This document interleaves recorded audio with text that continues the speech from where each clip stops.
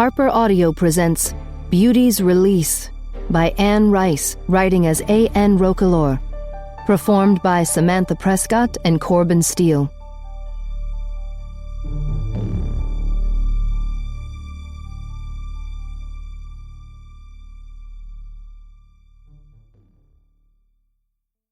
Preface.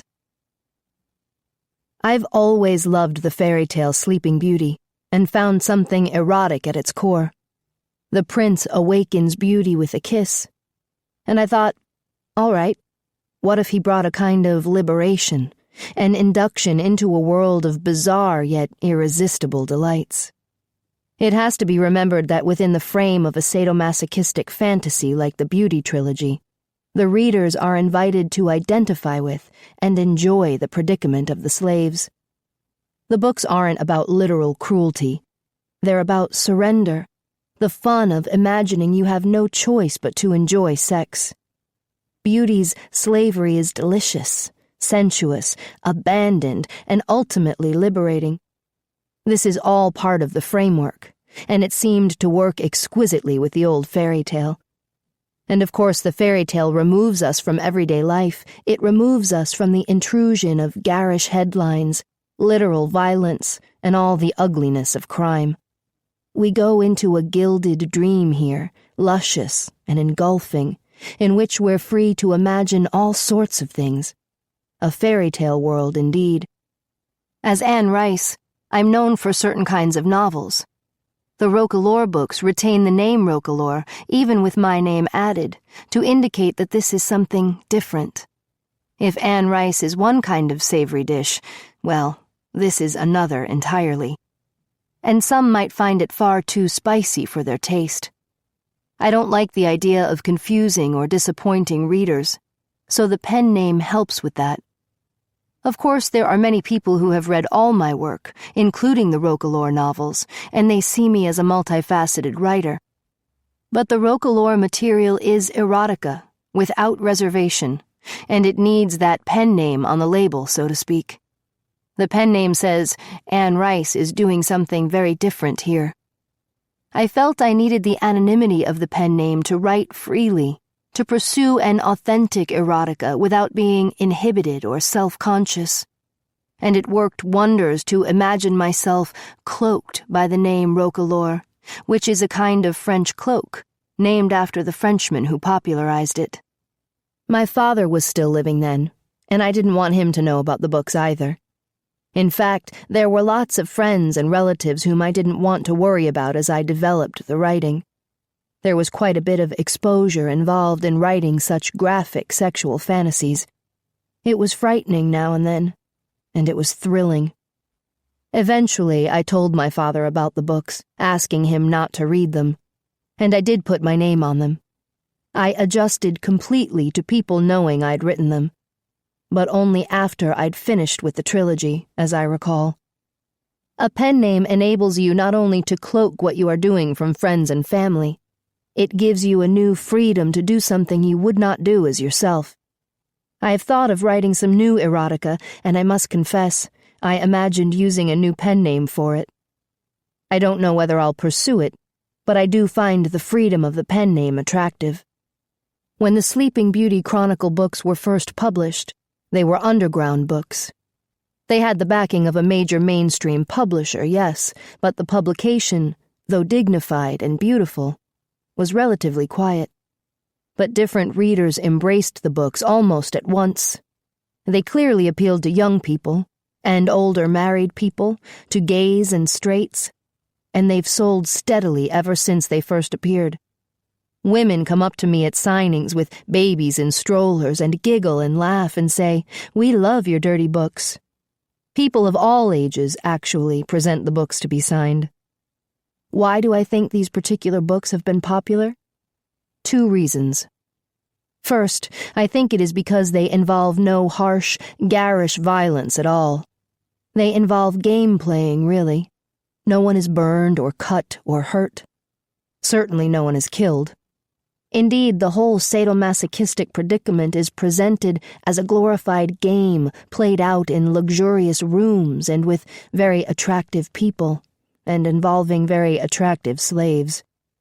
There are endless motifs offered for dominance and submission, for surrender and love. It's like a theme park of dominance and submission, a place to go to enjoy the fantasy of being overpowered by a beautiful man or woman, and delightfully compelled to surrender and feel keening pleasure without the slightest serious harm. I think it's authentic to the way many who share this kind of fantasy really feel. I think what makes it work for people is the combination of the very graphic and unsparing sexual details mixed with the elegant fairy tale world. Unfortunately, a lot of hackwork pornography is written by those who don't share the fantasy, and they slip into hideous violence and ugliness thinking the market wants all that, when the market never really did. Second, this is shamelessly erotic. It pulls no punches at being what it is. It's excessive, and it is erotica. Before these books, a lot of women read what were called women's romances, where they had to mark the few hot pages in the book. I said, well, look, try this. Maybe this is what you really want. And you don't have to mark the hot pages because every page is hot. Every page is about sexual fulfillment. Every page is meant to give you pleasure. There are no boring parts. Yet it's very romantic. And, well, I think this worked. Lots of people enjoy imagining themselves passive in the hands of a beautiful lover, male or female, who will force them to enjoy themselves. It's a common idea, and it cuts across gender and class. Men love these sorts of fantasies as much as women. And these books offer all kinds of gender combinations, women dominating men and women, men dominating men and women. The books offer ornate and seductive variations on the themes, and all of it is interwoven in stories with real characters, and again the emphasis is on a lush, sensuous realm in which all of this happens. There are very detailed descriptions of physical interaction and response, but the fairy tale spell is sustained. I also went all the way with exploring the mindset of sadomasochism as I saw it, letting the fantasy characters talk in depth about what they felt and what they enjoyed, and what thrilled them as they were humiliated and overwhelmed. I suspect that for some readers, this kind of deep exploration of the mentality of the participants was entirely new. Is this why they appealed to so many? Because people want this very combination of elements? Perhaps. I certainly never found the combination of elements I wanted in anyone else's erotica, so I offered what I could not find. A light touch, elegance, preciseness, a dreamlike kingdom, a dream in which people explore their need to be passive and to pretend that someone gorgeous and irresistible is making them do it. Psychiatrists have written volumes on the nature of the sadomasochistic fantasy, but when I wrote the trilogy, I don't know of any fiction that really enabled you to slide in it and play the way I wanted to play. So I wrote the books I couldn't find. I never thought a book as eccentric as Interview with the Vampire would have mass appeal. I only knew that I wanted to be with the vampire, in the story, tell it from his point of view. I wanted to be inside his head and heart and reveal his voice and his pain. Now, as it turned out, other people were exploring this same kind of thing. The backstory of the villain, the monster, or the comic book hero and heroine who'd always been described from a distance or in brittle form. People wanted to explore all kinds of super characters and hear their intimate musings. And I began to see more and more of this. Movies made in which Superman could bare his soul and Lois Lane could really talk about what it meant to love him. The demand for such romantic fantasies grew and grew. But did I have any idea that would happen? No. I wrote what I wanted to read. Well, the same thing is true with the beauty books. I didn't know whether that many other people had the fantasies. After all, we didn't talk much about them. Only a small elite knew about the mysterious story of O. But I knew I had these fantasies, and I wanted to share them, and I felt an overwhelming desire to do them right. I didn't want to compromise, water them down, or shrink from the most humiliating detail. I wanted to really delve into intense, sensuous pleasure, but put a gilded frame around a safe place for the reader from which he or she could go and come with ease. Of course, these books have from time to time been banned. I never expected a library to stock the beauty trilogy. I know that many libraries respond to community standards, and I just never thought about it much at all. I did notice, and I couldn't help notice, that the books sold well and steadily, and that at every signing I gave, people brought them to be signed. Recently, I've signed as many copies of the beauty books as I have of any other book I've written, so I don't worry too much about being banned. I've always shocked people. Years ago, I published a novel about the 18th century castrati opera singers, titled Cry to Heaven. Someone brought a copy back to a bookstore in Stockton, California, and demanded his money back. "This is pornography," he said. There are always some people objecting to what I do. I'm grateful the beauty books have been embraced and sustained over the years. As a feminist, I'm very much supportive of equal rights for women in all walks of life.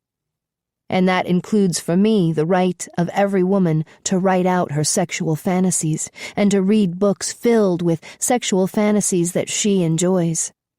Men have always enjoyed all kinds of pornography. How can it be wrong for women to have the same right?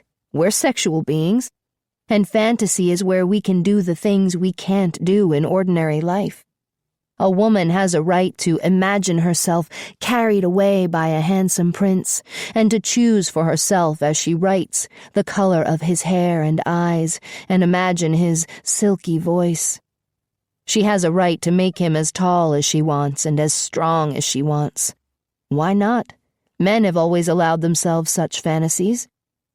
Famous madams have told us for decades that powerful men love to be dominated and come to them for role-playing that allows the male client to be passive.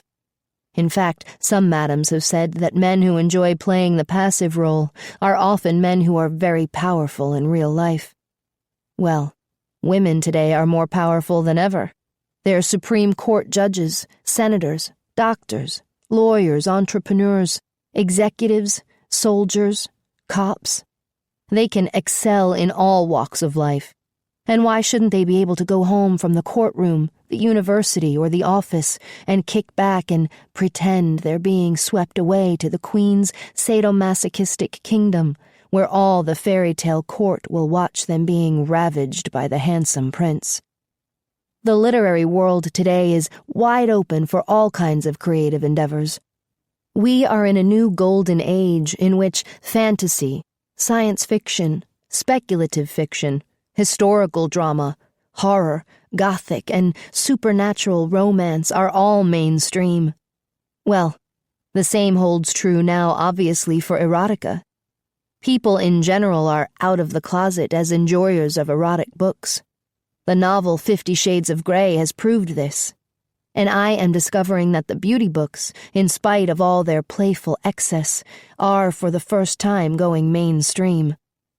But I wouldn't continue Beauty's story. I felt that ended just the way I wanted. But I might write some more. I don't think I did all I could do in these books, within the fantasy itself, in admitting how much the slaves enjoyed it, how they loved it. I'd deepen that aspect and still keep the tension, if I did them today.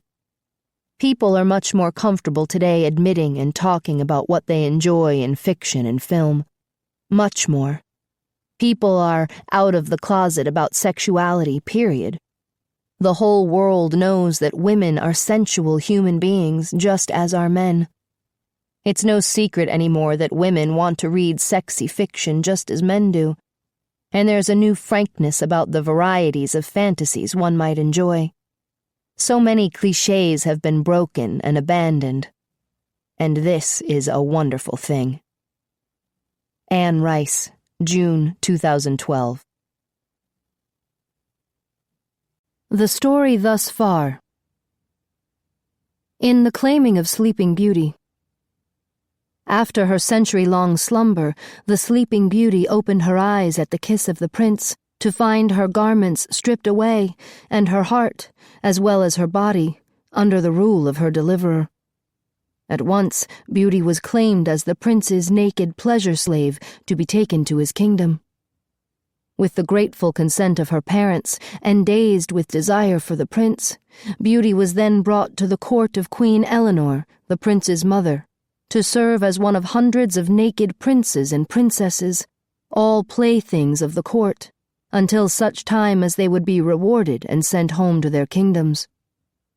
Dazzled by the rigors of the training hall, the hall of punishments, the ordeal of the bridal path, and her own mounting passion to please, Beauty remained the undisputed favorite of the prince, and the delight of her sometime mistress, the lovely young Lady Juliana.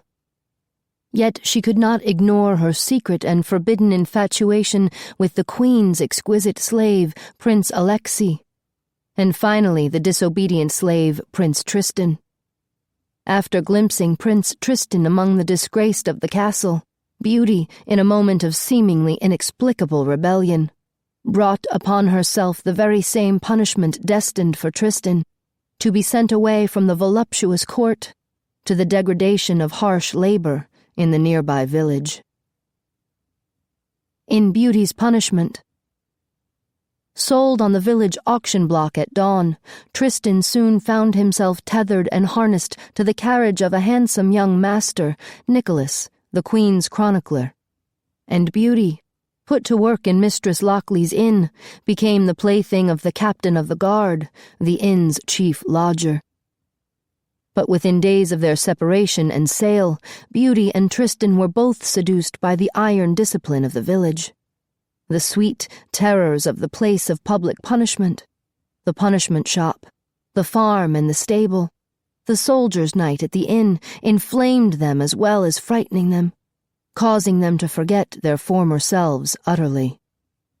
Even the harsh judgment of the runaway slave, Prince Laurent, his body bound to a punishment cross for exhibit, only served to tantalize them. And, as Beauty gloried in chastisements at last equal to her spirit, Tristan became hopelessly enamored of his new master. Yet no sooner had the pair met and confided their shameless happiness to each other than a band of powerful enemy soldiers attacked the village, kidnapping Beauty and Tristan along with other choice slaves, including Prince Laurent, to be taken by sea to the land of a new master, the Sultan. Within hours of the attack, the stolen princes and princesses learned that they would not be ransomed. By agreement between their sovereigns, they had been condemned to serve in the Sultan's palace until such time as they would be safely returned to their queen for further judgment. Kept in long, rectangular golden cages in the hold of the Sultan's ship, the slaves accepted their new destiny. As our story continues, it is night on the quiet vessel, and the long voyage is nearing its close. And Prince Laurent is alone with his thoughts about his slavery. Laurent, Captives at Sea. Nighttime. But something had changed. As soon as I opened my eyes, I knew we were close to land. Even in the shadowy silence of the cabin, I could smell the living things of the land. And so the journey is coming to an end, I thought, and we will finally know what awaits us in this new captivity, in which we are destined to be even lower and more abject than before. I was as relieved as I was frightened, as curious as I was filled with dread.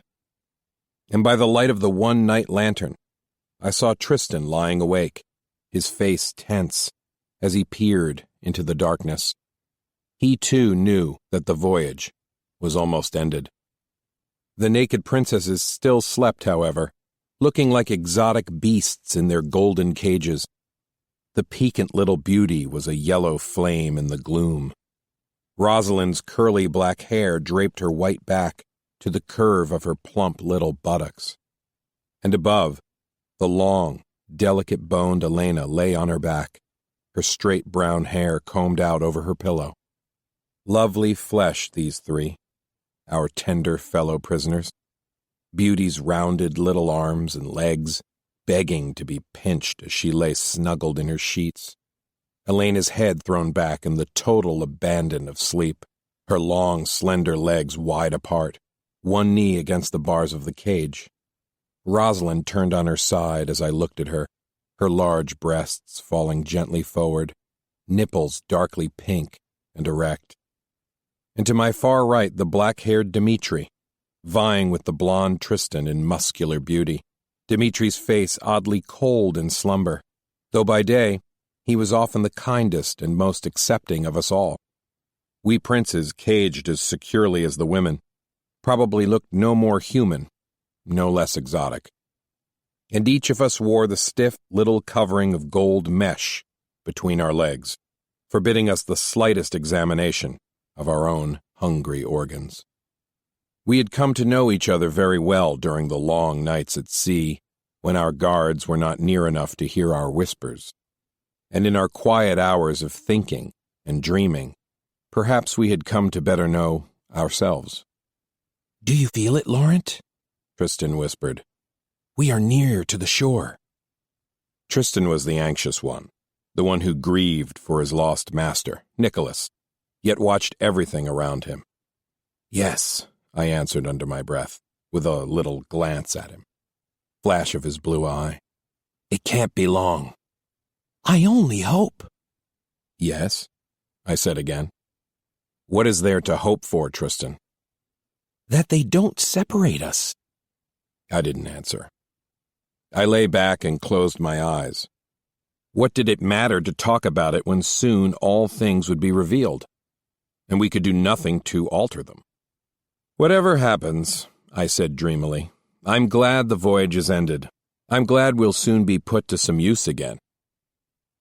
After the initial tests of our passion, we had not been used again by our captors, and for a fortnight we had been tortured by our own desires, the boyish attendants only laughing gently at us and quickly binding our hands when we dared to touch the delicate wedge-shaped casings of mesh that imprisoned our privates. We had all suffered equally, it seemed, with nothing to distract us in the hold of the ship but the sight of one another's nakedness. And I couldn't help but wonder if these young caretakers, so thoughtful in every other regard, realized how relentlessly we had been schooled in the appetites of the flesh, how our masters and mistresses in the Queen's court had taught us to crave even the crack of the strap to alleviate the fire within us. Not a half-day of the old servitude had passed without thorough use of our bodies, and even the most obedient of us had received constant chastisement, and those sent down from the castle to the penance of the village had known little rest either. But those were different worlds, as Tristan and I had often agreed during our whispered nighttime conversations. In both the village and the castle, we had been expected to speak, if only to say, "Yes, my lord," or "Yes, my lady." And we had been given express commands and sent now and then to do errands unaccompanied. Tristan had even conversed at length with his cherished master, Nicholas. But we had been warned before we ever left the Queen's domain that these servants of the Sultan would treat us as if we were mute animals. Even if we could understand their strange foreign tongue, they would never speak to us. And in the Sultan's land, any lowly pleasure slave who attempted speech would merit immediate and severe punishment. The warnings had been borne out. All during the voyage, we had been petted, stroked, pinched, and guided about in tender and condescending silence. When, out of desperation and boredom, Princess Elena had spoken aloud, begging to be let out of the cage, she had been quickly gagged, her ankles and wrists bound against the small of her back, her undulating body suspended on a chain from the cabin ceiling. And there she remained, the attendants scowling at her in shock and outrage, until she had given up her vain and muffled protests. and how kindly and carefully she had been taken down afterwards. Her silent lips had been kissed, her hurting wrists and ankles oiled until the red marks of the leather cuffs were gone from them. The young silk-robed boys had even brushed her sleek brown hair and massaged her buttocks and back with their strong fingers, as if such irascible little beasts as we must be soothed in this manner. Of course, they had stopped soon enough when they realized the soft shadow of brown curly hair between Elena's legs was moist, and that she could not help but move her hips against the silk of the grooming mattress, so excited was she by their touch. With little scolding gestures and shakes of the head, they had made her kneel up, holding her wrists again as they fitted her little vagina with its inflexible metal covering, the chains coming round her thighs, and quickly clasped tight. Then she had been put in her cage, arms and legs tied to the bars with thick satin ribbons. Yet this display of passion had not angered them. On the contrary, they had stroked her wet sex before covering it, smiling at her as if to approve her heat, her need. Yet all the moaning in the world had not brought mercy from them. And the rest of us had only watched in lustful silence, our own starved organs pulsing vainly. I wanted to climb into her cage and tear off the little shield of gold mesh and stab my cock in the wet little nest made for it. I wanted to open her mouth with my tongue. I wanted to squeeze her heavy breasts in my hands, suckle the small coral-colored nipples, and see her flushed red with throbbing pleasure as I rode her to the finish. But these were but painful dreams. Elena and I could only look at each other, as I hoped in silence that sooner or later we might be allowed the ecstasy of each other's arms. The dainty little beauty was also most intriguing, and the buxom Rosalind with her big, mournful eyes, absolutely luscious. But it was Elena who was full of cleverness and dark disdain for what had befallen us. During our whispered talks, she laughed at our fate, tossing her heavy brown hair over her shoulder as she spoke. "Who has ever had 3 such marvelous choices, Laurent?" she asked. "The Sultan's palace, the village, the castle. I tell you, in any one I can find delights to suit me." "But, darling, you don't know what it will be like in the Sultan's palace," I said. "The queen had hundreds of naked slaves. In the village there were hundreds at labor. What if the Sultan has even more than that? Slaves from all the realms of the East and the West. So many slaves he can use them for footstools." "Do you think he does?" she asked excitedly. Her smile became charmingly insolent. Such wet lips and exquisite teeth. "Then we must find some way to distinguish ourselves, Laurent." She leaned her chin on her hand. "I don't want to be just one of 1,000 suffering little princes and princesses. We must see that the Sultan knows who we are." "Dangerous thoughts, my love," I said. "When we can neither speak nor be spoken to, when we are pampered and punished as simple little beasts." "We'll find a way, Laurent," she said, with a mischievous wink. "Nothing ever frightened you before, did it?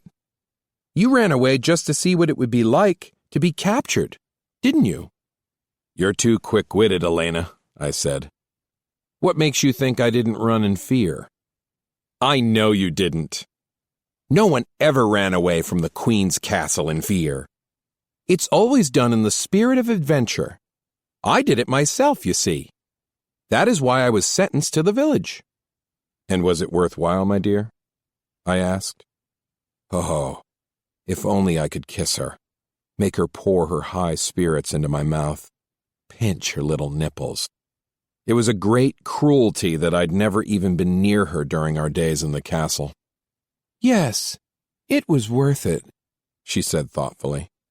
She had been in the village a year when the raid happened, a female farm slave of the Lord Mayor, working in his country gardens, searching out weeds in the grass with her teeth on her hands and knees.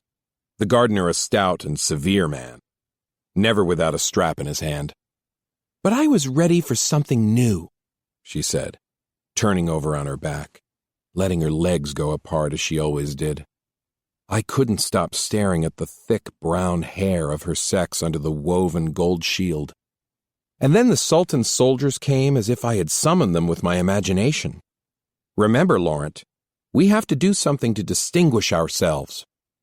I laughed to myself. I liked her spirit. But then I liked all of them. Tristan, a beguiling mixture of strength and need, who bore his suffering in silence, and Dimitri and Rosalind, both contrite and dedicated to pleasing, as if they had been born slaves instead of royalty. But Dimitri could not control his agitation or his lust, could not hold still for punishment or use, though his mind was filled with nothing but high thoughts of love and submission. He had spent his short village sentence pilloried in the place of public punishment, awaiting his whippings on the public turntable. And Rosalind, too, knew no semblance of control unless shackled tightly. Both had hoped the village would purge their fears, allow them to serve with the finesse they admired in others. As for beauty, well, next to Elena, she was the most enchanting, the most unusual slave. Cold she seemed, yet undeniably sweet, thoughtful, and rebellious. Now and then, through the dark nights at sea, I saw her staring at me through the bars of her cage with a puzzling expression on her strong little face, her lips spreading easily in a smile when I acknowledged her. When Tristan wept, she would say softly in his defense, "He loved his master," and she would shrug, as if she found it sad but incomprehensible. "And you love no one?" I had asked her one night. "No, not really," she said. "Only other slaves now and then." And there came that provocative look that made my cock rise at once. There was something savage in her, something untouched, for all her seeming fragility. But now and then she seemed to brood on her resistance. "What would it mean to love them?" she asked once, almost as if talking to herself. "What would it mean to yield the heart completely? The punishments I love, but to love one of the masters or mistresses—" She looked afraid suddenly. "It troubles you," I said sympathetically. "The nights at sea worked on all of us. The isolation worked on all of us." "Yes, I long for something I have not had," she whispered. "I deny it, but I long for it. Maybe it is only that I haven't found the proper master or mistress." "The Crown Prince, it was he who brought you to the kingdom. Surely you found him a truly magnificent master." "No, not at all," she said dismissively. "I can barely remember him. He did not interest me, you see. What would happen if I were mastered by someone who interested me?" And her eyes took on a strange glitter, as if seeing for the first time a whole new realm of possibility. "I can't tell you," I had said, feeling suddenly at a loss. Up until that moment, I was sure that I had loved my mistress, Lady Elvira. But now I wasn't entirely certain. Maybe beauty spoke of a deeper, finer love than I had ever known either. The fact was, beauty interested me. She who lay beyond my grasp, upon her silken bed, her naked limbs as perfect as a sculpture in the semi-dark, her eyes full of half-revealed secrets. Yet all of us, despite our differences, our talk of love, were true slaves. That was certain. We had been opened up and inalterably changed by our servitude. No matter what our fears and conflicts, we were not the blushing, awe-struck beings we had once been. We swam, each at his or her own pace, in the dazzling current of erotic torment.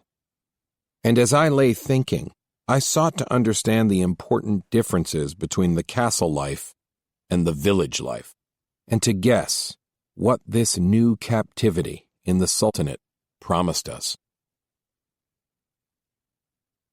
Laurent, Memories of the Castle and the Village. I had served well for a year in the castle, property of the strict Lady Elvira, who had me whipped each morning as a matter of course while she took her breakfast. She was a proud and quiet raven-haired woman with slate-gray eyes, who spent her hours at delicate embroidery. I had kissed her slippers afterwards in thanks for the whipping, hopeful for the smallest crumb of praise, that I had taken the blows well, or that she found me handsome still. Seldom did she speak a word. Seldom did she look up from her needle. In the afternoons, she took her work to the gardens, and there I coupled with princesses for her amusement. I had first to catch my pretty prey, which meant a hard chase through the flower beds, and then the blushing little princess must be carried back and laid at my lady's feet for inspection, after which my real performance commenced, and must be carried through perfectly. Of course, I had loved these moments, pumping my heat into the shy and quivering body beneath me, even the most frivolous princess shaken by the chase and the capture, and both of us burning under my lady's steady gaze, as she nevertheless went on with her sewing. Pity I had never covered Beauty during this time. Beauty had remained the crown prince's favorite until she fell from grace and was sent down to the village. Only the Lady Juliana was allowed to share her. But I had glimpsed her on the bridal path and longed to have her gasping under me. How finely tuned a slave she had been even in the first few days. Her form as she marched beside Lady Juliana's horse quite impeccable. Her hair was golden as wheat, as it hung down beside her heart-shaped face. Her blue eyes flashed with burnt pride and undisguised passion. Even the great queen was jealous of her. But looking back on all of it now, I did not for a moment doubt Beauty when she said she had not loved those who claimed her affections. I could have seen, had I looked, that her heart wore no chains then. But what had been the particular quality of my life in the halls of the castle? My heart did wear chains, but what had been the essence of my bondage? I was a prince, though bound to serve, a high-born being temporarily deprived of his privileges and made to undergo unique and difficult trials of the body and the soul. Yes, that was the nature of the humiliation, that I should be privileged again after it was over, that I was the equal of those who enjoyed my nakedness and reprimanded me severely for the slightest show of will or pride. It was never so clear to me as when princes from other lands came to visit and to marvel at this custom of keeping royal pleasure slaves, how it had flayed me to be presented to these guests. "But how do you make them serve?" they would ask, half astonished, half enchanted. You never knew whether they yearned to serve or command. Do all beings have both inclinations at war within them?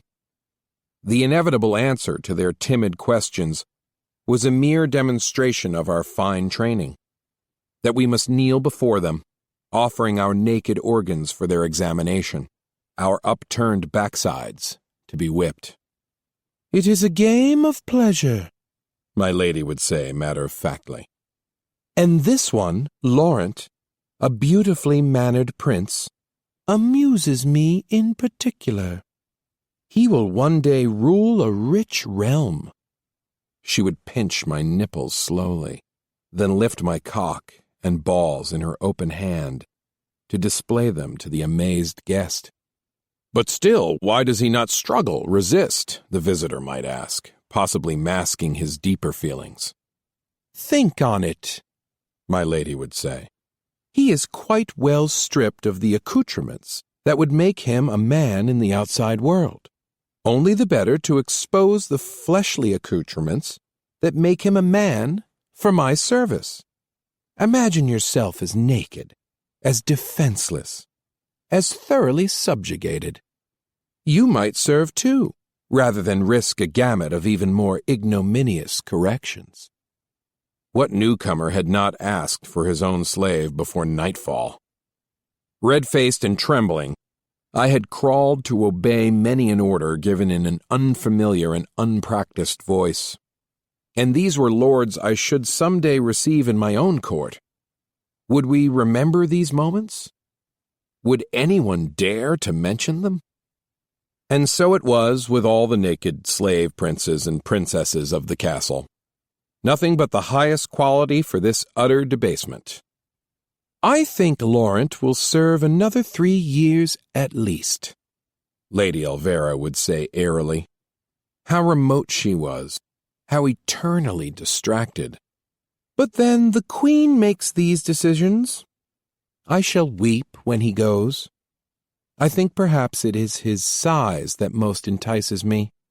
He is taller than the others, bigger boned, yet his face is noble, don't you think? She would snap her fingers for me to come near, and then run her thumb down my cheek. And the organ, she might say. It is extremely thick, but not overly long. That is important. How the little princesses squirm under him. I simply must have a strong prince. Tell me, Laurent, how might I punish you in some new fashion? Something perhaps that I have not thought of. Yes, a strong prince in temporary subjugation. A monarch's son, with all his faculties engaged, sent here to be a pupil of pleasure and pain. But to incur the wrath of the court and to be sent to the village, that was an altogether different ordeal, and one that I had barely tasted, though what I did come to know was the very quintessence of it. Only 2 days before my capture by the Sultan's thieves, I had run away from Lady Elvira and the castle, and I do not know why I did it. Certainly I adored the lady, I did. No doubts, really. I admired her imperiousness, her endless silences. She could only have pleased me more had she whipped me herself more often, rather than ordering it done by other princes. Even when she gave me to the guests, or the other lords and ladies, there was the special joy of returning to her, of being taken again into her bed, being allowed to lap at the narrow triangle of black hair between her white thighs, as she sat there against the pillow, her hair down, her eyes narrow and indifferent. It had been a challenge to melt her glacial heart, to make her throw back her head and cry out in pleasure finally like the most lascivious little princess in the garden. Yet I had run away, and it had come over me suddenly, the impulse, that I should dare to do it, just get up and go off into the forest and let them search for me. Of course they'd find me. I never doubted they would. They always found the runaways. Maybe I had lived too long in fear of doing it, of being captured by the soldiers and sent to labor in the village. It was tempting me suddenly, like the plunge from a great cliff. And I had mastered all my other faults by this time. I had attained a rather boring perfection. I never shied from the strap. I had grown so to need it that my flesh quivered warmly at the mere sight of it. And I always caught the little princesses quickly in the garden chase, lifting them high by their wrists and carrying them back over my shoulder, their hot breasts thudding against my back. It had been an interesting challenge to master 2 and 3 in a single afternoon with the same stamina. But this matter of running away, maybe I wanted to know my masters and mistresses better, because when I became their captured fugitive, I would feel their power to the marrow of my bones. I would feel all that they could make me feel completely. Whatever the reason, I waited until the lady had fallen asleep in her garden chair, and then I stood up and rushed to the garden wall and climbed over it. This was no little bid for attention on my part. I would make it an indisputable attempt at escape. And without glancing back, I fled over the mown fields towards the forest. Yet never had I felt so naked, so utterly the slave as in those moments when I appeared to be in rebellion. Every leaf, every tall blade of grass stroked my exposed flesh. A new shame astonished me as I roamed beneath the dark trees, creeping past the watchtowers of the village. When night came on, I felt that my nude skin was glowing like a light, that the forest would not conceal me. I belonged to the intricate world of power and submission, and had tried wrongly to steal away from its obligations. And the forest knew it. Brambles scratched my calves. My cock hardened at the slightest sound in the brush. And oh, the final horror and thrill of capture, as the soldiers spotted me in the dark and drove me onward with shouts until they had me surrounded. Rude hands grabbed at my arms and legs. I was carried low to the ground by 4 of the men, my head hanging and my limbs outstretched. Merely an animal who had given good sport, brought into the torchlit camp amid cheers and hoots and laughter. And in the blazing moment of inescapable justice, everything was further clarified. I was no high-born prince anymore. I was a stubborn and lowly thing to be whipped and raped repeatedly by the spirited soldiers, until the captain of the guard appeared and ordered me bound to the thick, wooden punishment cross. And it was during that ordeal that I had again seen Princess Beauty. She had already been sent down to the village and chosen by the captain of the guard as his little plaything. Kneeling in the dirt of the camp, she was the only woman there, her fresh pink and milk-white skin all the more delectable for the dust clinging to it. She had magnified all that happened to me with her intense gaze. And no wonder I still fascinated her. I was a true fugitive, and the only one of us in the Sultan's ship who had earned the punishment cross. In earlier castle days, I had glimpsed such mounted runaways myself. I had seen them put in the cart to be taken to the village, their legs spread wide on the crossbar, their heads bent back over the top of the cross so that they looked straight up into the sky, mouths stretched by the black leather band that held their heads in this position. I had been terrified for them, marveling that even in this disgrace, their cocks were as hard as the wood to which their bodies were tethered. And then, I was the condemned one. I had passed into the tableau to be bound in the same excruciating fashion, eyes heavenward, my arms doubled behind the rough stake, my open thighs stretched wide and aching, my cock as hard as any I'd ever beheld. And Beauty was but one of 1,000 witnesses. Through the village streets I was paraded to the slow beat of the drum, for common crowds that I could hear and not see, each turn of the cart's wheels jarring the wooden phallus implanted in my backside. It had been as delicious as it was extreme, the greatest of all degradations. I had felt myself luxuriating in it, even as the captain of the guard whipped my bare chest, my open legs, my naked belly, and how divinely easy it had been to plead through uncontrollable groans and undulations, knowing full well that I would never be heeded. How it had titillated my soul to know there was not the slightest hope of mercy for me. Yes, in those moments, I had known the full power of my captors, but I had also known my own power, that we who are bereft of all privileges may yet goad and guide our punishers into new realms of heat and loving attentiveness. There was no desire to please now, no passion to accomplish, only divine and anguished abandon. I had rocked my buttocks shamelessly on the phallus that jutted into me from the cross, receiving the quick blows of the captain's leather strap like kisses. I had struggled and wept to my heart's content, without a particle of dignity. The only flaw in the magnificent scheme, I suppose, was that I could not see my tormentors unless they stood directly above me, which only happened rarely. And at night, when I was mounted high in the village square, and I could hear them gathered on the platform below me, feel them pinching my sore backside, spanking my cock, I wished I could see the contempt and humor on their faces, their utter superiority to the lowest of the low, which I had become.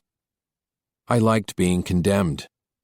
I liked being this grim and frightening exhibit of folly and suffering, even as I quaked at the sounds that signaled a fresh whipping, as the tears spilled uncontrollably down my face.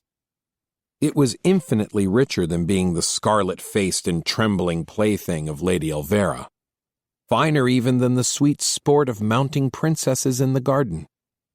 And finally, there were special rewards for the painful angle of my vision as well. The young soldier, after whipping me at the stroke of 9 o'clock, had mounted the ladder beside me and looked down into my eyes and kissed my gagged mouth. I had been unable to show how much I adored him, unable even to close my lips around the thick band of leather that gagged me and held my head in place. But he had clasped my chin and sucked on my upper lip, then my lower lip, running his tongue into my mouth under the leather. And then he promised me in a whisper that I should be whipped again very well at midnight. He would see to it himself. He liked the task of whipping bad slaves. "You've a good tapestry of pink stripes on your chest and belly," he said. "But you're going to be even prettier. And then there is the public turntable for you at sunup, when you'll be unbound and made to kneel over, and the village whipping master will do his work on you for the morning crowd. How they will love it. A big, strong prince such as you." Again he kissed me, sucking on my lower lip, running his tongue along my teeth. I had heaved against the wood, against my bonds, my cock a shaft of exquisite hunger. I had tried in every unspoken way known to me to show my love for him, his words, his affection. How strange it all was, that he might not understand it. But it didn't matter. It didn't matter if I was gagged forever and could never tell anyone. What mattered was that I had found my perfect place and must never rise above it. I must be the emblem of the worst punishment. If only my sore cock, my swollen cock, could know a moment's respite, just a moment's. And, as if reading my thoughts, he had said, "Now I have a little gift for you. We want to keep that handsome organ in good form, after all. And that is not done through laziness." And I heard near him a woman's laughter. "She's one of the lovelier village girls," he said, brushing my hair out of my eyes. "Would you like to have a good look at her first?" "Oh, yes," I tried to answer, and I saw her face above me. Bouncing red curls, sweet blue eyes, blushing cheeks, and lips that came down to kiss me. "See how pretty she is?" he asked in my ear. And to her he said, "You may go ahead, dearest." I felt her legs hooked over mine, her starched petticoats tickling my flesh, her wet little crotch rubbed against my cock, and then the hairy little sheath opening as she came down on me very tight. I was moaning louder than it seemed possible to moan, and the young soldier smiled above me and lowered his head again to bestow his wet, sucking kisses. Oh, lovely hot little pair. I thrashed uselessly under my leather bonds, but she made the rhythm for both of us, riding me up and down, the heavy cross shaking, my cock erupting into her. I hadn't seen anything after that, not even the sky. I vaguely remembered the young soldier coming and saying it was midnight and time for my next good whipping, and if I was a very good boy from now on, and my cock stood well to attention for every whipping, he might have another village girl for me the next night. It was his opinion a punished runaway ought to have a girl often. It only made his suffering worse. I had smiled gratefully under the gag of black leather. Yes, anything to make the suffering worse. And how was I to be a good boy? By twitching and struggling and making noises to show my suffering? By thrusting my hungry cock into the empty air?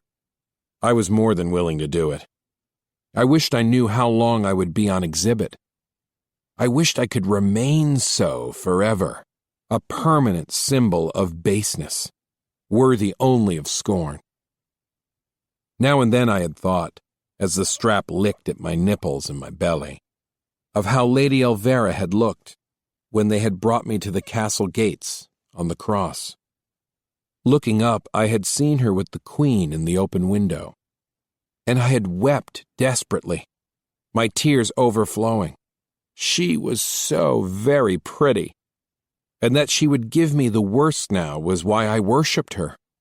"Take him away," my lady had said with an almost bored air, her voice carrying over the empty courtyard, "and see that he is well whipped and sold to a good, cruel master or mistress." Yes, it was a new game of necessary discipline, with new rules, in which I discovered a depth of submission undreamed of. "Laurent, I shall come down myself to see you sold," she had said, as I was being taken away. "I shall make certain you are given absolute drudgery." Love, real love for Lady Elvira, had underscored all of it. But Beauty's later ruminations in the hold of the ship confused me. Had the passion for Lady Elvira been all that love could be? Or was it merely the love one can have for any accomplished mistress? Was there more to be learned in the crucible of heat and sublime pain? Maybe Beauty was more discriminating, more honest, more demanding. Even with Tristan, one had the feeling that the love of his master had been given too quickly, too freely. Had Nicholas, the Queen's chronicler, really been worthy of it? When Tristan spoke of this man, did he illuminate any particular? What came through Tristan's laments was the fact that the man had invited the love with moments of remarkable intimacy. I wondered if, for Beauty, such an invitation would, in itself, have been sufficient. Yet in the village, it had been bittersweet to think of my lost Lady Elvira as I stretched and twisted on the punishment cross, the strap doing its work. But it was also bittersweet to think of pert little Princess Beauty back in the soldiers' camp, who had stared at me in frank amazement. Was she onto the secret? That I had willed it? Would she herself dare such things? They had said at the castle that she had brought the village punishment upon herself. Yes, I liked her very much even then, bold and tender little darling. But my life as punished runaway had ended before it began. I had never seen the auction block. Within moments of that last midnight whipping, the raid on the village had commenced. The Sultan's soldiers thundered through the little cobblestone streets. My leather gag and bonds were cut, and my aching body thrown over a speeding horse before I could even glimpse my captor. Then the hold of the ship, this little cabin hung with jeweled tent work and brass lanterns. And the gold oil had been rubbed in my abraded skin, the perfume combed through my hair, and the stiff mesh covering had been chained over my cock and balls so that I could not touch them.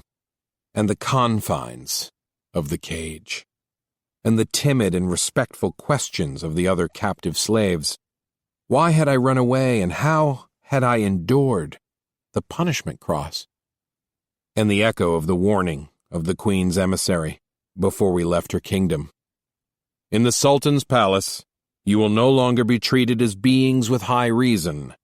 You will be trained as valuable animals are trained, and you must never, heaven help you, try to speak or to evince anything more than the simplest understanding. And I wondered now, as we drifted offshore, if in this strange land, the diverse torments of the castle and the village might somehow be reconciled.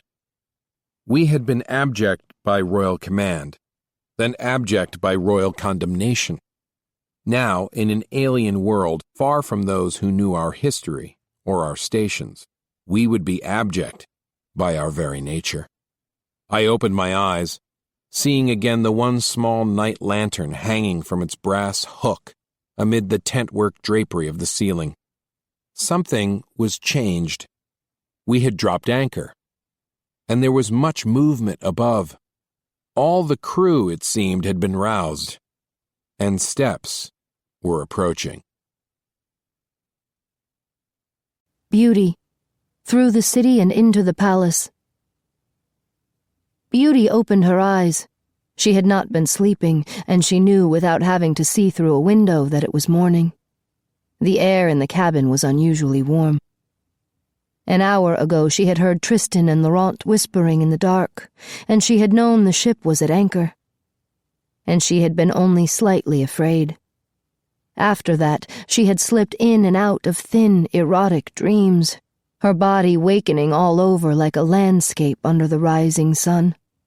She was impatient to be ashore, impatient to know the full extent of what was to happen to her, to be threatened in ways that she could understand.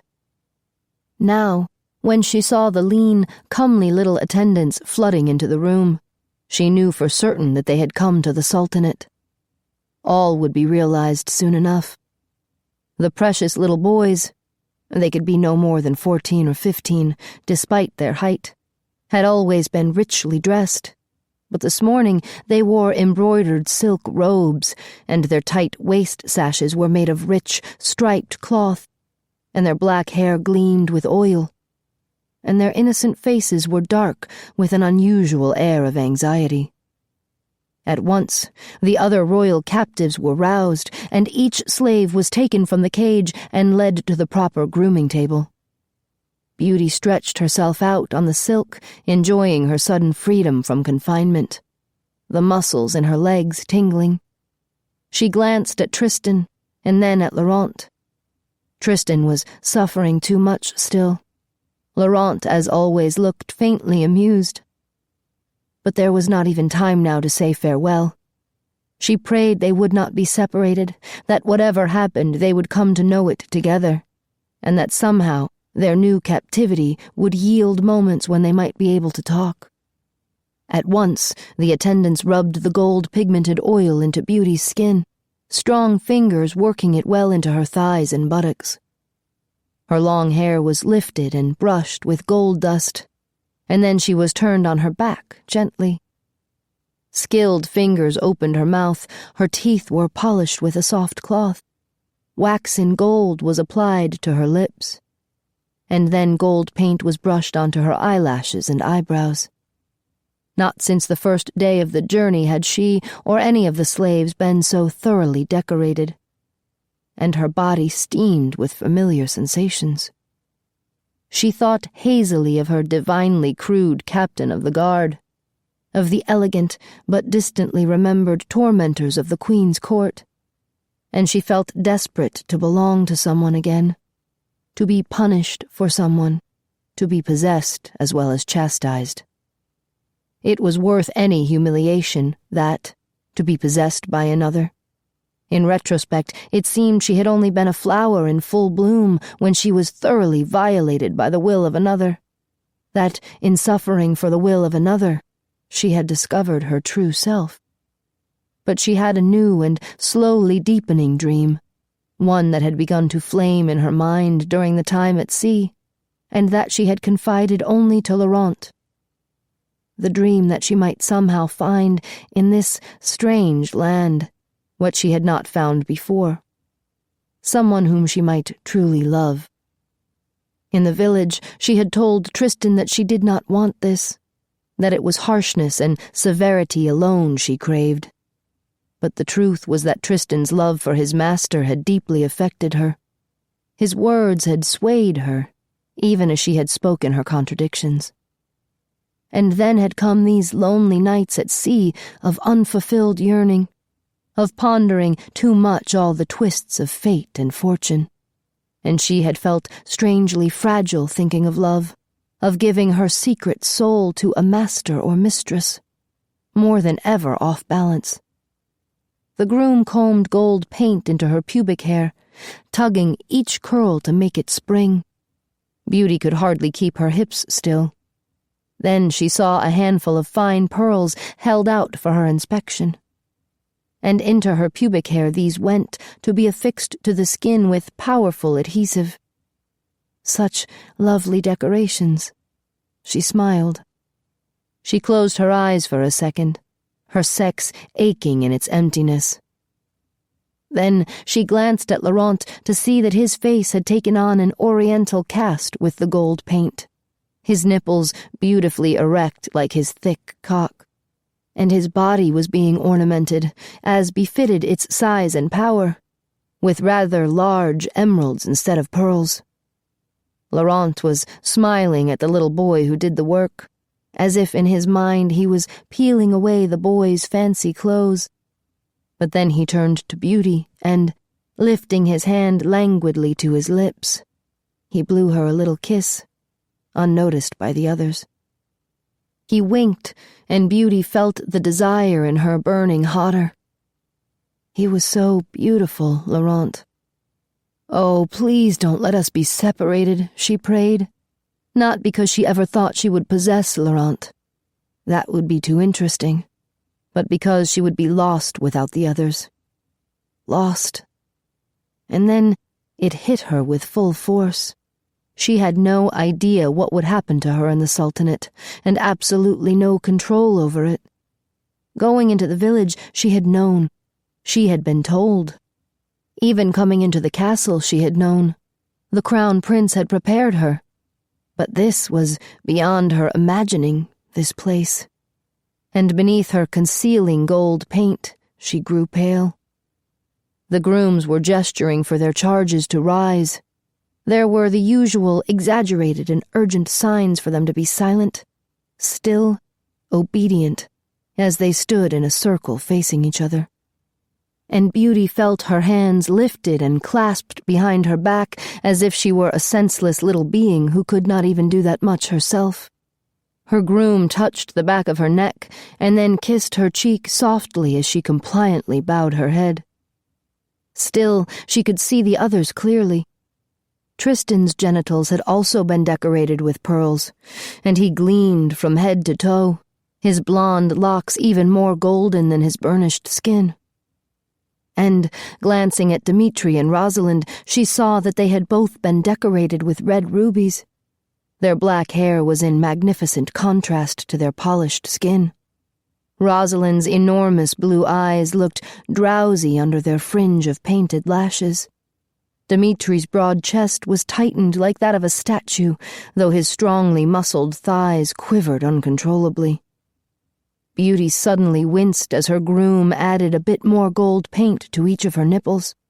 She couldn't take her eyes off his small brown fingers, enthralled by the care with which he worked, and the way that her nipples hardened unbearably. She could feel each of the pearls clinging to her skin. Every hour of starvation at sea sharpened her silent craving. But the captives had another little treat in store for them. She watched furtively, her head still bowed as the grooms drew out of their deep, hidden pockets new and frightening little toys. Pairs of gold clamps with long chains of delicate but sturdy links attached to them.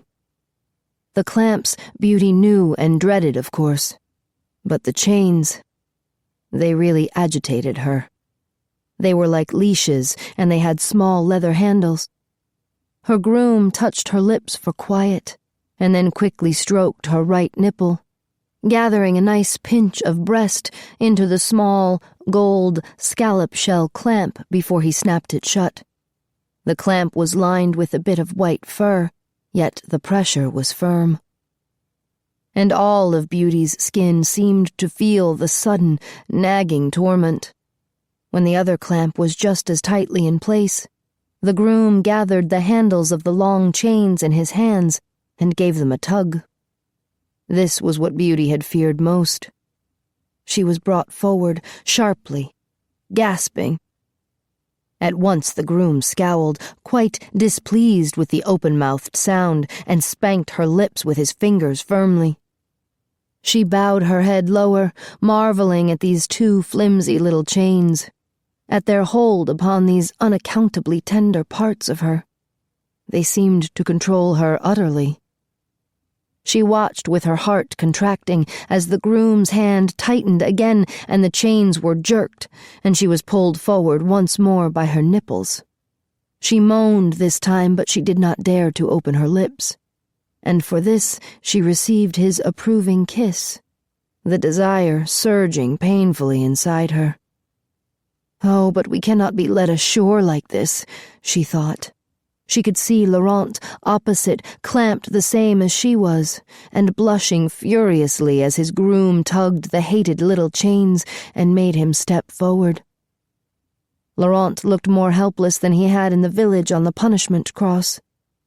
For a moment, all the delightful crudity of village punishments came back to her, and she felt more keenly this delicate restraint, the new quality of servitude. She saw Laurent's little groom kiss his cheek approvingly.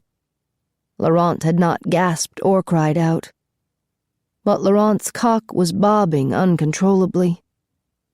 Tristan was in the same transparently miserable state, yet he looked, as ever, quietly majestic. Beauty's nipples throbbed as if they were being whipped. The desire cascaded through her limbs, made her dance just a little without moving her feet, her head suddenly light with dreams of new and particular love again. But the business of the grooms distracted her.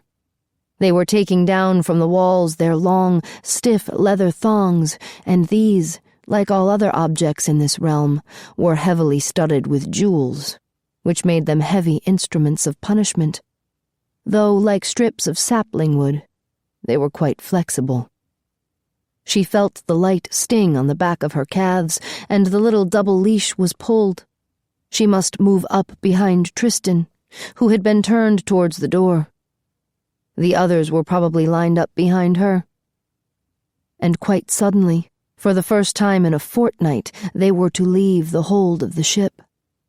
The doors were opened, Tristan's groom leading him up the stairs, the thong playing on Tristan's calves to make him march. And the sunlight pouring down from the deck was momentarily blinding. There came with it a great deal of noise, the sound of crowds, of distant shouts, of untold numbers of people. Beauty hurried up the wooden stairs, the wood warm under her feet, the tugging of her nipples making her moan again. What precious genius, it seemed, to be led so easily by such refined instruments. How well these creatures understood their captives. She could scarcely bear the sight of Tristan's tight, strong buttocks in front of her. It seemed she heard Laurent moan behind. She felt afraid for Elena and Dmitri and Rosalind. But she had emerged on the deck and could see on either side the crowd of men in their long robes and turbans, and beyond the open sky, and high mud brick buildings of a city. They were in the middle of a busy port, in fact, and everywhere to right and left were the masts of other ships. The noise, like the light itself, was numbing. Oh, not to be led ashore like this, she thought again. But she was rushed behind Tristan, across the deck and down an easy, sloping gangplank. The salt air of the sea was suddenly clouded with heat and dust, the smell of animals and dung and hemp rope, and the sand of the desert. The sand, in fact, covered the stones upon which she suddenly found herself standing, and she could not help but raise her head to see the great crowds being held back by turbaned men from the ship, hundreds and hundreds of dark faces scrutinizing her and the other captives. There were camels and donkeys piled high with wares, men of all ages in linen robes, most with their heads either turbaned or veiled in longer, flowing desert headdresses. For a moment, Beauty's courage failed her utterly. It was not the Queen's village, this. No, it was something far more real, even as it was foreign. And yet her soul expanded as the little clamps were tugged again, and she saw gaudily dressed men appear in groups of 4, each group bearing on its shoulders the long gilded rods of an open, cushioned litter. Immediately, one of these cushions was lowered before her, and her nipples were pulled again by the mean little leashes as the thong snapped at her knees. She understood. She knelt down on the cushion, its rich red and gold design dazzling her slightly. And she felt herself pushed back on her heels, her legs opened wide, her head bowed again by a warm hand placed firmly on her neck. This is unbearable, she thought, moaning as softly as she could. That we will be carried through the city itself. Why were we not taken secretly to His Highness the Sultan? Are we not royal slaves? But she knew the answer. She saw it in the dark faces that pressed in on all sides. We are only slaves here. No royalty accompanies us now. We are merely expensive and fine, like the other merchandise brought from the hold of the ships. How could the Queen let this happen to us? But her fragile sense of outrage was at once dissolved, as if in the heat of her own naked flesh. Her groom pushed her knees even wider apart and spread her buttocks upon her heels as she struggled to remain utterly pliant. Yes, she thought, her heart palpitating, her skin breathing in the awe of the crowd. A very good position. They can see my sex. They can see every secret part of me. Yet she struggled with another little flare of alarm. And the gold leashes were quickly wound around a golden hook at the front of the cushion, which made them quite taut, holding her nipples in a state of bittersweet tension. Her heart beat too fast. Her little groom further frightened her with all his desperate gestures that she be silent, that she be good. He was being fussy as he touched her arms. No, she must not move them. She knew that. Had she ever tried so hard to remain motionless? When her sex convulsed like a mouth gasping for air, could the crowd see it? The litter was lifted carefully to the shoulders of the turbaned bearers. She grew almost dizzy with an awareness of her exposure.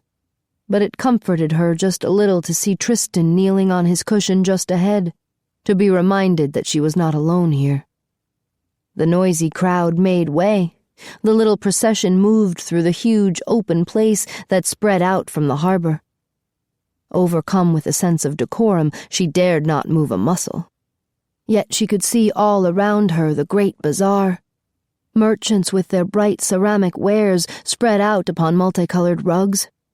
Rolls of silk and linen in stacks. Leather goods and brass goods and ornaments of silver and gold. Cages of fluttering, clucking birds, and food cooking in smoking pots under dusty canopies. Yet the whole market had turned its chattering attention to the captives who were being carried past. Some stood mute beside their camels, just staring. And some, the young bareheaded boys, it seemed, ran along beside Beauty, glancing up at her and pointing and talking rapidly. Her groom was at her left, and with his long leather thong he made some small adjustment of her long hair, and now and then fiercely admonished the crowd, driving it backwards. Beauty tried not to see anything but the high mud-brick buildings coming closer and closer. She was being carried up an incline, but her bearers held the litter level, and she struggled to keep her perfect form, though her chest heaved and pulled at the mean little clamps, the long gold chains that held her nipples shivering in the sunlight. They were in a steep street, and on either side of her, windows opened. People pointed and stared, and the crowd streamed along the walls, their cries growing suddenly louder as they echoed off the stones. The grooms drove them back with even stricter commands. Ah, what do they feel as they look at us? Beauty thought. Her naked sex pulsed between her legs. It seemed to feel itself so disgracefully opened. We are as beasts, are we not? And these wretched people do not for a moment imagine that such a fate could befall them, poor as they might be. They wish only that they might possess us. The gold paint tightened on her skin, tightened particularly on her clamped nipples. And try as she might, she could not keep her hips entirely still. Her sex seemed to churn with desire and move her entire body with it. The glances of the crowd touched her, teased her, made her ache in emptiness. But they had come to the end of the street. The crowd streamed out into an open place where thousands more stood watching. The noise of voices came in waves. Beauty could not even see the end of this crowd, as hundreds jostled to get a closer look at the procession. She felt her heart pound even harder as she saw the great golden domes of a palace rising before her. The sun blinded her. It flashed on white marble walls, Moorish arches, giant doors covered in gold leaf, soaring towers so delicate that they made the dark, crude stone castles of Europe seem somehow clumsy and vulgar. The procession turned to the left sharply, and for an instant Beauty glimpsed Laurent behind her, then Elena, her long brown hair swaying in the breeze, and the dark, motionless figures of Dmitri and Rosalind, all obedient, all still upon their cushioned litters. The young boys in the crowd seemed to be more frenzied. They cheered and ran up and down as though the proximity of the palace somehow heightened their excitement. Beauty saw that the procession had come to a side entrance, and turbaned guards with great scimitars hanging from their girdles drove the crowd back as a pair of heavy doors were opened. Oh, blessed silence, Beauty thought. She saw Tristan carried beneath the arch, and immediately she followed. They had not entered a courtyard as she had expected. Rather, they were in a large corridor, its walls covered in intricate mosaics. Even the ceiling above was a stone tapestry of flowers and spirals. The bearers suddenly came to a halt. The doors far behind were closed, and they were all plunged into shadow. Only now did Beauty see the torches on the walls, the lamps in their little niches. A huge crowd of young, dark-faced boys, dressed exactly like the grooms from the ship, surveyed the new slaves silently. Beauty's cushion was lowered. At once, her groom clasped the leashes and pulled her forward onto her knees on the marble. The bearers and the cushions quickly disappeared through doors that Beauty hardly glimpsed, and she was pushed down onto her hands, her groom's foot firm on the back of her neck as he forced her forehead right to the marble flooring. Beauty shivered. She sensed a different manner in her groom, and, as the foot pressed harder, almost angrily against her neck, she quickly kissed the cold floor, overcome with misery that she couldn't know what was wanted.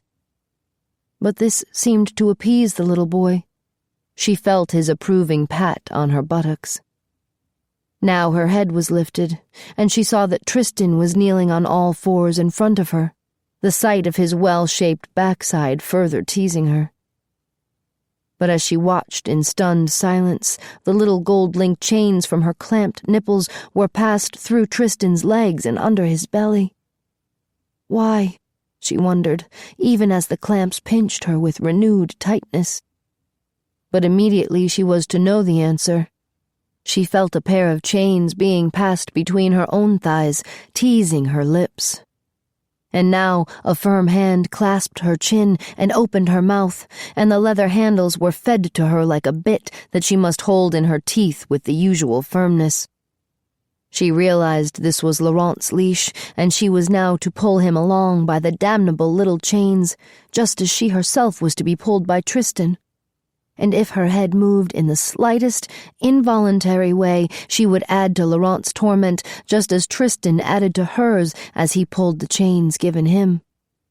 But it was the spectacle of it that truly shamed her. "We are tethered to one another like little animals led to market," she thought.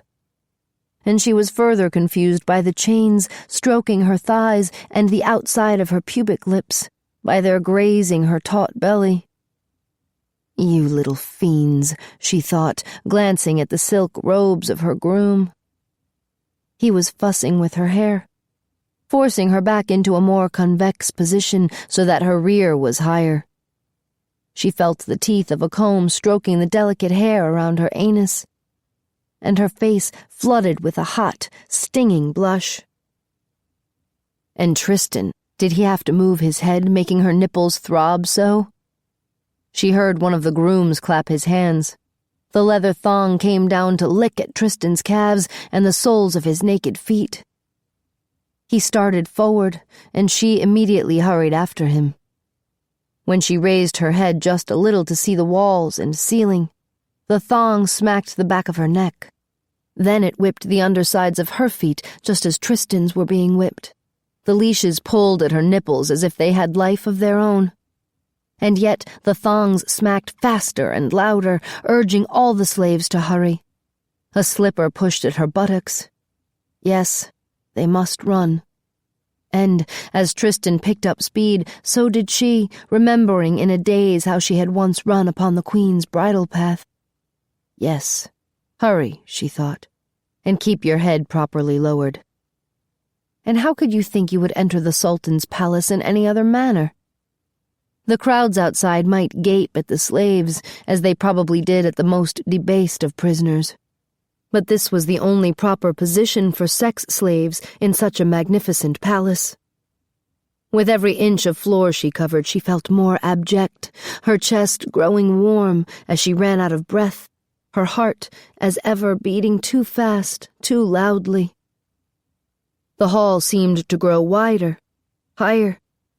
The drove of grooms flanked them, yet still she could see the arched doorways to the left and right, and cavernous rooms tiled in the same beautifully colored marbles. The grandeur and the solidarity of the place worked their inevitable influence upon her. Tears stung her eyes. She felt small, utterly insignificant. And yet there was something absolutely marvelous in the feeling.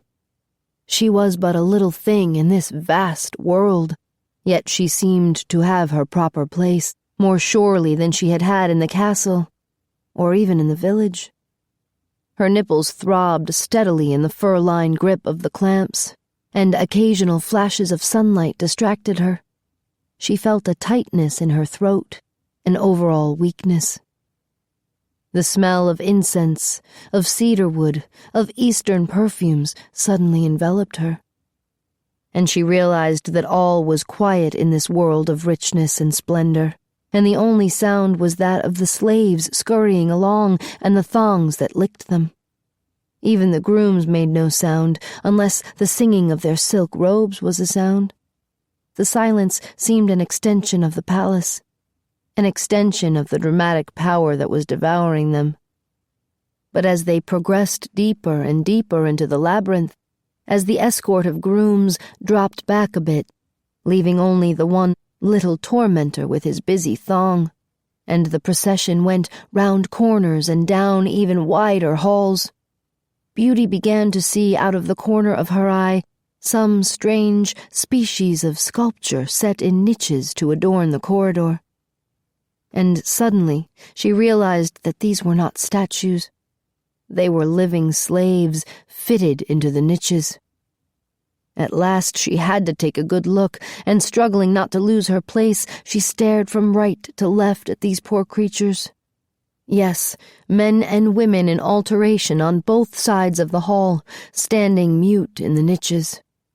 And each figure had been wrapped tightly from the neck to toe in gold-tinted linen, except for the head held upright by a high ornamented brace, and the naked sex organs left exposed in gilded glory. Beauty looked down, trying to catch her breath, but she couldn't help looking up again immediately. And the spectacle became even clearer. The men had been bound with legs together, genitals thrust forward, and the women had been bound with legs apart, each leg completely wrapped and the sex left open. All stood motionless, their long, shapely gold neck braces fixed to the wall in back by a rod that appeared to hold them securely. And some appeared to sleep with eyes closed, while others peered down at the floor despite their slightly lifted faces. Many were dark-skinned, as the grooms were, and showed the luxuriant black eyelashes of the desert peoples. Almost none were fair as Tristan and Beauty were. All had been gilded.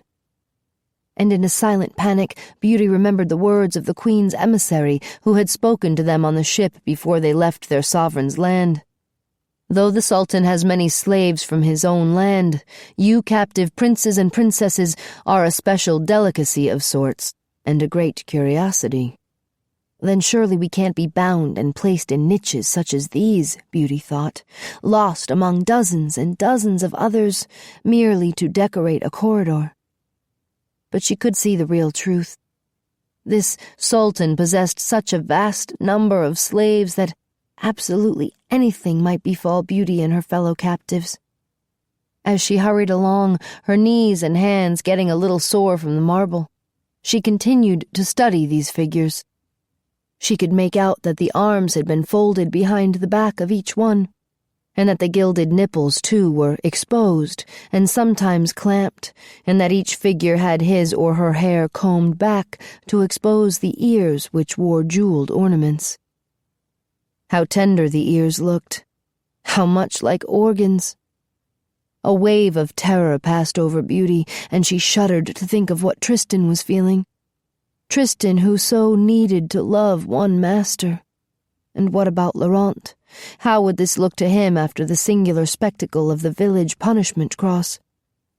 There came the sharp pull of the chains again. Her nipples itched, and the thong suddenly dallied between her legs, stroking her anus and the lips of her vagina. You little devil, she thought. Yet, as the warm, tingling sensations passed all through her, she arched her back, forcing her buttocks up, and crawled with even more sprightly movements. They were coming to a pair of doors, and with a shock she saw that a male slave was fixed to one door, and a female slave to the other. And these two were not wrapped, but rather completely naked. Gold bands around the foreheads, the legs, waist, neck, ankles, and wrists held each flat to the door with knees wide apart, the soles of the feet pressed together. The arms were fixed straight up over the head, palms outward. And the faces were still, eyes cast down, and the mouths held artfully arranged bunches of grapes and leaves that were gilded like the flesh so that the creatures looked very much like sculptures. But the doors were opened. The slaves passed these two silent sentinels in a flash. And the pace slowed as Beauty found herself in an immense courtyard, full of potted palm trees and flower beds bordered in variegated marble. Sunlight dappled the tiles in front of her. The perfume of flowers suddenly refreshed her.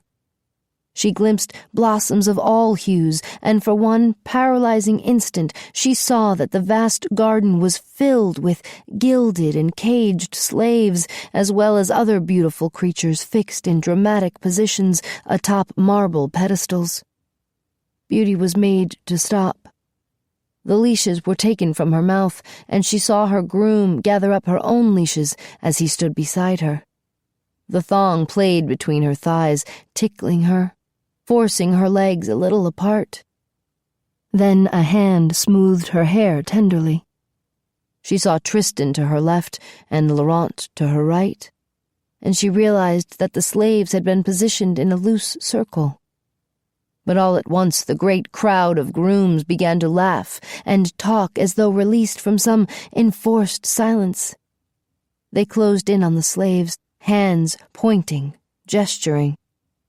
The slipper was on Beauty's neck again, and it forced her head down until her lips touched the marble. She could see out of the corner of her eye that Laurent and the others were bent in the same lowly posture. In a wash of rainbow colors, the silk robes of the grooms surrounded them. The din of conversation was worse than the noise of the crowd in the streets. Beauty knelt, shuddering as she felt hands on her back and on her hair, the thong pushing her legs even wider. Silk-robed grooms stood between her and Tristan, between her and Laurent. But suddenly a silence fell that utterly shattered the last of Beauty's fragile composure. The grooms withdrew as if swept aside, and there was no sound except the chattering of birds and the tinkling of wind chimes. Then Beauty heard the soft sound of slippered feet approaching.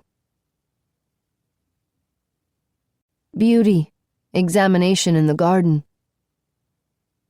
It was not one man who entered the garden, but a group of 3. Yet 2 stood back in deference to one who advanced alone and slowly. In the tense silence, Beauty saw his feet and the hem of his robe as he moved about the circle.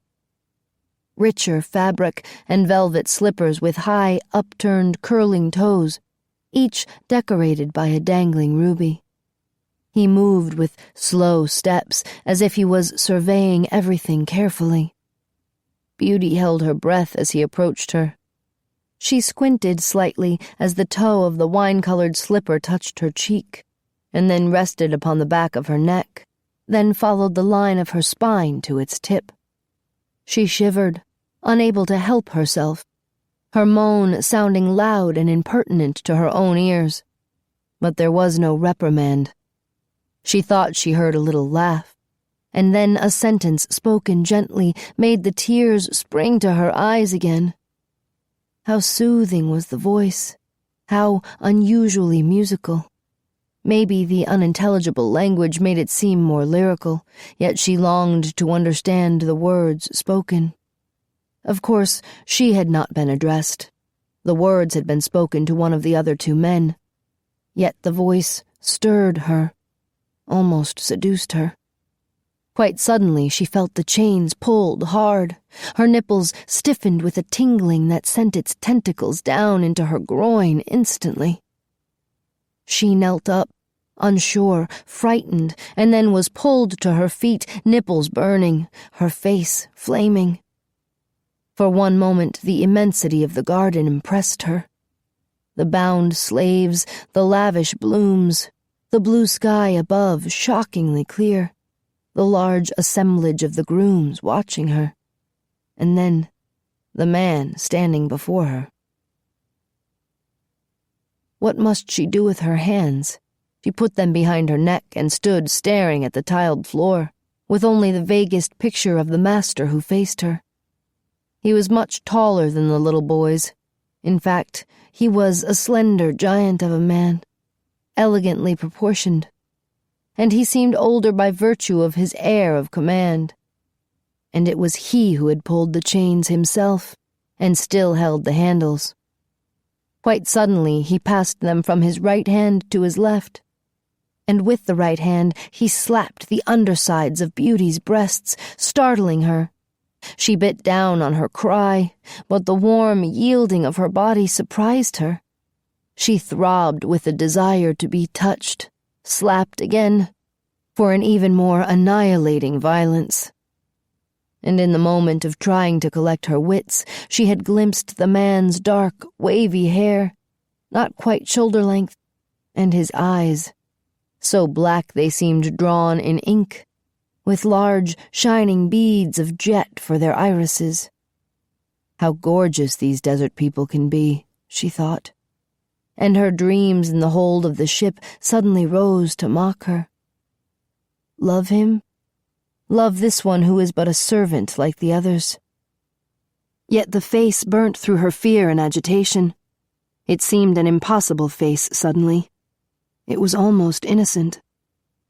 The ringing slaps came again, and he stepped back before she could stop herself. Her breasts were flooded with warmth. At once, her little groom thrashed her disobedient legs with the thong. She steadied herself, sorry for the failure. The voice spoke again, and it was as light as before, as melodious, and almost caressing. But it sent the little grooms into a flurry of activity. She felt soft, silken fingers on her ankles and on her wrists, and before she realized what was happening, she was lifted, her legs raised at right angles to her body and spread wide by the grooms who held her, her arms forced straight up in the air, her back and head supported firmly. She shivered spasmodically, her thighs aching, her sex brutally exposed, and then she felt another pair of hands lift her head, and she peered right into the eyes of the mysterious giant of a master, who smiled at her radiantly. Oh, too handsome he was. Instantly she looked away, her lids fluttering. His eyes were tilted upwards at the outsides, which gave him a slightly devilish look, and his mouth was large and extremely kissable. But, for all the innocence of the expression, a ferocious spirit seemed to emanate from him. She sensed menace in him. She could feel it in his touch, and, with her legs held wide apart as they were, she passed into a silent panic. As if to confirm his power, the master quickly slapped her face, causing her to whimper before she could stop herself. The hand rose again, this time slapping her right cheek, and then the left again, until she was suddenly crying audibly. But what have I done? She thought. And through a mist of tears, she saw only curiosity in his face. He was studying her. It wasn't innocence. She had judged wrongly. It was merely fascination with what he was doing that flamed in him. So it's a test, she tried to tell herself. But how do I pass or fail? And shuddering, she saw the hands rising again. He tilted her head back and opened her mouth, touching her tongue and her teeth. Chills passed over her. She felt her whole body convulse in the hands of the grooms. The probing fingers touched her eyelids, her eyebrows. They wiped at her tears, which were spilling down her face, as she stared at the blue sky above her. And then she felt the hands at her exposed sex. The thumbs went into her vagina, and she was pulled impossibly wide as her hips rocked forward, shaming her. It seemed she would burst with orgasm, that she couldn't contain it. But was this forbidden? And how would she be punished? She tossed her head from side to side, struggling to command herself. But the fingers were so gentle, so soft, yet firm as they opened her. If they touched her clitoris, she would be lost, incapable of restraint. But mercifully, they let her go, tugging at her pubic hair and only pinching her lips together quickly. In a daze, she bowed her head, the sight of her nakedness thoroughly unnerving her. She saw the new master turn and snap his fingers, and through the tangle of her hair she saw Elena hoisted instantly by the grooms, just as she had been. Elena struggled for composure, her pink sex wet and gaping through its wreath of brown hair, the long, delicate muscles of her thighs twitching. Beauty watched in terror as the master proceeded with the same examination. Elena's high, sharply angled breasts heaved as the master played with her mouth, her teeth, but when the slaps came, Elena was utterly silent. And the look on the master's face further confused Beauty. How passionately interested he seemed, how intent upon what he was doing. Not even the cruel master of postulants at the castle had seemed so dedicated as this one, and his charm was considerable. The rich velvet robe was well tailored to his straight back and shoulders. His hands had a beguiling grace of movement as he spread Elena's red pubic mouth, and the poor princess pumped her hips disgracefully.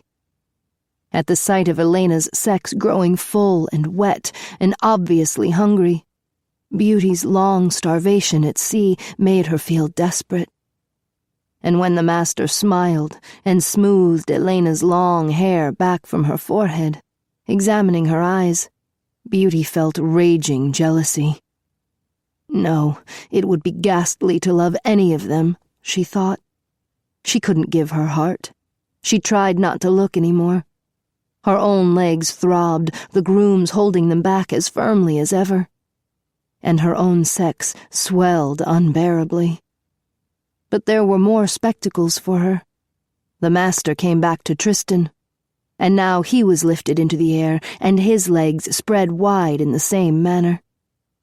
Out of the corner of her eye, Beauty saw that the little grooms struggled under Tristan's weight, and Tristan's beautiful face was crimson with humiliation as his hard and thrusting organ was examined closely by the master.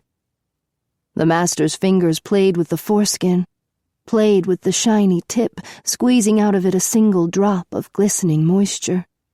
Beauty could feel the tension in Tristan's limbs, but she dared not look up to see his face again as the master reached to examine it. In a blur she saw the master's face, saw the enormous ink-black eyes and the hair swept back over the ear to reveal a tiny gold ring stabbing the earlobe. She heard him slapping Tristan, and she closed her eyes tight as Tristan finally moaned, the slaps seeming to resound through the garden. When she opened her eyes again, it was because the master had laughed softly to himself as he passed in front of her. And she saw his hand rise almost absently to squeeze her left breast lightly. The tears sprang to her eyes, her mind struggling to understand the outcome of his examinations, to push away the fact that he drew her more than any being who had hitherto claimed her. Now, to her right and slightly in front of her, it was Laurent who must be raised up for the master's scrutiny. And, as the enormous prince was lifted, she heard the master make some quick verbal outburst which brought laughter from all the other grooms immediately. No one needed to translate it for her. Laurent was too powerfully built. His organ was too splendid. And she could see now that it was fully erect, well trained as it was, and the sight of the heavily muscled thighs spread wide apart brought back to her delirious memories of the punishment cross. She tried not to look at the enormous scrotum, but she could not help herself. And it seemed that the master had been moved by these superior endowments to a new excitement. He smacked Laurent hard with the back of his hand several times in amazingly rapid succession. The enormous torso writhed, the grooms struggling to keep it still. And then the master removed the clamps, letting them drop to the ground, and pressed both of Laurent's nipples as Laurent moaned loudly. But something else was happening. Beauty saw it. Laurent had looked at the master directly. He had done it more than once. Their eyes had met. And now, as his nipples were squeezed again, very hard it seemed, the prince stared right at the master. No, Laurent, she thought desperately. Don't tempt them. It won't be the glory of the punishment cross here. It will be those corridors and miserable oblivion. Yet it absolutely fascinated her that Laurent was so bold.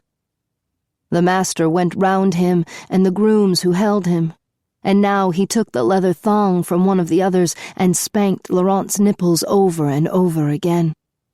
Laurent couldn't keep quiet, though he had turned his head away. His neck was corded with tension, his limbs trembling.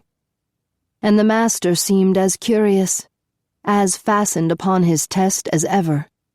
He made a gesture to one of the others, and, as Beauty watched, a long, gilded leather glove was brought to the master. It was beautifully worked, with intricate designs all the way down the leather length of the arm to the large cuff, the whole gleaming as if it had been covered in a salve or unguent. As the master drew the glove over his hand and down his arm to the elbow, Beauty felt herself flooded with heat and excitement. The master's eyes were almost childlike in their studiousness, the mouth irresistible as it smiled, the grace of the body as he approached Laurent, now entrancing. He moved his left hand to the back of Laurent's head, cradling it. His fingers curled in Laurent's hair as the prince stared straight upward, and with the gloved hand, the right hand, he pushed upward slowly between Laurent's open legs, 2 fingers entering his body first as Beauty stared unabashedly. Laurent's breathing grew hoarse, rapid, his face darkened. The fingers had disappeared inside his anus, and now it seemed the whole hand worked its way into him. The grooms moved in a little on all sides, and Beauty could see that Tristan and Elena watched with equal attention. The master, meanwhile, seemed to see nothing but Laurent.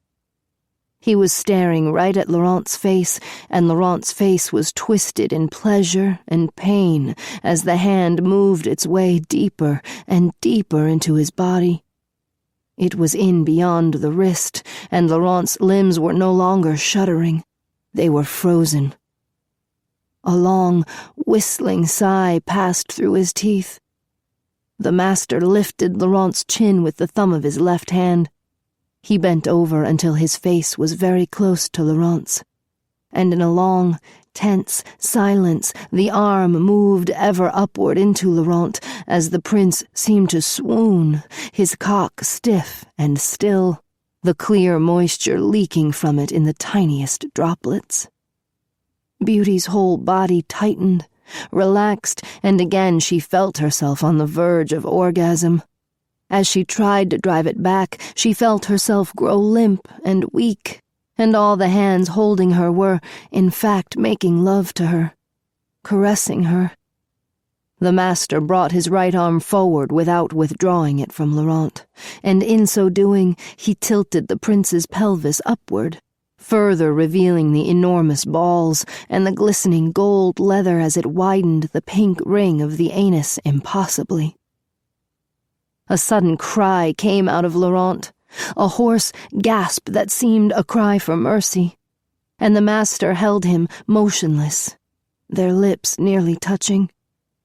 The master's left hand released Laurent's head and moved over his face, parting his lips with one finger. And then the tears spilled from Laurent's eyes. And very quickly the master withdrew his arm and peeled off the glove, casting it aside, as Laurent hung in the grasp of the grooms, his head down, his face reddened. The master made some little remark, and again the grooms laughed agreeably. One of the grooms replaced the nipple clamps, and Laurent grimaced. The master immediately gestured for Laurent to be placed on the floor, and the chains of Laurent's leashes were suddenly fixed to a gold ring on the back of the master's slipper.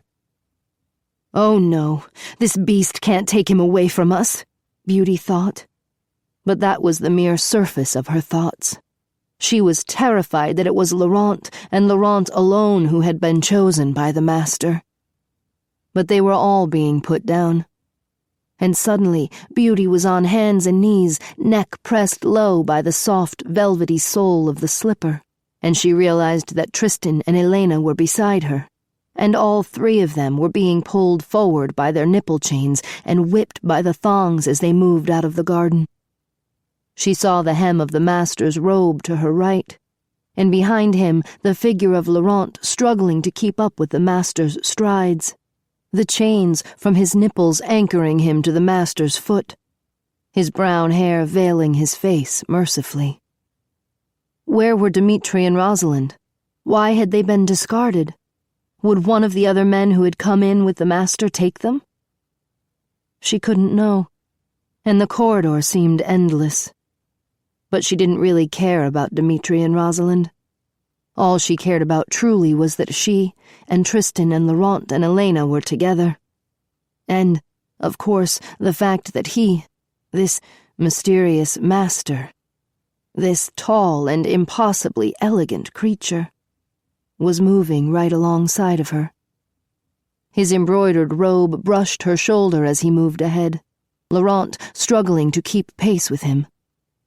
The thongs licked at her backside, licked at her pubis as she rushed after them. At last they came to another pair of doors, and the thongs drove them through into a large, lamp-lighted chamber. She was bid to stop by the firm pressure of a slipper on her neck once more, and then she realized that all the grooms had withdrawn, and the door had been shut behind them.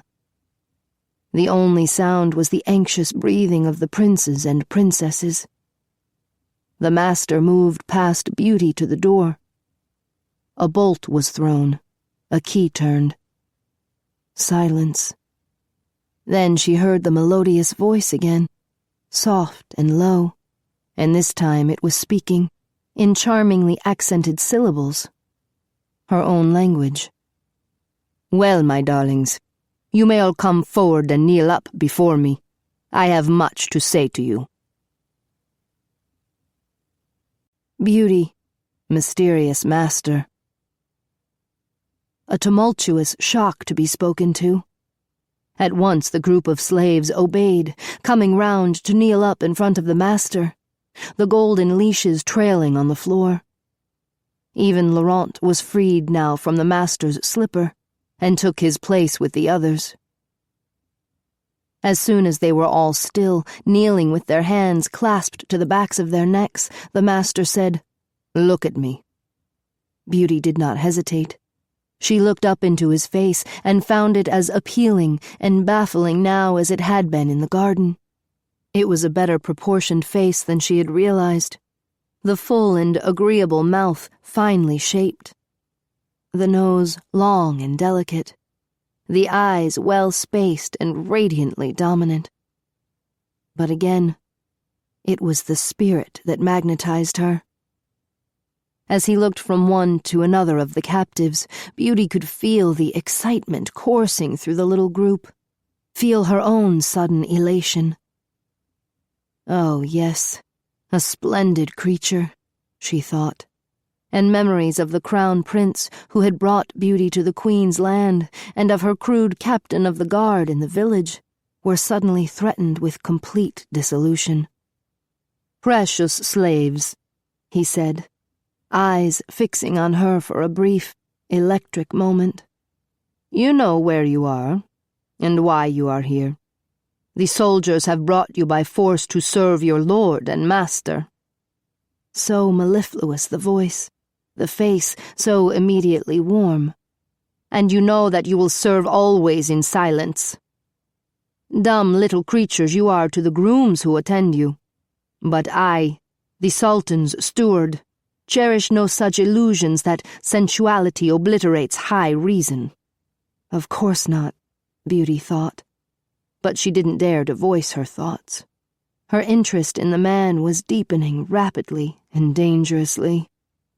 "Those few slaves I pick," he said, his eyes traveling again, "those I choose to perfect and offer to the Sultan's court, are always apprised of my aims, and my demands, and the dangers of my temper, but only in the secrecy of this chamber.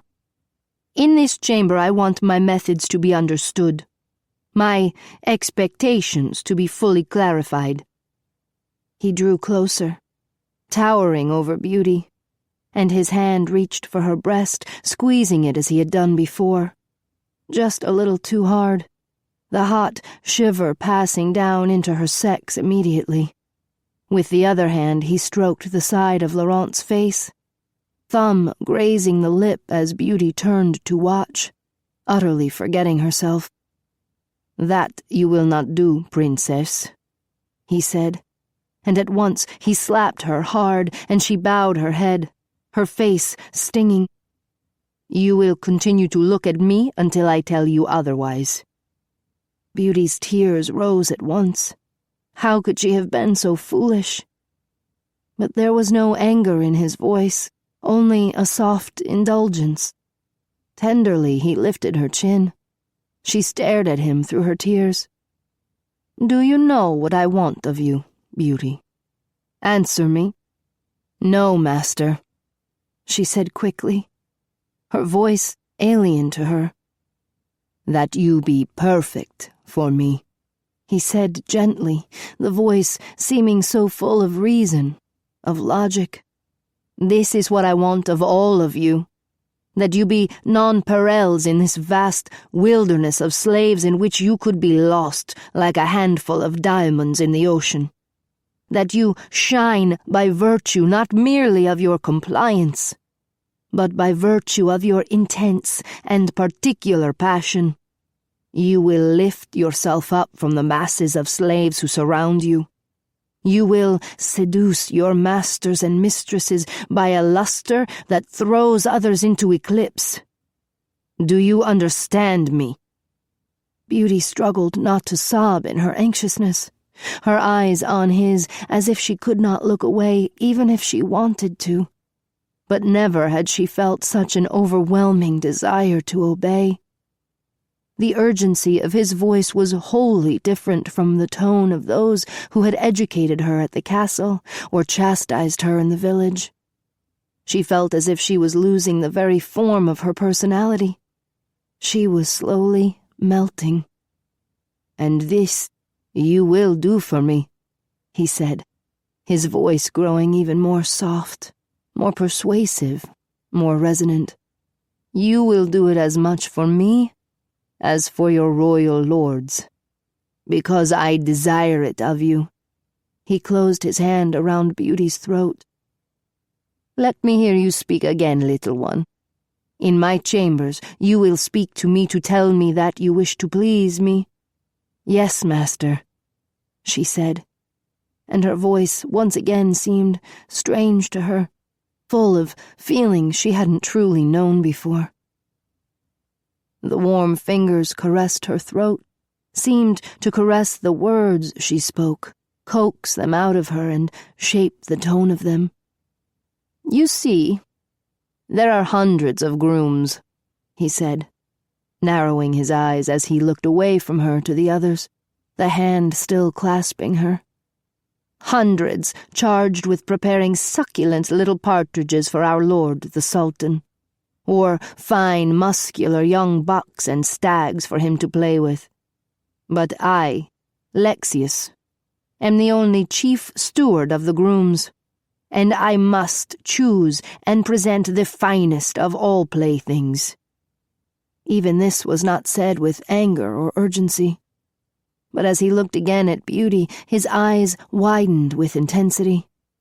The semblance of anger terrified her, but the gentle fingers massaged the back of her neck, the thumb stroking her throat in front. "Yes, master," she whispered suddenly.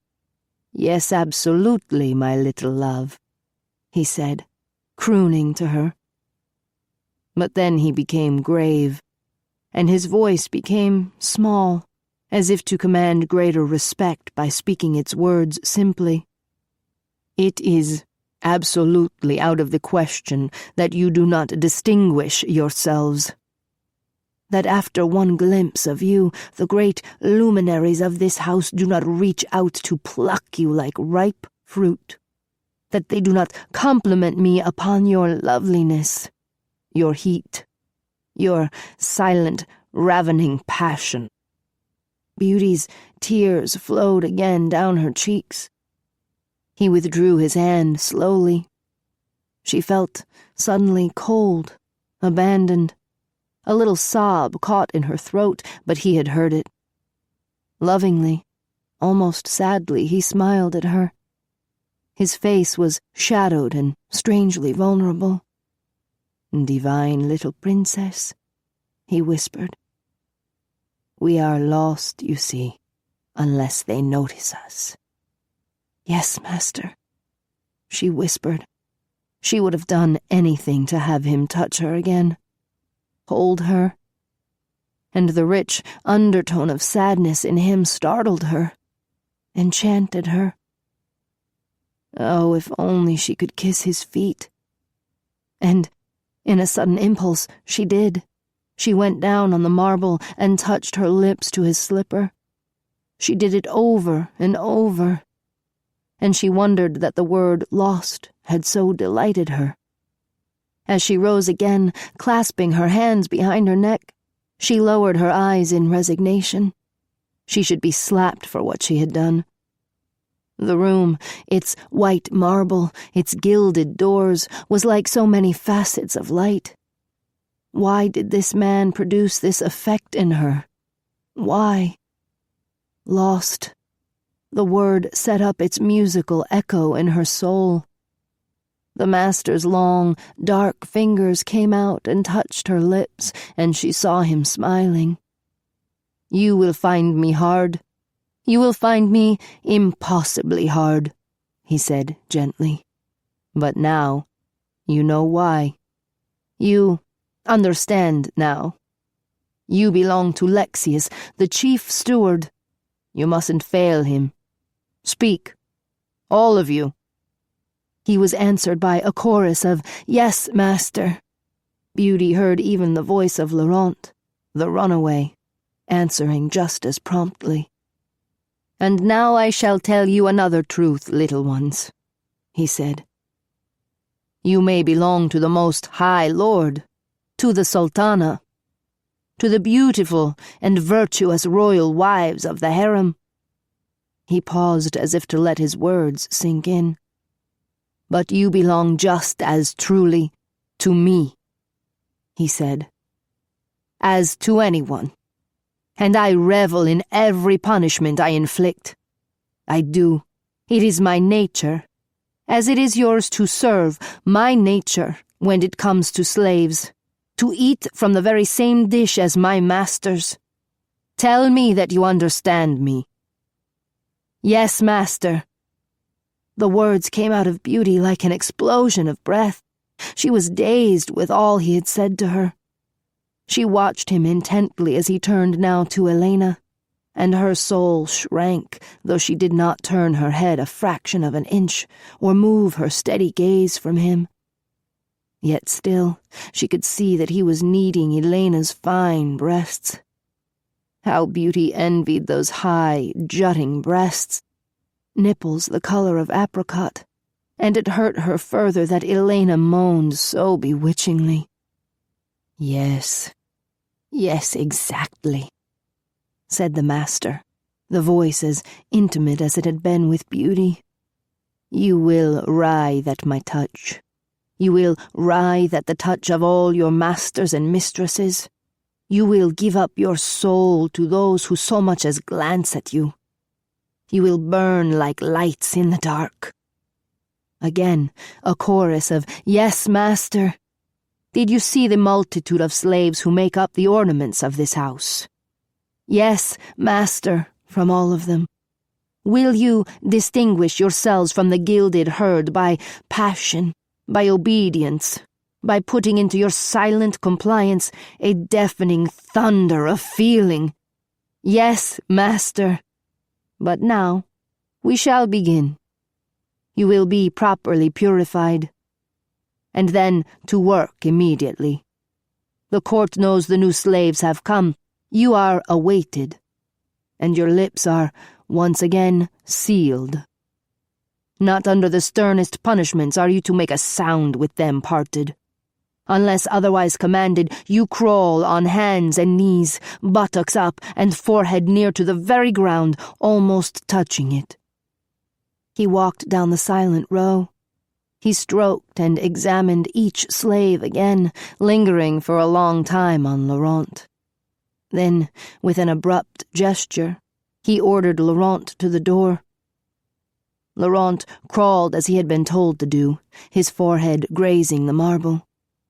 The master touched the bolt with the thong. Laurent at once slid it back. The master pulled the nearby bell cord. Beauty, the rites of purification.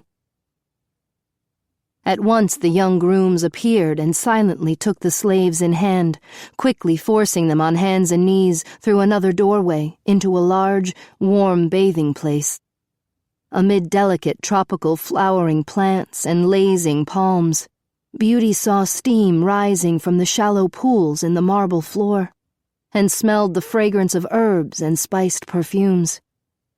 But she was spirited past all of this into a tiny private chamber, and there she was made to kneel with legs wide apart over a deep, rounded basin in the floor through which water ran fast from hidden founts and down the drain continuously. Her forehead was once again lowered to the floor, her hands clasped upon the back of her neck. The air was warm and moist around her, and immediately the warm water and soft scrub brushes went to work upon her.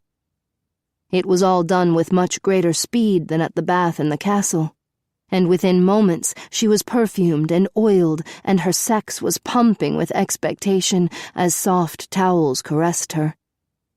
But she was not told to get up.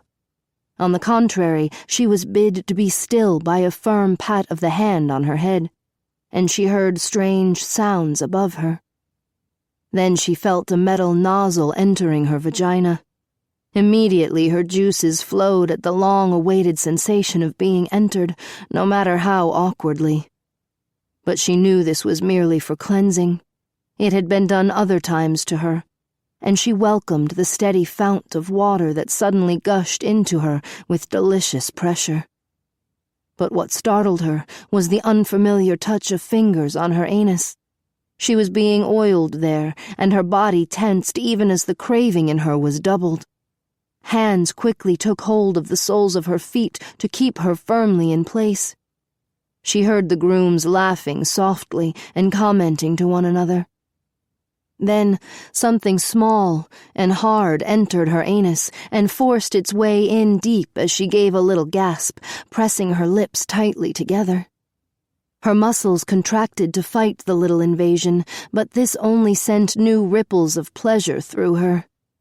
The flush of water into her vagina had stopped, and what happened now was unmistakable. A stream of warm water was being pumped into her rectum, and it did not wash back out of her as did the douching fluids. It filled her with ever-increasing force, and a strong hand pressed her buttocks together as if bidding her not to release the water. It seemed a whole new region of her body came to life, a part of her that had never been punished or even really examined.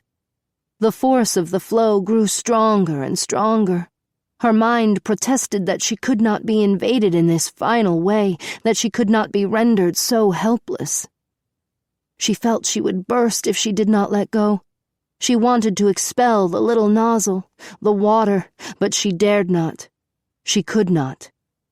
This must happen to her now, and she accepted it. It was part of this realm of more refined pleasures and manners. And how dare she protest? She began to whimper softly, caught between a new pleasure and a new sense of violation. But the most enervating and taxing part was yet to come, and she dreaded it. Just when she thought she could bear no more, that she was full to overflowing, she was lifted upright by her arms, and her legs were pulled even wider apart, the little nozzle in her anus plugging her and tormenting her. The grooms smiled down at her as they held her arms, and she looked up fearfully, shyly, afraid of the utter shame of the sudden release that was inevitable. Then the nozzle was slipped out, and her buttocks were spread apart, and her bowels quickly emptied. She squeezed her eyes shut. She felt warm water poured over her private parts, front and back, heard the loud, full rush in the basin. She was overcome with something like shame. But it wasn't shame. All privacy and choice had been taken from her. Not even this act was to be hers alone anymore, she understood. and the chills passing through her body with every spasm of release locked her into a delirious sense of helplessness. She gave herself over to those who commanded her, her body limp and unprotesting. She flexed her muscles to help with the emptying, to complete it. Yes, to be purified, she thought. And she experienced a great, undeniable relief, the awareness of her body cleansing itself, becoming exquisite as she shuddered. The water continued to flow over her buttocks, her belly, down into the basin, washing away all the waste. And she was dissolving into an overall ecstasy that seemed a form of climax in itself. But it wasn't. It was just beyond her reach, the climax. And as she felt her mouth open in a low gasp, she rocked back and forth on the brink, her body pleading silently and vainly with those who held her. All the invisible knots were gone from her spirit. She was without the slightest strength and utterly dependent upon the grooms to support her. They stroked her hair back from her forehead. The warm water washed her again and again. And then she saw, as she dared to open her eyes, that the master himself was there. He was standing in the doorway of the room, and he was smiling at her. He came forward and he lifted her up out of this moment of indescribable weakness. She stared at him, stunned that it was he who held her as the others covered her in towels again. She felt as defenseless as she had ever been, and it seemed an impossible reward that he led her out of the little chamber. If she could only embrace him, only find the cock under his robes, only... The elation of being near him escalated immediately into pain. "Oh, please, we have been starved and starved," she wanted to say. But she only looked down demurely, feeling his fingers on her arm. That was the old beauty speaking the words in her head, wasn't it? The new beauty wanted to say only the word, master. And to think that only moments ago she had been considering love for him. Why, she loved him already. She could breathe the fragrance of his skin, almost hear his heartbeat as he turned her and directed her forward. His fingers clasped her neck as tightly as they had before.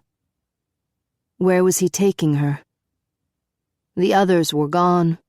She was set on one of the tables. She shivered in happiness and disbelief as he himself began to rub more perfumed oil into her. But this time there was to be no covering of gold paint. Her bare flesh would shine under the oil.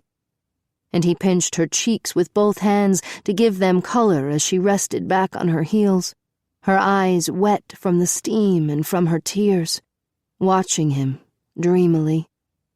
He seemed deeply absorbed in his work, his dark eyebrows knit, his mouth half open. And when he applied gold leash clamps to her nipples, he pressed them tight for an instant with a little tightening of his lips that made her feel the gesture all the more deeply.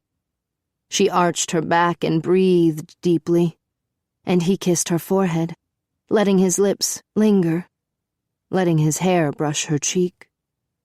Lexius, she thought. It was a beautiful name. When he brushed her hair, it was almost with angry, fierce strokes, and chills consumed her.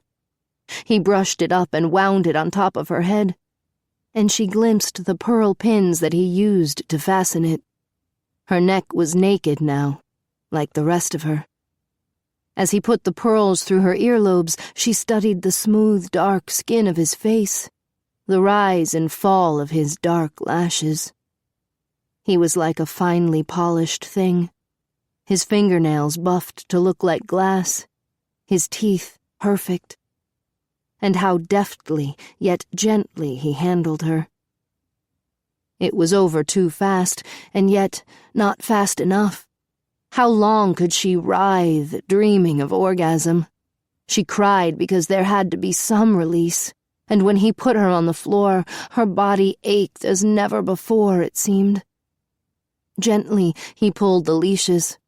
She bent down, forehead to the ground, as she crept forward, and it seemed to her that she had never been more completely the slave.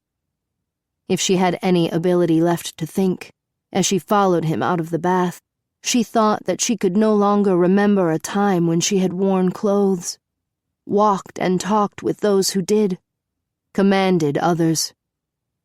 Her nakedness and helplessness were natural to her, more natural here in these spacious marble halls than anywhere else, and she knew without a doubt that she would love this master utterly.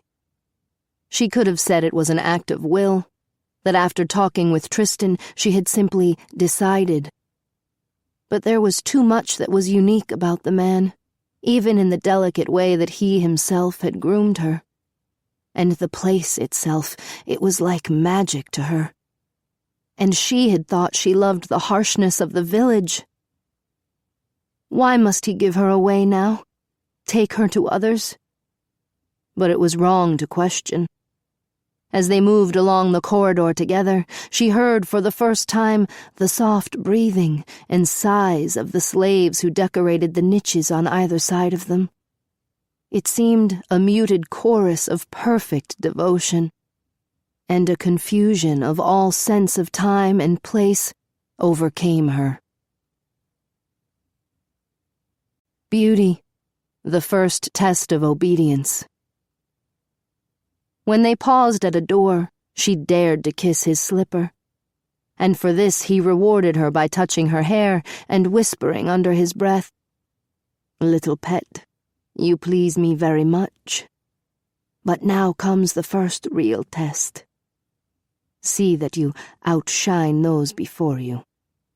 Her heart skipped a beat, and when she heard him knock on the door before her, she held her breath altogether. In a moment, the door opened. 2 male servants admitted her and the master, and again she was moving fast across a polished floor, and a dim sound coming from a distance distracted her. Women's voices, laughter. It came in waves, it froze her soul suddenly. Her master had stopped her with a little pull on the leashes. He was talking pleasantly with the 2 men. How civilized it all sounded, as if she didn't kneel there with the clamps on her nipples, her hair swept up to expose her naked neck, her face burning. And how many such slaves had these men seen? What was another without a name, remarkable only perhaps for the unusual blonde coloring? But the little conversation was finished. The master gave a jerk of the chains again and led Beauty to a wall, where suddenly she saw a small opening before her. It was a passage, but one that could not be entered except on hands and knees, and at the far end she could see bright sunlight. The feminine laughter and talk echoed through the passage loudly. She shrank back, frightened of the passage, frightened of the voices. It was the harem. It had to be. What had he called it? The harem of beautiful and virtuous royal wives? And she must enter it this way? Alone, without the master? Like a little beast released into an arena? Why had he chosen this for her? Why? She was suddenly paralyzed with fear. She feared the women more than she could have ever explained. After all, they weren't princesses of her own class, or hard-working mistresses who would treat her harshly of necessity. She had no idea really what they were, except they were different from anything she had ever known. What would they do to her? Expect of her? It seemed the most horrid of humiliations that she would be given over to them, women who were kept veiled and secluded for the pleasure of their husband. Yet they seemed more dangerous even than the men of the palace. She could not fathom it. She shrank back even farther, and she heard the 2 men laugh above her. The master at once bent down and placed the 2 soft leather handles of her leashes into her mouth. He adjusted her head, put a little hair in place, pinched her cheek. She tried not to cry. And then, firmly and confidently, he pushed her buttocks forward, his hand very strong and hot against the thin streaks of warmth left by the weak and delicate thong. And she struggled to obey, sobbing silently with the little gag of the handles in her teeth. There was no choice. Had he not told her what was expected? And once she entered the passage, she could not stop. It would be too utterly disgraceful. But just when her courage did fail her again, when a particularly loud volley of noise rolled through the passage, she felt his lips against her cheek. He was kneeling beside her himself. He slid his hand beneath her breasts, gathering them tenderly in his long fingers, and he whispered in her ear, "Do not fail me, lovely one." And breaking from the warmth of his touch, she went at once into the opening. Her cheeks were stinging with humiliation as she realized she carried her own leashes in her mouth, that she was crawling of her own will through this hollow passage of polished stone, polished by other hands and knees, surely, that she must emerge in this abject manner. But faster and faster she moved, towards the light and towards the voices, and there was some faint hope in her that, no matter how dreadful this might be, the passion in her might somehow be used to advantage. Her sex swelled, pumped with life. If only there weren't so many. So very many. When had she ever been given to so many? Within seconds, she emerged into the light. She crept out onto the floor and into the dizzying ring of chatter and laughter. On all sides, bare feet approached her, and the long veils that fell down around them were gossamer and shimmering, the sunlight exploding on golden anklets and toe rings set with emeralds and rubies. Beauty crouched low, fearful of the commotion, the frenzy, but instantly a dozen small hands had hold of her and lifted her until she was standing. All around her were gorgeous women. She glimpsed olive-skinned faces with kohl-rimmed eyes, tresses tumbling over bare shoulders. The billowing pantaloons they wore were almost transparent, only the lower part of the crotch covered in darker, thicker fabric. And the fitted bodices of heavier silk only thinly veiled their full breasts, their dark nipples. But the most enticing parts of their costumes were the broad, tight girdles that seemed to imprison their tiny waists, and to rein in all the sensuality that smoldered beneath the colorful, diaphanous wrapping. Beautifully shaped arms they had, enhanced with winding snake bracelets, and there were rings on their fingers as well as their toes, and here, a brilliant glittering jewel embedded behind the delicate curve of a tiny nostril. How enchantingly lovely these creatures were, savage-eyed counterparts of the lean and graceful men. But this made them seem all the more treacherous and frightening to Beauty. They looked wildly licentious compared to the heavily draped women of Europe. Ready for the bed, they seemed, and yet Beauty felt purely, stunningly naked as she stood at their mercy. They closed in upon her. Her wrists were pinioned behind her back, her head turned this way, her legs pried apart, as riffs of laughter and shrieking deafened her. And everywhere she glanced, she saw the large black eyes, thick eyelashes, long curls unwinding on half-naked shoulders.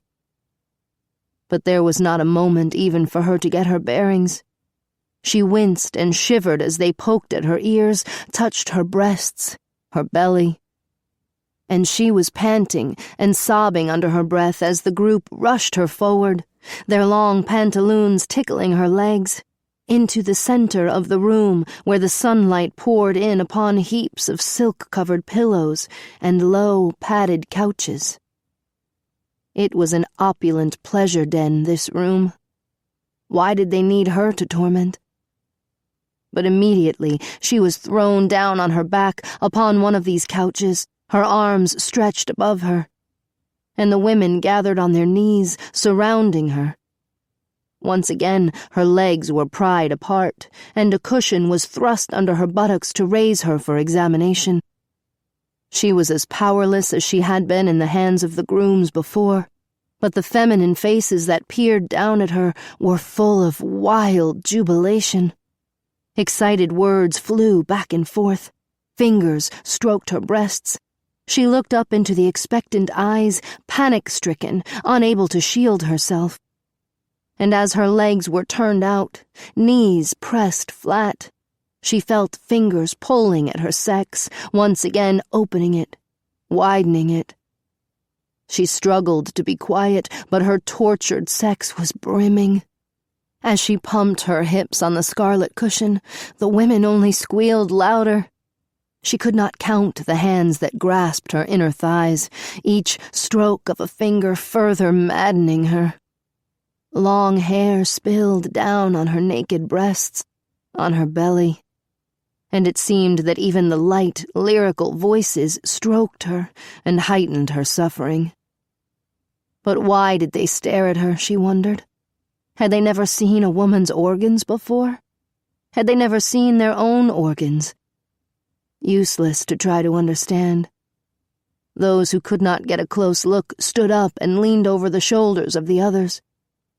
And as she writhed in the hands that held her, she saw that some one of them had placed a mirror before her sex, and the reflection of her private, secret parts shocked her.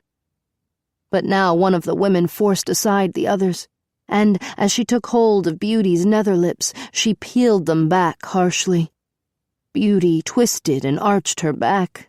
She felt she was being turned inside out, and she moaned as the fingers pinched at her clitoris, folding back the little hood of flesh that covered it. Beauty could hardly control herself any longer.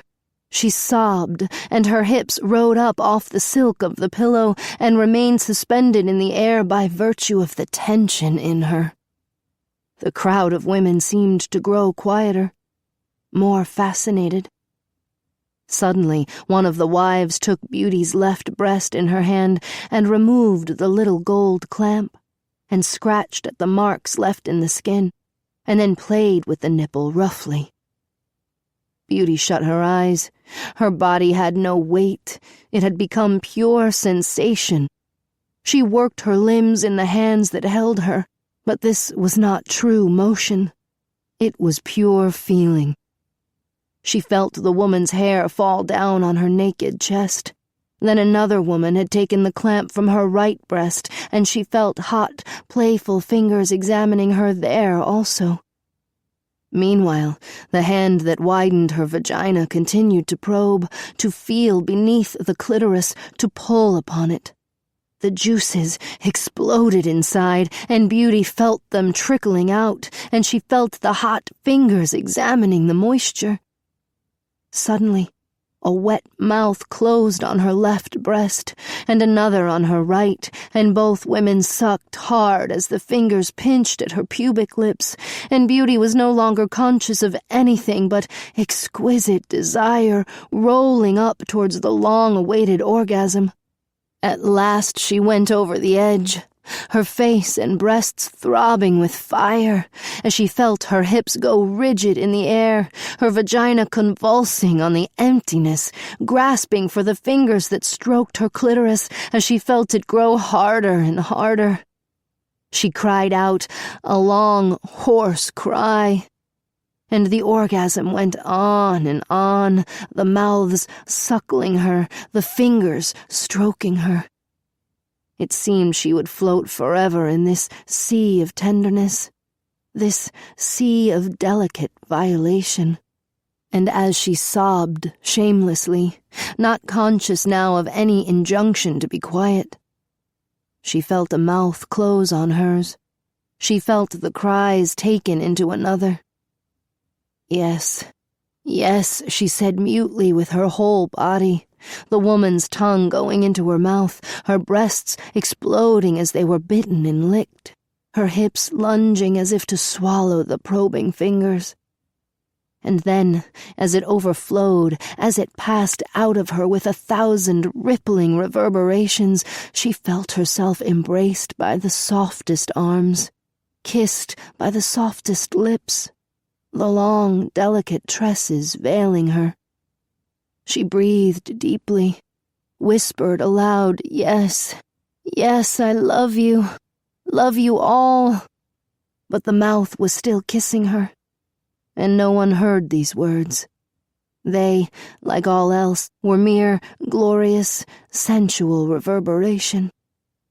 But her mistresses were not satisfied. They would not let her rest. They took the pins out of her hair, and they lifted her. "Where are you taking me?" she cried out before she could stop herself.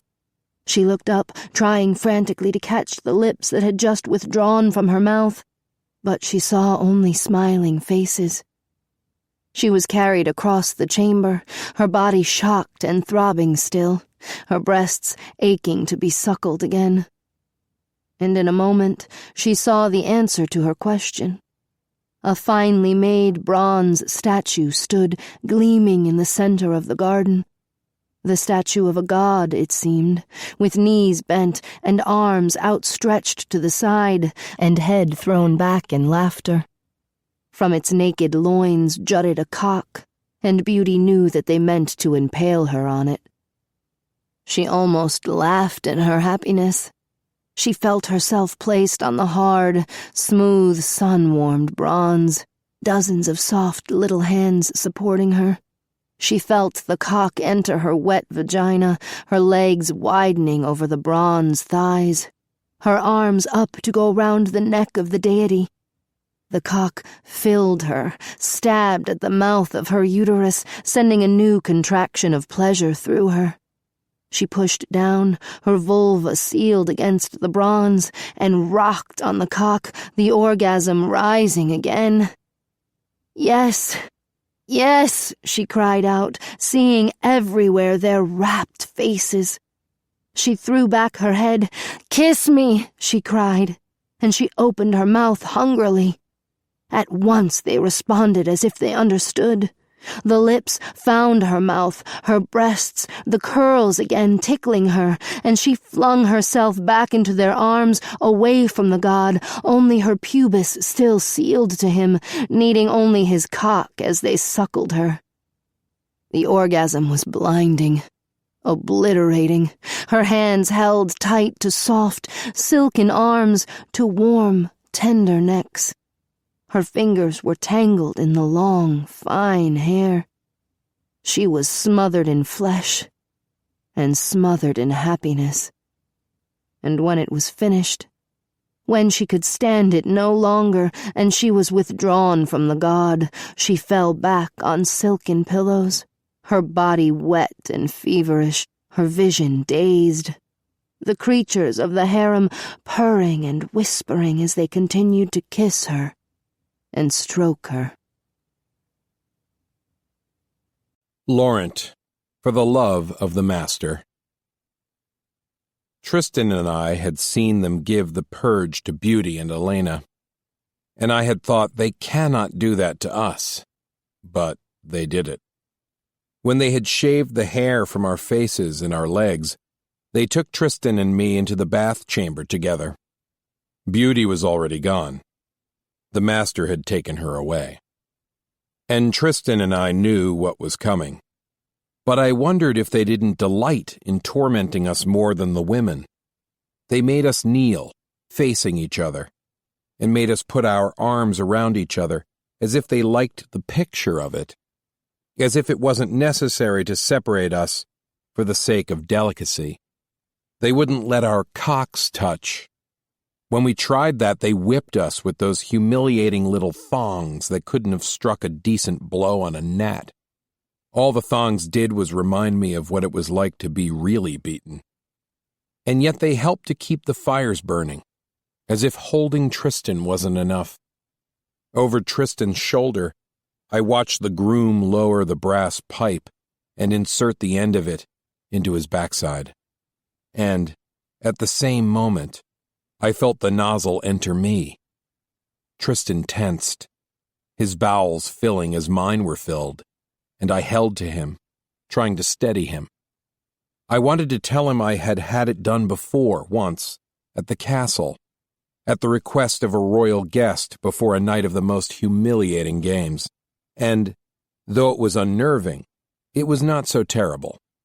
But of course I didn't dare to whisper even in his ear. I just held him and waited, the warm water jetting into me, the grooms busy washing us all over as if this other thing, this cleansing of our insides, wasn't happening. I stroked Tristan's neck and kissed him below the ear when the worst moment came, and the nozzles were withdrawn, and we were emptied. His whole body went rigid against me, but he was kissing my neck too, gnawing at my flesh a little, and our cocks brushed each other, stroked each other. But the grooms were so busy pouring the warm water over our backsides and washing away the waste that for a moment they didn't see what we were doing.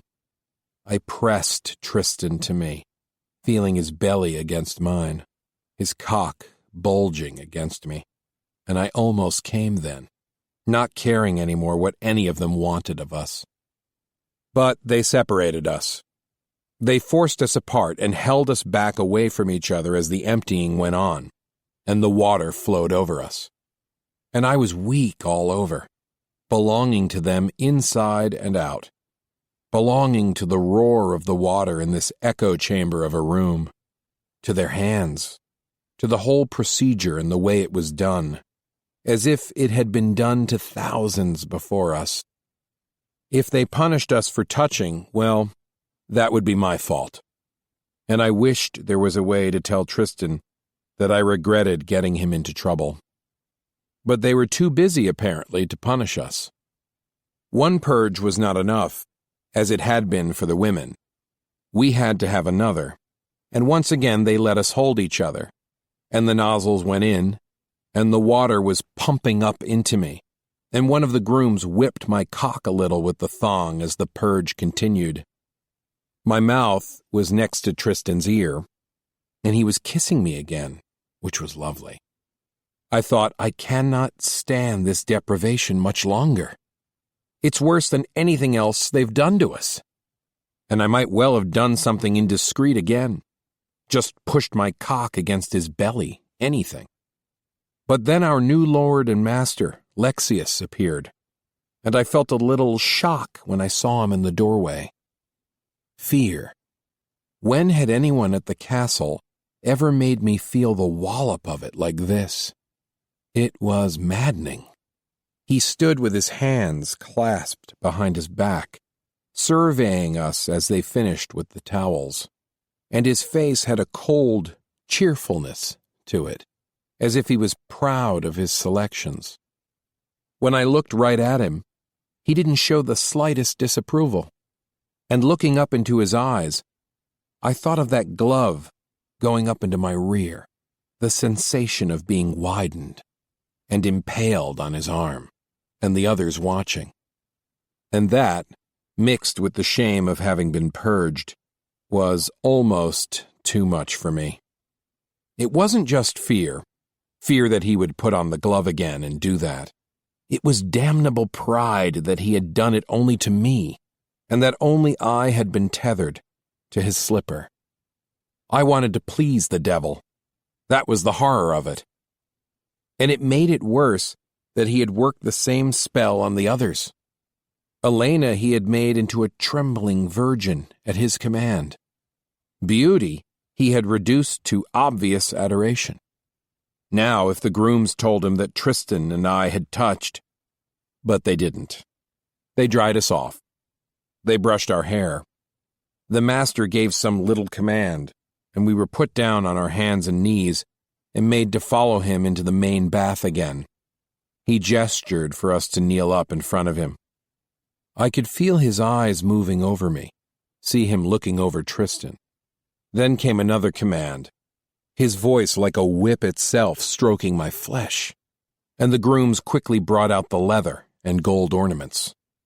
They lifted my balls, and buckled a broad, jeweled ring around my cock, keeping my balls pushed forward. It had been done before at the castle, but never had I been so hungry. And then the clamps for the nipples again. Only this time they didn't have leashes attached. They were small and tight, and little weights dangled from them. I couldn't help but wince when they were put on, and Lexius saw it, heard it. I didn't dare look up, but I saw him turn towards me, and I felt his hand suddenly on my head. He stroked my hair. Then he tapped the weight dangling from my left nipple and made it swing on its hook, and I winced again and blushed again, remembering what he had said about silently showing our passion. It wasn't hard to do. I felt clean and polished inside and out, and with no means of combating his power over me. The passion gnawed in my loins, and the tears rolled down my face suddenly. He pressed the back of his hand against my lips, and I kissed it immediately. Then he did the same to Tristan, and it seemed Tristan made a more graceful art of the kiss, his whole body yielding to it. I felt my tears get thicker, come faster and hotter. What was happening to me in this strange palace? Why in these simple preliminaries was I reduced to this? After all, I was the runaway, the rebel. But here I was, dropping on silent command to my hands and knees beside Tristan, our foreheads to the floor, and we were both following Lexius out of the bath into the corridor. We came to a large garden full of low fig trees and flower beds, and I saw immediately what was going to happen to us. But to make certain we understood, Lexius touched us under our chins with the thong to make us raise our heads and look in front of us, and then he took us, still on our hands and knees, on a little journey along the path so that we could study more thoroughly the slaves who decorated the garden. They were male slaves, at least 20 of them, their natural skin color unchanged, each mounted on a smooth wooden cross that was planted in the earth amid the flowers and the grass, under the low tree branches. But the crosses weren't like the village punishment cross. They had high crossbars that went under the arms of the slaves, which were tied behind them. Wide, curved hooks of polished brass held the weight of the spread-apart thighs, and the soles of the feet of each slave were pressed together, ankles tethered. Their heads hung forward so that they could see their own erect cocks, and their wrists were bound to the cross in back by chains connected to the large gilded phalluses protruding from their backsides. Not a one looked up or dared to move as we made our little walk in the garden. And I saw that silent servants, heavily robed and moving with obsequious speed, were spreading brightly colored carpets on the grass and setting low tables upon them as if for a banquet. Brass lamps were being hung in the trees, and torches placed along the walls that enclosed the place. Cushions were laid all about, and silver and gold jugs of wine were already set in place, and on the tables were trays of goblets. It was clear a meal would be served here at nightfall. I could imagine the feel of the crossbar under my arms, imagine the smooth, cold brass of the hooks curving around my legs, the penetration of the phallus. In the lamplight, the vision of the mounted slaves would be stunning. And here the lords would dine with these sculptures to delight them if they chanced to look up. And what might follow? Would we be taken down, raped? But it was a very long time before nightfall. I didn't want to be on this cross, suffering, waiting, seeing the gleaming torsos of the others, their primed cocks. No, this was too much, I thought. I can't bear this. Our tall, elegantly haughty master led us to the very center of the garden. The air was warm and sweet, just a little breeze. There was Dmitri already mounted, and another fair-skinned European slave with dark red hair, probably a prince taken from our benevolent queen, and 2 empty crosses, waiting for Tristan and me. The grooms appeared and lifted Tristan as I watched, and mounted him efficiently and quickly. They didn't insert the phallus until they had his thighs comfortably fitted into the curve of the brass hooks, and when I saw the size of the phallus, I winced. In an instant, his wrists were chained to the end of the thing, with the upright wood of the cross between them. His cock couldn't have been any harder. As the grooms went to combing his hair and binding his feet in place, I realized I had only seconds to do something rash if I was going to do it. I looked up at the master's still face. His lips were parted as he studied Tristan. His cheeks were slightly red. I was still on all fours. I moved closer to him until I was against his robe, and then slowly, deliberately, I sat back on my ankles and looked up at him. A strange expression crossed his face, a prelude to rage that I had dared to do this. I whispered without moving my lips so that the grooms couldn't hear me. "What have you got under that robe?" I said, "that you torment us like this? You're a eunuch, aren't you? I don't see any hair on your pretty face. That's what you are, aren't you?" I thought I could see the hair of his head stand on end. The grooms were polishing Tristan's muscles with clear oil and carefully wiping away what the skin did not absorb. But that was just a little blaze in the corner of my eye. I was staring up at the master. "Well, are you a eunuch?" I whispered, barely moving my lips. "Or have you got something under those fancy robes worth ramming into me?" I laughed with my lips closed, a real evil-sounding laugh. I was really amusing myself, and I knew that it could well go awry. But the look on his face, the pure astonishment, was worth it. He colored beautifully, the rage cresting, then melting under his control. His eyes narrowed. "You're a handsome bastard, you know, eunuch or no eunuch," I hissed. "Silence!"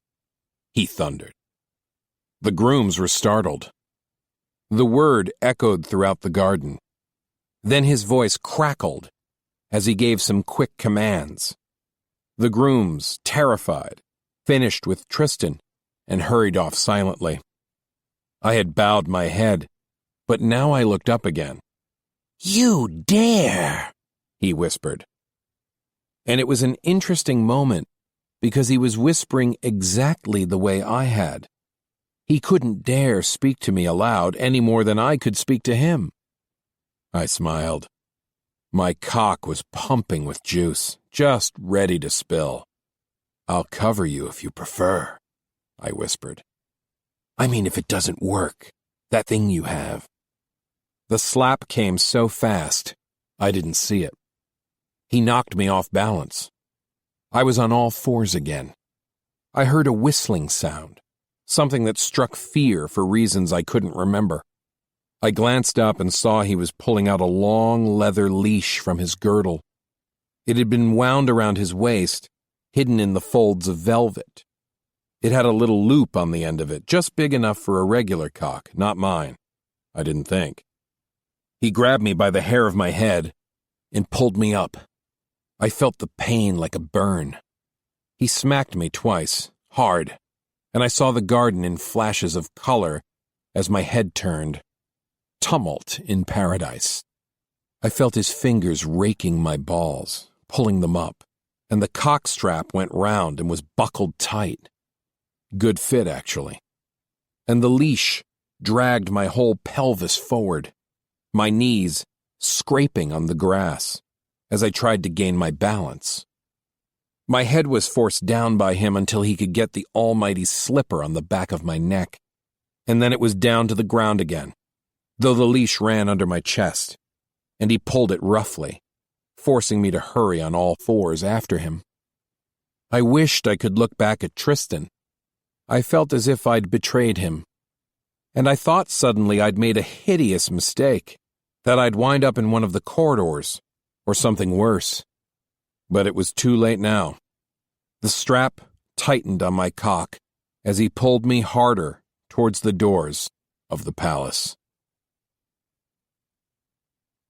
Beauty, the watcher. Beauty awakened in a half-swoon. They were gathered all around her still, the wives of the harem, talking idly. They had long, beautiful feathers in their hands, peacock feathers and other brightly colored plumes with which they now and then stroked her breasts and her organs. A little pulse throbbed in her moist sex. She felt the feathers lazing on her breasts, then stroking her sex more roughly, but slowly. Did they want nothing for themselves, these gentle creatures? Sleep took her again, and then again released her. She opened her eyes, saw the sun pouring through the high latticed windows, saw the tent-work above aswarm with bits of embroidery, bits of mirrored glass, gold thread. She saw their faces near her, their white teeth, their soft, rose-dark lips, heard their low, rapid speech, their laughter. From the folds of their garments perfume rose. The feathers continued to play with her as if she were a toy, a thing to tease idly. And gradually from this forest of beautiful creatures, she fixed upon one stately figure, a woman who stood apart from the rest, her body half hidden by a high ornamental screen, one hand clutching the border of cedarwood as she stared down at Beauty. Beauty closed her eyes, luxuriating in the warmth of the sun, the bed of cushions, the feathers. Then she opened them again. The woman was still there. Who was she? Had she been here before? Remarkable face, even in a sea of remarkable faces. Lush mouth, tiny nose, and blazing eyes that were somehow different from the eyes of the others. Her deep, brown hair was parted in the middle, and it fell down below the shoulders in heavy banks of curls that created a triangle of darkness around the face. Only a few ringlets on the forehead suggesting disarray, human imperfection. A thick circlet of gold wound round her forehead to hold in place a long, rose-colored veil that appeared to float over her dark hair and fall behind her figure like a rose-tinted shadow. Heart-shaped the face was, yet severe. Very severe. The expression was one of seeming rage that was almost bitter. Some faces would be ugly with this expression, Beauty thought, but this face was enhanced by the intensity. And the eyes, why, they were violet gray. That was what was so strange. They weren't black, and yet they were not pale eyes. They were vibrant and searching, and suddenly full of conflict as Beauty looked up into them. The woman drew back a little behind the screen, as if Beauty had driven her back. But the move defeated her purpose. All heads turned now to see her. No one made a sound at first. Then the women rose and bowed in greeting to her. Everyone in the room, except Beauty, who dared not move, bowed to the woman. She must be the Sultana, Beauty thought, and she felt a tightening in her throat to see the violet eyes focused so sharply on her. The clothes were very rich, Beauty realized this now, and the earrings the woman wore. 2 immense oval ornaments heavily carved with violet enamel in relief. How lovely. The woman didn't move or answer the greetings murmured to her. She remained half hidden by the screen. And she stared at Beauty. Gradually, the women resumed their former places. They sat beside Beauty and once again laid the feathers on her, stroked her. One of them leaned against her, warm and fragrant like a giant cat, and let her fingers play with Beauty's tiny, tight pubic locks idly. Beauty blushed. her eyes glazing over as she looked at the distant woman. But she moved her hips, and when the feathers stroked her again, she began to moan, knowing full well that this woman watched her. "Come out," Beauty wanted to say. "Do not be shy." The woman attracted her. She moved her hips ever more rapidly, the broad peacock feather lingering in its strokes. She felt other feathers tickling her between the legs. The delicate sensations were multiplied and became stronger. Then a shadow passed before her eyes. She felt lips kissing her again. She could no longer see the strange watching one.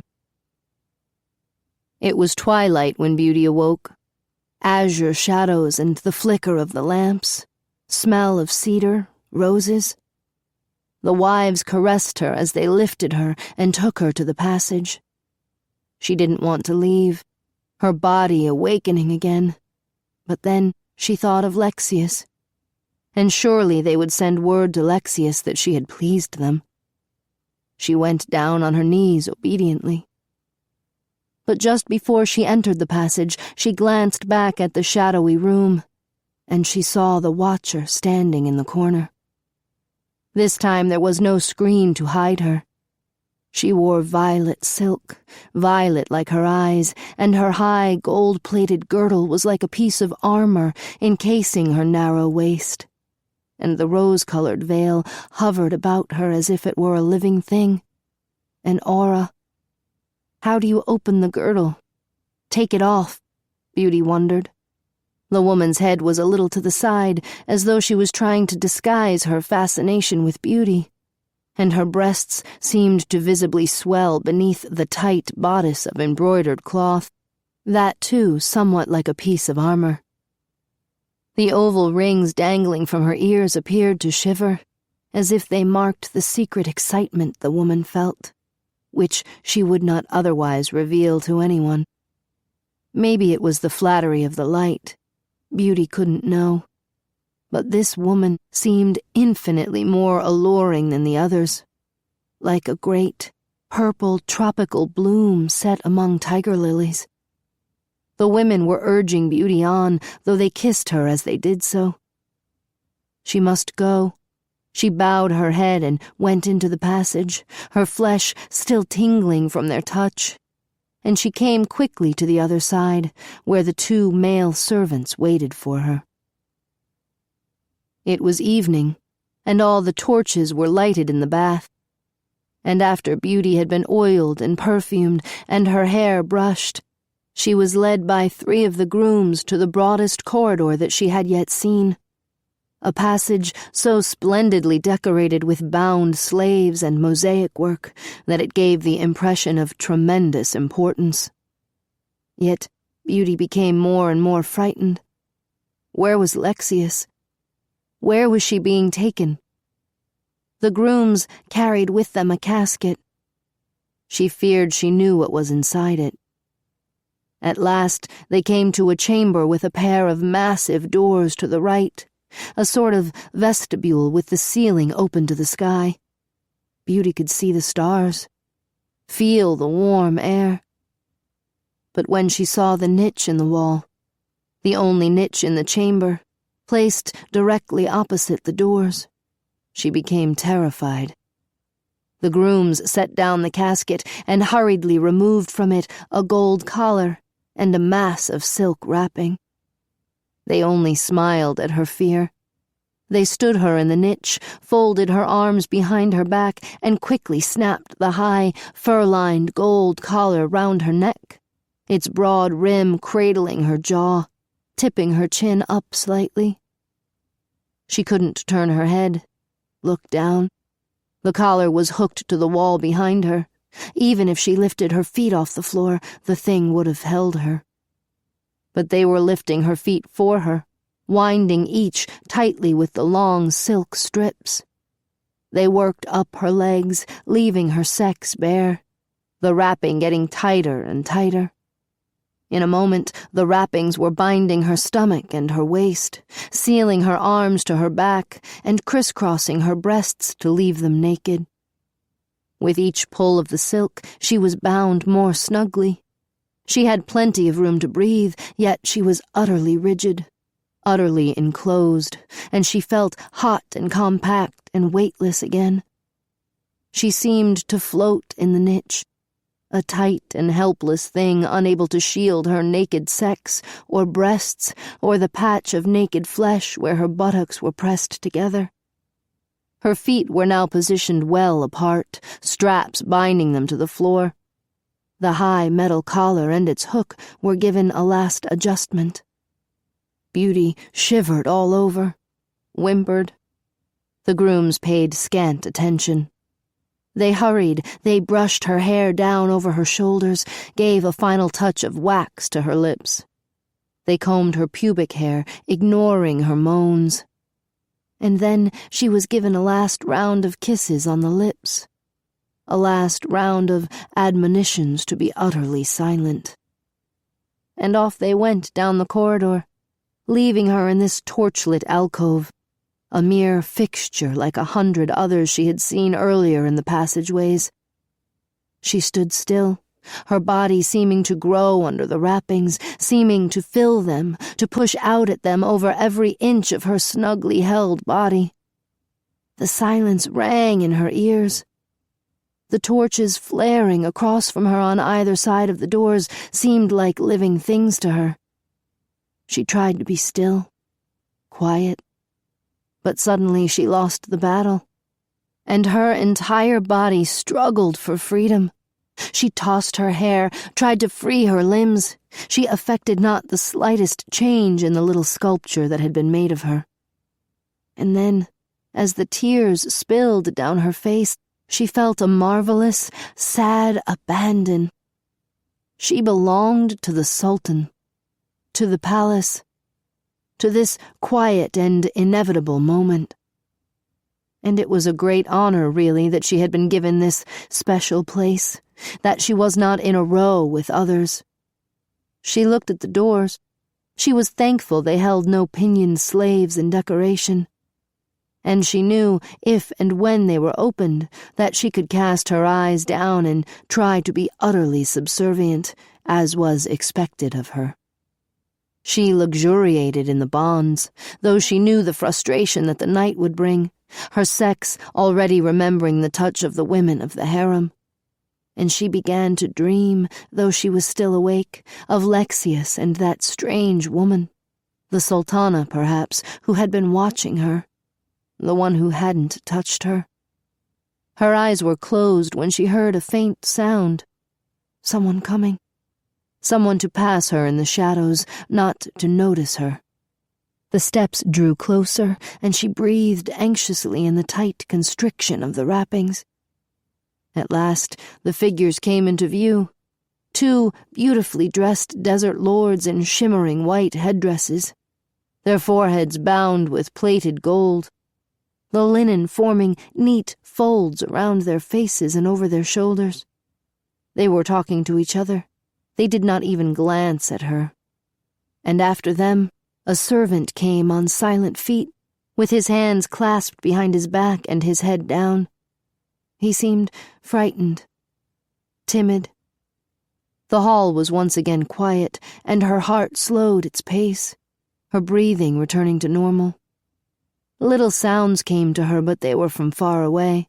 Laughter, music, too faint to annoy her or soothe her.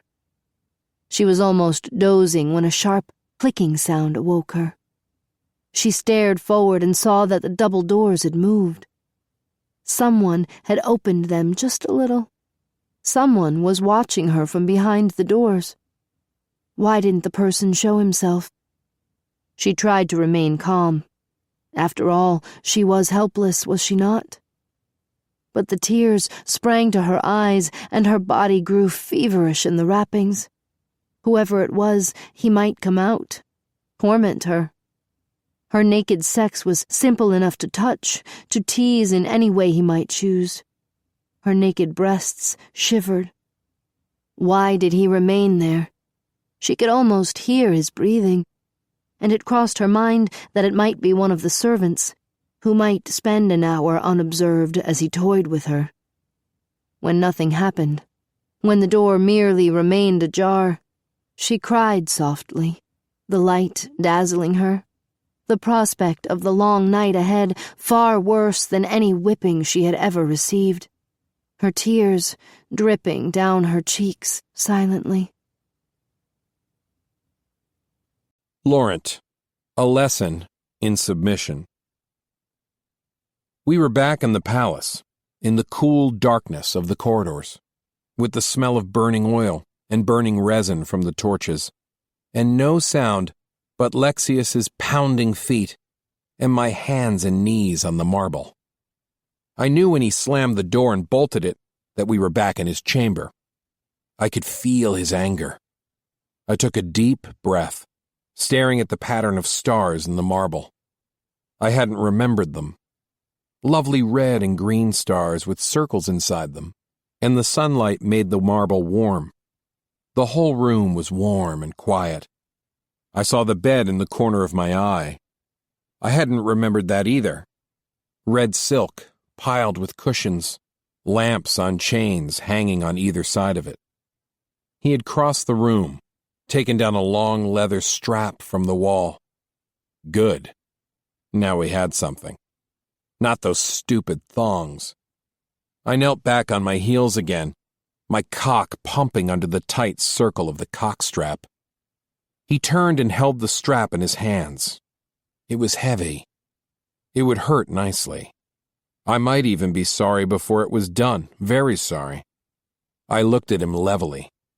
You're going to cover me or I'm going to cover you before we leave here, I thought. I make you that wager, young and elegant and silver-tongued master. But I just smiled at him, and he stopped staring at me, his face suddenly blank, as if he didn't believe I was smiling at him. You cannot speak in this palace, he said, between his clenched teeth. You will never dare to do that again. Are you a gelding or not? I asked. I raised my eyebrows. Come, master.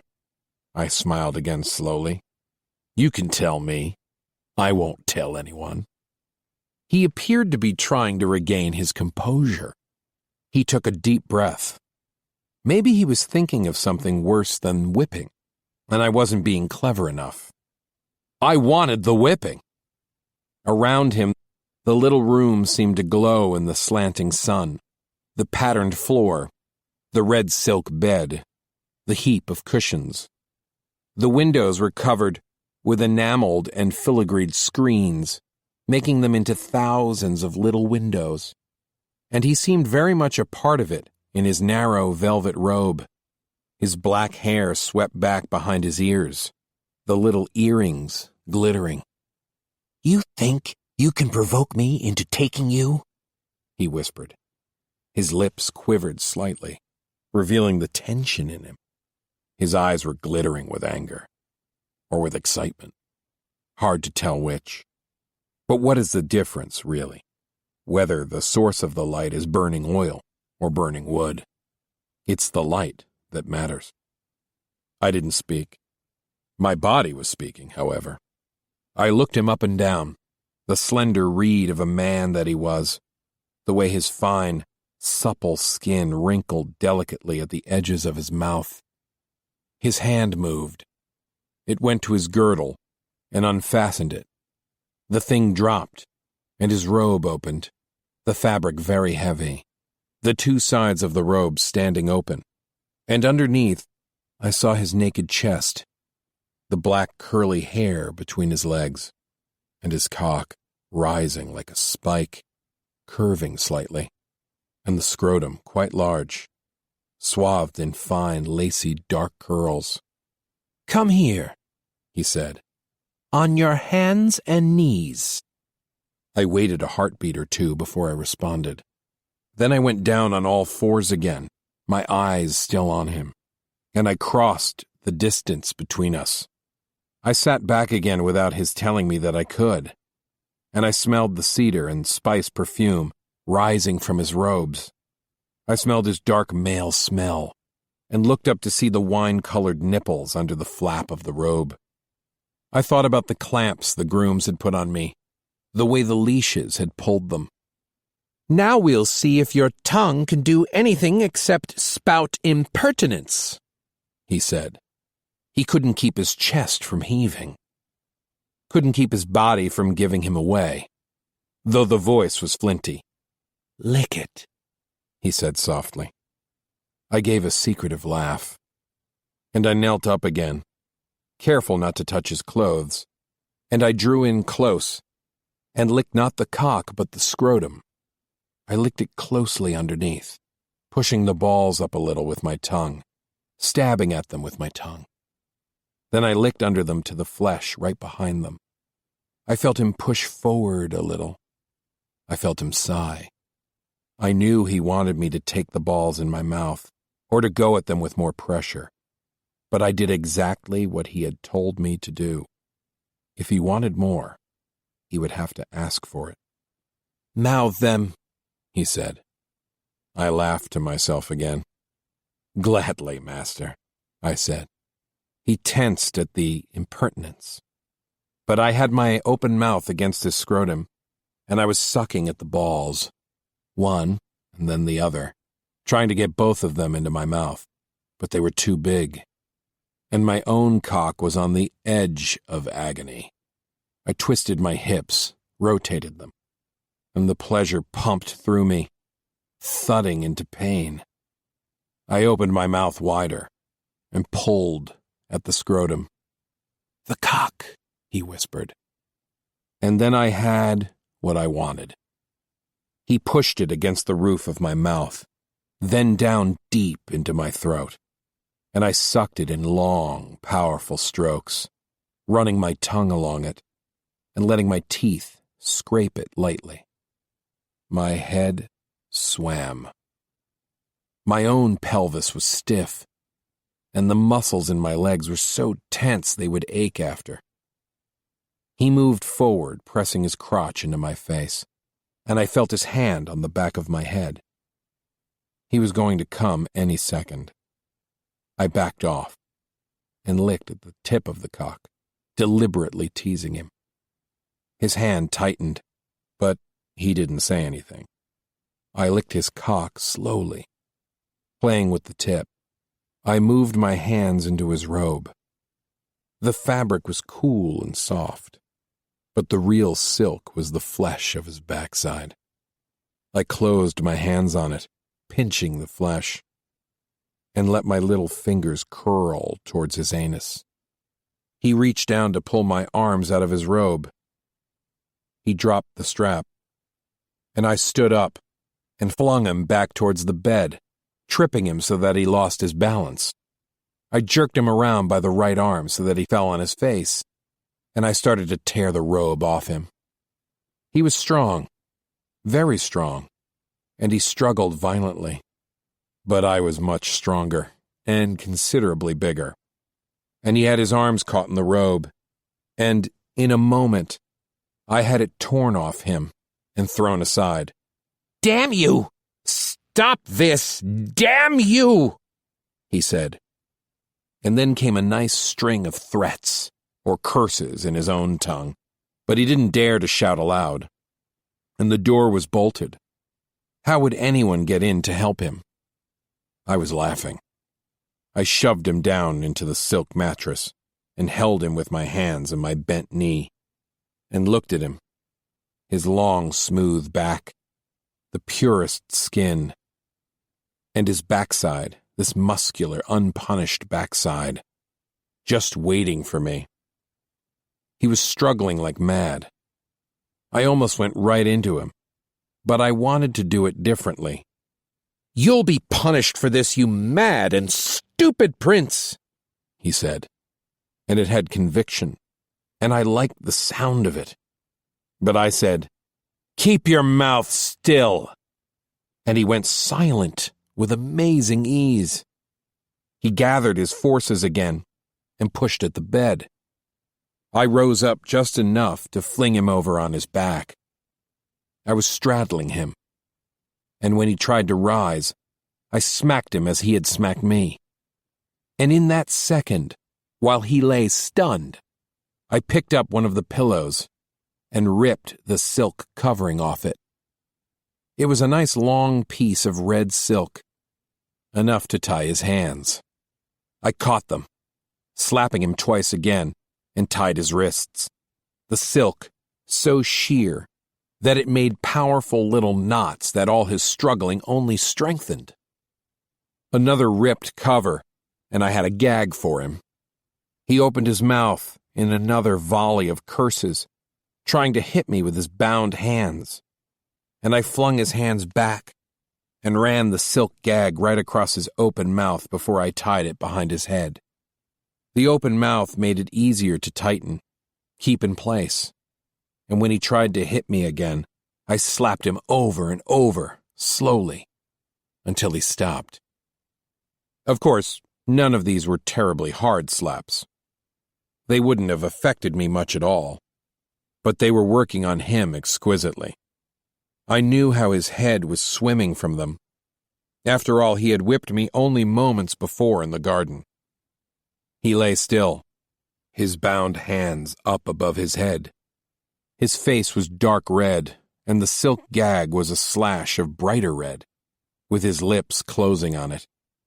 But the truly exquisite part was his eyes, his immense black eyes staring at me. "You are a beautiful creature, you know," I said. I could feel his cock nudging my balls. I was still straddling him. I reached down and felt its hard, hot length, the wetness at the tip. "You're almost too beautiful," I said. "Makes me want to sneak out of this place with you naked, strapped over my saddle, the way your Sultan soldiers stole me. I'd take you out to the desert, make you my servant, beat you with that thick belt of yours as you watered the horse, fed the fire, made my supper." His body quivered all over. His cheeks teemed with color, despite his dark skin. I could almost hear his heart. I moved down and knelt between his legs. He was not moving a muscle now to resist me. His cock was bobbing, but I was finished playing with him. I had to have him now. Then the other spices might be mine, punishing his buttocks. I lifted his thighs, hooking my arms under them, and then forced his legs up over my shoulders, lifting his pelvis off the bed. He moaned, and his eyes flickered like two fires as he glared at me. I felt the little anus nice and dry, and I touched my cock, touched it for the first time in all these days of torture, and smeared the moisture seeping from it all over the tip until it was very wet, and then I went into him. He was tight, but not too tight. He couldn't lock me out. He moaned again, and I went deeper, through the ring of muscle that scraped me and maddened me, until I was well into him. Then I pressed down on him, forcing his legs back against him until he bent his knees over my shoulders, and then I started driving in him hard. I let my cock slide almost out, then plunge forward, then almost out again, and he sighed against the gag, the silk becoming wet, his eyes glazing over, his beautifully drawn eyebrows contracting. My hand groped for his cock, found it, started stroking it in time with my thrusts. "This is what you deserve," I said through my teeth. "This is what you really deserve. You are my slave here and now, and damn the rest of them, damn the Sultan, the entire palace." He was breathing faster and faster, and then I came, deep inside of him, my fingers closing tight on his cock, and feeling the liquid squeeze out, bubble out in spurts as he moaned loudly. It seemed to go on, all the misery of the nights at sea emptied into him. I pressed my thumb into the head of his cock. I squeezed it harder and harder, until all the pleasure had leaked out of me, until I was truly spent. And then I pulled out of him. I rolled over and lay back, and closed my eyes for a long moment. I wasn't finished with him. The room was wonderfully warm. No fire can do what the afternoon sun can do in a closed place. And he lay with his eyes shut, his hands above his head still, breathing deeply and quietly. He had relaxed his leg and his thigh was against mine. After a long moment, I said, "Yes, what a good slave you'd make." I gave a little laugh. He opened his eyes and looked at the ceiling. Then he went to move, all at once, and I was on top of him again, pinioning his hands. He didn't try to fight. I got up and stood beside the bed and told him to turn over on his face. He hesitated for a moment. Then he obeyed. I picked up the long strap. I looked at his buttocks, and the muscles tightened hard, as if he knew I was looking at him. He shifted his hips slightly on the silk. His head was turned towards me, and he was staring straight past me. "Get up on your hands and knees," I said. He obeyed with a certain deliberate grace, and he knelt with his head up and his hands still bound, his body quite a lovely picture, much leaner than mine. But the grace was marvelous. He was like a fine horse for running, not the steed that could carry a knight, but the more high-strung animal for carrying a courier. The red silk gag seemed such a gorgeous insult to him. Yet he knelt quietly, not resisting, not trying to tear it loose, which he could have done even with his wrists tied. I doubled up the strap and walloped his buttocks. He tensed. I walloped him again. He closed his legs together tightly. That was permissible, I thought, as long as he was obedient to all the rest. I whipped him hard over and over again, marveling at the way the lovely olive-toned flesh still managed to show the color. He didn't make a sound, and I went to the foot of the bed so I could swing the strap harder. In a moment, I had nice crisscrosses of dark pink on his flesh, and I swung harder and harder. I was remembering my first whipping at the castle, how it had smarted, how I had struggled and whimpered without ever really moving, how I had tried to divine the meaning of the pain, that I must remain in a lowly position to be whipped for the pleasure of another. There was an ecstatic freedom in whipping him, not for revenge or anything so foolish or thoughtful. It was merely the completion of a cycle. I loved the sound of the strap smacking him, loved the way his buttocks had begun to dance a little in spite of his efforts to still himself. He was beginning to change all over. With another series of smacks, his head went down and his back arched, as though he was trying to draw his buttocks in. Absolutely useless. And then they danced out again, swayed. He moaned. He couldn't help it any longer. His whole body was swaying, dancing, and overall undulating in response to the strap. I knew I must have done that when I was whipped. 1,000 times. Without realizing I was doing it. I'd always been lost in the sound, the sweet, hot explosions of pain, the sudden itching right before the strap hit. I gave him a quick volley of really hard licks, and he moaned in time with each of them. In fact, he wasn't even trying to rein himself in.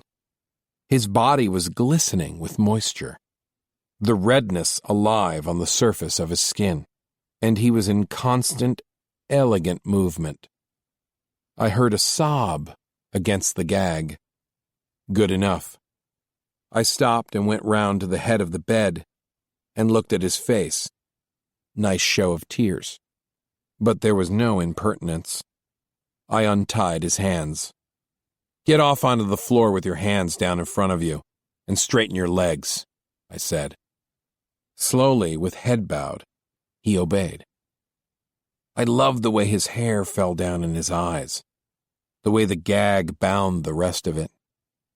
He was thoroughly chastised now. And his backside was nice and hot, burning hot. I lifted it high with both hands, and I made him walk on all fours that way, buttocks up to my pelvis as I walked behind him. I stepped back and whipped him hard in a good circle around the room, made him go quickly. The sweat poured down his arms. His reddened backside would have gotten compliments at the castle. "Come here, stand still," I said. And I went between his legs again and entered him, startling him, so that he cried out behind the gag. I reached out and untied the knot behind his head, but I held the 2 pieces of silk like horses' reins, pulling his head up, and I pumped into him, shoving him forward, his head nice and high, the reins holding him. He was sobbing, but I couldn't tell whether it was from humiliation or pain or both. His backside felt so hot against me, so delicious, and he was so tight. I came again, spurting into him in violent jerks, and he bore it, not daring to lower his head, the silk taut in my hands. When it was done, I reached under his belly and felt his cock. Hard. He was a good slave. I laughed, softly. I let the gag drop away, and I went round in front of him. "Stand up," I said. "I've finished with you." He obeyed. He was glistening all over. Even his jet-black hair gave off a shimmer.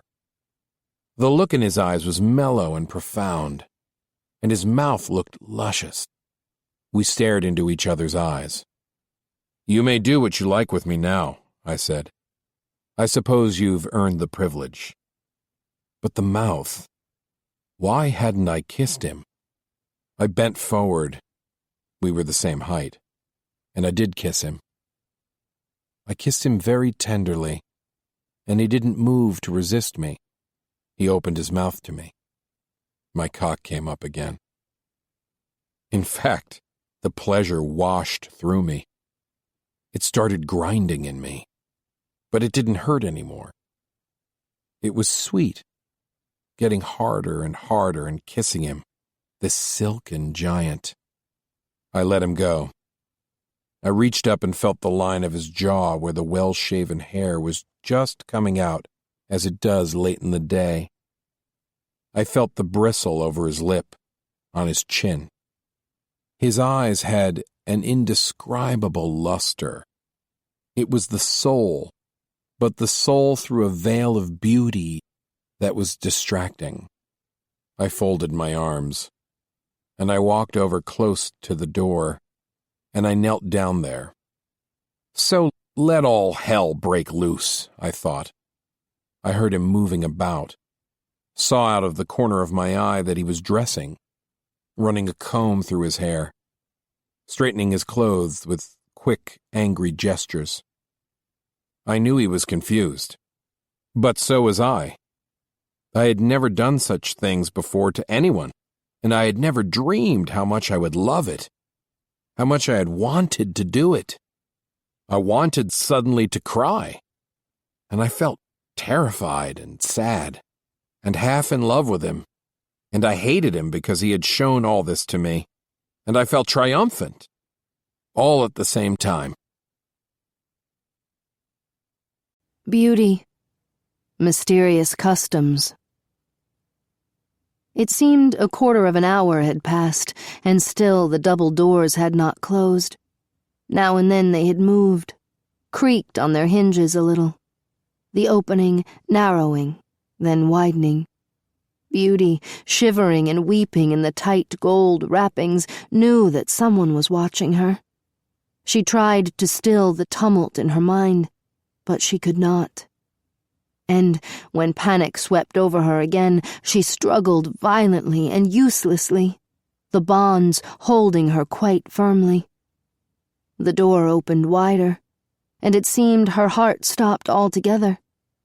She lowered her gaze as best she could with her chin thrust up by the collar, and her tears melted everything into a golden glow through which she saw a richly dressed lord approaching her, His head was covered by an emerald green velvet hood embroidered in gold, and his cloak covered him to the floor, his face completely veiled in shadow.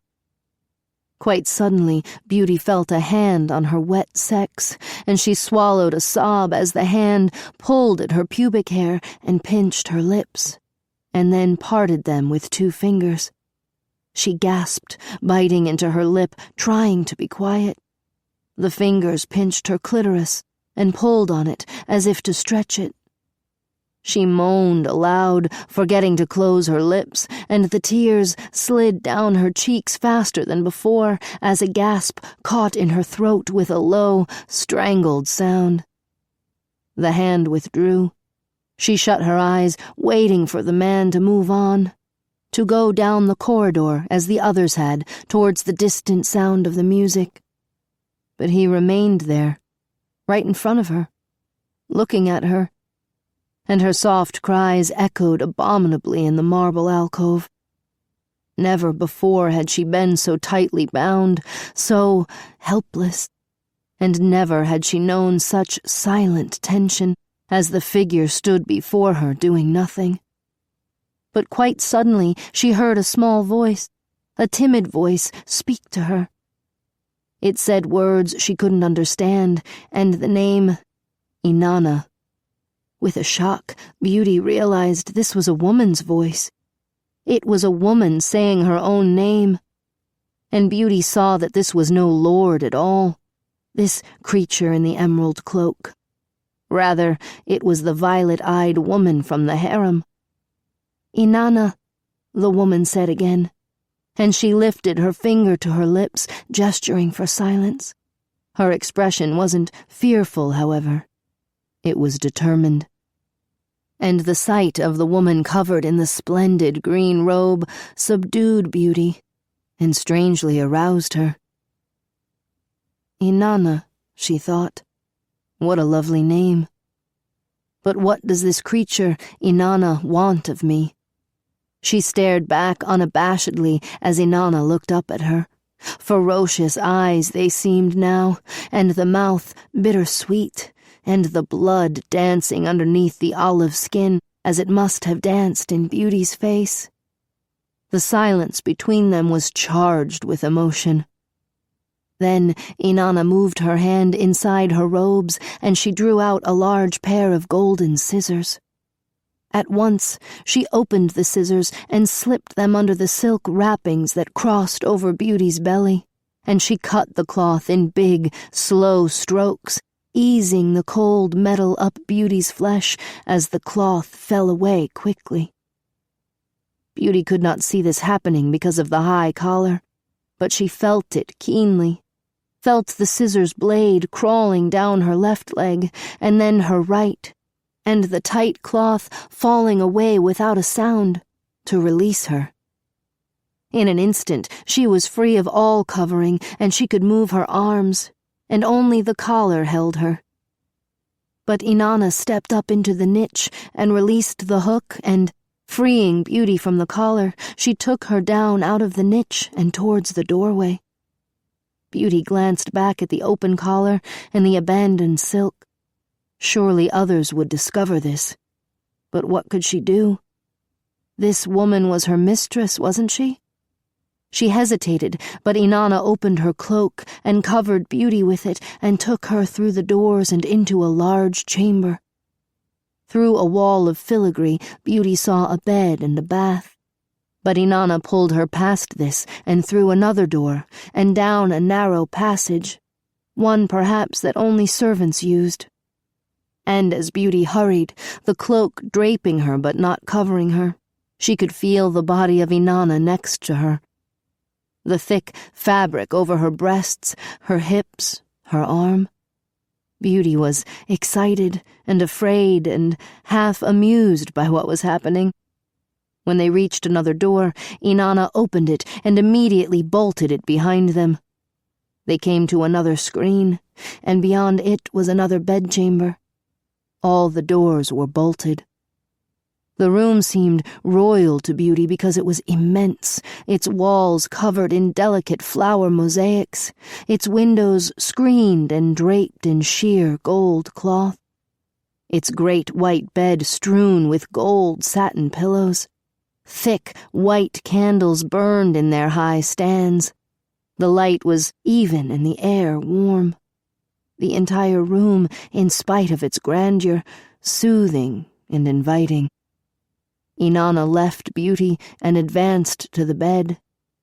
With her back to Beauty, she took off the emerald robe and hood, and she knelt and hid them beneath the bed, smoothing the white drapery carefully. She turned around, and the two women looked at each other. Beauty was stunned by Inanna's loveliness, the deep violet of her eyes flaming now on account of her violet garments, the tight, thick bodice perfectly revealing the outlines of her nipples. The girdle was gilded metal, and higher, tighter than the one she had worn before, coming to a point beneath her breasts and descending in another point almost to her sex, which was covered in tight little pants of fabric as thick as that of the bodice. Her loose pantaloons shimmered as they veiled her naked legs to the cuffs at her ankles. Beauty took in all of it, took in Inanna's dark hair and the jewels that studded it, and the way that Inanna's eyes fixed upon her, considering her. But Beauty's eyes returned again and again to the girdle. She wanted to open the long row of tiny metal hooks and release the body within. How terrible it was that the wives of the Sultan were like slaves, that they wore this ornate instrument of binding and punishment. She thought of the women of the harem who had played with her, given her pleasure, worked her as if she were a jointed doll, yet never revealed anything of themselves. Were they denied pleasure? She looked at Inanna and said silently, with all her being, "What is it you want of me?" Her own body was full of craving and curiosity and renewed vigor. Inanna came forward and looked at Beauty, looked at her nakedness. Beauty felt natural suddenly, and free. And she reached out tentatively and felt the hard metallic bands of the girdle. Why, the thing was actually hinged at the sides, she realized, and the fabric binding Inanna's breasts and sex looked unbearably hot, confining. You took me out of my wrappings, Beauty thought. Should I take you out of yours? She lifted her hand and with her first and second fingers made a gesture that mimicked the cutting of the scissors. She pointed to Inanna's garments. She raised her eyebrows inquiringly, repeating the motion as if she were snipping. Inanna understood, and her face radiated delight. She even laughed. But then her face went dark, bittersweet again. What a terrible thing to be so pretty when you are sad, Beauty thought. Sadness shouldn't be pretty. But Inanna took Beauty's hand suddenly and led her to the bed. They sat down together. Inanna stared at Beauty's breasts, and slowly Beauty lifted them with her hands as if offering them. Her body shivered with sensuous feeling as she cupped the flesh and turned it towards Inanna, and Inanna flushed darkly and her lips quivered, her tongue appearing between her teeth for an instant. As she looked at Beauty's breasts, her hair fell down in her face, and the sight of her bent slightly forward, the hair cascading over her shoulders and the tight metal girdle binding her, made Beauty simmer with desire inexplicably. Beauty reached out and touched the metal girdle. Inanna drew back just a little, but she kept her hands still as if she were powerless. And Beauty closed her hands on the hard, cold thing, and this, too, inexplicably excited her. She opened the clasps one after another. Each made a tiny clicking sound. But now the girdle was ready to come off. She had only to slide her fingers under it and pull it apart. She did so suddenly, gritting her teeth, and the metal shell released Inanna's waist and the fine, wrinkled cloth gathered around it. Inanna shuddered, and her cheeks went crimson. Beauty drew nearer and tore the violet cloth of the bodice all the way down into the tight pants under the pantaloons. Not a finger lifted to stop her. And then the breasts were free. Magnificent breasts, very firm and high, with nipples of a dark rose color, and slightly tipped upward. Inanna was blushing and shivering uncontrollably. Beauty could feel her heat, yet it seemed unaccountably innocent. She touched the back of her curled hand to Inanna's cheek, and Inanna inclined her head gently to receive the touch. She was clearly in a paroxysm of passion, and did not seem to understand it. Beauty reached for the breasts, but then changed her mind, and she ripped at the cloth again, revealing the smooth curve of Inanna's belly. Then the woman stood up, and she too pushed at the cloth until her pants and pantaloons fell down around her ankles. Shuddering still, her hands trembling, she pulled the tangled garments away from her feet, and she stared at Beauty, her face on the verge of some terrible outburst. Beauty reached to take her hand, but Inanna backed away. The act of showing herself naked had overwhelmed her. She reached as if to cover her enormous breasts or the triangle of her pubic hair, but then, sensing the foolishness of it, she clasped her hands behind her back, then in front, helplessly. She implored Beauty with her eyes. Beauty rose and came towards her. She took her by the shoulders, and Inanna bowed her head. "Why, you are like a frightened virgin," Beauty thought. And she kissed Inanna's burning cheek, their breasts touching. Inanna suddenly opened her arms to Beauty, and her lips found Beauty's neck and covered it with kisses as Beauty sighed and let the sensation pass through her in delicious, silvery ripples, like a sound echoing through a long passage. The fact was, Inanna boiled with heat. She was hotter than anyone Beauty had ever touched. The passion was spilling out of her even hotter than it did from the master, Lexius. Beauty could stand it no longer. She clasped Inanna's head and forced her mouth onto Inanna's mouth, and when the woman stiffened, Beauty refused to let her go, Inanna's mouth opening suddenly. That's it, Beauty thought. Kiss me, truly kiss me. And she drew the breath out of Inanna, their breasts crushed against each other now. Beauty's arms went round Inanna, and she pressed her pubis against Inanna's pubis and twisted her hips, the small region of her body exploding with a sensation that quickly enveloped her. Inanna was all softness and fire, an absolutely enthralling combination. "Dear, innocent little thing," Beauty whispered into her ear. Inanna moaned and tossed her hair back and closed her eyes, her mouth fallen open as Beauty kissed her throat. Their bodies grinding against each other, the thick nest of Inanna's hair prickling and scratching Beauty, the pressure forcing the sensations to such a pitch that Beauty thought she could no longer remain standing. Inanna began to cry. It was a hoarse, low cry on the verge of release, the sobs coming like little coughs, her shoulders shivering. But she broke free and scrambled onto the bed, and suddenly let her hair cover her face as she sobbed into the coverlet. "No, you mustn't be afraid," Beauty said. She lay down beside her and gently turned her over. The breasts were absolutely luscious. Even Princess Elena didn't have such gorgeous breasts, Beauty thought. She forced one of the pillows under Inanna's head, and she kissed her, climbing on top of her, their pelvises rubbing slowly against each other again until Inanna's face went red once more, and she sighed deeply.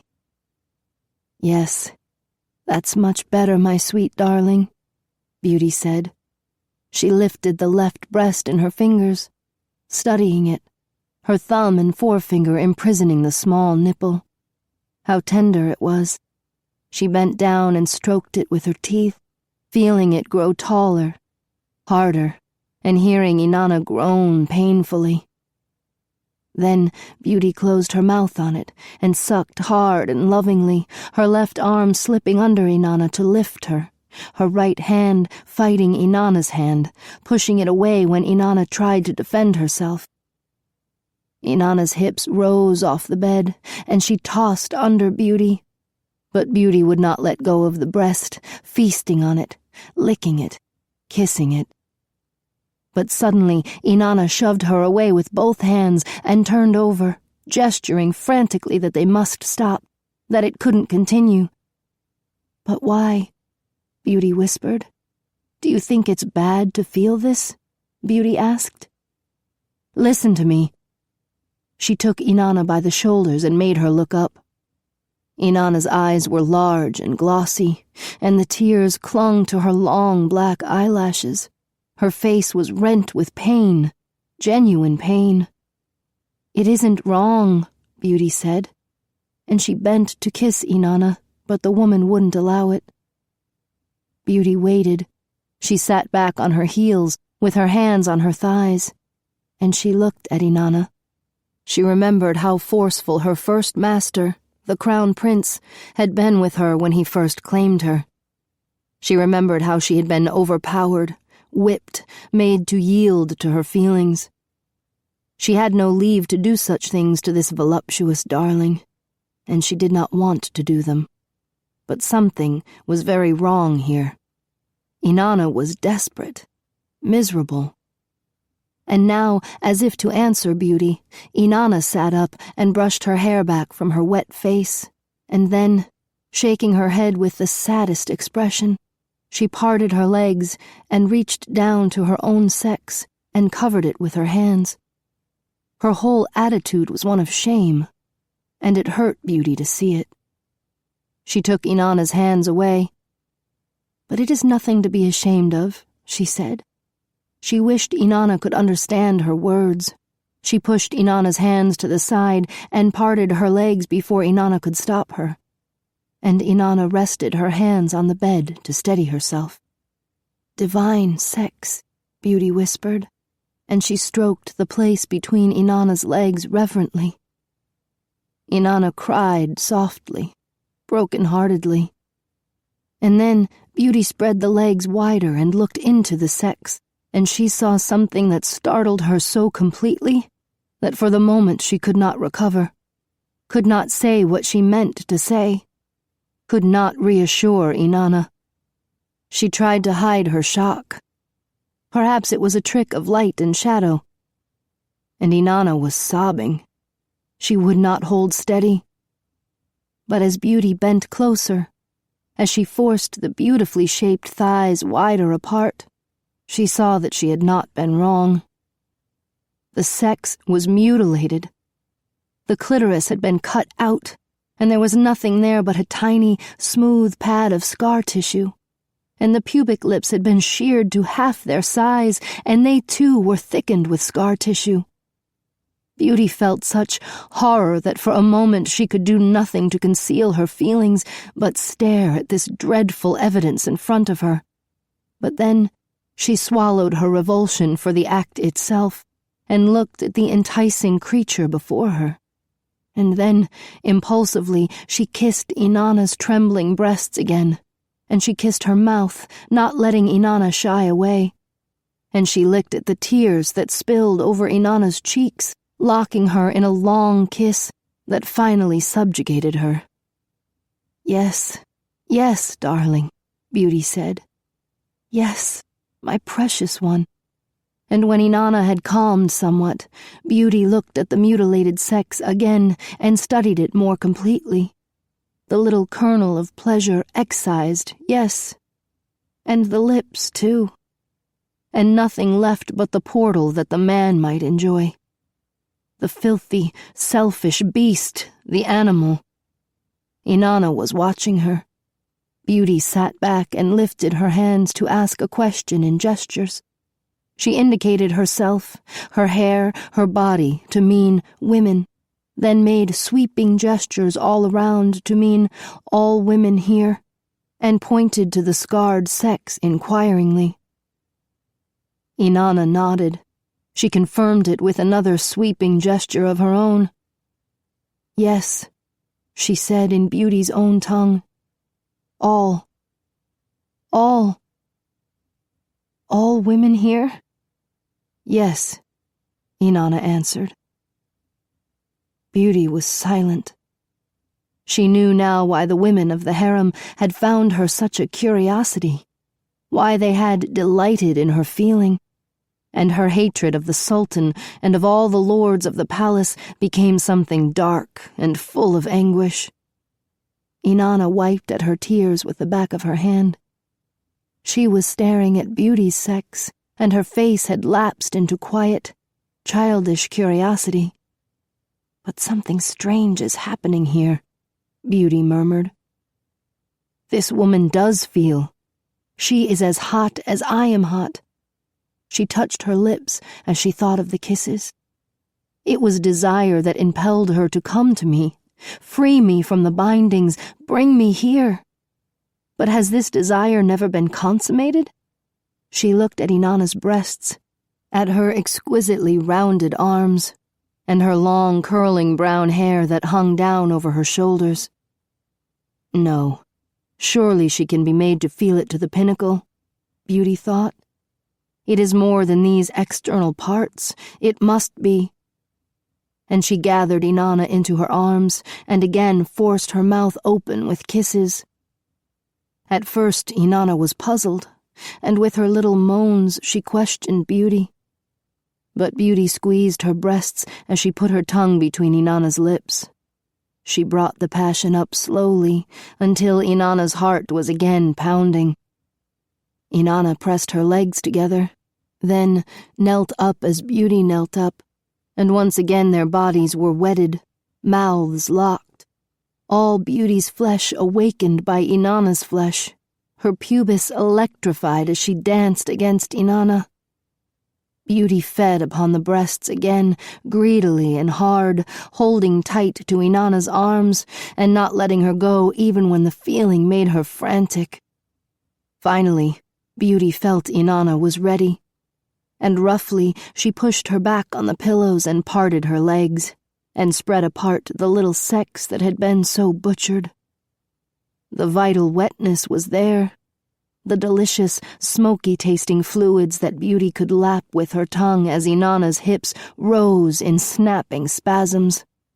Yes, darling, Beauty thought, and her tongue drove deep into the sex, licking at the top of the vagina until Inanna's cries became hoarse and unmodulated.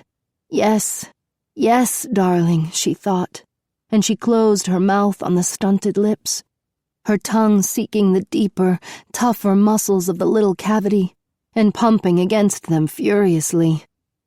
Inanna turned and struggled under her.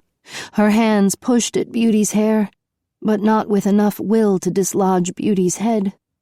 And Beauty, intent upon her task, forced Inanna's thighs up and tilted her sex back and sucked at it even more savagely. Yes, come, feel it, my little one, she thought. Feel it deeply inside. And she buried her face in the wet, swollen flesh, digging faster and deeper with her tongue, her teeth scraping at the tiny pad of scar tissue where the clitoris had been, until Inanna lifted her hips with all her strength and cried out, the whole little mouth convulsing violently. Beauty had done it. She had triumphed.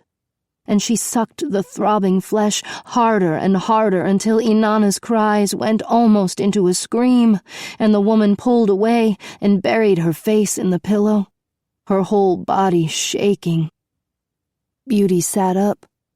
She rested back on her hips again, her own sex ripe and full of pulse like a heart. Inanna lay still, her face still hidden, and then she sat up slowly, looking stunned and witless, and she stared at Beauty. She threw her arms around Beauty's neck, and she kissed Beauty all over her face and neck and shoulders. Beauty accepted all this. Then she lay back on the pillows, and she let Inanna lie next to her. She moved her hand between Inanna's legs, and she put her fingers into the sex. Well, this one is stronger than the others, she thought. And there has been no one to satisfy her. And only then, as she snuggled with Inanna, did she realize that they might both be in danger. It must be forbidden for the wives to do this, forbidden for the wives to be naked except for and with the Sultan.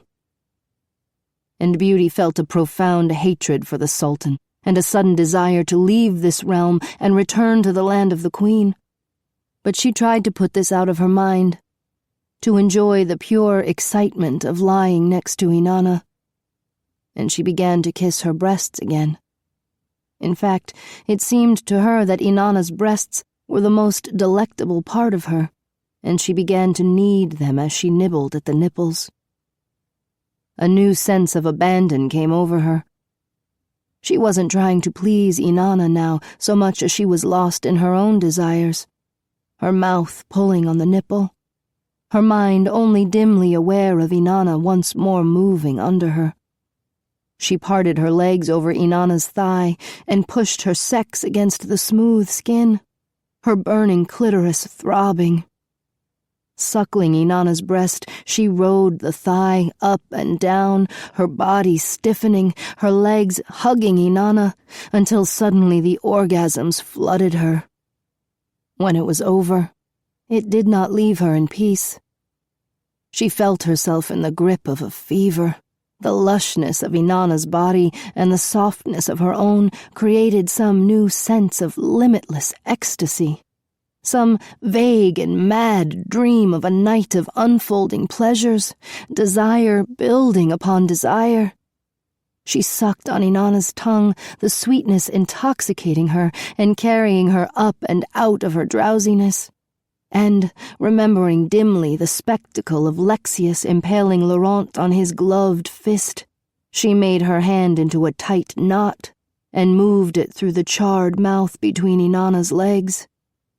Wet as before, tight, deliciously tight, the opening gripped her fist and the part of her wrist that also entered, and the muscles pulsed against her hungrily, further exciting her. And when she felt Inanna's clenched hand enter her, she knew again the old pleasure of being filled, her body embracing all these sensations with increasing urgency. She worked Inanna with her fist as Inanna worked her, Inanna's arm pumping with almost punishing roughness. When they came, it was together, moaning into each other, their bodies drenched in warmth and unbroken tremors of pure ecstasy. Finally, Beauty lay back on the pillow and rested, her arm still wound around Inanna's arm, her fingers playing with Inanna's fingers. She did not open her eyes when Inanna sat up. She was only dimly conscious of Inanna examining her again. Inanna taking her time as she touched Beauty's breasts and pubic lips, then embracing Beauty and rocking her in her arms as if Beauty were something precious she must never lose, the key to her new and secret realm. She wept again, her tears flowing onto Beauty's face. But the weeping was soft and full of unmistakable relief and happiness. Laurent, the Garden of Male Delights. It seemed a long time passed.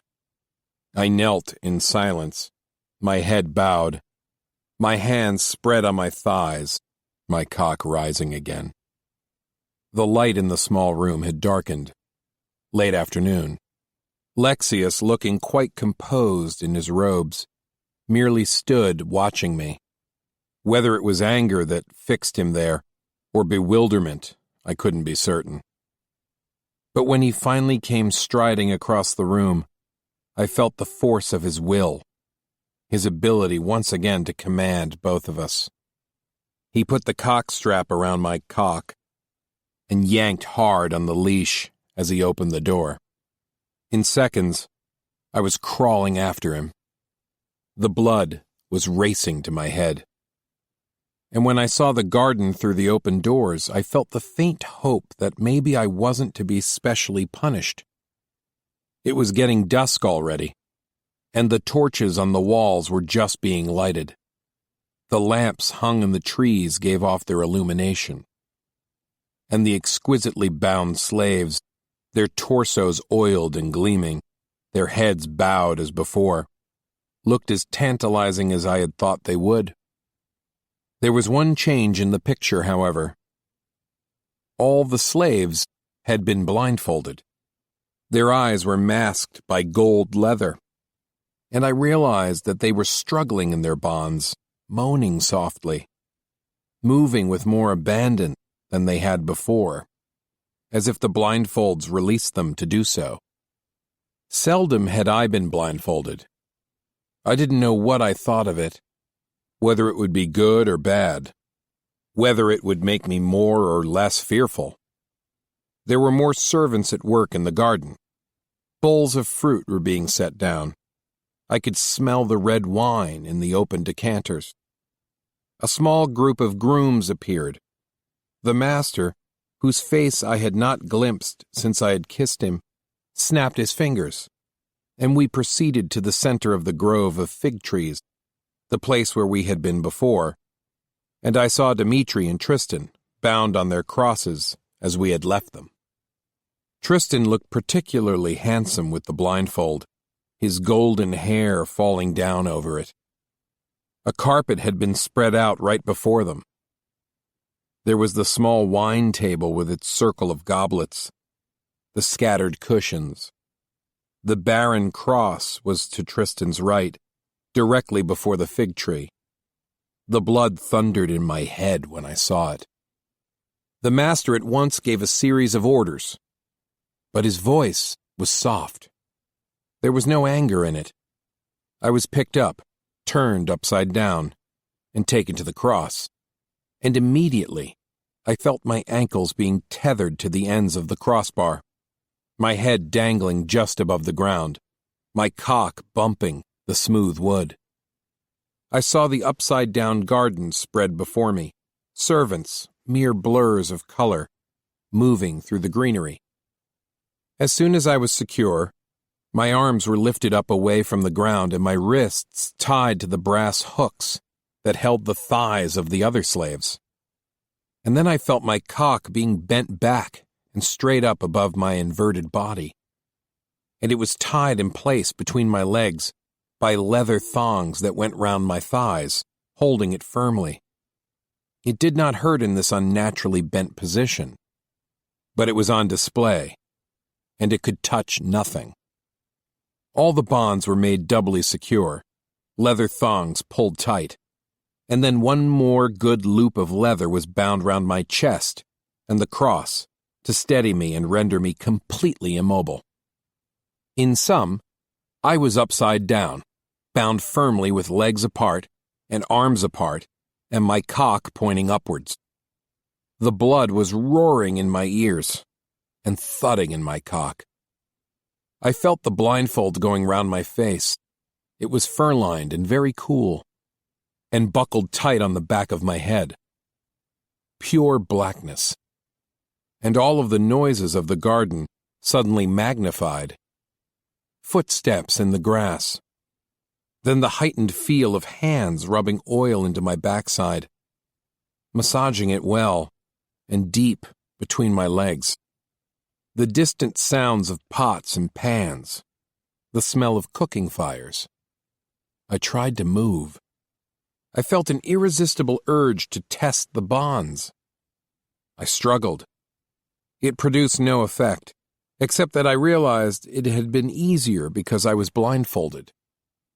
Unable to gauge the visual effect, I let myself tremble all over and feel the cross vibrate slightly under me, as the punishment cross had done in the village. But there was a terrible ignominy to being upside down, a terrible ignominy to the blindfold. Then I felt the first lash of the strap across my bottom. It came again very quickly, and then again, with a loud cracking noise, more leather than flesh being smacked, and then again, stinging this time remarkably. I felt myself wriggling all over. I felt grateful that it was happening at last, yet afraid of what I would feel moments from now. And it was bitter to me that I didn't know whether or not Lexius was doing the whipping. Was it he, or one of those little grooms? Whatever the case, it was good, the whipping. It was the thick leather strap that I had craved ever since we left the village. The sound, punishing strap that I needed. It was the beating I had dreamed of every time those delicate thongs teased my cock or the soles of my feet. And the walloping was splendid, coming fast as it did. And with a rush of sublime relief, I lost all resistance. Even on the village punishment cross, I had not been so totally given over. That had come only with the increase of pain. Now, as I hung blindfolded and helpless, it happened instantly.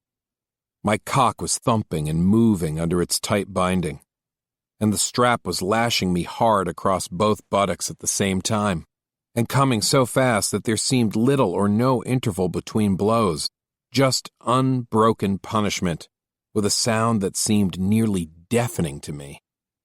I wondered what the other slaves thought as they heard it, whether they craved it as I might have, or feared it, whether they knew it was a disgrace to be whipped like this, the sound disrupting the peace and the quiet of the garden. But the thrashing was going on. The strap was being swung harder and harder, and when a cry broke from me, I realized for the first time that I wasn't gagged. I was bound and blindfolded, but not gagged. Well, that little oversight was immediately remedied. A roll of soft leather was shoved well between my teeth as the blows from the strap continued, and the gag was pulled well back into my mouth by ties that were then knotted behind my head, holding the gag firmly. I don't know why it so thoroughly undid me. It was perhaps the last restraint needed, and under all these restraints I went wild, bucking and struggling under the pounding strap, and crying aloud against the gag as I hung in darkness. The inside of the soft, fur-lined blindfold was moist and hot with my tears, and my cries were muffled but loud, and I began to struggle in rhythmic motions. I could raise my entire body a few inches, then drop down, and I realized I was rising to reach the blazing hot wallops of the strap, and then dropping away from them and coming up again. Yes, I thought, do it. Do it harder. Whip me soundly for what I've done. Let the blaze of pain grow brighter, hotter. But it was not this coherent, what I thought. It was like a song in my head, made up of the rhythms, the strap, my cries, the creak of the wood. And at some point, as it continued, I realized it was going on longer than any beating I'd ever received before. The blows weren't all that hard now, but I was so sore, it scarcely mattered. Nice, lazy, loud smacks from the strap had me writhing and crying. And the garden was filling with voices, men's voices. I could hear them coming in, laughing, talking. I could even hear, if I listened very carefully, the wine being poured into the goblets. I could smell it again, and smell the green grass right under my head, and smell the fruit, and the strong aroma of roasted meat, and sweet aromatic spices, cinnamon and fowl, cardamom, beef. So the banquet was in progress, and the beating still went on, but the blows were coming more and more slowly. Music had commenced. I heard the thumping of strings, the beat of small drums, and then the ring of harps and shrill, unfamiliar sounds from horns I couldn't name. It was dissonant and foreign and delightfully strange, the music. My rump was burning with pain, and the strap played with it. There would be a long moment in which I would feel every inch on my backside glowing, and then the crack of the strap, the white-hot flare, for an instant. I wept. I realized it might go on like that all the evening long, and there was nothing I could do but cry helplessly. But better this, I thought, than to be one of the others. Better this, to draw their eyes to it as they dine and drink and laugh together, whoever they are, than to be a mere decoration. Yes, the disgraced one again, the punished one, the one with the will. And I struggled violently on the cross, loving the strength of it, that I couldn't bring it down, and feeling the strap come down harder and faster again, my cries growing louder and more miserable. Finally, the blows slacked off again. They became teasing. The strap was playing with various little marks, welts, scrapes that it had made in my flesh. I knew this little piece of music, and it blended with the other music, the music of those who held power, which flooded my senses. Mentally, I reached out from the moment, exquisite as it was, and gathered other moments to me, welding the immediate past to the dizzying present. The feel of Lexius's lips. Why hadn't I called him Lexius? Made him call me master? I would next time. The feel of his tight little anus when I'd raped him. I savored all this as the strap lazily revived my simmering flesh, and the banquet went on noisily. I didn't know how much time had passed. I only knew, as I had in the hold of the ship, that something had changed. The men were rising, moving about. The strap was startling me now. I'd be left in peace, then it would lick at me. I was so sore that the scratch of a fingernail would have made me moan. I felt the blood teeming under the welts, and my cock dancing in its leather bindings. The voices in the garden were getting louder, more drunken, more abandoned. Cloth brushed my back, my head, as men passed me. Then suddenly my head was lifted, and the blindfold was pulled off, and I felt the bonds being loosened from my ankles and wrists and my chest simultaneously. I tensed all over, afraid of falling, of being dropped. But the grooms quickly had me right side up, and I found myself standing in the grass, a desert lord before me. Naturally, I hadn't the common sense or self-discipline not to look at him. He wore a full Arab headdress of white linen and dark wine-colored robes, and his eyes glittered from a dark, sun-baked face as he smiled at me. My stunned look seemed only to amuse him, but other such lords pressed in. I was suddenly turned roughly, and a powerful hand squeezed my sore buttocks. There was laughter. My cock was slapped, my chin lifted, my face examined. And all around me I could see slaves were being taken down. Dmitri, still blindfolded, was on all fours on the grass, being well raped by a young lord. And Tristan knelt before another master, taking the man's cock into his mouth with vigorous motions.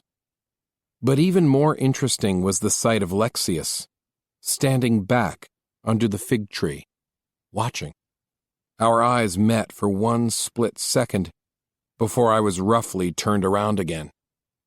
I almost smiled, but it would have been foolish to do so. My reddened buttocks were really delighting these new masters. They had all to squeeze them, feel the heat, see me wince. I wondered why they didn't whip all the other slaves, too. But no sooner had that little thought come to my head than I heard the straps at work on the others. The lord with the sunburnt face pushed me down on my knees, and with both his hands kneaded my punished flesh, while another man caught my arms and wound them around his hips. He opened his robe. The cock was ready for my mouth, and I took it, thinking of Lexius when I did so.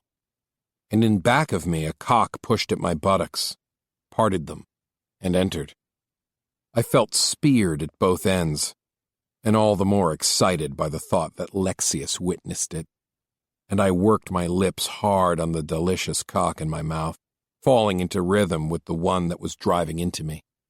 The cock pushed deeper into my mouth, deeper into my throat, and the man behind me spanked against my aching backside with each thrust, until finally he spurted into me.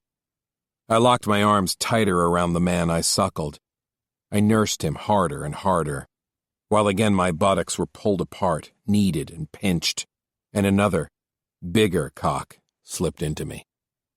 At last, I felt the hot, salty fluid fill my mouth, and the cock, after a last few licks of my tongue, withdrew through my tight, wet lips, as if savoring the motion as much as I did.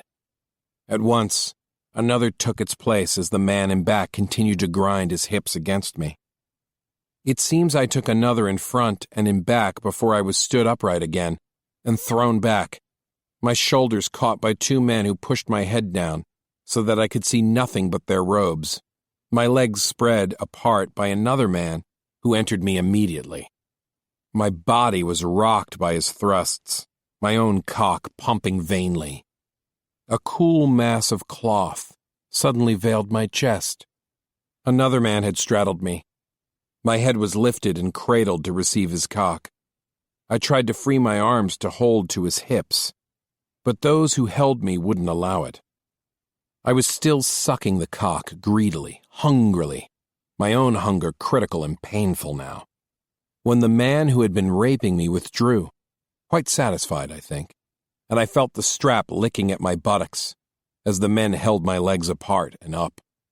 I was whipped hard, the old welts blazing again, until I was moaning and twisting as I sucked the cock, and I could hear laughter around me.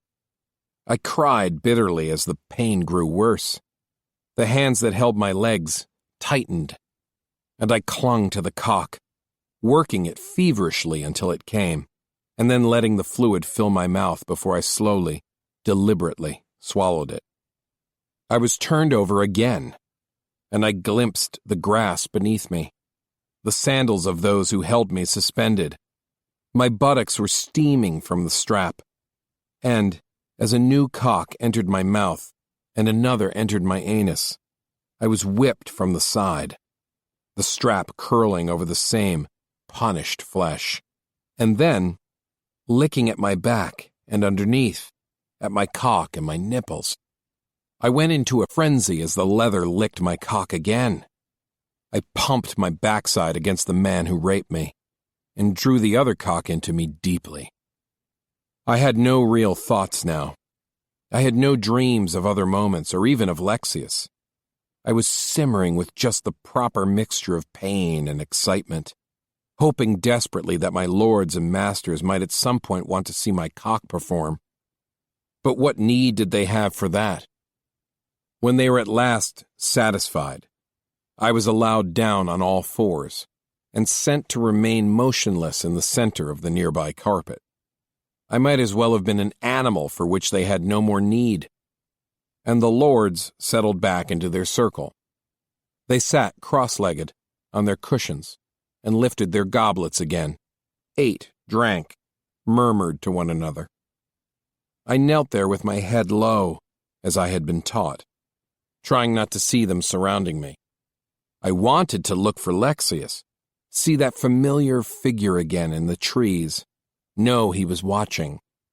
But all I could see were the dark shadows surrounding me. I saw the glint of splendid robes, the sharp gleam of the men's eyes, heard the rise and fall of voices. I was panting, and my cock was humiliatingly alive, moving without my will. But what was that in the Sultan's garden? Now and then one of the men reached out and slapped my cock, or pulled at my nipples. A mercy and a penance. A little laughter from the group, some observation. The situation was unbearably subdued and intimate. I tensed, unable to shield myself. and when my welts were pinched, I cried softly, keeping my mouth closed. The garden was quieter now, but there still came the sound of punishing straps and hoarse, triumphant cries of pleasure. Finally, 2 of the grooms appeared with another slave, and they took me by the hair and pulled me out of the circle as they pushed the new slave into it. They snapped their fingers for me to follow them. Laurent, the Great Royal Presence. I moved after them across the grass, glad for the moment to be out of the glare of attention. Yet it was enervating, the manner in which they whispered to each another and only occasionally coaxed me on with a pat on the head or a tug of my hair. The garden itself was full of those who still feasted, and panting slaves on display as I had been. Some I saw were still on the crosses, or had been put back, and many twisted and struggled violently. I didn't see Lexius. But we soon came to a brightly lighted room opening off the garden. There were grooms busy with hundreds of slaves. Scattered tables were covered with manacles, straps, caskets of jewels, and other playthings. I was made to stand up, and a good-sized bronze phallus was obviously chosen for me, and I stood numbly watching as it was oiled, marveling at the detailed carving of the thing, the way the circumcised tip and even the surface of the skin was beautifully realized. It had a round loop of metal, a hook on the wide, round base end of it. The grooms never even glanced up as they worked. They expected quiet and total compliance. They inserted the phallus, pushing it well up into me, and then put long leather cuffs on my arms and brought my arms back, forcing me to thrust out my chest, and they bound these bracelets tight to the hook on the base of the phallus. My arms are rather long even for a man of my height, and, had they bound my wrists, it would have been more comfortable. But the bracelet was above my wrists, and so my shoulders were held well back and my head up when this was finished. I could see other moist, well-muscled slaves in the room being manacled in the same fashion. In fact, there were only big, powerfully built slaves here, none of the smaller, more delicate ones. And the cocks were large too. And some of the slaves had been soundly thrashed. They had very red backsides. I tried to yield to this position, to accept the way it forced my chest out, but it was hard for me. The metal phallus felt amazingly hard and punishing, not at all like something made of wood and covered with leather. Next, a large, stiff collar was buckled to my neck, one that had several long, narrow, delicate straps dangling from it.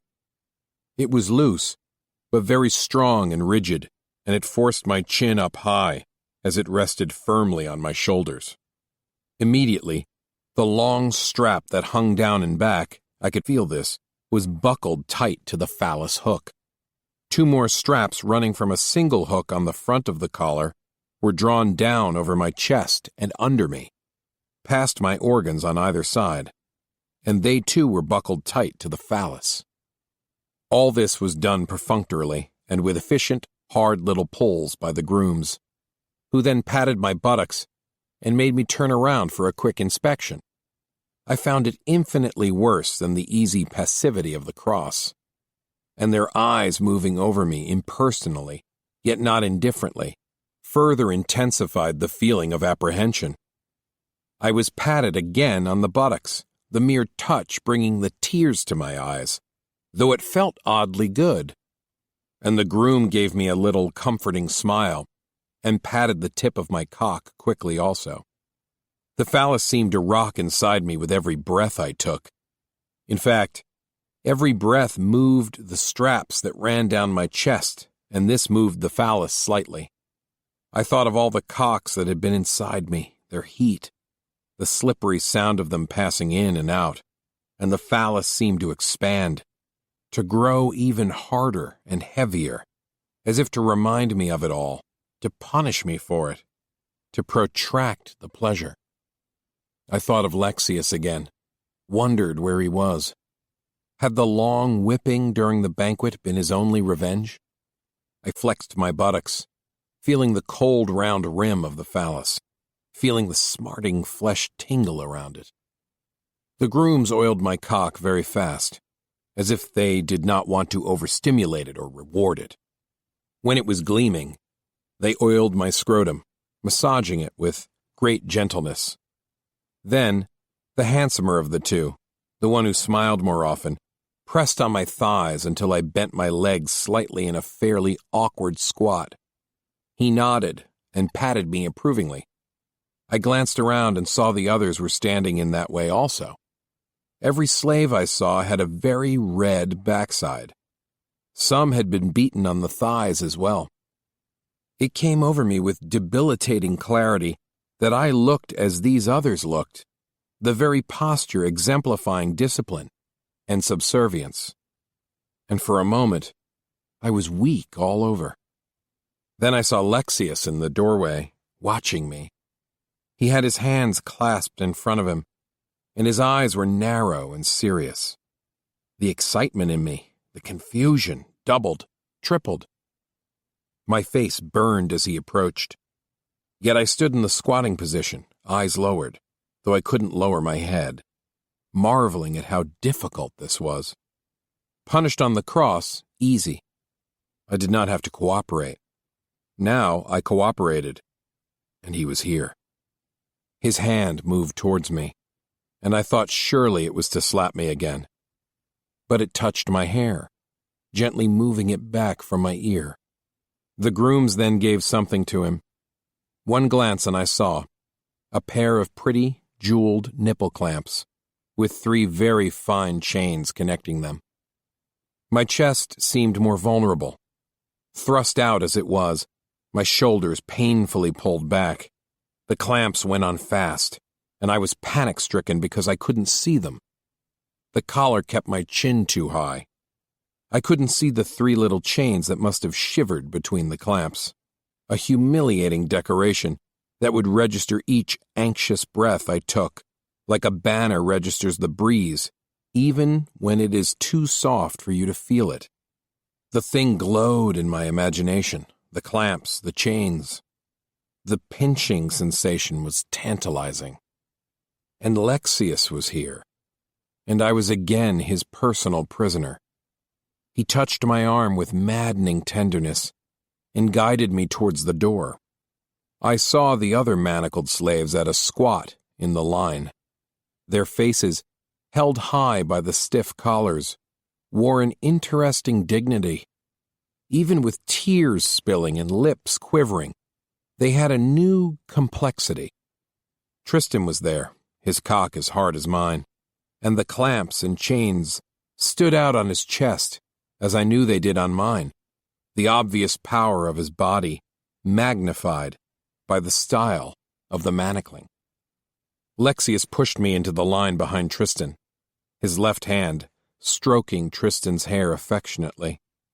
When he turned his full attention to me, giving my hair a more thorough combing now with the same comb he had used earlier for himself, I remembered the chamber, the heat of us together, the baffling exhilaration of being master.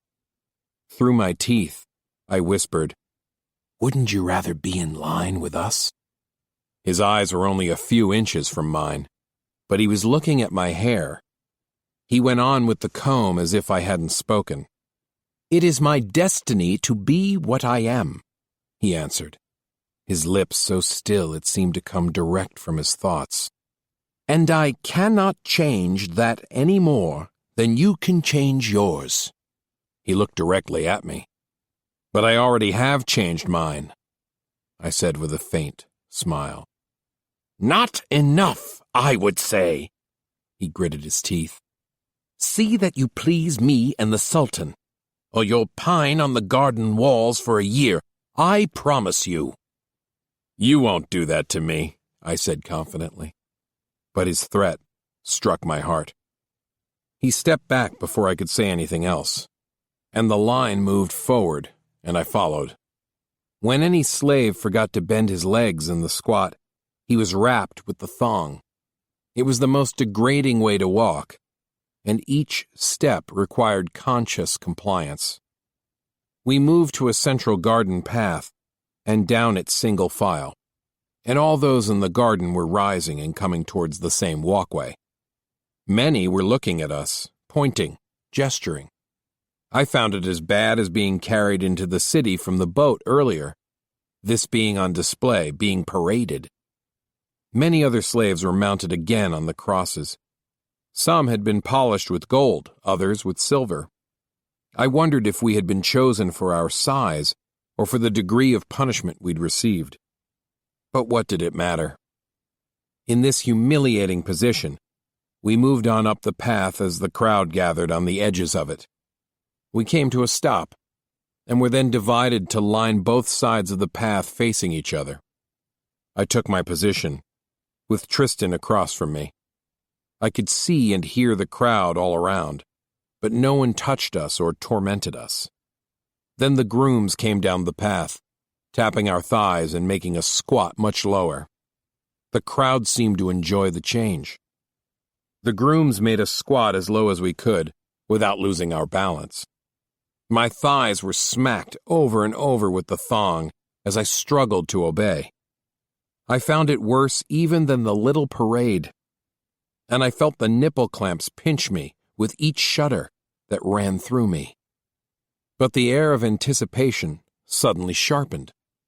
The crowd, towering over us and pressing in close so that their robes brushed us, looked towards the doors of the palace to my left. We stared at the path before us. Suddenly, a gong was sounded. All the lords bowed from the waist. I knew someone was approaching on the path. I heard moans, soft, muted sounds obviously coming from the slaves. I heard such sounds coming from the deepest parts of the garden. And those on my left began to moan, to twist their bodies supplicatingly.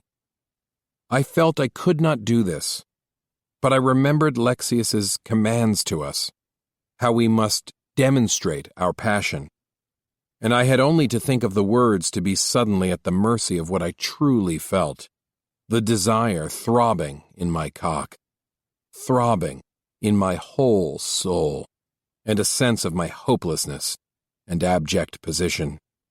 It was the Sultan who was coming, surely, the Lord who had ordained all this, taught our queen to keep pleasure slaves, created this great scheme in which we were firmly held as powerless victims of our own desires, as well as the pleasure of others. And the scheme was so much more fully realized here, so much more dramatically and efficiently executed. An eerie pride overcame me, a pride in my own beauty and strength and obvious subjugation. The moaning rose from me with genuine passion, and the tears flooded my eyes.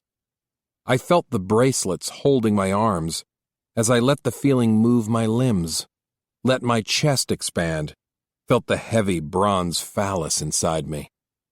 I wanted my humiliation and obedience to be recognized, if even for an instant. And I had been obedient, despite my little conquest of Lexius.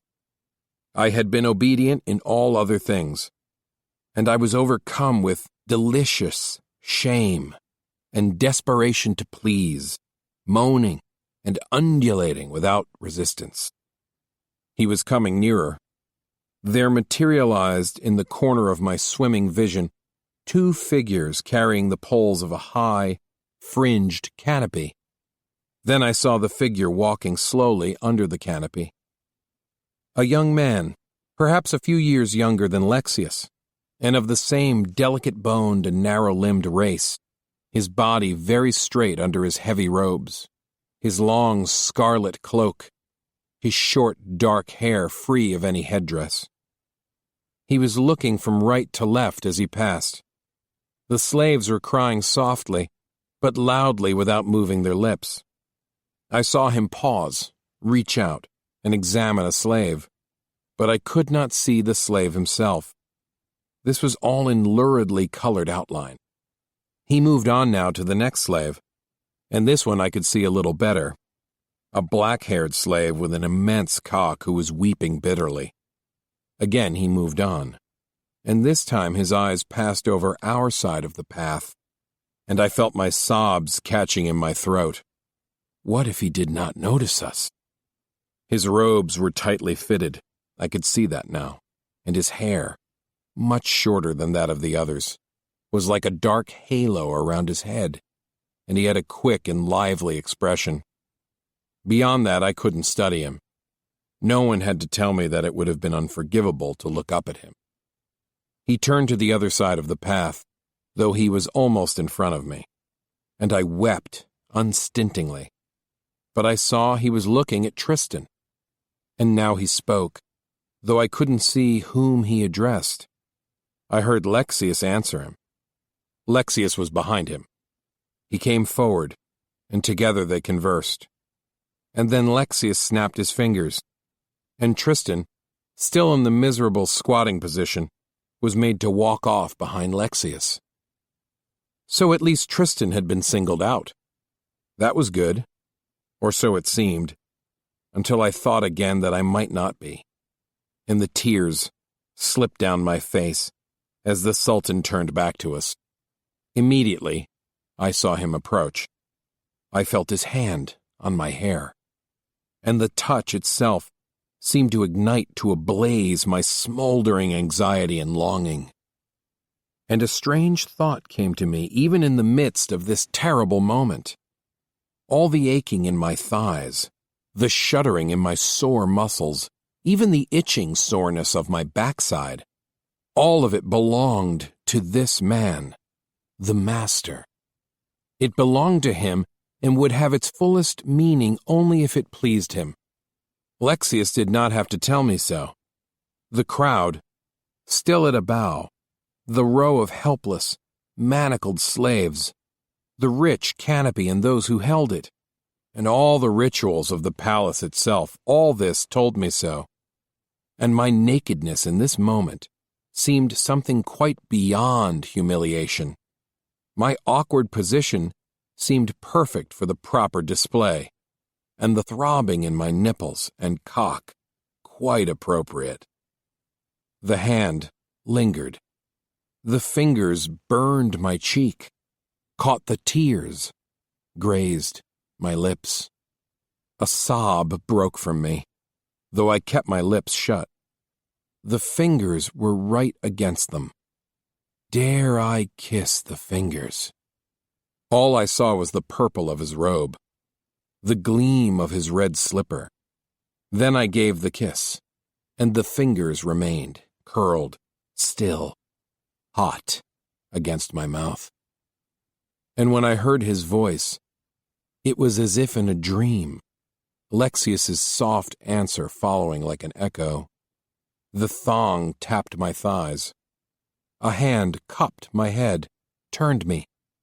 I moved, keeping the low squat, and saw the whole garden again in a blaze of light. Saw the canopy moving on.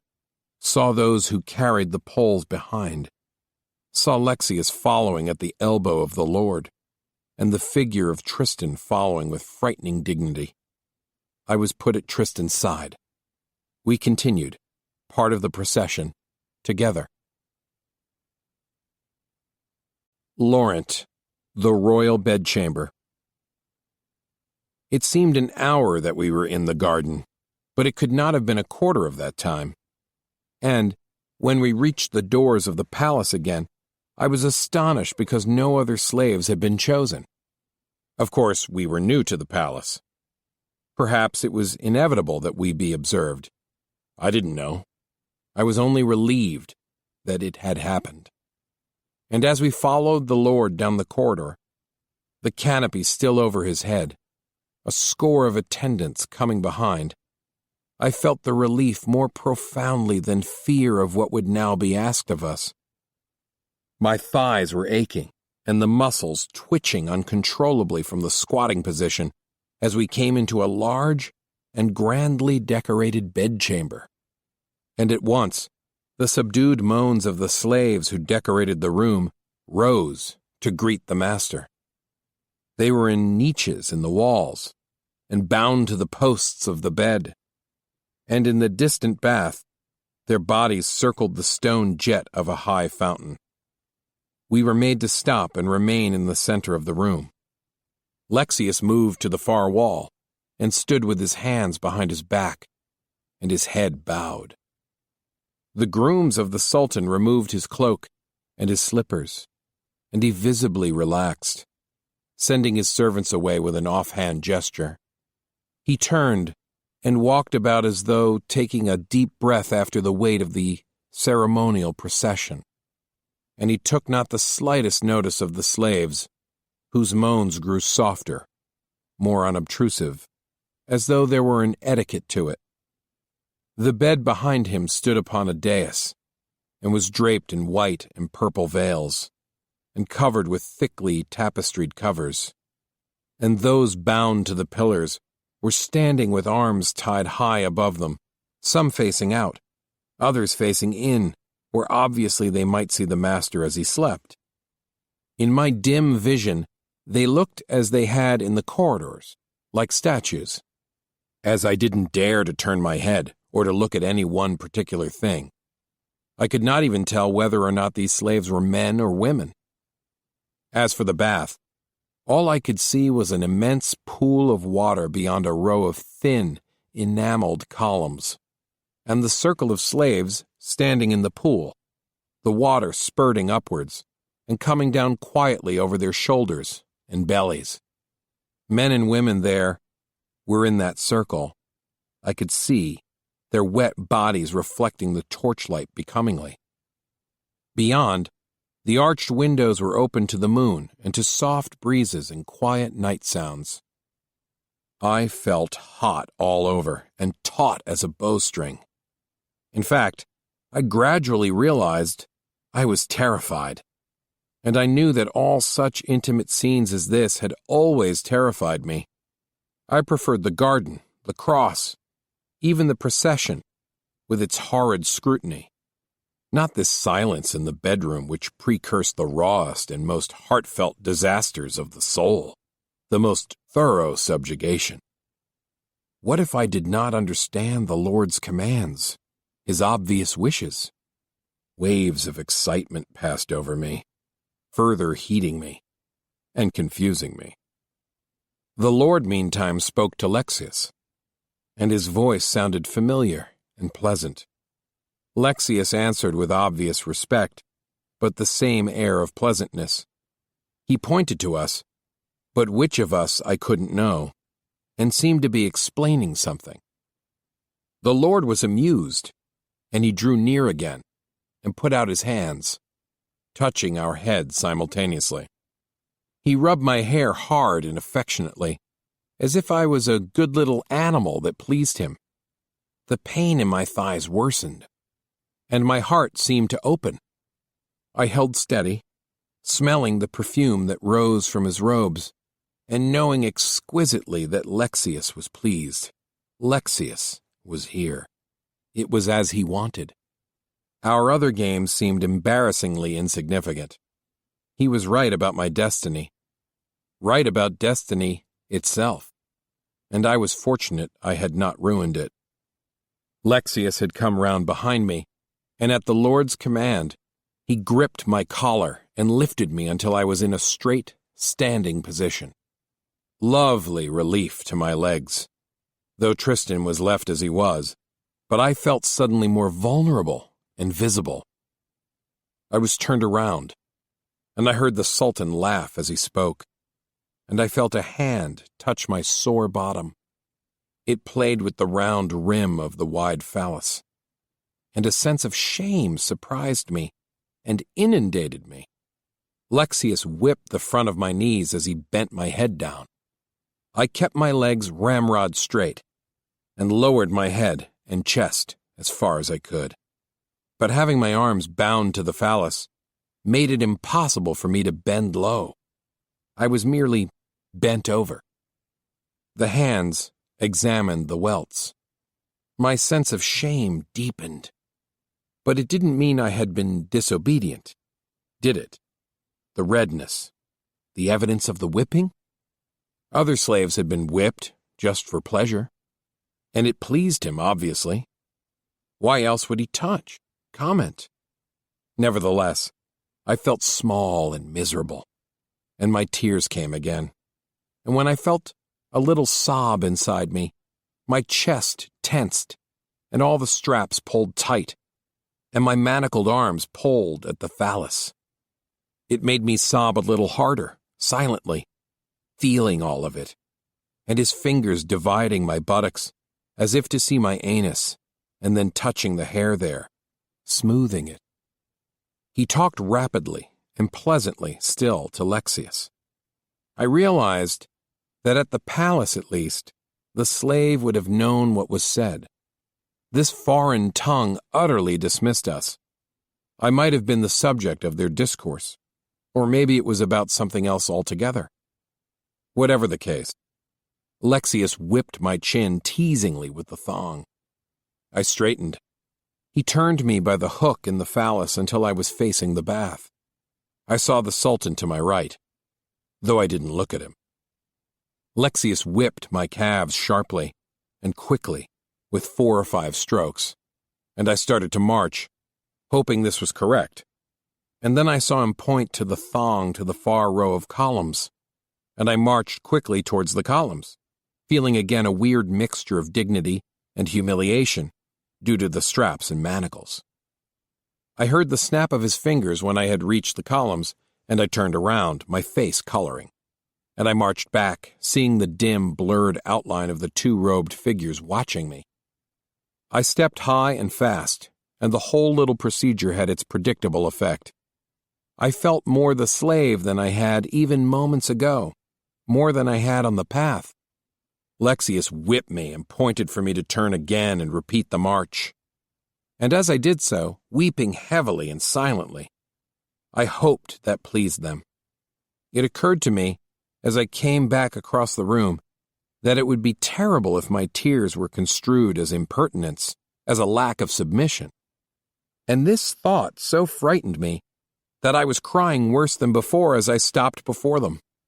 I stared forward, seeing nothing but the carvings on the far walls, the spirals, the leaves, tracery of pattern and color. The Sultan's hand went up to my face and felt the tears as it had on the path.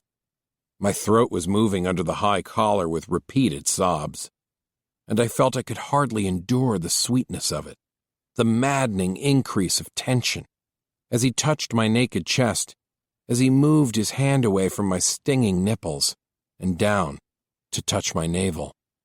If he touched my cock, I knew I might lose control, and this produced helpless moans. But the thong quickly pushed me to the side. I was directed to squat again, and now Tristan was made to rise, to bend over. And I was slightly amazed to realize I might look right at the Sultan without his noticing it. I couldn't lower my head because of the collar, and there he was, standing to my left, and quite absorbed with Tristan. I decided, or rather couldn't resist the temptation, to study him. I saw a youthful face, just as I had suspected I would, and one that was nothing as formidable or mysterious as that of Lexius. His power did not represent itself in obvious pride or haughtiness. This was for lesser men. Rather, he exuded an extraordinary presence, a radiance. He was smiling as he kneaded Tristan's buttocks and played with the bronze phallus, obviously rocking it with the hook, as Tristan bent over. Then Tristan was made to stand up, and the Sultan's face took on a charming air of appreciation of Tristan's beauty. In sum, he seemed a pleasant, handsome man, quick-witted, and enjoying his slaves casually. His short, full hair was beautiful, more lustrous than that of most of the men here, and it grew back from his temples in thick, lovely waves. His eyes were brown, and for all their quickness, just a little thoughtful. He was a being I might have liked instantly in some harmless place. But now, this cheerfulness, this obvious good nature, made me feel weaker, more abandoned. I didn't fully understand it, but I knew it had to do with his expression, that he so thoroughly enjoyed us, and it seemed so natural. At the castle, there had been a deliberate quality to everything that was done. We were royalty. We were to be enhanced by our service. Here, we were nameless and nothing. The Sultan's face brightened as Tristan was made to march, and it seemed that Tristan did so infinitely better than I did. He had more dignity, more spirit. His shoulders were more cruelly bent back, it seemed, because his arms were a little shorter than mine and laced more tightly to the phallus. I tried not to see. He was doing it all too well, and my desire rose and fell in awesome and tormenting rhythm. Tristan was soon enough made to squat beside me, and now we were turned to face the distant row of columns and the bath, and then made to kneel together. My heart shrank when Lexius showed us a gilded ball. I understood the game. But how would we ever manage to retrieve it when we could not use our hands? I shuddered at the thought of our awkwardness. The game was precisely the kind of intimacy I had dreaded when we entered the bedchamber. It was bad enough to be scrutinized. Now we must strive to give amusement. Instantly, Lexius sent the ball rolling across the floor, and, on our knees, Tristan and I struggled after it. Tristan pulled ahead of me and dipped to catch it in his teeth. He managed it without falling, and I realized suddenly that I had failed. Tristan had won. There was nothing to do but struggle back to our masters, where Lexius was already taking the ball from Tristan's mouth as he stroked Tristan's hair approvingly. He glared at me, and his thong whipped my bare belly as I knelt before him. I could hear the Sultan's laughter, though I looked down and saw nothing but the floor gleaming before me. Lexius whipped my chest, my legs. I winced, the tears spilling again.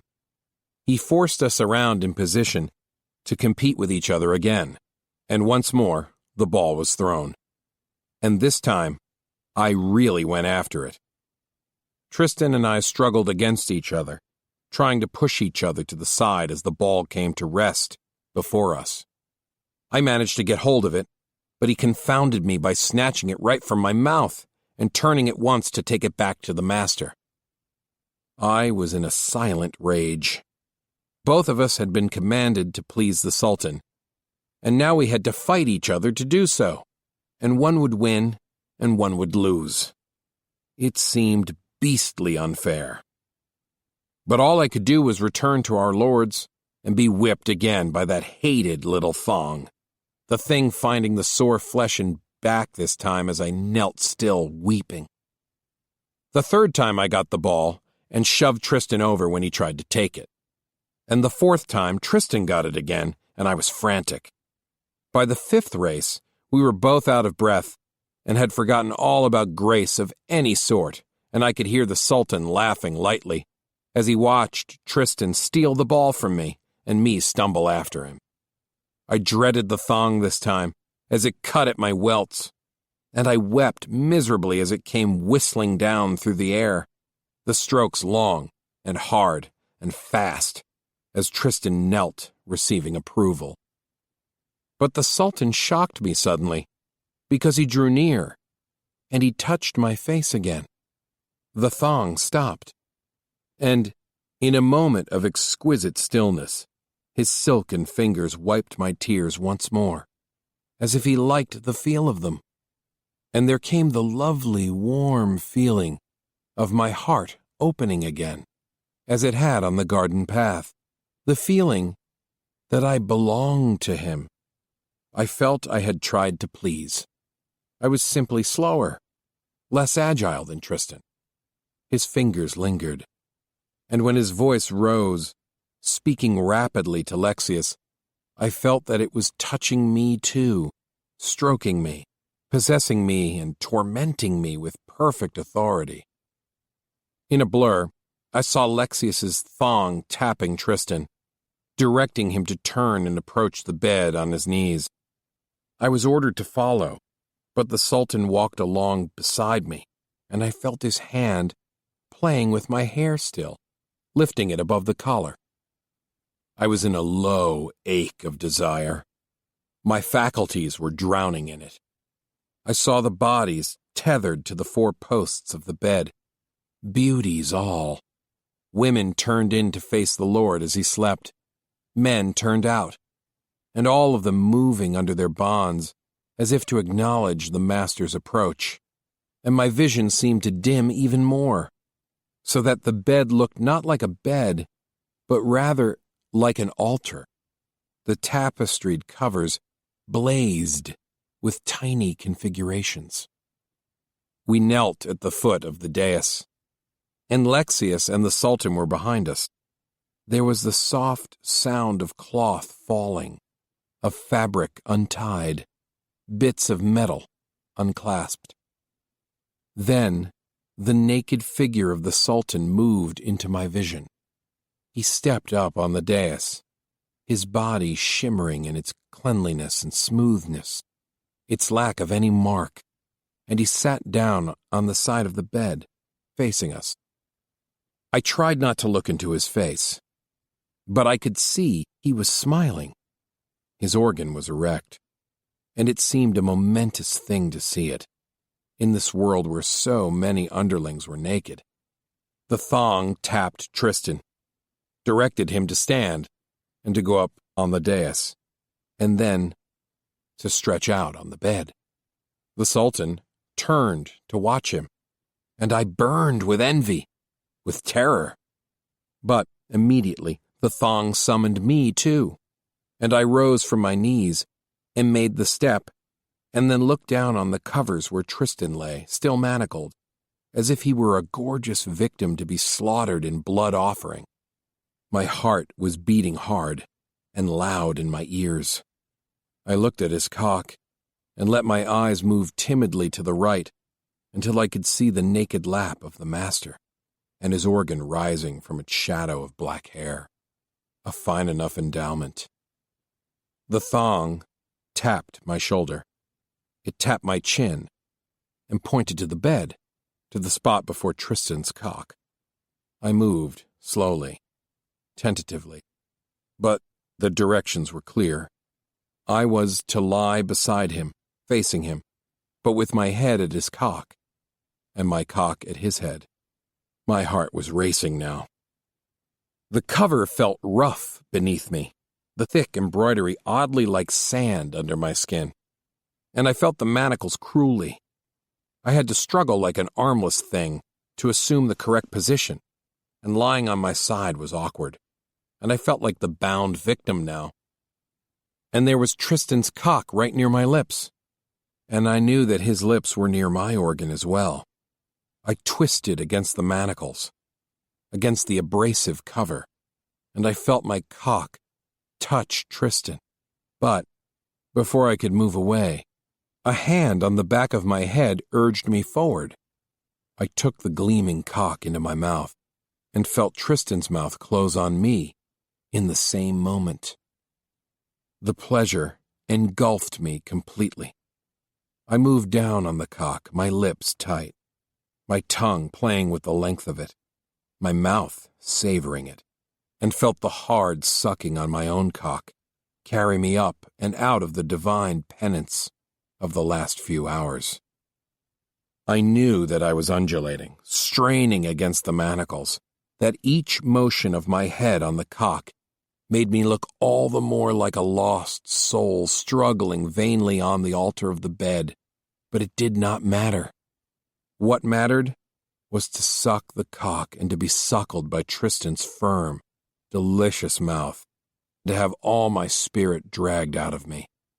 And when at last I came, thrusting uncontrollably into him, I felt his fluids feeding me, as if I had been starving forever for them. It seemed we rocked each other's bodies with our strength, our muffled moans. And then I felt the hands separating us. I was made to lie on my back, my bound arms under me. forcing my chest up as my head fell back, my eyes half closing. I couldn't see the nipple clamps, of course, but I could feel them, and feel the chains against my chest, and it seemed these were mountain peaks of exposure. Then I realized that the Sultan was smiling down on me. Brown eyes, smooth lips, drawing closer and closer. It seemed a deity descending, who only accidentally bore a resemblance to an ordinary man. He knelt on all fours above me, and his lips touched mine. Or, to be more truthful, they touched the wetness on my lips.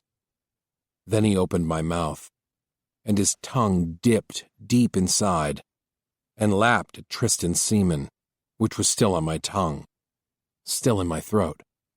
And realizing what he wanted, I opened my mouth to him, kissing and being kissed, and wishing I could feel his whole weight, even if it did hurt my clamped nipples. But that he denied me as he hovered over me. I knew that Tristan was being moved, that Lexius was near, but I could think of nothing but this kissing, the desire ebbing as it had to do after the climax, and then coming back painfully and exquisitely soon. And now it was not really kissing. My mouth was pushed open wider by his tongue, and he lapped the semen out of my mouth, cleaning my mouth with his tongue, as it were, as each prod of it aroused me. And slowly, through the haze of rekindled feeling, I saw that Tristan was behind him, above him. I felt him pressed down against me.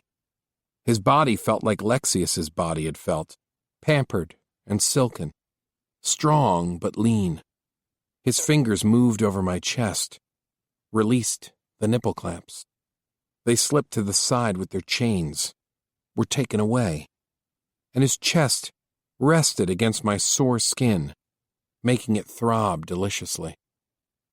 Tristan was above him, looking down into my face. Radiant blue eyes. And when the Sultan groaned, I realized that Tristan had entered him. I felt the weight. But the Sultan went on searching my mouth with his tongue, forcing my jaws wider. Tristan thudded against him, pushing him against me, and my cock rose between the Sultan's thighs, feeling the sweet, hairless, protected flesh there. When Tristan came, I bucked, stroking the tight thighs with my thrusts, pushing again to climax, and I felt the thighs press together to take me. I came, moaning, even as the Sultan's tongue went on with its work, lapping at my teeth, lapping under my tongue, licking my lips slowly. He rested then for a little while, his arm under my neck. I lay bound and helpless beneath him, and let the pleasure die away slowly. Then he stirred. He rose up, refreshed, ready for more, and then straddled me. His face was almost boyish as we looked at each other, a bit of dark hair fallen in his eyes. I saw Tristan sitting on the left, looking at us.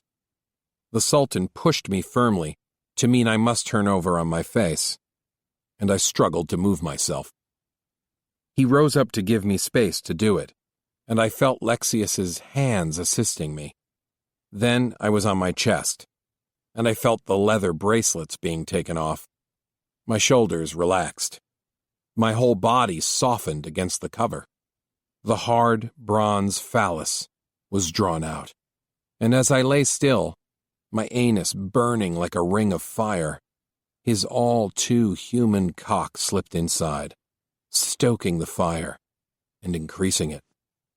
How good that felt after the cold bronze, that human thing inside me. I kept my hands at my sides. I closed my eyes. My own cock was pressed to the rough tapestry cover, and my sore backside rose to feel his weight, feel his rocking cadence. I was in a daze more pure than any that I'd known earlier, and it was a gratuitous sweetness that he was using me, would empty into me, and I knew something about him now, something interesting, though it did not really matter. He wanted the fluids of other men. That was why those lords in the garden had been allowed to use us, why the grooms had not washed us before they put in the phalluses. It amused me. We'd been purged, then filled with masculine juices. And now, he had eaten from my mouth, and he reamed out my backside slowly as he worked towards the pinnacle, his body sealed to the abraded, welted flesh. He took his time, and I saw in lovely, blurred images the garden again, the procession, his smiling face, all the bits and pieces of this mosaic that was life in the palace of the Sultan. Before he was finished with me, Tristan had mounted him again. I felt the added weight and heard the Sultan moan with a slight, supplicating sound. Laurent. More secret lessons. Tristan and the Sultan lay in an embrace on the bed, both of them naked, and they were kissing, their mouths feeding slowly upon each other. In silence, Lexius motioned for me to withdraw. I watched him pull the curtains round the bed and lower the lamps. Then I proceeded on hands and knees out of the room, wondering why I so much feared Lexius's disappointment that I had not been chosen to remain instead of Tristan. It seemed an impossible thing. Tristan and I had both been ordered to please, and then pitted against each other.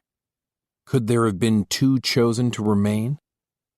In the shadowy corridor, Lexius snapped his fingers for me to move quickly ahead. All the way back to the bath, he whipped me hard and in silence. At every turn in the corridors, I hoped he might slack off, but he did not. And, by the time I was given over to the grooms, I was throbbing with pain again and weeping softly. But then it was all gentleness, except for the purge itself, which was quite thorough. And as the oil was being rubbed in, as the massage soothed my aching arms and legs, I slipped into a deep sleep away from all dreams and thoughts of the future. When I awoke, I was lying on a pallet on the floor. Lamps were lighted in the room. I knew I was in Lexius's chamber. I rolled over and rested my head in my hands, looking about me. Lexius was standing at the window, looking out into the darkened garden. He wore his robe, but I could see it was loose, ungirdled, probably open in front. It seemed he was whispering with his thoughts, or murmuring. I couldn't make out the words he said. He might as well have been singing. He turned and was startled when he saw me looking at him. I was resting my head on my right elbow. His robe was open, and he was naked under it. He came closer, his back to the pale illumination seeping through the window. "No one has ever done to me what you did," he whispered. I laughed, softly. Here I was in his rooms, unmanacled, and he naked, and he was saying this to me. "How unfortunate for you," I said. "Beg me, and I might do it again." I didn't wait for him to answer. I stood up. "But tell me first, did we please the Sultan? Are you satisfied?" He took a step backwards. I realized I could drive him right to the wall merely by advancing towards him. It was too amusing. "You pleased him," he said a little breathlessly. And he was so handsome, in a fragile sort of way. A feline man, something like the sword with which the desert people fight, gracefully shaped, and light yet deadly. "And you, were you pleased?" I stepped a little closer, and again he backed away. "You ask foolish questions," he said. "There were 100 new slaves on the garden path. He might have passed us over completely. As it was, he chose both of you. "And now I choose you," I said. "Aren't you flattered?" I reached out and took a lock of his hair. He shuddered. Please, he said softly. He looked down, rather irresistibly, I thought. "Please what?" I asked. I kissed the hollow of his cheek, and then his eyes, forcing them closed with my kisses. It was as if he were bound and manacled and couldn't move. Please be gentle, he answered. Then he opened his eyes, and his arms wound round me as if he couldn't control himself. He embraced me and held me tightly as if he were a lost child. I kissed his neck, his lips. I ran my hands under his robe and along his narrow back, loving the feel of his skin, his smell, the floss of his hair against me. "Of course I'll be gentle," I purred into his ear. "I will be very gentle when it suits me." He broke away and dropped down on his knees and took my cock in his mouth, his whole body, hungry for it, starving for it. I stood motionless, letting him move up and down on it, letting his tongue and his teeth do their work, my hand on his shoulders. "Not so quickly, young one," I said softly. It was excruciating to move his mouth away. He kissed the tip. I pushed off his robe and lifted him up. "Put your arms around my neck and hold tight," I said. I lifted his legs as he obeyed, and I wound them around my waist. My cock was bumping under his spread backside, and then I shoved into him, my hands cupping his buttocks, his arms grasping tighter to me, his head bent on my shoulder. I stood with legs apart and thrust into him with all my strength, and his body rode the thrusts, my fingers pinching, clawing at the flesh I'd whipped earlier. "After I come," I whispered in his ear, squeezing his backside, "I am going to take that strap of yours and whip you again. Whip you so hard that all day long under your beautiful robes, you'll feel the marks I put on you. You'll know you're as much a slave as those beings you command, and you'll know who your master is." The only answer was another lingering kiss as I spent into him. I didn't whip him so hard. After all, he was a mere fledgling. But I made him crawl about the room. I made him bathe my feet with his tongue, and I made him arrange the pillows for me on the bed. Then I seated myself and made him kneel beside me, with his hands behind his neck as slaves at the castle had been trained to do.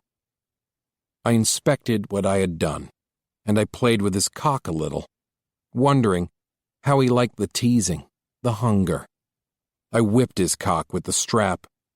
It was so blood-dark that it was almost purple in the lamplight. His face was beautifully tormented, eyes full of suffering and absorption in what was happening to him. I felt a peculiar stirring inside me when I looked at his eyes, something rare and strong, and unlike the overall weakness I had felt when I looked at the Sultan. "Now we will talk," I said, "and you will tell me first, where is Tristan?" This startled him naturally. "Sleeping," he answered. "The Sultan released him an hour or so ago." "I want you to send for him. I want to talk to him, and I want to see him take you." "Oh, please, no," he said. He went down to kiss my feet. I doubled up the strap and smacked his face with it. "Do you want marks on your face, Lexius?" I asked. "Put your hands behind your neck and keep your form when I'm talking to you." "Why do you do this to me?" he whispered. "Why must the revenge be taken out on me?" His eyes were so large, so beautiful. I couldn't keep myself from leaning over and kissing him, feeling his hot mouth suck at my mouth. It was unlike kissing any other man kissing him. He pumped a molten spirit into his kisses. He said things with them, more than he knew, I suspected. I could have kissed him for a long time, that alone giving him surges of pleasure. I don't do it for revenge, I said. I do it because I like to do these things to you, and you need it. You positively require it. You wish you were on your hands and knees with us. You know you do. He burst into tears, silently, biting his lip. If I could serve you always. Yes, I know. But you can't pick whom you serve. That's the trick. You must give yourself over to the idea of service. You must surrender to that, and each true master or mistress becomes all masters and mistresses. No, I cannot believe that. I laughed softly. I should run away and take you with me. I should put on your handsome robes, darken my face and hair, and take you with me, naked over my saddle, as I said before. He was shuddering, eating the language, and being intoxicated by it. He knew everything about training and punishing, and disciplining, and absolutely nothing about being on the other end of it. I lifted his chin. He wanted me to kiss him again, and I did, taking my time with it, wishing it didn't make me feel so much his slave suddenly.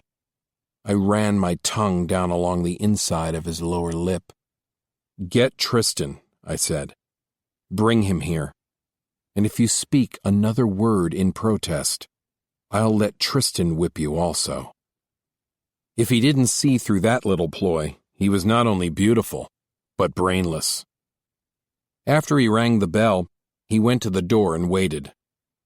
Without opening it, he gave the order, and he stood with his arms folded and head bowed, looking lost, as if he needed some fine, strong prince to fight the dragons of his passion and rescue him from destruction. How touching. I sat on the bed, devouring him with my eyes. I loved the curve of his cheekbones, the fine line of his jaw, the way that he passed through the attitudes of man, boy, woman, and angel with varying gestures and little changes in his expression. A knock on the door startled him. Again he spoke. He listened. Then he unbolted the door and beckoned, and Tristan came in on his knees, eyes down demurely. Lexius bolted the door behind him. Now I have 2 slaves, I said, sitting up. Or you have 2 masters, Lexius. It's difficult to judge the situation one way or the other. Tristan looked up at me, saw me naked on the bed, and then glanced in perfect bewilderment at Lexius. Come here, come sit with me. I want to talk to you, I said to Tristan. And you, Lexius, kneel here as you were before and be quiet. That summed it up, I thought. Tristan took a moment to absorb it, however. He took in the naked body of our master, and then he looked at me. He rose and came over to the bed and sat down beside me. Kiss me, I said. I put my hand up to guide his face. Nice kiss, more robust, but less intense than the kisses of Lexius, who was kneeling right behind Tristan. Now turn and kiss our forlorn master there, I said. Tristan obeyed, slipping his arm around Lexius, and Lexius gave himself to the kiss a little too completely to suit me, and maybe to spite me. When Tristan turned back, his eyes questioned me directly. I ignored the question. Tell me what happened after I was dismissed. Did you continue to please the Sultan? Yes, Tristan answered. It was rather like a dream, being chosen, lying with him finally. There was something so tender in him. He isn't our master, really. He's our sovereign. There's quite a difference. True, I said, smiling. He wanted to say more, but again he glanced at Lexius. Let him alone, I said. He's my slave, and he awaits my will, and I'll let you have him in a moment. But talk to me first. Are you content, or are you still grieving for your old master in the village? Not grieving any more, he said. Then he broke off. Laurent, I was sorry that I had to win over you. Don't be foolish, Tristan. It was what we were made to do. And I lost because I couldn't win. It's as simple as that. He looked again at Lexius. Why are you tormenting him, Laurent? He asked, his tone slightly accusatory. I'm glad you're content, I said. I couldn't tell. But what if the Sultan never asks for you again? That doesn't matter, really, he answered. Unless, of course, it matters to Lexius. But Lexius won't ask the impossible of us. We've been noticed. That's what Lexius wanted. And you'll be just as happy? I asked. Tristan thought for a moment before he answered. There's something very different here, he said finally. The atmosphere is charged with a different sense of things. I'm not lost as I was so long ago at the castle when I served a timid master who didn't know how to discipline me. And I am not condemned in shame to the village where I need my master, Nicholas, to retrieve me from chaos and shape my suffering for me. I am a part of a finer, more sacrosanct order. He studied me. Do you see my meaning? I nodded and gestured for him to continue. It was clear he had more to say, and his expression let me know that he was telling the truth. The misery I'd seen in his face all the time we were at sea was truly gone now. The palace is engulfing, he said, as the village was. In fact, it is infinitely more so. But we are not bad slaves here. We are merely part of an immense world in which our suffering is offered up to our Lord and his court, whether or not he ever deigns to acknowledge it. I find something sublime in this. It is as if I have advanced to another stage of understanding.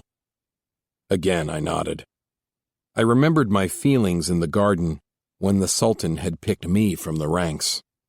But this was only part of the many things I could and did feel about this place and what had happened to us. In this room, with Lexius, something different was occurring. I began to understand it, Tristan said. When we were first taken from the ship and carried through the streets to be viewed by the common people. And it came fully clear to me when I was blindfolded and bound in the garden. In this place we are nothing but our bodies, nothing but the pleasure we give, nothing but our capacity for evincing feeling. All else is gone, and it is quite impossible to think of something as personal as whippings on the public turntable of the village, or the constant education in passivity and submissiveness we knew at the castle. True, I said. But without your old master Nicholas, without his love, as you described, isn't there a terrible loneliness? No, he said candidly. Since we are nothing here, we are all connected to each other. In the village and the castle, we were divided by shame, by individual humiliations and punishments.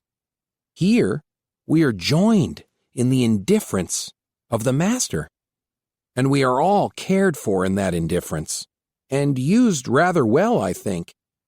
It is like the designs on the walls here. There are no pictures of men and women as you find in Europe. There are only flowers, spirals, repetitive designs that suggest a continuum. And we are part of that continuum, to be noticed by the Sultan for a night, to be valued now and then, That is all we can and should hope for. It is as if he paused in the corridor and he touched the mosaic on the wall. He touched the design as the sun hits it. But it is a design like all the other designs, and when he moves on, it lapses back into the overall pattern.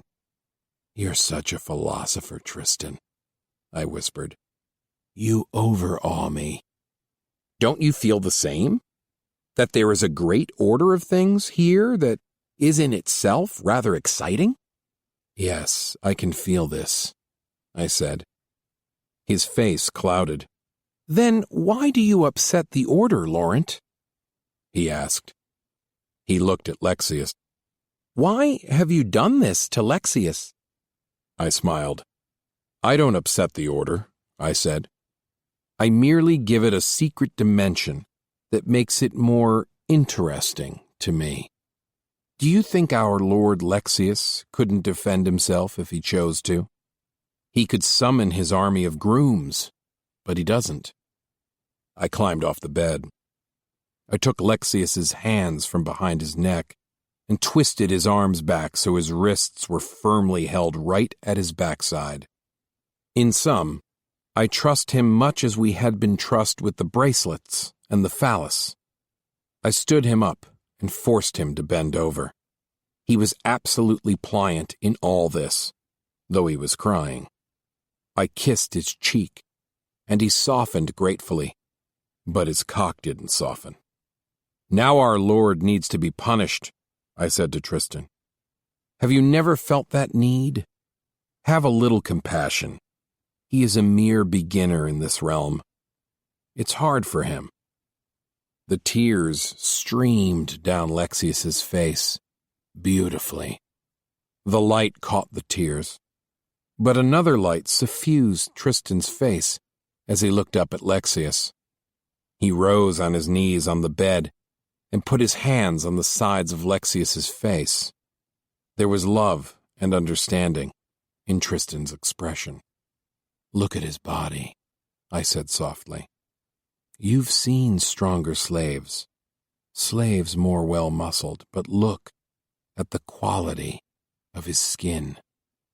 Tristan's eyes moved over him slowly, and Lexius cried softly. The nipples, I said. They're virginal. Never been whipped, clamped. Tristan examined them. Very lovely, he said. He watched Lexius carefully. He played with Lexius's nipples just a little roughly. I could feel the tension shoot through Lexius, his arms stiffening in my grasp. I pulled them back harder, forcing his chest out. And the cock, it's a good size, a good length, wouldn't you say? Tristan inspected it with his fingers as he had the nipples. He pinched the tip, scratched at it a little with his nails, ran his hand down the length of it. I would say he's as fine a quality as we are, I murmured, drawing near to Lexius's ear. True, Tristan said very earnestly. But he's too virginal. When a slave's been used, really well worked, the body is enhanced in some way. I know. If we work on him every time there is the opportunity, we can make him perfect. By the time we are sent home, he will be as good a slave as we are. Tristan smiled. What a lovely thought. What a lovely secret aspect to things. He kissed Lexius on the cheek. I could see the gratitude in Lexius's manner, and see Tristan drawn to him, see and feel the current that passed between them. Yes, I answered. A lovely secret aspect to things.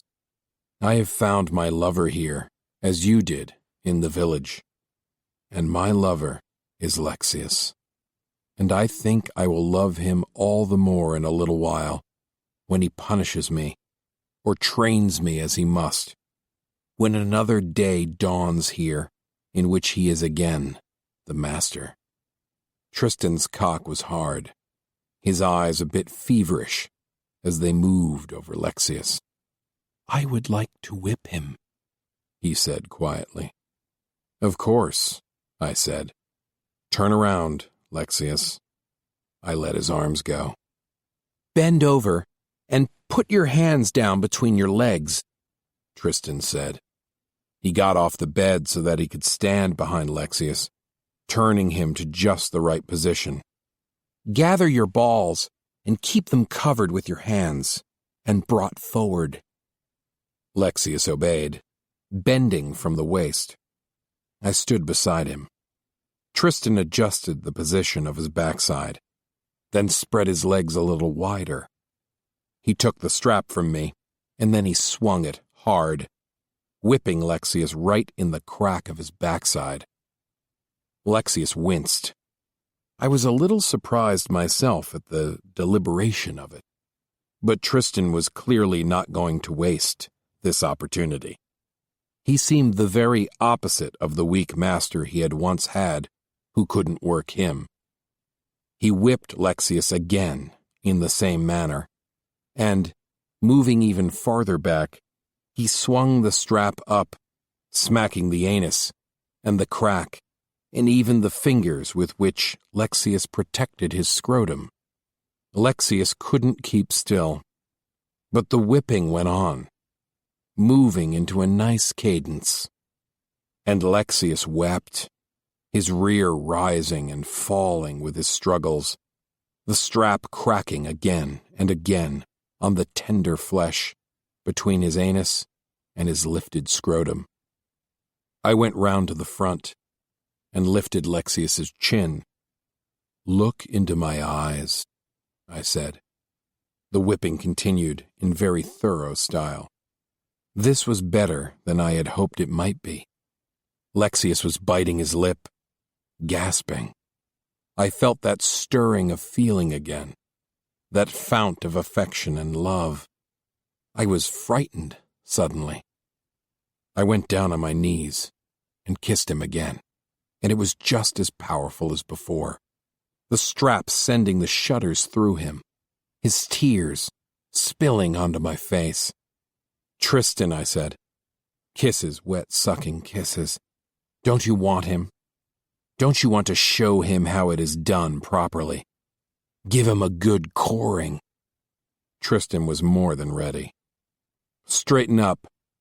I want you standing to take it," I said. Lexius obeyed, still holding his scrotum. I was still on my knees, looking up at him. Tristan put his arms around Lexius's chest, and his fingers found the little virginal nipples.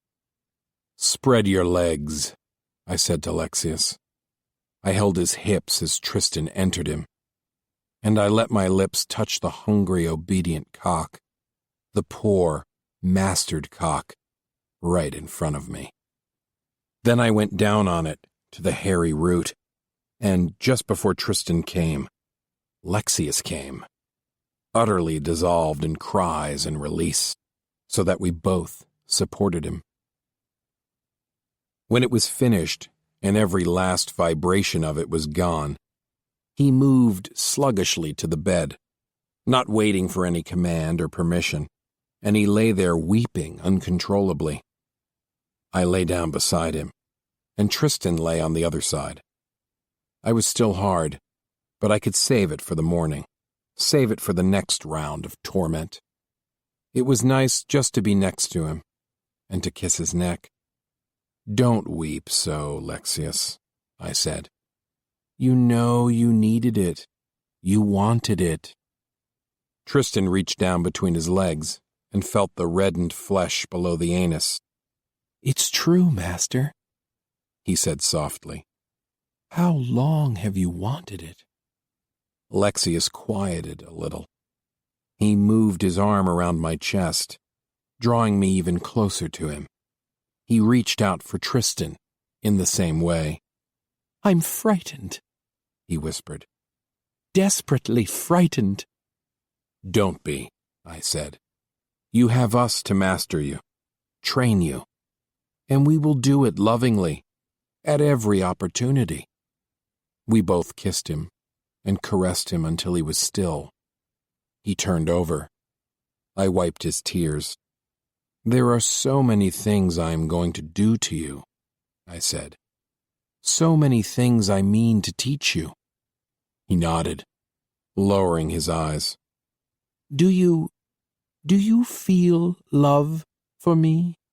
he asked softly, but his eyes were brilliant and clear as they looked up at me. I was about to answer, of course, that I did, when my voice caught in my throat. I was looking down at him, and I opened my mouth to speak, but nothing came. Then I heard myself answer, "Yes, I do feel love for you." And something passed between us, something silent, something locking us together. And this time, when I kissed him, I claimed him utterly. I shut out Tristan. I shut out the palace. I shut out our distant lord, the Sultan. And when I drew back, I was puzzled. I was the one who was frightened. Tristan's face was calm and wistful. A long moment passed. "It's such irony," Lexius said under his breath. "No, it isn't really. There are lords in the Queen's court who give themselves over to slavery. It happens." "No, I didn't mean that I should be so easily mastered," he answered.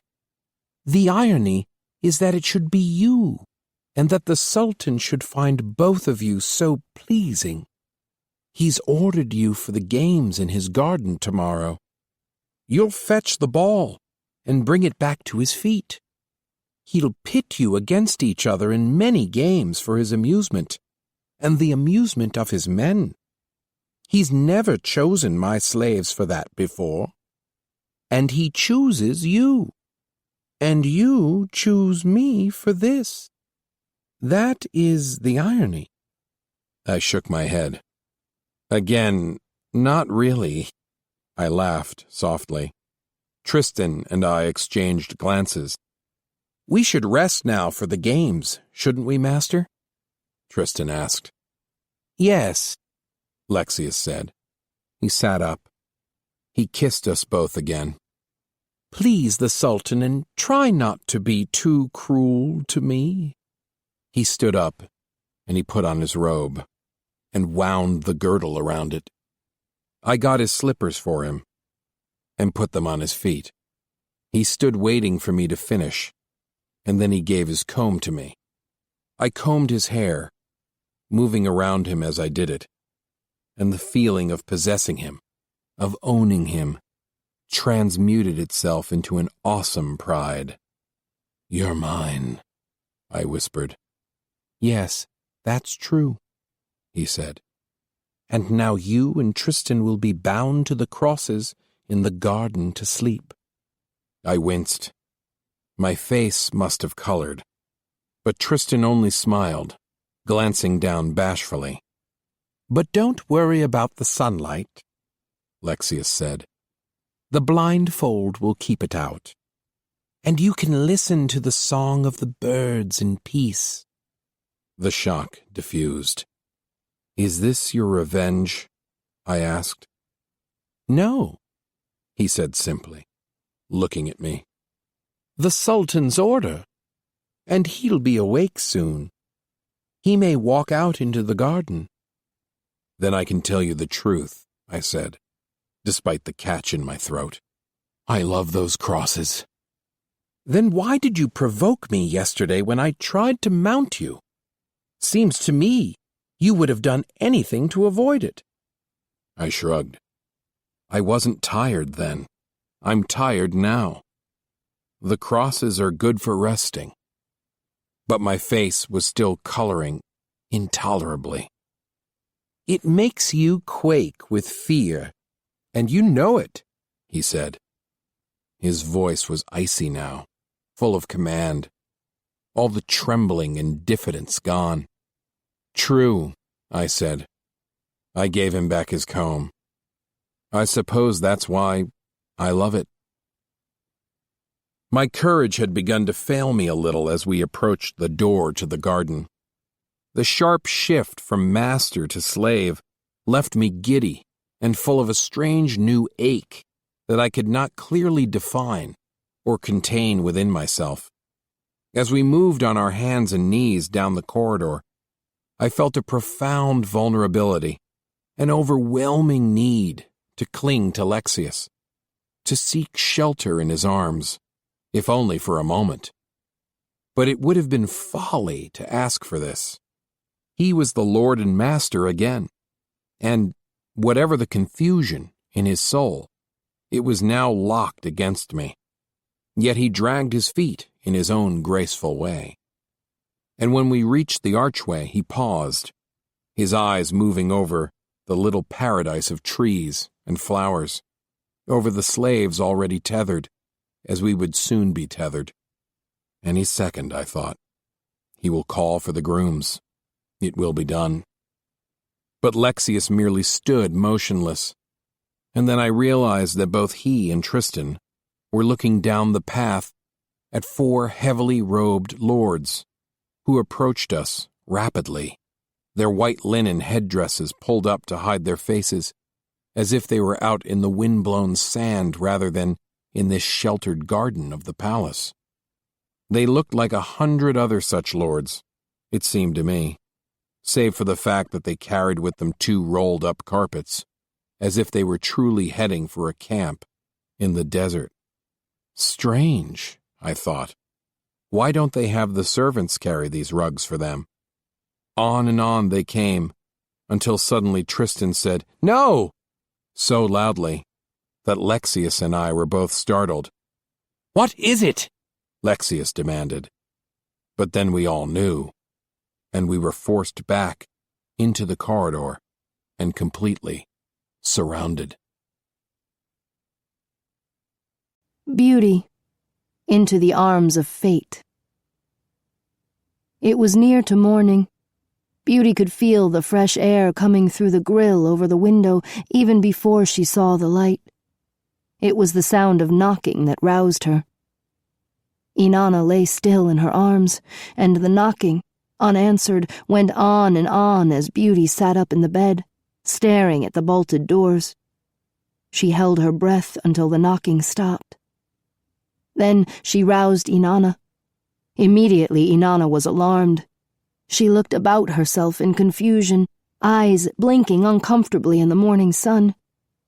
Then she stared at Beauty, and her alarm turned to terror. Beauty wasn't unprepared for this moment. She knew what she had to do. Slip out of Inanna's bedroom and somehow get back to the grooms without getting Inanna into trouble. Fighting the desire to embrace and kiss Inanna, she climbed off the bed and went to the door and listened. Then she turned to Inanna and made a gesture of farewell, blowing a kiss to Inanna, who burst into silent tears immediately. Inanna came fast across the room and threw her arms around Beauty, and for a long moment they kissed again. The long, luxurious kisses Beauty so loved. Inanna's tender, hot little sex was pressed against Beauty's legs, her breasts shivering against Beauty. When she bowed her head, her hair falling down to veil her face, Beauty lifted her chin and opened her mouth again, drinking the sweetness from it. Inanna was like a bird in a cage in Beauty's arms, her violet eyes magnified by their tears, her lips moist and beautifully reddened, it seemed, by her crying. "Lovely, ripe creature," Beauty whispered, feeling of Inanna's plump little arms, pressing her thumb against Inanna's rounded chin as Inanna's mouth quivered hungrily. But there was no time now for lovemaking. Beauty made the gesture for Inanna to be quiet and still, and she listened at the door again. Inanna's face was full of misery. She seemed suddenly frantic, no doubt blaming herself for what might now happen to Beauty. But Beauty smiled again to reassure her, and motioned for her to stay where she was. Then She opened the door and slipped into the corridor. Inanna, her eyes swimming with tears again, crept out after her and pointed to a far door, in the opposite direction from that through which they'd come earlier. As she removed the bolt, Beauty glanced back one more time, and her heart went out to Inanna. She thought of all the things that had befallen her since her passions had been awakened, and this last night seemed unlike any other. She wished she could tell Inanna that it would not be their last, that somehow they would manage to be together again. And it seemed Inanna did understand. She could see the determination in Inanna's eyes. There would be nights ahead to rival this one, no matter what the danger. And the thought that this inviting body with its luscious endowments belonged to Beauty as it did to no one else absolutely inflamed Beauty. She had many more things to teach Inanna. Inanna touched her hand to her lips and sent an urgent kiss to Beauty, and, as Beauty nodded, Inanna nodded. Then Beauty opened the door and ran fast and silently through the small, empty passageway, rounding corner after corner, until she saw the massive double doors that most certainly would admit her again to the main corridors of the palace. She paused for a moment to catch her breath. She did not know where to go, how to give herself up to those who must certainly be already searching for her. But it was a comfort to her that they could not question her. Only Lexius could do that. And if she did not lie to him at once, say some brute of a lord had stolen her from the niche, how Lexius might punish her. The thought chilled her, and yet it aroused her.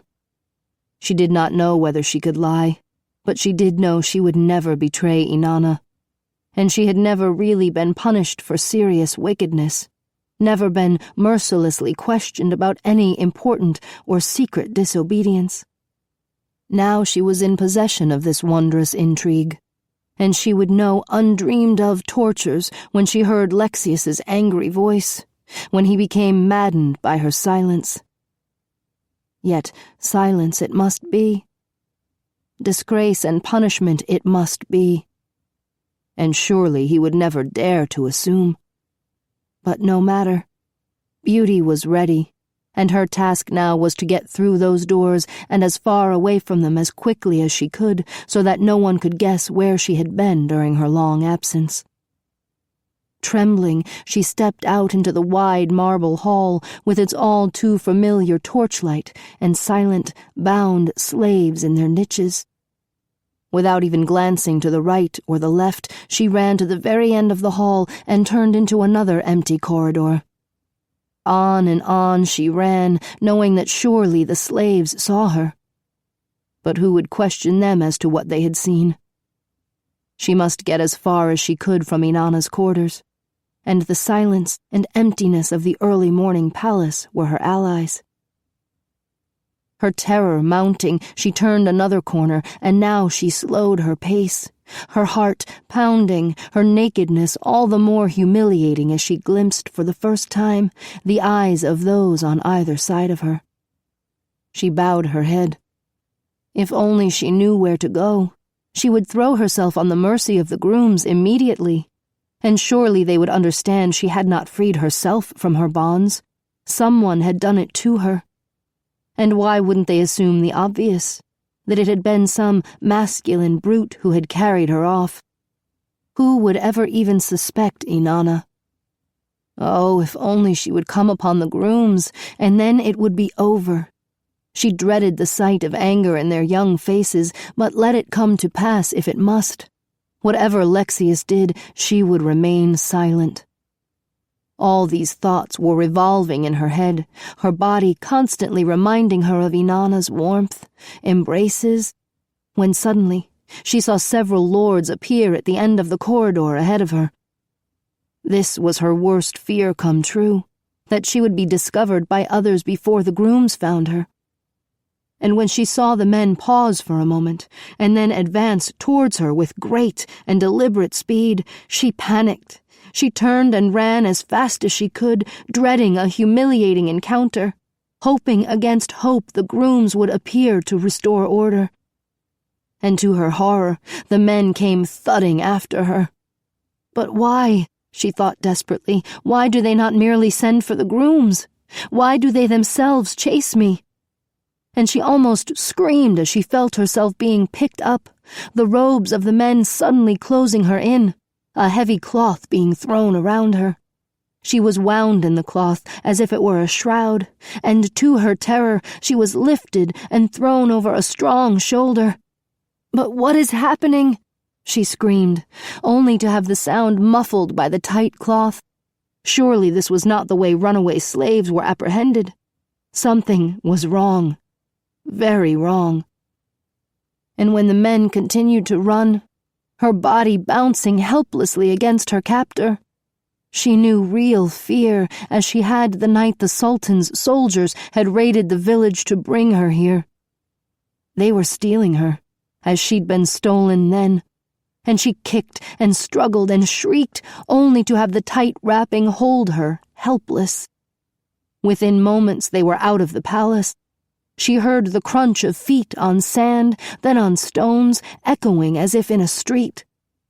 And then the unmistakable noises of the city surrounded her. Even the old smells reached her. They were actually moving through the marketplace. And again she shrieked and struggled, only to hear her own muffled cries closed inside the tight wrapping with her. Why, probably nobody even noticed these robed men moving through the crowd with a bolt of goods thrown over a shoulder.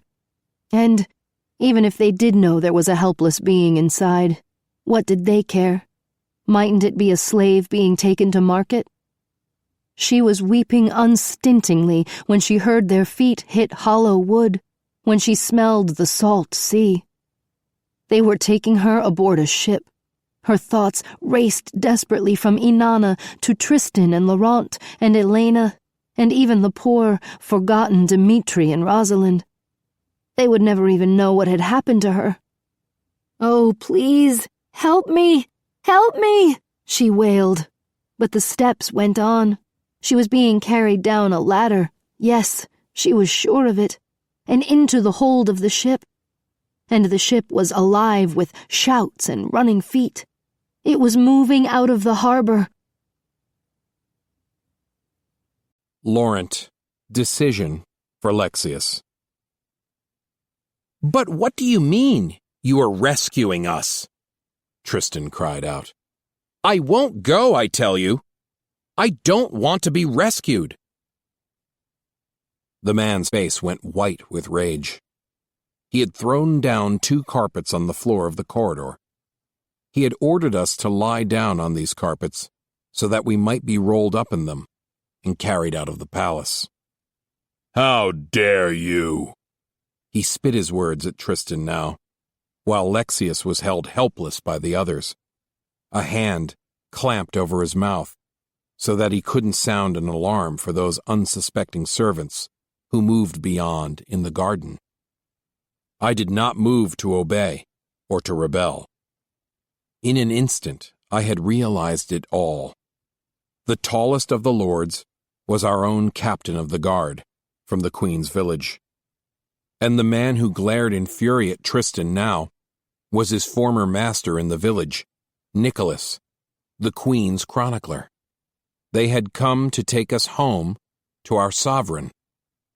Instantly, Nicholas threw a rope around Tristan's arms, binding them tight to his chest, and then he looped the end around Tristan's wrists, forcing him down on his knees near the border of the carpet. "I tell you I don't want to go," Tristan said. "You have no right to steal us back. I beg you to leave us here." "You're a slave, and you will do as I say," Nicholas hissed in anger. "Lie down at once, and be quiet, lest we're all discovered." And he flung Tristan forward on his face and quickly rolled him over and over in the carpet until no one could have told a man was hidden there. "And you, Prince, must I bind you?" He demanded of me. pointing to the other carpet. The captain of the guard, who held Lexius in his firm grip, glared at me. Get down on that carpet and lie quiet, Laurent, the captain said. We're in danger, all of us. Are we? I asked. What will happen if your little plan is discovered? I stared at Lexius. He was frantic, and he had never looked so charming and beautiful as he did now, with the captain's hand over his mouth, his black hair tumbled into his enormous eyes, his slender body straining under its sleek robe. So I was never to see him again, and I wondered if he would be blamed for this. Who knew what would happen to him if he was blamed? Do as I say at once, Prince, the captain said, his face now twisted with the same desperate anger that disfigured Nicholas. Nicholas had the rope ready for me, and the two other men waited to assist him, but they could never have taken me against my will, and I was not as easily overwhelmed as Tristan. Leave this place, I said slowly, looking Lexius up and down, and go back to the punishment of the village. I puzzled over it, as if I had all the time in the world, seeing them become more anxious, more fearful of discovery by the second. Behind them the garden lay quiet. Behind me was the corridor, where anyone might approach at any moment. Very well, I said. I'll come, but only if this one comes with me. And I reached out and tore open Lexius's robe, revealing his naked chest down to the waist. I yanked him out of the captain's grasp and shucked the robe off him completely. He stood trembling, but he did not raise a finger to help himself. What are you doing? The captain demanded. We're taking him with us, I said, or I don't go. I threw Lexius forward onto the carpet. He gasped and lay still, his hair covering his face, his hands pressed against the rug, as if he might suddenly rise and run. But he did not, and the welts and marks gleamed on his quivering backside. I waited 1 second more, and then I lay down alongside him and placed my arm over his shoulder, bracing myself for the hot, stuffy wool to enclose me. Very well then, come on, I heard Nicholas say desperately. Hurry. He dropped down on his knees and reached for the edges of the rug. But the captain of the guard stepped up and put his foot squarely on my back. Get up, he said to Lexius, or we'll take you, I swear it. And I laughed softly as I saw Lexius lie motionless and silent, unable to save himself. In an instant, they had us both wrapped in the rug, bound tightly together, and they were running with their heavy bundles. I had my arm around Lexius's neck, and he cried softly against my shoulder. "How could you do this to me?" he pleaded, but it had a low, dignified sound to it that I liked. "Don't play games with me," I said in his ear. "You came of your own free will, my melancholy lord." "Laurent, I'm frightened," he whispered. "Don't be," I said, softening, just a little regretful of my ominous tone. "You were born to be a slave, Lexius, and you know it. But you can forget what you know of sultans, and gilded manacles, and jeweled leather, and grand palaces." Beauty. Revelations at sea. Beauty sat, sobbing in the middle of the open carpet. The hold of the ship was very small, and the lantern creaked on its hook. The ship traveling fast over the open sea, the windows pounded with spray, the whole craft listing slightly. Now and then she looked up at the baffled captain of the guard and at the angry Nicholas who stared back at her. Tristan sat in the corner with his knees drawn up and his head resting on his knees. And Laurent lay, smiling on the bunk, watching everything as though it were very amusing. And Lexius, poor, beautiful Lexius, lay against the far wall, his face buried in the crook of his arm, his naked body seeming infinitely more vulnerable than her own. She could not understand why he had been recently whipped, why he had been brought with them. "You can't mean, Princess, that you actually wished to remain in this strange land," Nicholas pleaded with her. "But, my lord, it was such an elegant place, and so full of new delights and new intrigues. Why did you have to come? Why didn't you rescue Dmitri or Rosalind or Elena?" "Because we were not sent to rescue Rosalind or Dmitri or Elena," Nicholas replied angrily. "By all reports they are content in the Sultan's land, and we were told to leave them there." "And so was I content in the Sultan's land," Beauty raged. "Why did you do this to me?" "I too was content," said Laurent quietly. "Why didn't you leave us with the others?" "Must I remind you that you are the Queen's slaves?" Nicholas stormed, glaring at Laurent and then at the silent Tristan. "It is Her Majesty who decides where and how her slaves will serve her. Your insolence is intolerable." Beauty could only break into helpless sobs again. "Come," said the captain of the guard finally. "We have a long time to spend at sea, and you must not spend it weeping." He helped Beauty to her feet, and unable to resist the urge to lean upon him, she pressed her face against his leather jerkin. There, my sweet," he said. "You haven't forgotten your master, have you?" He led her out of the room and into a small, adjacent cabin. The low wooden roof sloped down over the shelf bed. A bit of sun shone bright through the wet little porthole. The captain sat down on the side of the bed, and he put Beauty on his lap, his fingers inspecting her body, her breasts, her sex, her thighs. She had to admit to herself that she was soothed by his touch.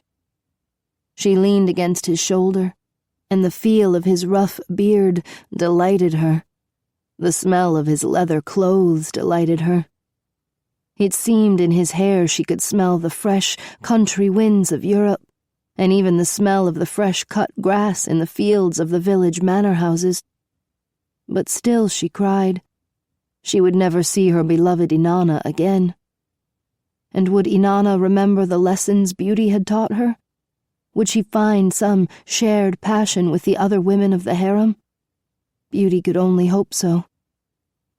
What Beauty herself had learned of the sweetness and intensity of such love would always be with her. Yet, even now, in the captain's arms, she thought of other kinds of love. Of Mistress Lockley's rough wooden paddle that had punished her so well in the village. Of the captain's leather strap, and his hard cock which was pushing against her naked thigh now, the rough cloth of his breeches cruelly imprisoning it. She let her fingers touch it through the cloth. She felt it move like a being unto itself. And her nipples became two stiff little points as she sighed, her mouth opening as she looked up at the captain. He was smiling and studying her, and he let her kiss the crust of beard on his chin and chew on his lower lip. She squirmed on his lap, pressing her breasts to his jerkin. His hand moved under her bottom, squeezing the flesh. "No marks, no welts," he whispered in her ear. "No, my lord," she said. Just those delicate little thongs lashing at her. How she hated them. She slipped her arms tightly around his neck, her mouth covering his. She pushed her tongue between his lips. "And we have become so forward," he said. "Do you dislike it, my lord?" she whispered, feeding on his lower lip, licking at his tongue and his teeth as she had done with Inanna. "No, I can't say that I do," he said. "You don't know how I've missed you." He kissed her hard in response, his large, roughened hand rising to squeeze her breast, to pull it towards him. The sheer size of him aroused her. "But I want your little bottom nicely pink and warm when I take you," he said. "Anything to please you, my lord," she said. "It's been so long, I'm a little afraid. I want so to please you." "Of course you do," he said. He slid his hand between her legs and lifted her by her sex, and her legs felt weak, as if they could not actually support her. Returning to the village was like returning to a dream she could not shake off, could not wake from. She would cry again if she thought too much about it. Lovely Inanna. But her captain looked like a golden god to her in the sunlight from the tiny window, his crude-shaven beard glittering in the shadows, his eyes burning in the deep, tanned creases of his handsome face. As he flung her over his lap, something snapped inside her head, some last little bit of resistance. As his enormous hand closed on her bottom, she rose up to fit herself into it, moaning with the hard pinch that came, the fingers stroking her flesh. "Too smooth, too fine," he whispered above her. "Don't these little Arabs know how to punish properly?" And with the first hard wallops, her sex pumped with juices against the captain's thigh, her heart racing. The spanks echoed loudly in the tiny cabin, her flesh tingling, then burning, then flooded with delicious pain, her tears rising and quickly spilling. "I am yours, my lord," she whispered, half in love, half in supplication, the blows coming faster and harder on her bottom. He gathered her chin in his left hand and lifted her head, but he did not stop the punishment. "Oh, my lord, I belong to you," she whimpered and cried, and it seemed all the memories of the village came back to her. "I will be yours again, won't I? I beg you," she cried out. "Shh, stop your impertinence," he said softly, and she was quickly rewarded with a new volley of hard spanks as she rocked and undulated under them without shame or modulation.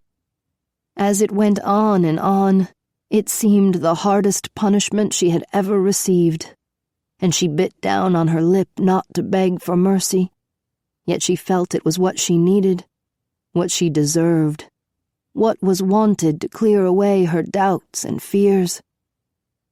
And when the captain flung her back on the bed, she was ready for his cock and lifted her hips to receive it. The small shelf bed seemed to shake under his thrusts. She bounced on the coverlet, her sore bottom slamming against the rough cloth, his weight riding her, crushing her, the cock stretching her and filling her divinely. Finally, she climaxed, screaming against her sealed lips, and in the white, hot flashes of pleasure, she saw both the captain and Inanna. She thought of Inanna's gorgeous breasts, her wet little vagina. She thought of the captain's thick organ and his semen spilling into her with his most violent thrusts. And she was crying for joy and for pain, the captain's hand over her mouth, muffling her cries, which gave her the freedom to let them go from her whole being. She lay still under him when it was done, her whole body gasping, and she was slightly dismayed when he lifted her. He was taking off his belt. "But what have I done, my lord?" she whispered. "Nothing, my love. I want that bottom and those legs in good color, as they used to be." He stood her before him as he sat again on the side of the bed, his breeches still open, his cock still erect. "Oh, my lord," she begged, dissolving in weakness, the aftershocks of the pleasure growing stronger instead of fainter. He was doubling the strap. "Now, every morning at sea, we will begin with a nice whipping. Do you hear me, princess?" "Yes, my lord," she whispered. So it was all as it should be again. So simple. She placed her hands on the back of her neck. And what had she dreamed in the ship before? About finding love? Well, there had been that heavenly taste. And it would come again. For now, she had her captain. "Spread your legs," he said. "And now I want you to dance as you're whipped. Move those hips." And the strap came down as she moaned and swung her bottom from side to side, the movement seeming to ease the pain, her sex throbbing. Her heart was gripped with fear and happiness. It was almost dark. Beauty was lying on the carpet beside Laurent, their heads together on a pillow. The captain and Nicholas and the others who had helped in the rescue had gone to take their evening meal together. The slaves had been fed, and Tristan was asleep in the corner, and so was Lexius. The ship was small and ill-equipped. No cages, no shackles. It still puzzled Beauty that only she and Laurent and Tristan had been rescued. Had the Queen some new and special use for them? It was an agony not to know, and to suffer such envy of Dmitri, Elena, and Rosalind. And Beauty was also worried about Tristan. Nicholas, his former master, had not spoken a word to Tristan since they had put to sea. He could not forgive Tristan for not wanting to be rescued. Oh, why can't he just punish Tristan and be done with it? Beauty thought. All through the evening meal, she had admired Laurent's strictness with Lexius. Laurent had forced him to eat his supper and to drink some wine, though Lexius insisted he wanted none. And then Laurent had made love to him slowly and deliberately, in spite of Lexius's obvious shame at being taken in front of others. Lexius was the most polite and demure slave Beauty had ever seen. "He is almost too fine for you," she whispered to Laurent, now as they rested together, the cabin warm and silent around them. "He's more of a lady's slave, I think." "You may use him if you like," Laurent said. "You may whip him, too, if you think he needs it." Beauty laughed. She had never whipped another slave, and did not really want... Oh, well, maybe. "How did you manage it?" she asked. The transformation from slave to master, so easily. She was glad of a chance to talk to Laurent. Laurent had always fascinated her. She could not get rid of the image in her memory of Laurent in the village strapped to the punishment cross. There was something insolent and wondrous about Laurent. She could not fully define it. He seemed to have an understanding of things which others did not possess. "It has never been one or the other for me," Laurent said. "In my dreams, I liked both parts of the drama, and when I saw the opportunity, I became the master. Moving back and forth only sharpens the whole experience somewhat." Beauty felt a little tumult in her loins at the confident sound of his voice. The soft, ironic tone it had, ever on the edge of laughter. She turned to look at him in the shadows. His body was so large, so full of dormant power, even as he lay there. He was taller even than her captain, and his cock was still a little stiff, ready enough to be awakened. She looked into his dark brown eyes and saw he was watching her, smiling at her, probably knowing her thoughts. She blushed with sudden shyness. She couldn't fall in love with Laurent. No, that was impossible, quite. But she didn't move when she felt his lips against her cheek. Divine little brat, he growled in her ear.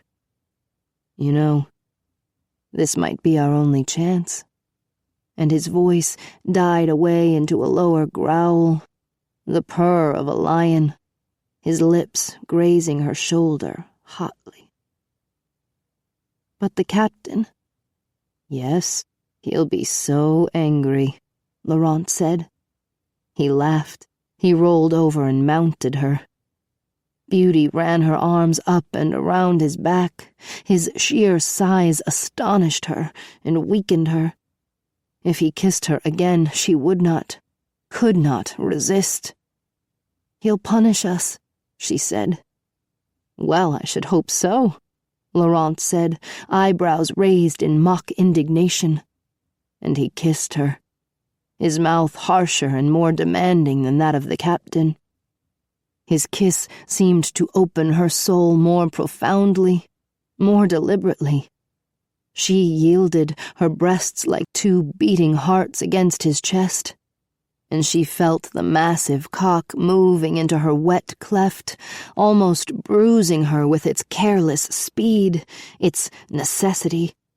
It lifted her hips off the bare floor and plunged them back down again, its width so punishing that she was overcome with the heat of her spasms, her climax rendering her perfectly without will, her arms and legs flopping beneath Laurent. And when he came in her, she felt her body battered by him, ridden by him and his tempestuous and enigmatic spirit.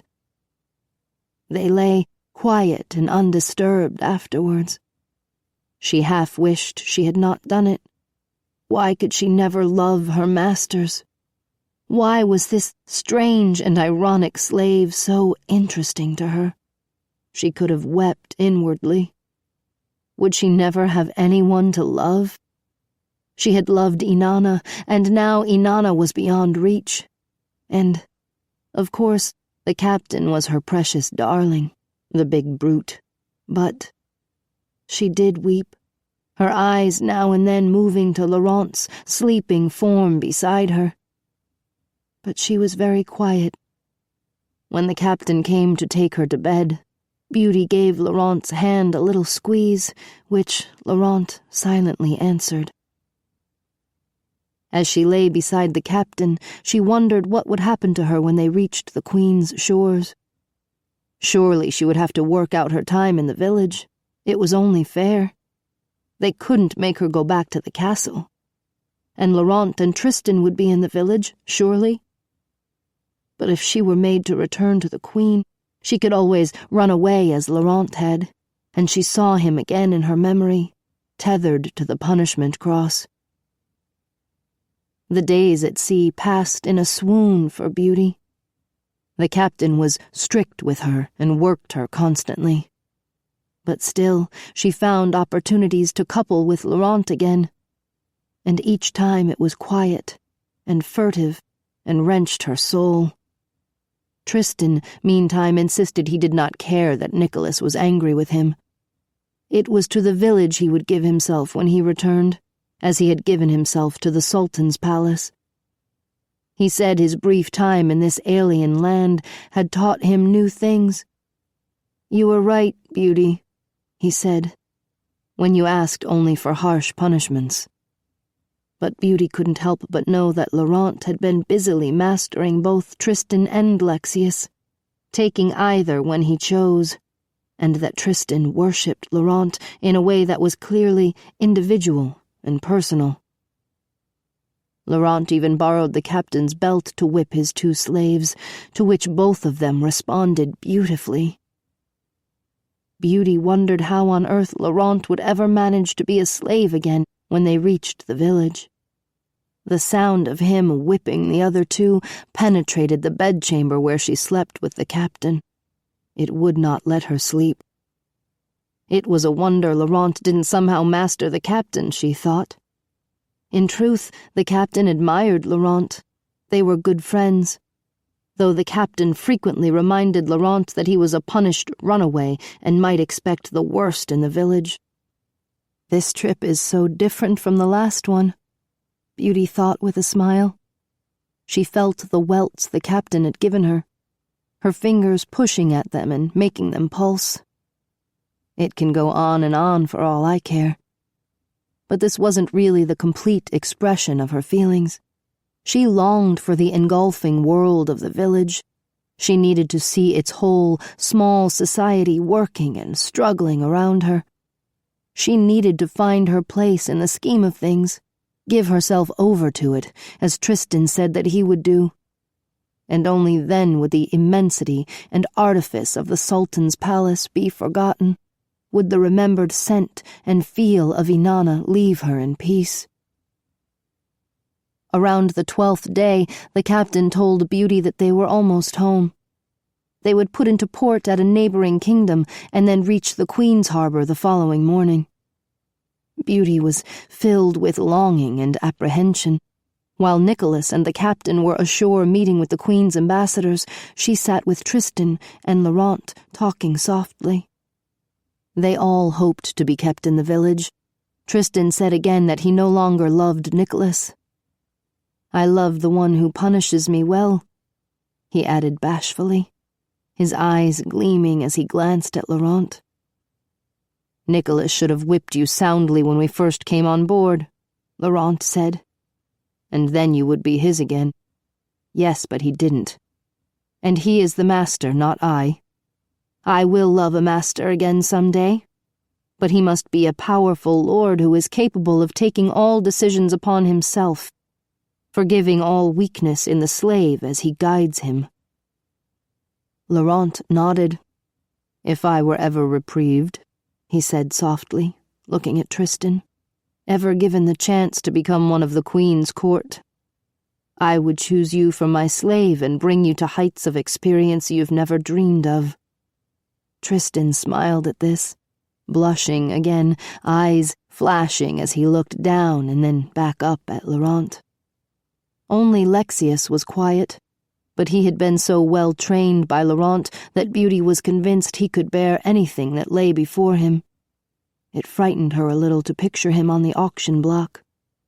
He was so graceful, so dignified, and his eyes were filled with such innocence. How they would strip it away from him. But then, she and Tristan had endured it. It was very late at night before the ship put out to sea for the last leg of the voyage. The captain came down the steps, his face dark and pensive. He lugged with him a finely made wooden casket, which he set down before Beauty in the little cabin. "This is what I feared," he said. His whole manner was different. It seemed he did not even want to look at Beauty. Beauty sat on the bed, staring at him. "What is it, my lord?" she asked. She watched him unlock the casket and throw back the lid. She saw dresses inside, veils, a long pointed cone of a hat, bracelets, and other finery. "Your Majesty," he said softly, averting his eyes. "We will be in port before daylight, and you must be dressed again and ready to meet the emissaries from your father's kingdom. You are to be released from your servitude and sent home to your family." "What?" Beauty shrieked, leaping up from the bed. "You can't mean this! Captain!" "Princess, please, this is difficult enough," he said, his face red as he looked away. "We have received word from our queen. It can't be prevented." "I won't go," Beauty gasped. "I won't go. First the rescue, and now this? This?" She was beside herself. She stood up and kicked the casket with her naked foot. "Take these clothes away. Dump them in the sea. I won't wear them, do you hear?" She would lose her mind if all this didn't stop.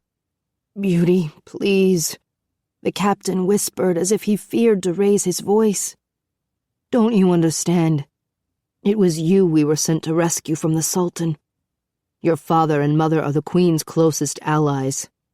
They heard at once of your kidnap and were outraged that the Queen let you be taken across the sea, and they demanded that you be brought back. We only brought Tristan as well because Nicholas wanted it. And as for Laurent, we took him because we had the opportunity, and the Queen said he ought to be brought back to serve out his punishment as a runaway. But you were the true object of the mission, and now your father and mother are demanding you be reprieved from all service on account of your misfortune." "What misfortune?" Beauty screamed. "And the Queen has no choice but to comply because she is ashamed that you were ever kidnapped and taken away." He hung his head. "You're to be married immediately," he stammered. "This is what I have heard." "No!" Beauty shrieked. "I won't go!" She sobbed and clenched her fists. "I won't go, I tell you!"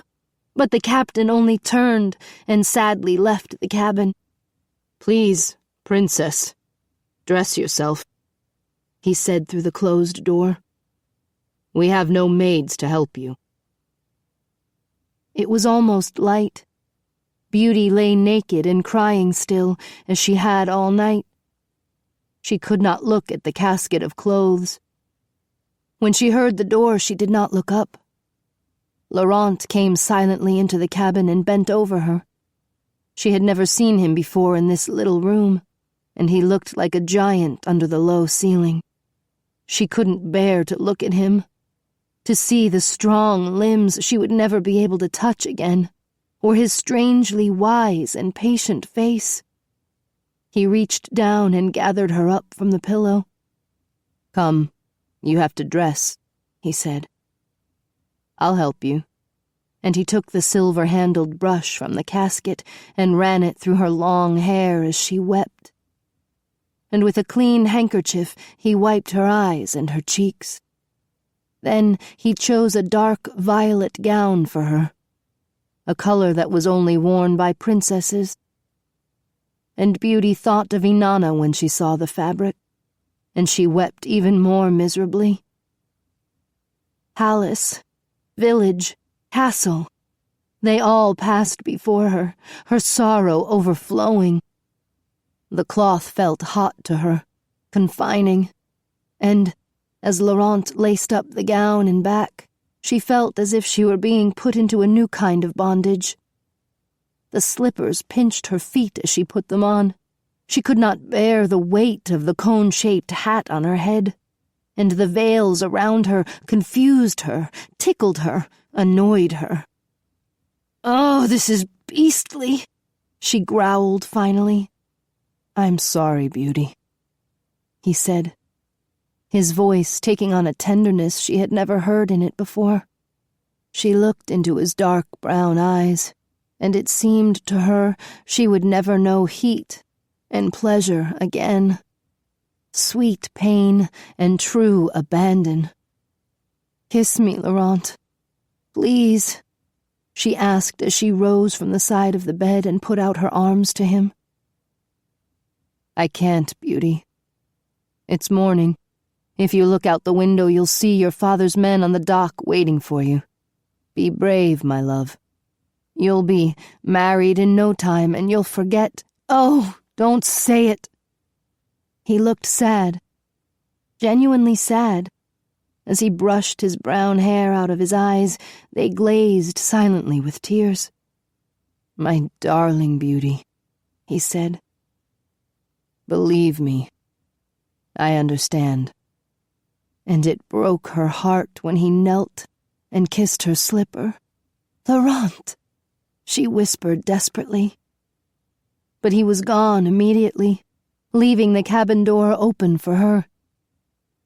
She turned and stared into an empty room, and there was the stairway leading to the sunlight. Gathering her voluminous velvet skirts, she made her way up the steps, her tears flowing copiously. Laurent, Judgment of the Queen. For a long time I stood watching through the little window as Princess Beauty rode away with her father's men. Up the hill they went and into the forest, and my heart died a little inside me, though I did not completely understand why. Many slaves I had seen released, and many had shed tears, as she had. But she had been unlike any other, shining so magnificently in her slavery, that for me, she seemed to rival the sun. And now, she had been taken so brutally from us. How could it not scar her sensuous and savage soul? I was thankful that there was no time to brood upon it. The voyage was over, and Tristan and Lexius and I now faced the worst. We were but a few miles from the dreaded village and the great castle, and my friendly shipboard comrade, the captain of the guard, was now once again the commander of Her Majesty's soldiers, and in command of us. Even the sky looked different here, closer, more ominous, and I could see the dark woods encroaching, feel the low, vibrant proximity of the old ways that had made of me a slave who loved both subservience and dominance. Beauty and her escorts were gone from view.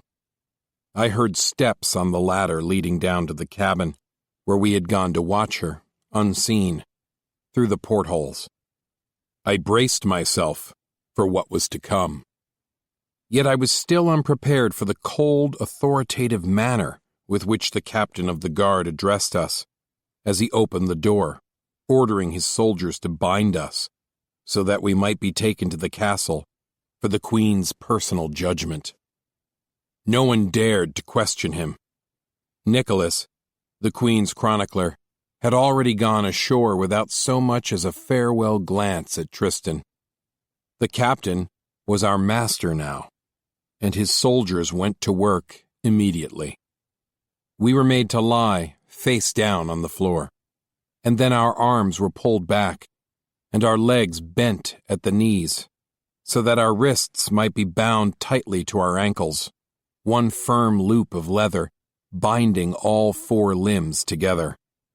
And there were no gilded and jeweled fetters here. This was done with coarse rawhide strips that held us quite well, our bodies slightly bowed by the trussing. Then we were gagged by a long belt of leather, passed through our open lips, its two ends then extended to the knot that bound our ankles and wrists, and there secured also. It held our mouths open, though covered, and our heads up off the ground and looking forward. As for our cocks, they were left free and hard to dangle beneath us when we were lifted. And lifted we were, first by the soldiers who carried us onto the dock, and then each of us was hung from a long, smooth pole of wood, the pole being passed under our bound ankles and wrists, a soldier at each end to carry it. It seemed more appropriate to runaways than to us, I thought, confused by the roughness. But then I realized, as we were carried up the hill towards the village, that we were rebels. We had rebelled at the rescue. And now, this must be accounted for. And it hit me with full force that we really had left behind all the soft elegance of the Sultan's world. We were in for the crudest punishment. The bells of the village clanged, apparently in honor of the men who had managed to bring us back. And as I was jogged along, swinging from the pole, I could see far ahead the crowds that lined the high ramparts. The soldier who walked in front of me glanced back every now and then. He must have liked the spectacle of a trussed slave, swinging from the pole. I could not see Lexius and Tristan because they were being carried behind me. But I wondered if they felt the same new fear that I felt. How much harsher it would all seem after the refinement we had known so briefly. And we were princes again, Tristan and I. There was no sweet anonymity that we had enjoyed so much in the Sultan's palace. Of course, I feared most for Lexius, but there was always the hope that the Queen would send him back, or keep him at the castle. I would lose him, whatever happened. I wouldn't feel that silky skin again, but I was prepared for this. Our ignominious procession entered the village just as I was afraid it would. Crowds met us at the south gates, common people pushing and shoving to get a close look at us. And the slow beat of the drum preceded us again, as we were carried through the narrow, crooked streets towards the marketplace. I saw the familiar cobblestones beneath me, the high gables, the crude leather shoes of the people who lined the walls, laughing and pointing, and enjoying the fairly unusual sight of slaves bound like game to the spit as we moved slowly onward. The wide leather belt pressed against my teeth, but there was plenty of room for air, though I knew that with every deep breath, my chest heaved most noticeably.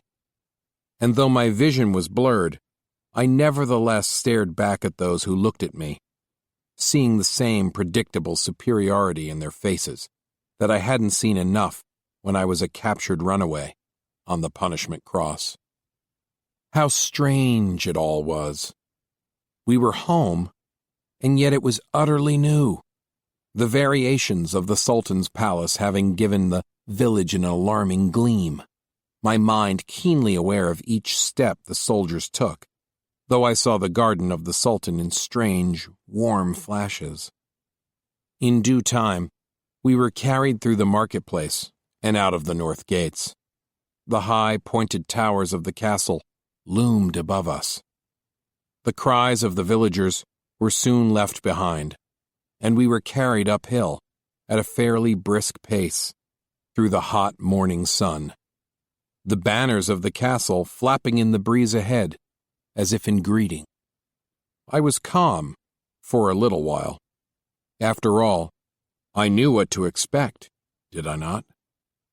But when we crossed the drawbridge, my heart started to race again. The soldiers lined the yard on either side to salute the captain of the guard. The doors of the castle were opened. All the accoutrements of the Queen's power surrounded us. And there were the lords and ladies of the court, come out to watch us being brought in, all the old royal finery that we were accustomed to. I felt the sting of familiar voices, glimpsed familiar faces, and I felt a catch in my throat as I heard the old language, laughter. The ambience of the court came back. Bored masters and mistresses inspected us out of the corner of the eye, men and women who might find us quite amusing if we weren't in such disgrace. In an hour, they would be back to their old occupations. The procession moved into the great hall. I cursed the strap that held my mouth open and my head up. I wished I could bow my head, but I couldn't. And I couldn't force myself to look down. I saw the court assembling in all its glory. Heavy velvet gowns with long, dagged sleeves. The fine jerkins of the lords. The throne itself, and upon it, Her Majesty, already seated. Her hands on the armrests. Her shoulders covered with an ermine-edged cloak. Her hair long and black and twisting, like serpents, beneath her white veil, her face hard as porcelain. In silence, we were set down on the stone floor at her feet, the poles withdrawn, the soldiers receding, until we were alone there, 3 bound slaves, resting on our chests, our heads raised, waiting for judgment. I see you've done well. You've accomplished the mission, said the Queen, obviously addressing the captain of the guard. I didn't dare to look at her, but I couldn't keep myself from glancing to the left and the right, and with a sudden shock, I saw Lady Elvira, standing near the throne, staring at me. As it always did, her beauty frightened me. It seemed part and parcel of her coldness. And as I stared at her composed figure in its tight-fitting gown of apricot velvet, a sense of her luxurious and undisturbed life came over me, a life from which I had been cast out. I felt my heart beating in my throat. I moaned, though I hadn't meant to. I felt the stone pressing on my belly and my cock, and the old shame quickened in me, quickened as it had after I'd run away. I was not fit to kiss my lady's slippers any more, or be her garden plaything. "Yes, your majesty," the captain of the guard was saying.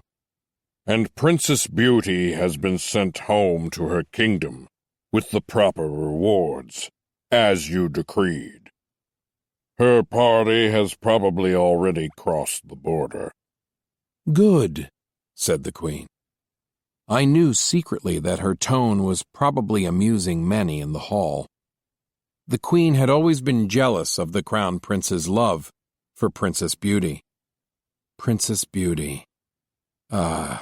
So much confusion. Was she really sorry not to be bound here with us? Not to be naked and helpless before the scornful court of men and women who would someday be our equals? But the captain was continuing, and slowly I picked up the thread. "All showed the most ferocious ingratitude, begging to remain in the Sultan's land, furious that they had been rescued." "This is absolute impertinence," the queen said. She rose from the chair. "For this they will pay dearly. But this one, this dark-haired one who cries so piteously, who is he?"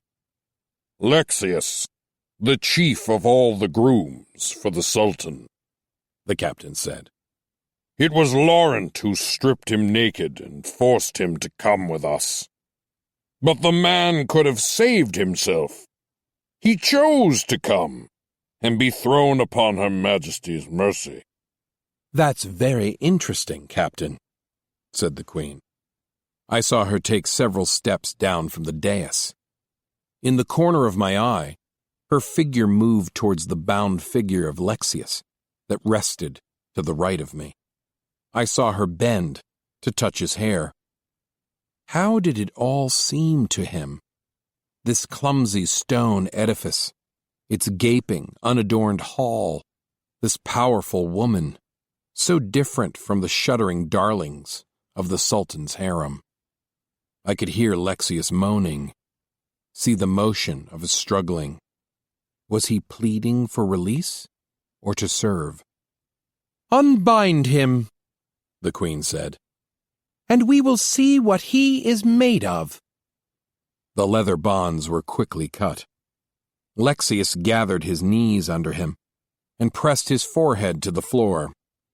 I had told him on shipboard the various ways he could show his respect here, very much the same as we had shown it in his land, and a dark pride rose in me as I saw him crawl forward and press his lips to the queen's slipper. "Very nice manners, Captain," the queen observed. "Lift your head, Lexius." He obeyed. "And now, tell me that you wish to serve me." "Yes, your majesty," came his soft, resonant voice. "I beg to serve you." "I choose my slaves, Lexius," she said. "They do not choose to come to me. But I shall see if you can be effectively used. The first thing we will do is strip away the vanity and softness and dignity bred into you in your native land." "Yes, your majesty," he answered anxiously. "Take him down to the kitchen.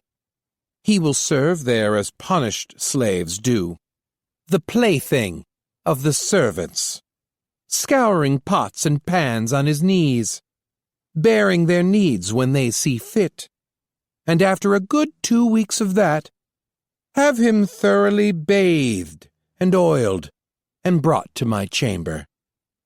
I gasped behind the gag. This would be so difficult for him. The kitchen slaves laughing and prodding him with their wooden spoons, paddling him for nothing, oiling him with the cooking grease before they whipped him back and forth across the floor for nothing more than an afternoon's diversion. But it would do just what the queen wanted it to do. It would make a gorgeous slave out of him. After all, everyone knew she had trained her own Prince Alexei this way. And he was incomparable. Lexius was taken away. We did not even look at each other to say farewell. But I had more important things to think of. "And now for these two, these ungrateful rebels," the Queen said, turning her attention to Tristan and me. "When will I not hear discouraging reports of Tristan and Laurent?" Her voice showed genuine irritation. "Bad slaves, disobedient slaves, and ungrateful when freed from the Sultan's bondage." The blood pounded in my face. I could feel the eyes of the court on me, the eyes of those I knew, had spoken with, had served in the past. How much safer the Sultan's garden seemed, with its preordained roles, than this deliberately temporary servitude. Yet there was no escape from this. It was as absolute as the garden had been. The Queen drew near, and I saw her skirts before my eyes. I couldn't move to kiss her slipper, or I would have done it. "Tristan is a young slave," she said. "But you, Laurent, you served Lady Elvira for a year. You are well trained, and yet you disobey, you rebel." Her voice was caustic. "You even bring back the Sultan's servant on a whim. You are determined to distinguish yourself."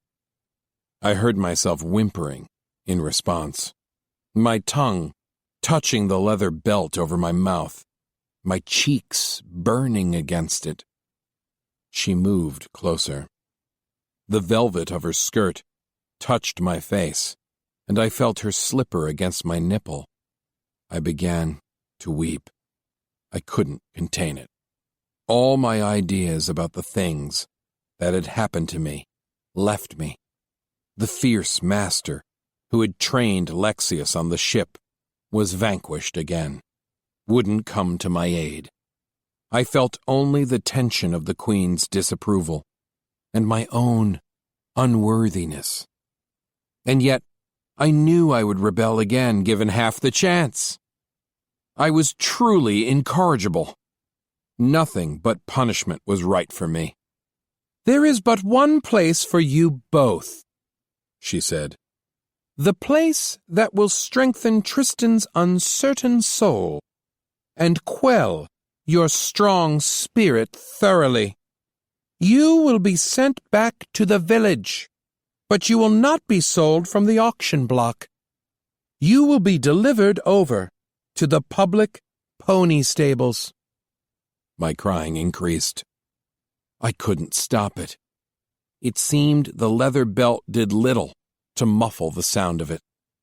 "And there you will serve night and day all year," she continued, "and strictly as ponies, to be rented out for the pulling of carriages and carts and other draft work.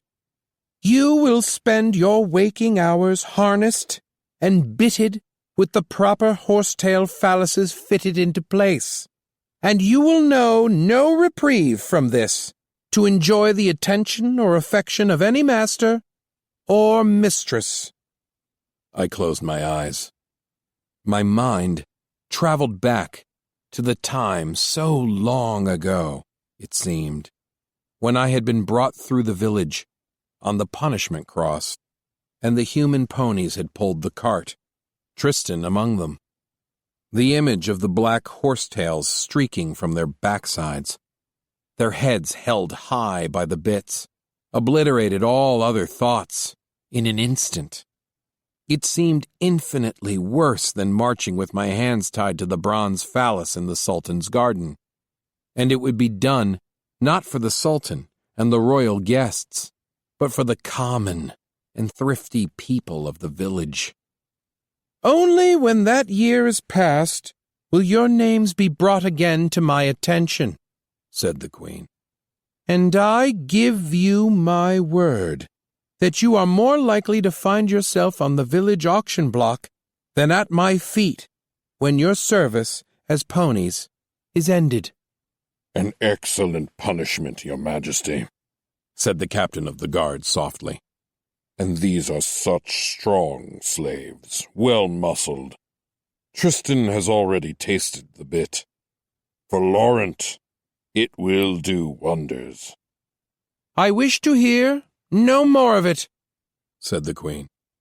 "These are not princes fit for my service. They are horses, to be well worked and well whipped in the village. Get them out of my sight immediately." Tristan's face was red and streaked with tears when I finally saw it. We were both lifted again on poles, as we had been before, and hurriedly carried out of the great hall, leaving the court behind us. In the yard before the drawbridge, crude little signs were put around our necks, both bearing the single word, pony. And after that, we were rushed across the drawbridge and downhill once more, towards the dreaded village. I tried not to envision the pony shackles. It was something absolutely unknown to me, and my only hope was that my bonds would be tight, and my position of servitude rigidly maintained by stern disciplinarians who would show me how to bear it. 1 year. Phalluses. Bits. It rang in my ears as we were carried back through the gates into the swarming, noontime marketplace. We caused quite a stir, the crowds gathering as the trumpet was blown before the auction block. The villagers moved in closely this time, though the soldiers ordered them back, and hands pushed at my naked arms and legs, making my body swing from the pole. I was choking on my tears, marveling that my understanding of what was happening did not lessen the degradation of it. What does understanding mean, I wondered? To know that I had brought it all on myself, that humiliation and yielding are inevitable at any stage of the game. Somehow it produces no calm, no defense.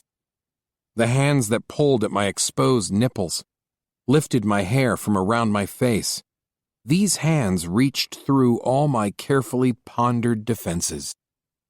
The ship, the Sultan, the secret mastering of Lexius, all swept away most certainly.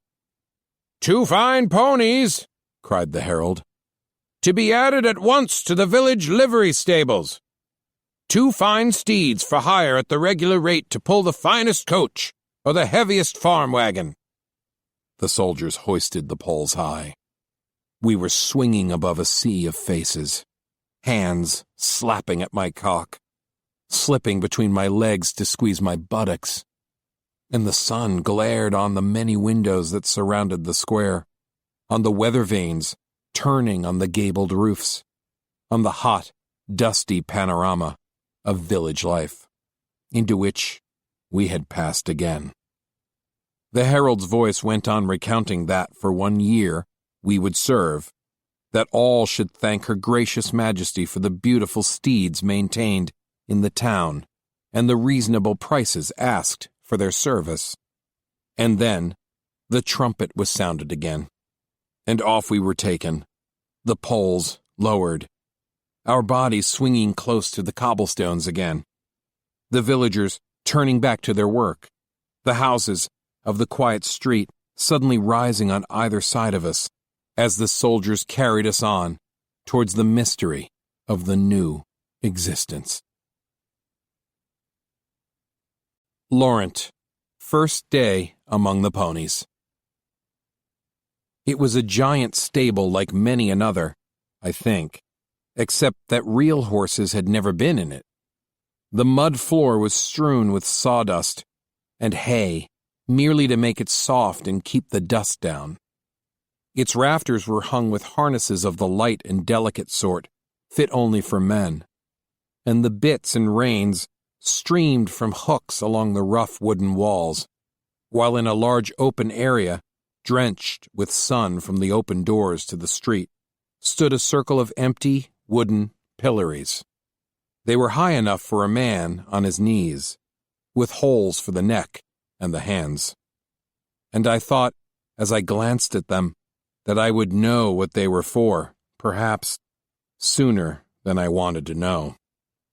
What interested me more were the stalls to the far right, and the naked men inside them, 2 and 3 to a stall, their backsides well striped from the belt, their very sturdy legs firmly planted on the floor, their torsos bent over a thick wooden beam, their arms bound in the small of their backs as they merely stood there. With few exceptions, all wore leather boots to which horseshoes had been attached, and in 2 of the stalls, grooms worked, true stable boys in leather and homespun, scrubbing down their charges or rubbing them with oil, their attitude one of casualness and busyness. The sight took my breath away.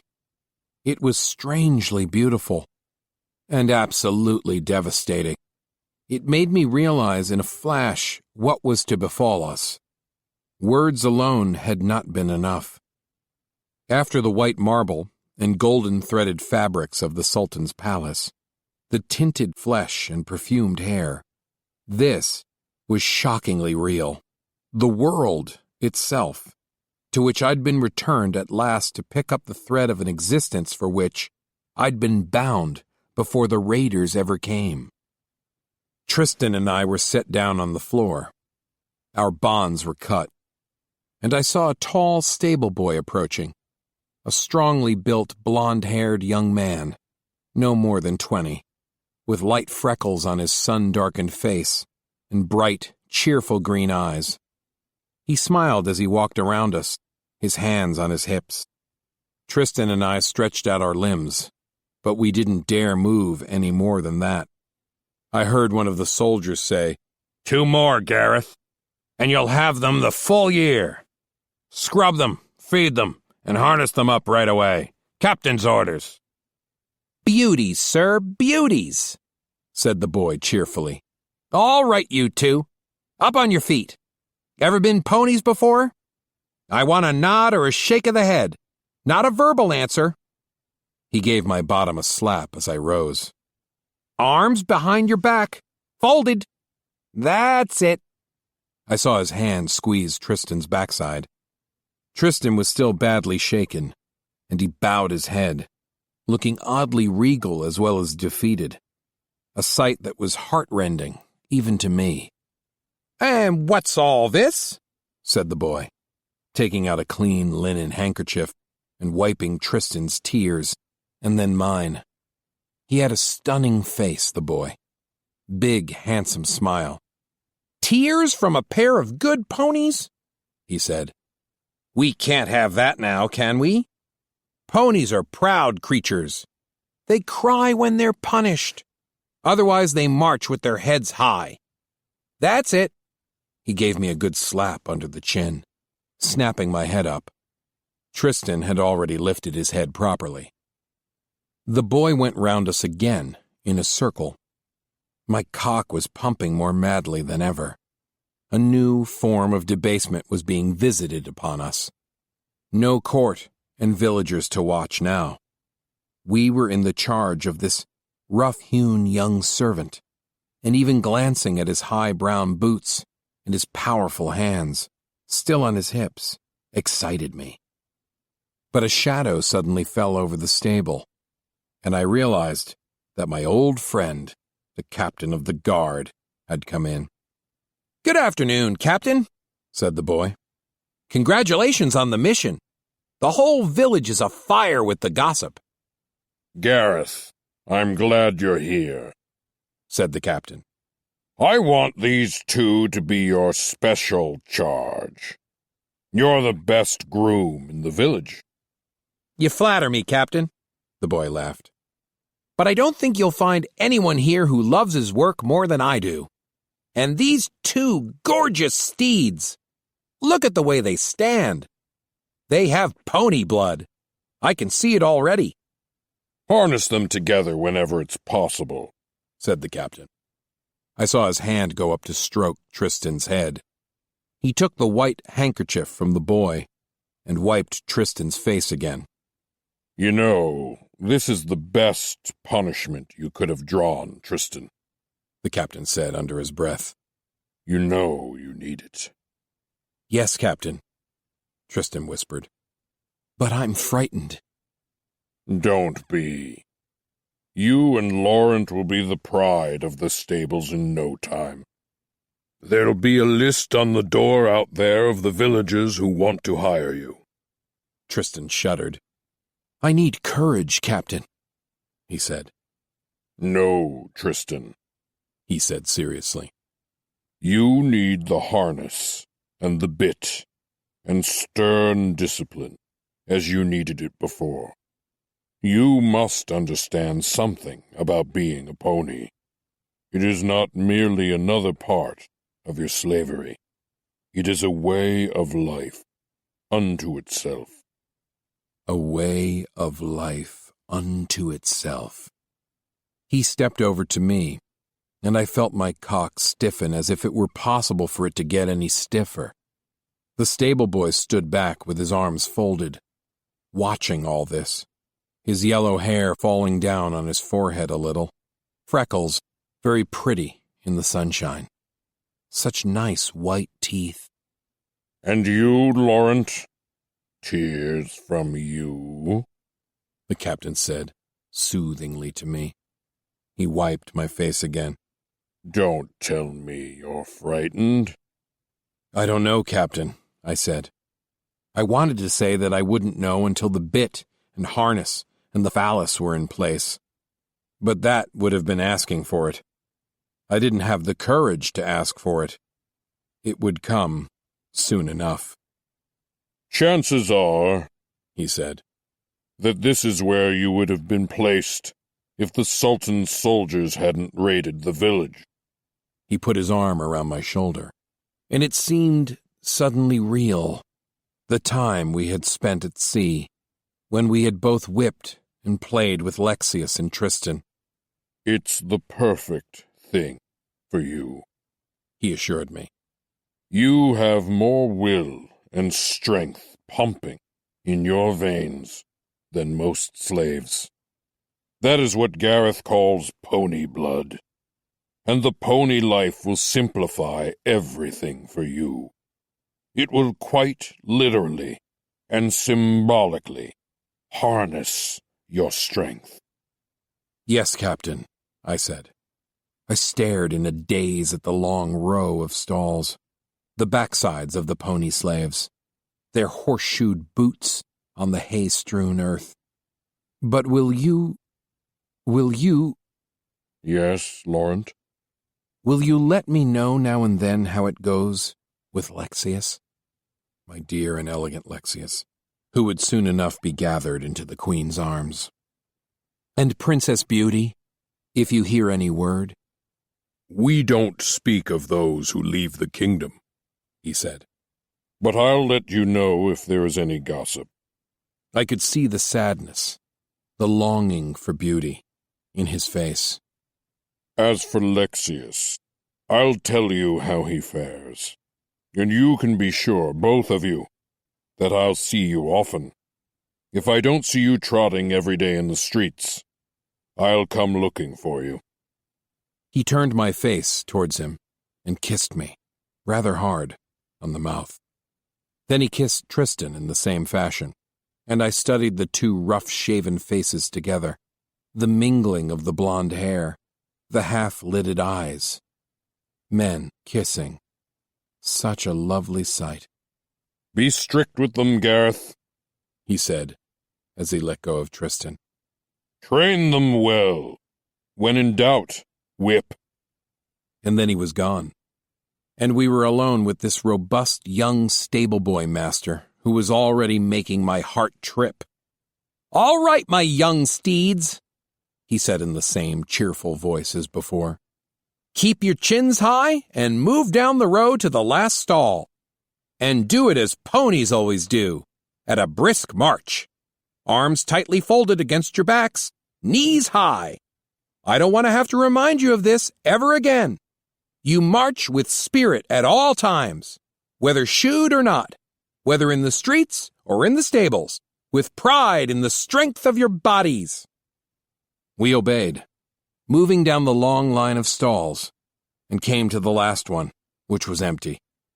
I saw the feeding trough beneath the window, with its bowls of clean water and of meal, and the two broad, flat beams crossing the stall, over which we had to bend at the waist, one beam to support our chests, the other our bellies. Gareth pushed us to the far sides of the stall so that he could stand between us, and he ordered us to bend over, and we obeyed, resting our torsos on the beams, our heads right above the feeding bowls. "Now, lap that water, and do it with enthusiasm," he said. "I won't have any vanity here, any holding back. You're ponies now." No soft, silken fingers here. No perfumed ointments. No tender voices talking in that impenetrable Arabic tongue that seemed so suited to sensuality. The wet scrub brush hit my backside and started its vigorous work immediately, the water trickling down my naked legs. I felt a rush of shame as I lapped the water, hating the wetness against my face. But I was thirsty, and I did as he said, amazingly eager to please him, liking the smell of his rawhide jerkin, his suntanned skin. He scrubbed me well, ducking under the beams and coming up between them or in front of them when he had to, his movements firm and brusque, as he did his chores, his voice reassuring. And then he turned to Tristan, just as our food was brought to us, a good serving of thick meat soup, which he told us to finish off completely. But I had taken only a few morsels when he stopped me. "No, I can see we need some training immediately. I told you to eat it, and I mean for you to devour it and fast. I'll have none of those dainty manners here. Now let me see you go at it." Again, I was blushing with shame to have to pick up the meat and vegetables with my tongue, to have the stew on my face, but I didn't dare disobey him. I felt an extraordinary affection for him. "Now that's better," he said. I saw him patting Tristan's shoulder. "I'll tell you right now what it means to be a pony. It means pride in what you are, and a loss of all false pride in what you are no longer. You march briskly, you keep your heads high, your cocks hard, and you show your gratitude for the slightest kindness.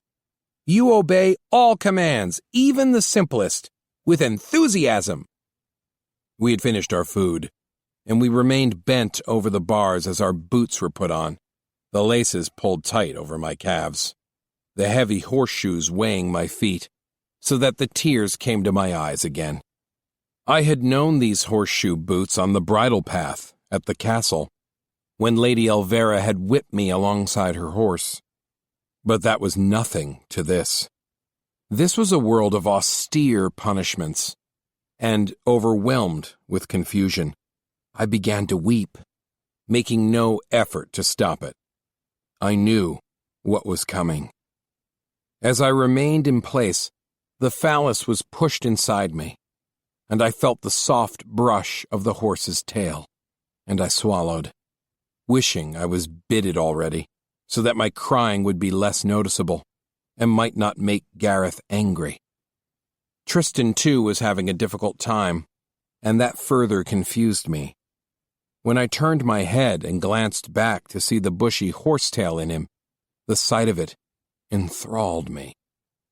Meantime, the harnesses were being buckled on, fine straps that ran down over our shoulders, under our legs, through a circular hook on the back of the phallus, and up to a strap around our waists, where they were buckled securely. It was a good and thorough job, though I didn't feel the true panic, the true defenselessness, until my folded arms were strapped tight and connected to the rest of the harness. With relief, I knew that my will wasn't so important now, and a sob did break from me when the stiff, rolled leather bit was forced back between my teeth, and I felt the reins against the sides of my face. "Up, Laurent," Gareth said, with a firm tug of the reins. And, as I stood up straight and moved backwards in the heavy horseshoed boots, I felt him attaching weighted clamps to my nipples, the weights brushing the skin of my chest as they pulled down on the nipples. The tears were a flood coming down my face, and we were not even out of the stables. Tristan moaned as he received the same treatment, and I felt the doubling confusion again when I turned to glance at him. But this time, Gareth pulled hard on my reins and told me to look ahead if I didn't want a nice collar to keep my head straight. "Ponies don't look around like that, my boy," he said, and swatted me hard with his open hand, jolting the phallus inside me. "If they do, they're soundly whipped and fitted with blinders." When his fingers touched my cock, binding my balls against it with a tight cock ring, I could hardly stand the gentleness of the touch, the heat of the sensation. "Now, that's nice," he said, walking back and forth in front of us. His white sleeves were rolled up to show the gold fleece on his sun-bronzed arms, and his hips moved enticingly under the leather tunic to suggest a comfortable swagger. "And if I have to put up with those tears," he said, "I want your faces held high for the world to see them. If you must cry, then your masters and mistresses should enjoy the sight of it. But you don't fool me, either of you. You're perfect ponies. And your tears will only make me whip both of you harder. Now, march to the front of the stables." We both obeyed. I felt him gather the reins behind me, the phallus like a club forced into my anus, hard and unyielding as the bronze phallus had been, thick and firmly held there by the harness. The weights pulled at my nipples. In fact, there seemed no part of my body that was left in peace. The cock ring tightening on my cock, the gloved soft fit of the boots rendering the rest of me shamefully naked. The harness seemed to govern me, contain me, to unify 1,000 sensations and torments.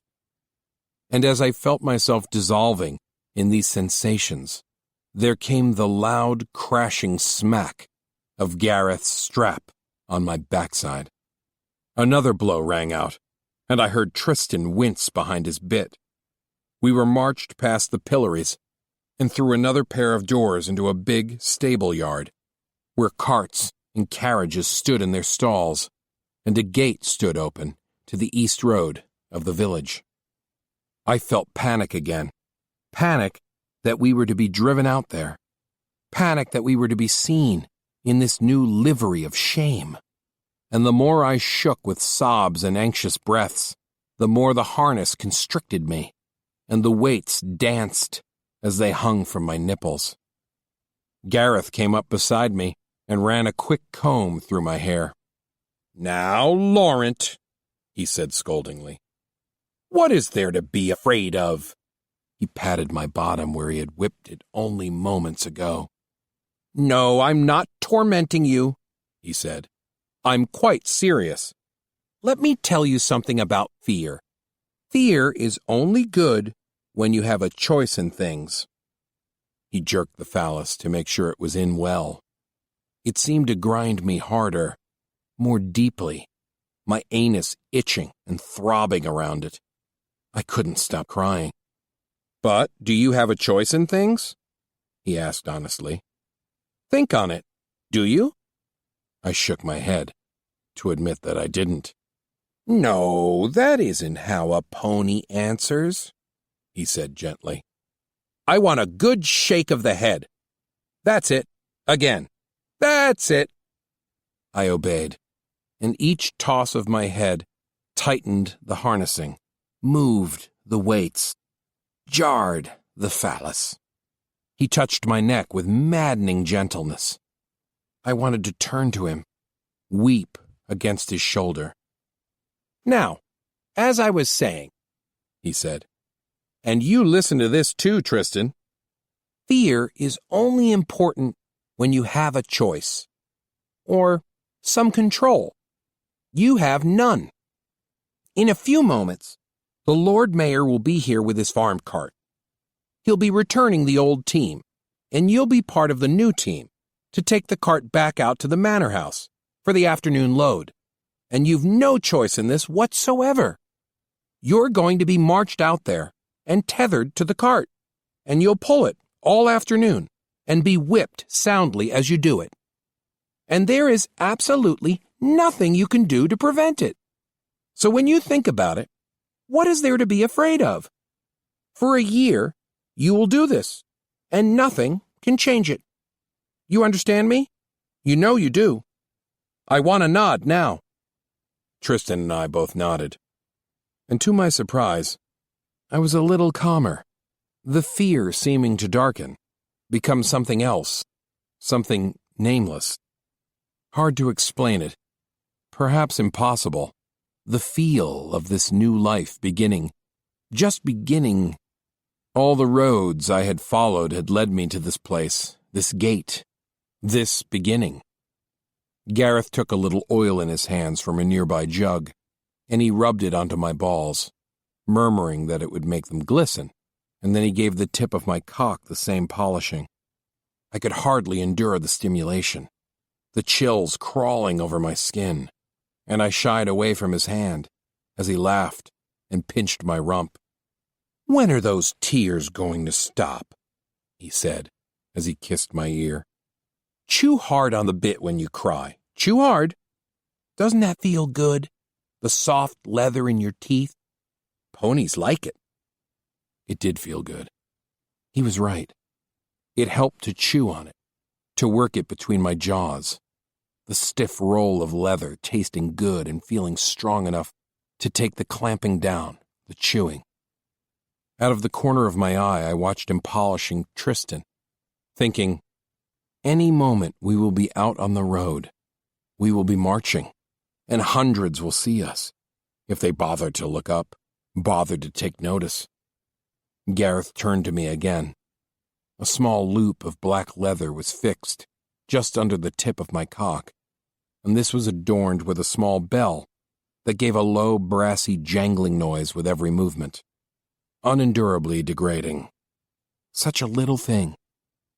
Memories of the exquisite adornments in the Sultan's world inundated me. Jewels, gold, the multicolored carpets strewn on the soft green garden grass, the fine leather manacles, and the tears streamed down my face. But it was not that I wanted to be there. It was only that the dramatic change intensified everything. Tristan, too, was being made to wear the bell, and every movement of our cocks brought some appalling sound from the things. And we would become accustomed to all this, I knew. In a month, it would seem natural. I watched Gareth take from a hook on the wall a long-handled thrash I'd never seen before. It was a bundle of stiff but flexible leather strips, a sort of cat-o'-nine-tails, and with this, he thrashed both of us, soundly. It did not hurt like the wallop of the strap, but the strips were heavy, and they covered all of the flesh in each sweeping blow easily. Almost caressing they were, enveloping the naked skin in countless stings and prickles and scratches. Gareth took our reins again and marched us to the gate.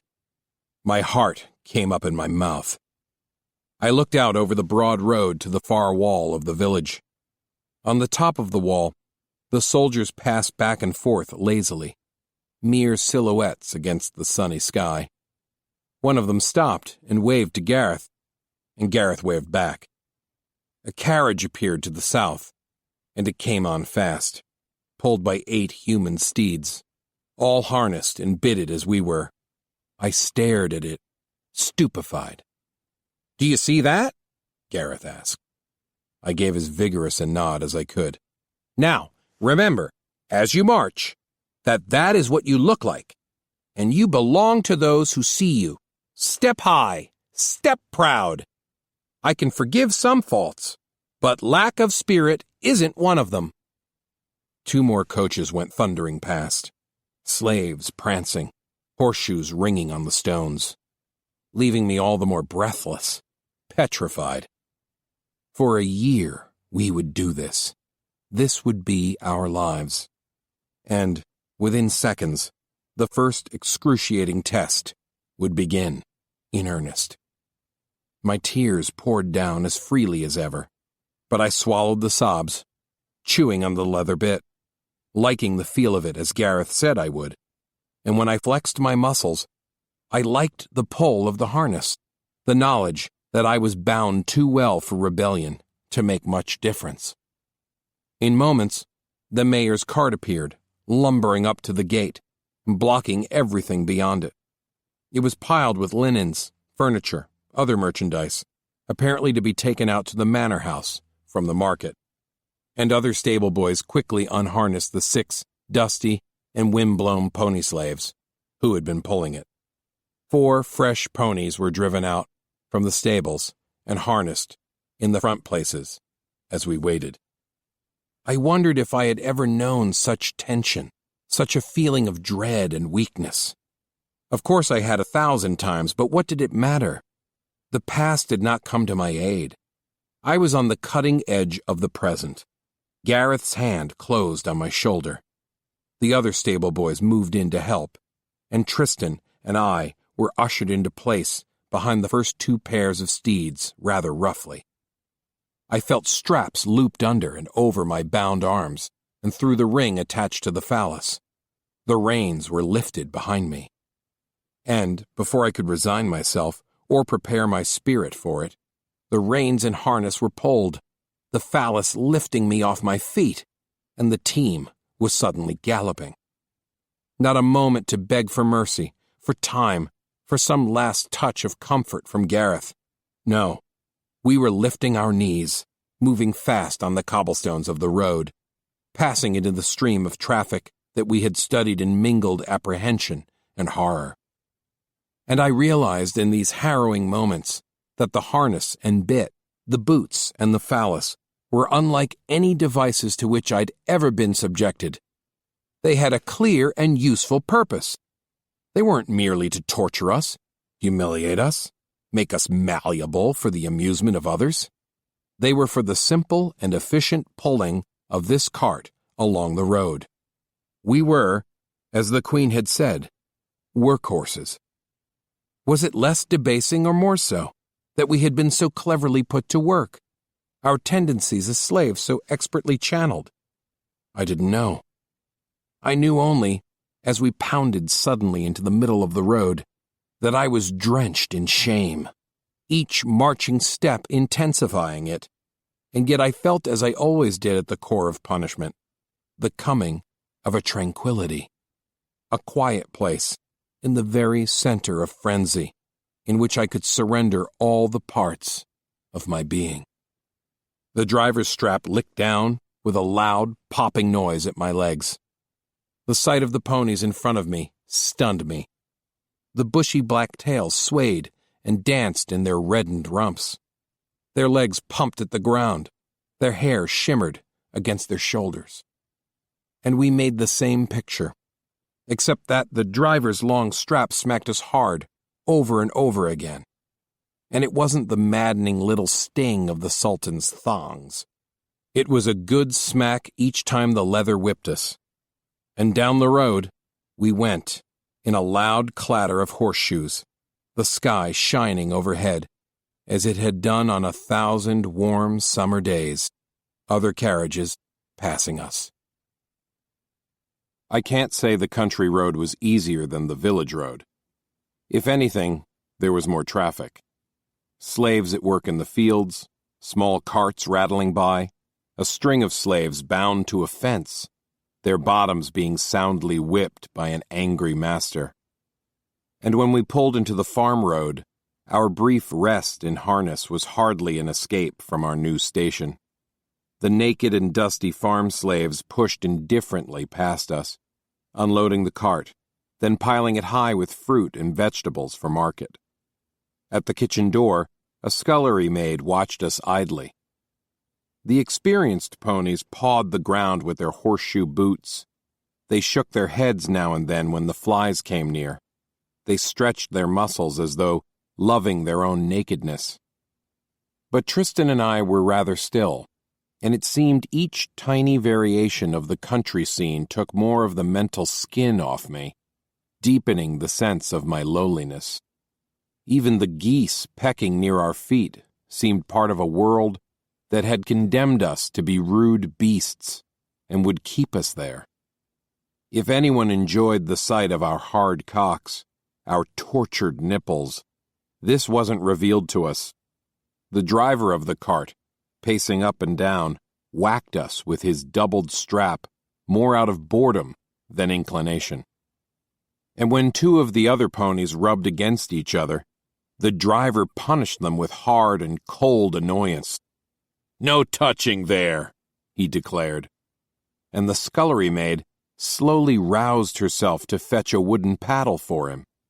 Stepping in front of us, he found plenty of room to punish the offenders, switching back and forth between the two rumps, jerking up the phallus by its hook with his left hand as he soundly whacked at the bottom and thighs with the paddle.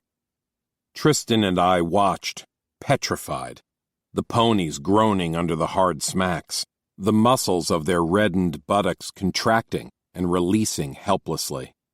I knew I must never make this mistake of rubbing against another harnessed body. Yet I felt certain that someday I would make it. Finally, we were again driven out.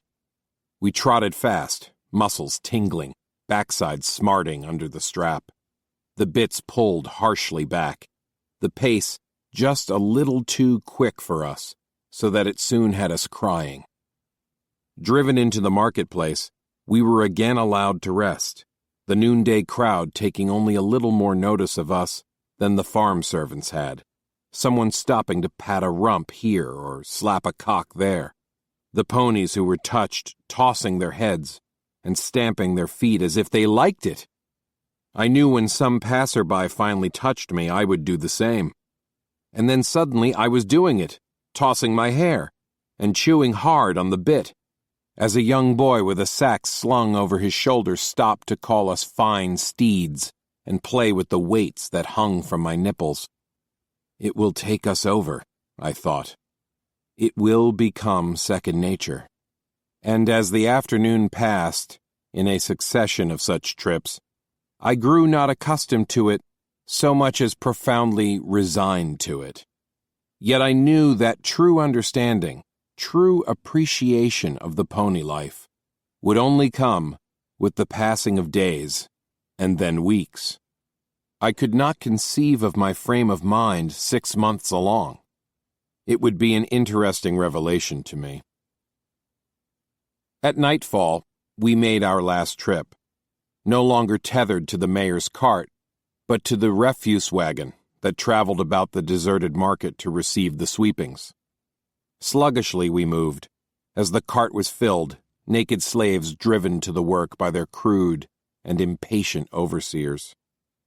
The villagers, dressed for the evening now, moved past the deserted shops and stands towards the nearby place of public punishment, and we could hear the paddles and straps at work there, the cheers and screams of the crowd, the general noise of festivity. From that, too, we were, for better or worse, excluded. It was the stable world for us, the hardy young grooms unharnessing us with simple words. Easy now, and steady, and head up, that's a good boy, as they whipped us to our stalls and over the beams for feeding and watering. It was a good feeling to have the boots slide off, to feel the balls of my feet on the soft, slightly moist floor, to feel the scrub brush sudsing me thoroughly. My arms were unbound, and I was allowed to stretch them for a moment before folding them on my back again. No one had to tell us to eat or drink with enthusiasm this time. We were hungry, but we were also tortured with desire. And, as I lay over the beams, the stable boy lifting my head to clean my face and my teeth, I felt my cock a jutting shaft of pure hunger. It was nowhere near the rough wood that supported me. They were much too clever for that.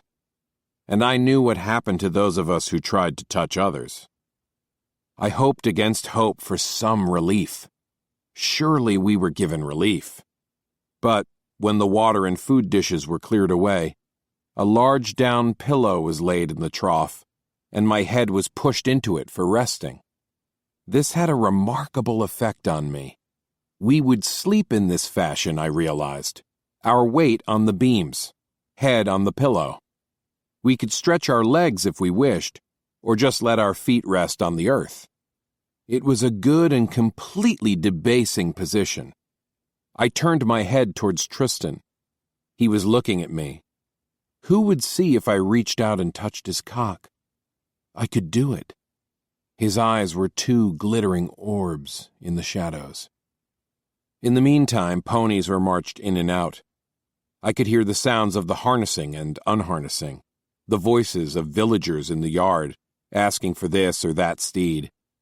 The stable was darker but no quieter than it had been at morning. The stable boys whistled as they went about their tasks. Now and then they teased a pony with loud, affectionate voices. I continued to gaze at Tristan, unable on account of the crossbeams to see his cock. Bad enough to see his handsome face against the pillow. How soon would they catch me if I mounted him, dug my cock in deep, but they might have ways to punish us of which I hadn't thought. Suddenly Gareth appeared. I heard his voice at the same moment that I felt his hand stroking my sore backside. "Well, the drivers did their work on you two," he said. "And by all reports, you're fine ponies. I'm proud of you." The flush of pleasure I felt was just another extraordinary humiliation. "Now, up, both of you, arms folded firmly on your backs and heads high, as if you wore the bit. Out there now, move quickly." He marched us past the doors to the wagon yard, and I saw another pair of open doors in the side of the stable. A beam like a bolt lay across the span of the opening at midpoint. A man would have to duck under it or climb over it to get through, the former being much easier. "That's the recreation yard, and you'll be there for an hour," Gareth said. "Now, down on your hands and knees, and see you stay down in the yard. No pony walks upright save to march to his master's commands, or to trot in harness. Disobey, and I'll chain your elbows to your knees so that you can't stand up. Don't make me do it." We went down on all fours, and he swatted our rumps with his open hands to drive us through the doorway. Immediately we entered a clean-swept dirt yard lighted by torches and lanterns, with several large old trees against the far wall, and naked ponies sitting or prowling about on all fours everywhere. There was a peaceful atmosphere until we were seen, and at once the other steeds moved towards us. I understood what would take place, and I didn't try to fight or run. Everywhere I looked, I saw naked flanks, long, unruly locks, smiling faces. Directly in front of me, a beautiful young pony, blonde-haired and gray-eyed, smiled as he reached up and stroked my face and opened my mouth with his thumb. I waited, unsure as to how far I would let this go, when I felt another behind me, the cock already pushing into my anus, and yet another had thrown his arm over my shoulder and was pulling at my nipples roughly. I backed up, bucked, only driving the cock in deeper, and I was caught in front by the beautiful one, who laughed as he sat back on his heels and pushed my head down towards his cock forcefully. My arms were pulled out from under me by another pony, and I opened my mouth on the cock even though I wasn't sure I wanted to. I was groaning from the hard grinding I was getting in back, and I was also boiling over with excitement. I liked these steeds, if only. And then I felt a wet, firm mouth on my own organ, sucking at it hard. as another pony's tongue lapped fiercely at my balls, and I didn't care anymore about who made the decisions. I was sucking the pretty boy, and being sucked, and my backside was being ground out hard, and I was happier than I had ever been in the Sultan's garden. As soon as I came, it seemed, I was thrown over on my back. The pretty one had had enough sucking and wanted to take me. He smiled down at me as he drove in harder even than the first pony had, and my legs went up and over his shoulders as his hands cupped me and lifted me. "You're a pretty one, Laurent," he whispered between his panting breaths. "You're not bad yourself," I whispered back. My head was being held by another pony, whose cock danced just above me. "Not so loud when you talk," whispered the pretty one, and then he came, his face blood-red, his eyes squeezed shut. He was pulled off me by one of the others before he was finished. Again, a mouth was on me, arms locked around my hips, and my head was straddled, a cock dancing just above me. I lapped at it with my tongue, made it dance more. Then it came down, and I opened my lips to receive it, biting it a little, stabbing the tiny hole with my tongue, then sucking it. I lost track of how many used me, but I kept an eye out for the pretty blonde one. He was on his knees at a trough, washing his cock in the fresh flowing water. That was the way after it had been in another's backside. You had to clean it before you could put it in another mouth, I could see that, and I decided I'd get into his backside now, before he got away. He laughed loudly when I slipped my arms under his arms and pulled him back away from the trough. I stabbed him hard and lifted him on my pelvis. "Like it, you little devil?" I whispered in his ear. He was gasping. "Go easy." "The hell I will," I said. I ground his nipples between my forefingers and thumbs as I rammed him, bouncing him up and down. After I came, I threw him forward on all fours and smacked him hard over and over with my open hand until he scrambled away under the trees. I went after him. "Please, Laurent, have a little respect for an older steed," he said. He lay on the soft earth looking up at the night sky, his chest heaving. I lay down on my elbow beside him. "What's your name, pretty boy?" I asked. "Gerard," he said. He looked at me, and the smile broke out on his face again. He was quite lovely. "I saw you harnessed up this morning. Saw you several times on the road. You're the finest stock in the place. You and Tristan." "Don't you forget it," I smiled down at him. "And, next time we meet in this yard, you'll introduce yourself properly to me. You won't take what you want without asking." I slid my hand under his shoulder and hurled him over on his face. I could still see the mark of my hand on his bottom, and I rested my chest on his back and spanked him as hard as I could, over and over again. He laughed and moaned at the same time, but the laughter died out as his cries got louder and louder. He struggled and twisted in the dirt. His backside was so narrow and lean I could cup the whole span of it in my hand when I wanted to rest. But I didn't want very much to rest. I spanked him harder probably than all the straps of the drivers who had used him. "Laurent, please, please," he gasped. "You'll ask for what you want." "I'll beg, I swear it. I'll beg," he cried. I sat up and rested back against the trunk of the tree. Others were resting in that manner. I could see that only standing upright was forbidden. Gerard lifted his head, hair all tangled in his eyes, and he smiled, rather bravely, I thought, but good-naturedly. I liked him. His left hand went back timidly to his bottom and massaged the redness. That was something I had never seen before. Nice to have a period of rest when you can do that sort of thing, I thought.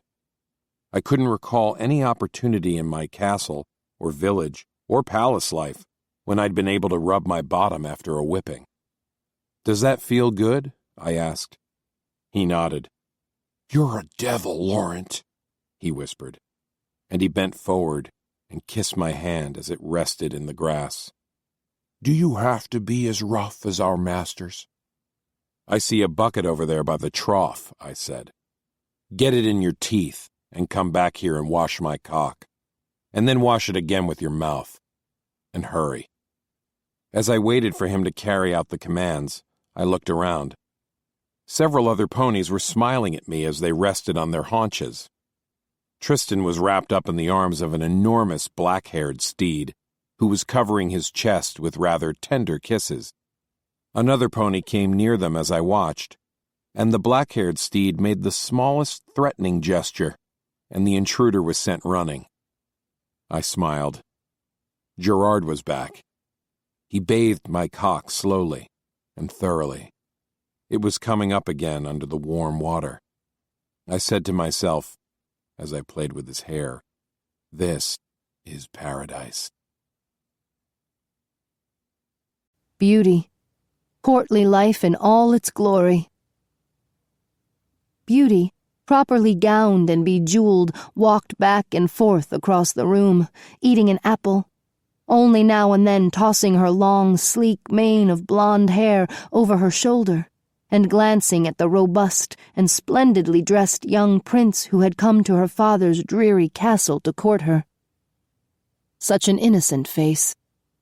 In a low, fervent voice he spoke the predictable words, that he adored Beauty, would be most happy to make her his queen, that their families would be overjoyed at the union. A half-hour ago Beauty had interrupted the nauseating diatribe to ask if he had ever heard of the strange pleasure customs of Queen Eleanor's kingdom. He had stared at her with wide eyes. "No, my lady," he had said. "Pity," she had whispered with an acidic smile. She wondered now why she hadn't sent the prince away. She had been sending men away since she had returned to her father's house. But her father, though weary and disappointed, only continued to write letters, to receive more guests, to open his doors to more suitors. At night, Beauty lay crying against her pillow, her waking and sleeping dreams the same, of the lost pleasures of the world she had known beyond the border of her parents' land, a subject which no one broached at court, which she herself never mentioned in public or private. She stopped and looked at this young prince now. She threw away the half-eaten apple. Something about the young man fascinated her. Of course, he was handsome. She had let it be known she would marry only a handsome man. No one thought it unusual of a princess with such endowments. But there were other things about him. He had violet blue eyes, rather like those of Inanna, or more truly like those of Tristan. He was blonde like Tristan, dark gold hair, thick and bushy around his face, leaving the lower part of his neck bare. Rather enticing to see the bare neck, Beauty thought. And the young man was big and broad-shouldered like the captain of the guard, like Laurent. Ah, Laurent. It was Laurent she most thought of, remembered. The captain of the guard was a dark, faceless sentinel in her dreams. The sound of his strap rose and fell. But it was Laurent's smiling face she saw, Laurent's enormous cock that she longed for. Laurent. Something had changed in the room. The prince had stopped speaking. He was gazing at her. His courtly ardor had melted away into a rare and honest silence. He stood with his hands clasped behind his back, his cloak hanging off one shoulder, and a sadness came over him. "You will refuse me too, won't you, my lady?" he asked quietly. "And you will haunt my nights forever after. Is that so?" she asked. Something in her quickened. It was not a sarcastic reply. The moment was suddenly important. "I want so to please you, princess," he whispered. "Please you. Please you. Please you. The words made her smile. How often she had heard them spoken in the far-off world of the castle and the village, and in the even more distant fantasy world of the Sultan. How often she had spoken them herself. "Do you, my dear prince?" she asked gently. She was aware that her demeanor had changed, and that he realized it. He stood motionless, looking at her across the room, the afternoon sun falling in broad shafts on the stone floor between them. It glinted in his hair, on his eyebrows. She advanced, and she thought she saw him shrink back, saw a flicker of undefined feeling in his face. "Answer me, Prince," she said coldly. Yes, she had seen it. The wave of redness rising to his cheeks confirmed it. He was baffled. "Then bolt the doors," she said in a low voice. "All of them." He hesitated but a moment. How virginal he looked. What was under those breeches? Her eyes passed up and down over him, and she saw it again. The inward shrinking. The vulnerability that made his size and fair countenance suddenly quite irresistible. "Bolt the doors, Prince," she said threateningly. And moving like one in a dream, he went to obey, glancing back at her timidly. There was a stool in the corner, a broad, three-legged thing. Beauty's maid sat upon it when she wasn't needed. "Set the stool in the center of the room," she said, and she felt a little catch in her chest as she watched him obey her. He glanced up at her before he righted himself, after setting down the stool, and she liked this. His body bent over, his eyes gazing up, the color in his cheeks. Divine color. She folded her arms and leaned against the carved side of the fireplace. She knew it was not a ladylike position. Her velvet gown annoyed her. "Take off your clothes," she whispered. "All of them." For a moment, he was too astonished to respond. He stared at her as if he had heard wrong. "Off with them," she said in a monotone. "I want to see your body, see what you look like." Again he hesitated, and then the blush on his face deepened as he bowed his head and began to unlace the jerkin. Lovely, the sight of his flaming cheeks and the jerkin opening over the wrinkled shirt. He pulled the ties that laced the shirt, and there was his bare chest. Yes, more, and more. Yes, off the arms. Quite naked. Fine nipples, maybe just a little too pale, and each surrounded with a little blonde hair, and the hair moving down the center of the chest to a curling growth on the belly. And now the breeches were down, and he was stepping out of the boots. Nice cock. And very hard. Of course. When had it gotten hard? When she had ordered him to bolt the doors? Or to remove his clothes? Actually, it didn't matter. Her own sex was moist and hot between her legs. When he looked up at her again, he was stark naked. The only naked man she had seen since she had left the ship moored at Queen Eleanor's dock, and she felt her own face tingling and her lips moving into a smile shamelessly. But it wasn't good to smile at him so soon. She stiffened slightly. She felt a great warmth in her breasts. She hated the velvet gown that covered her. "Up on the stool, Prince, so I can have a good look at you." That was too much, or so it seemed for an instant. He opened his mouth, but then he only swallowed. Oh, very handsome. He would have been welcomed by Queen Eleanor in her voluptuous court. And what an ordeal it would have been. And that fair skin revealing everything, as Tristan's skin did. And he didn't have the cunning of Laurent. He turned and looked at the stool, He was paralyzed. "Up on the stool, Prince," she said, stepping forward. "And put your hands on the back of your neck. That way I can see you well. Your hands and arms aren't in the way." He stared at her. She stared back.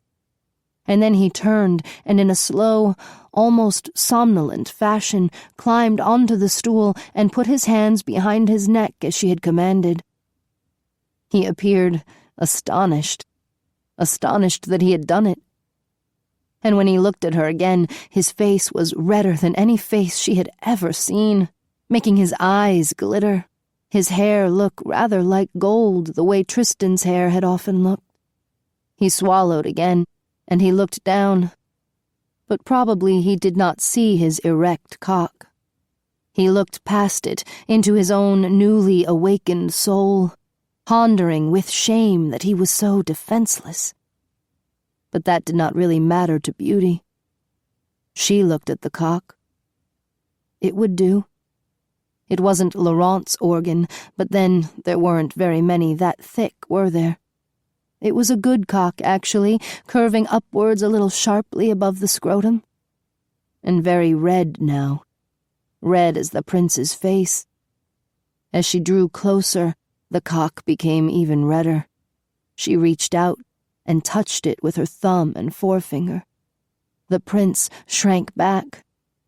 "Hold still, Prince," she said. "I want to inspect you, and that requires your quiet compliance." How shy he looked as she pinched the flesh, glancing up at him. He couldn't meet her gaze. His lower lip was trembling exquisitely. If she had seen him at the castle, she would have been drawn to him as she'd been to Tristan. Yes, when you stripped away everything, he was a fine young sapling of a prince who would come into full leaf under the lash quite predictably. The lash. She looked about. His belt would have to do, but she was not ready for that, and he would have to get off the stool and hand it to her. For now she walked around behind him and looked at his buttocks. She felt the virginal skin, and she smiled as he shivered noticeably, as his hair shivered on the back of his naked neck, rather touchingly.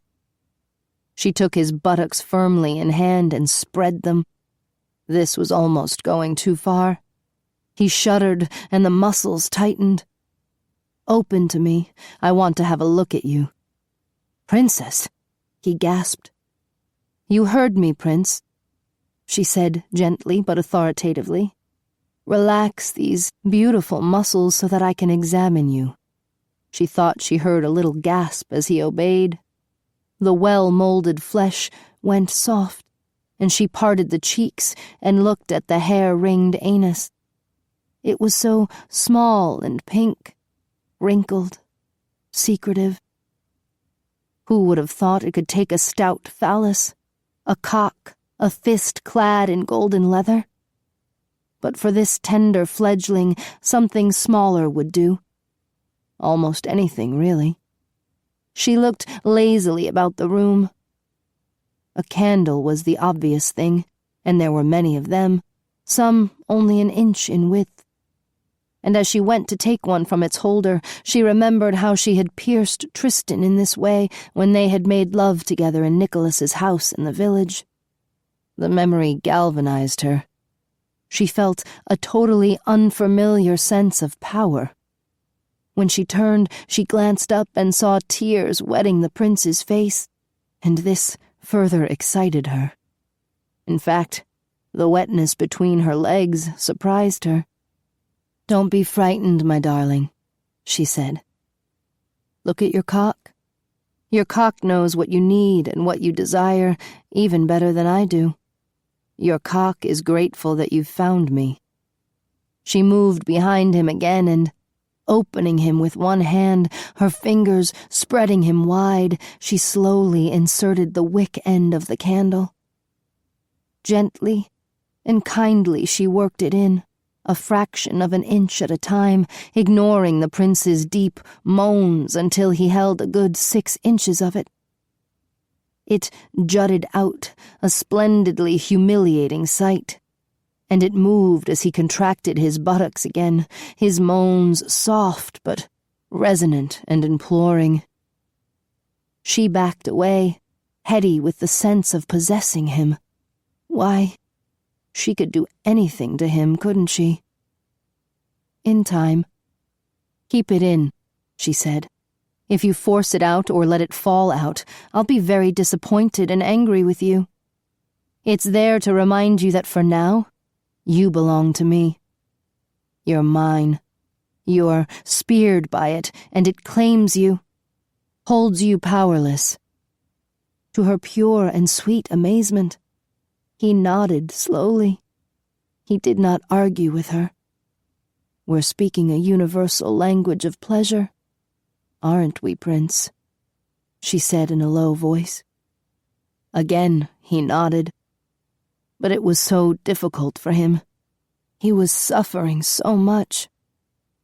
Her heart went out to him, and mingled with her compassion was a terrible loneliness, a terrible envy. It was strong, this feeling of power, but stronger still were her memories of being overpowered. Best not to think of both simultaneously. Now, Prince, I want to whip you. Drop down and take your belt from your clothes and give it to me. As he moved slowly to obey, his hands shaking uncontrollably, the candle sticking out from his backside, she went on talking in a soothing voice. It's not that you've done anything wrong. I will whip you because I wish to, she said. He turned to her and put the belt in her hand, but he didn't move away once she had it. He stood right in front of her, trembling, and she touched his curling chest hair with her fingers, tugging on it, running her fingers around his left nipple. Yes.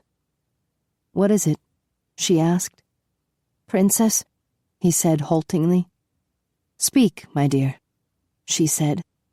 No one has said you may not speak, after all. I love you, Princess. Of course you do, she said. Now, back on the stool. And after I've whipped you, I'll let you know whether or not I'm pleased. Remember, keep the candle tight in place. Now move, my love, we must not waste these private moments. She moved behind him as he obeyed. She swung the strap hard and watched in fascination as it left a broad, pink impression on the side of his right buttock. Again she struck him, marveling that the strength of the blow seemed to be echoed by his whole frame, even the shivering of his hair, his hands still trembling though he clasped his neck obediently.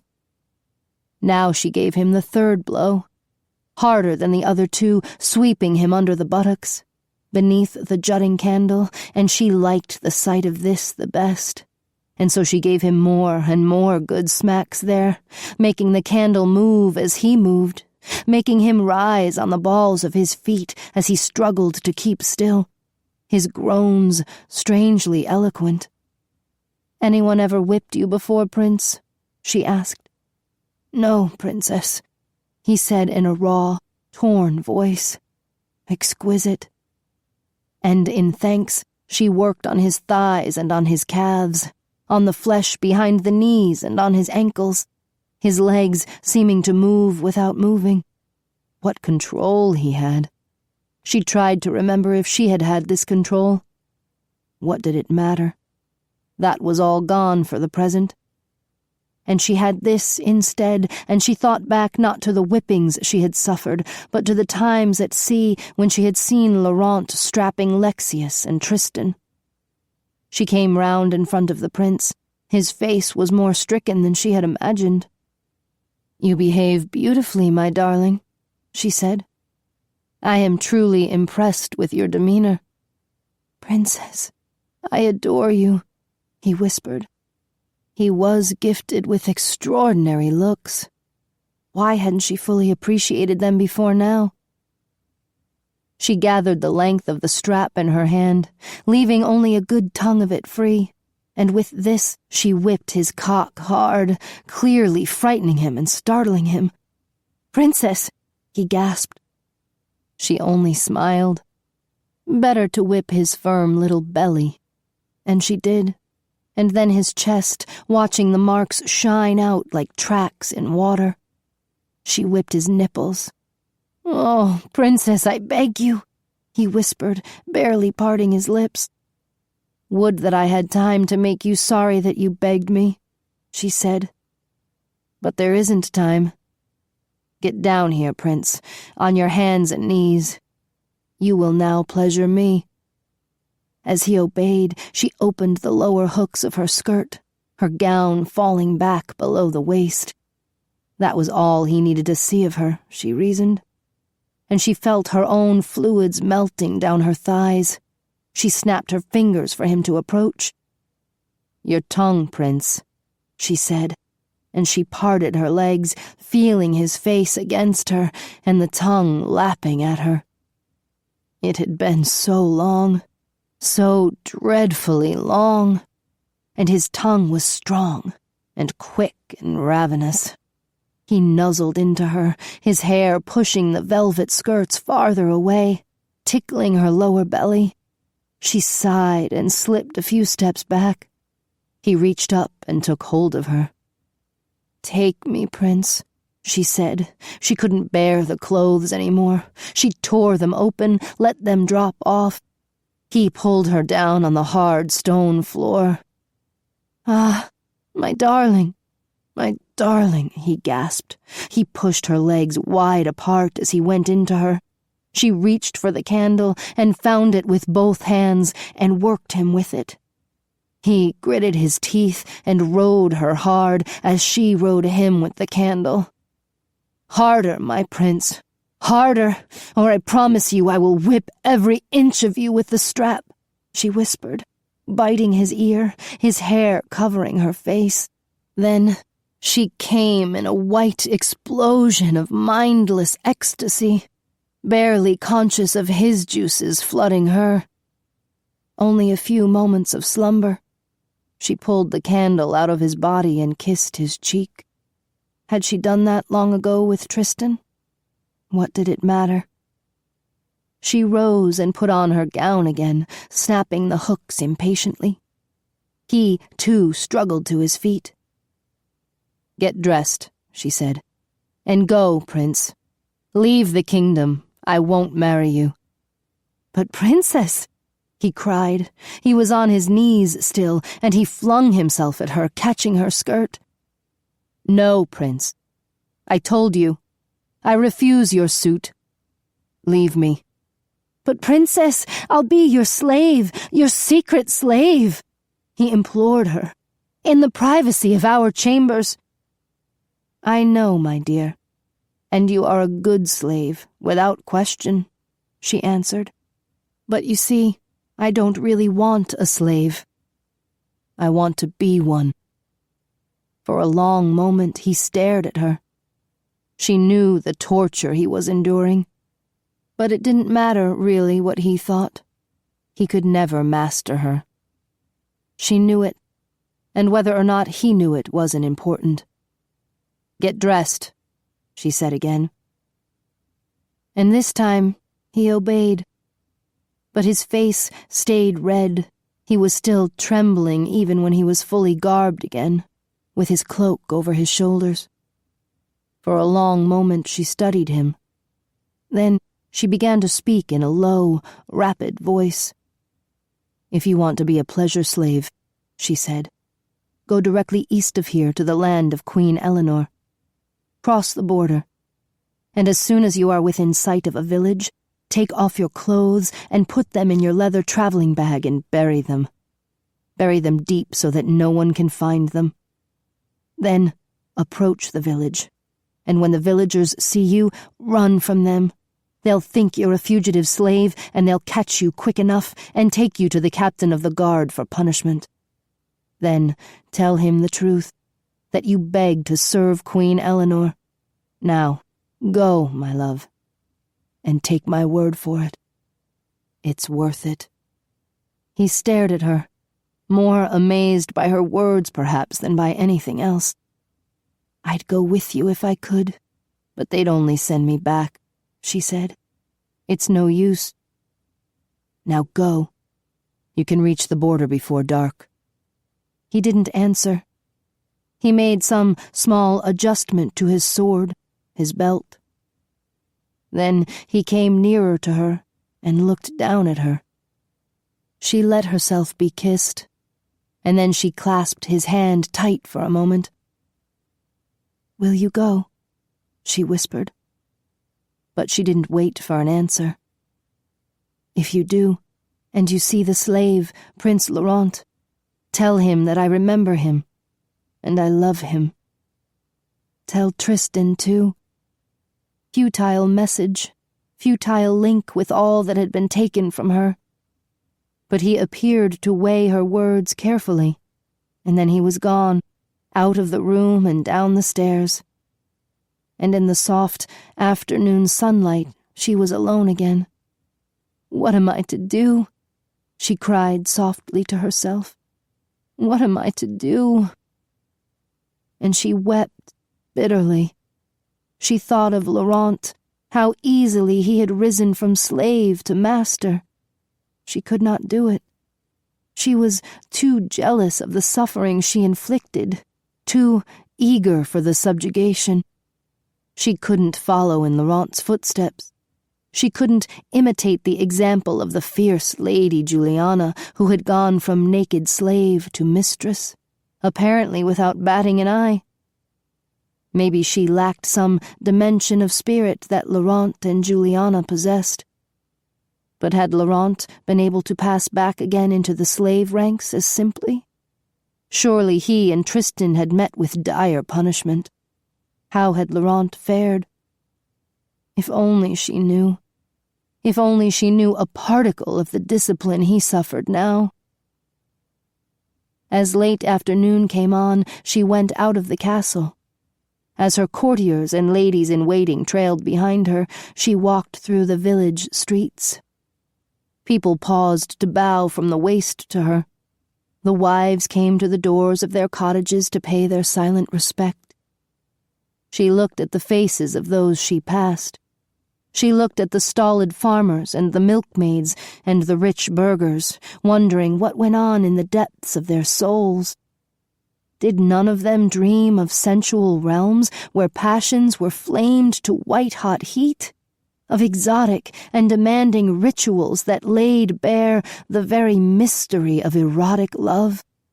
Did none of these simple people long for masters or slaves in their secret hearts? Normal life, ordinary life. She wondered if there were not lies worked into the fabric. Lies she could discover if only she took the risk. When she studied the serving girl at the door of the inn, or the soldier who dismounted to bow to her, she saw only masks of common attitude and disposition, as she saw them on the faces of her courtiers, her maids. All were bound to show respect for the princess as she, by custom and law, was bound to her proper and lofty place. And, suffering silently, she made her way back to her lonely chambers. And she sat by the window, resting her head on her folded arms on the stone sill, dreaming of Laurent and all those she had left behind, of a rich and priceless education of body and soul, interrupted and forever lost. "Dear young prince," she sighed, remembering her rejected suitor, "I hope you have made it into the Queen's country. I did not even think to ask you your name." Laurent, Life Among the Ponies. That first day among the ponies had had its significant revelations. But the true lessons of the new life came with time, with the constant day-to-day discipline of the stable, and the numerous small aspects of my prolonged and rigid servitude. I had known many an ordeal before, but no special test had been sustained as this existence was, and it took a while for me to grasp what it meant, that Tristan and I had been condemned for 12 months, that we were not to be spirited out of the stables for the public turntable, or a night with the soldiers at the inn, or any other diversion. We slumbered, worked, ate, drank, dreamed, and made love as ponies. And, as Gareth had said, ponies are proud beasts, and we soon admitted this pride and a profound addiction to the long gallops in the fresh air, to the firm feel of our harnesses and bits, and to the quick struggle with our fellow steeds in the recreation yard. But never did the routine make things easy. Never did the discipline soften. Each day was an adventure of accomplishments and failures, of shocks and humiliations, of rewards or severe punishments. We slept, as I have described, in our stalls, bent over at the waist, our heads resting on pillows. And this position, though quite comfortable, did as much as anything else to strengthen the sense that we had left the world of men behind. At dawn we were hastily fed and oiled, and taken out in the yard for hiring to the waiting populace. And it was no uncommon thing for the villagers to feel our muscles before they chose us, or even to test us with a few wallops of the strap, to see whether or not we responded with quickness and good form. Not a day passed that Tristan and I weren't asked for a dozen times, and Gerard, who had asked Gareth for the privilege, was frequently tethered in the same team with us. I grew used to having Gerard near, just as I was used to Tristan, and used to whispering little threats in Gerard's ear. At the recreation periods, Gerard was mine completely, and no one dared to challenge me, least of all Gerard himself. I whipped his backside lustily, and he soon was so well trained that he didn't wait for me to tell him to assume the proper position for the whipping. He came on his hands and knees, knowing what was to happen, and kissing my hands after. It was the joke of the stables that I whipped him harder than any coachman, that he was twice as red as any other steed. But these little interludes were brief. It was the daily work that made up our true life. As the months passed, we knew every manner of cart, coach, and wagon. We pulled the fancy gilded carriage of the rich country lords, who divided their time between the castle and the manor house. We pulled the runaways on their punishment crosses to the public display and chastisement. And, just as frequently, we found ourselves drawing plows in the fields, or singled out for the lone chore of tugging a little basket cart to market. These lone treks, though physically easy, were often especially degrading. I found I hated it when I was separated from the other ponies and harnessed by myself to a little cart, and to be driven along by a weary farmer on foot, his strap always busy no matter how hot the day, kept me in steady fear and agitation. Becoming known to the individual farmers made it worse, as they began to ask for me by name and let me know how much they appreciated my size and strength and what fun it was to whip me to market.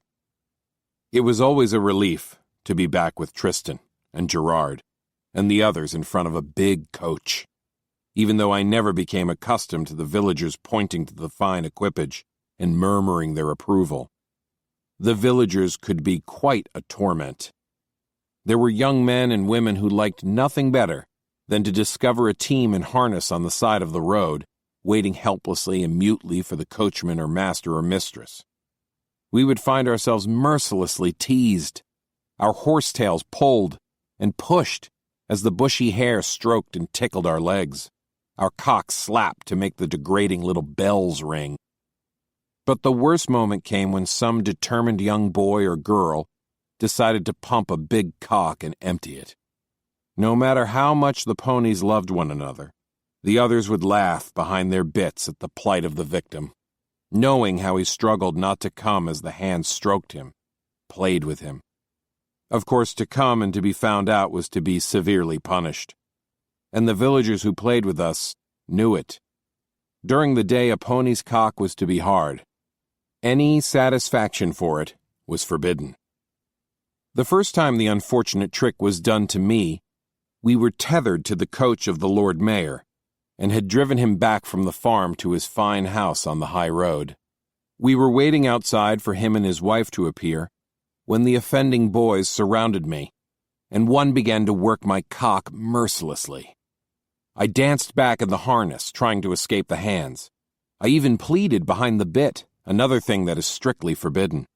But the friction was too great, and finally I came in the hand of the brat, who then scolded me as if I dared to do the unmentionable. Then he had the gall to call the coachman. Foolishly, I had thought I would be allowed to speak in my defense.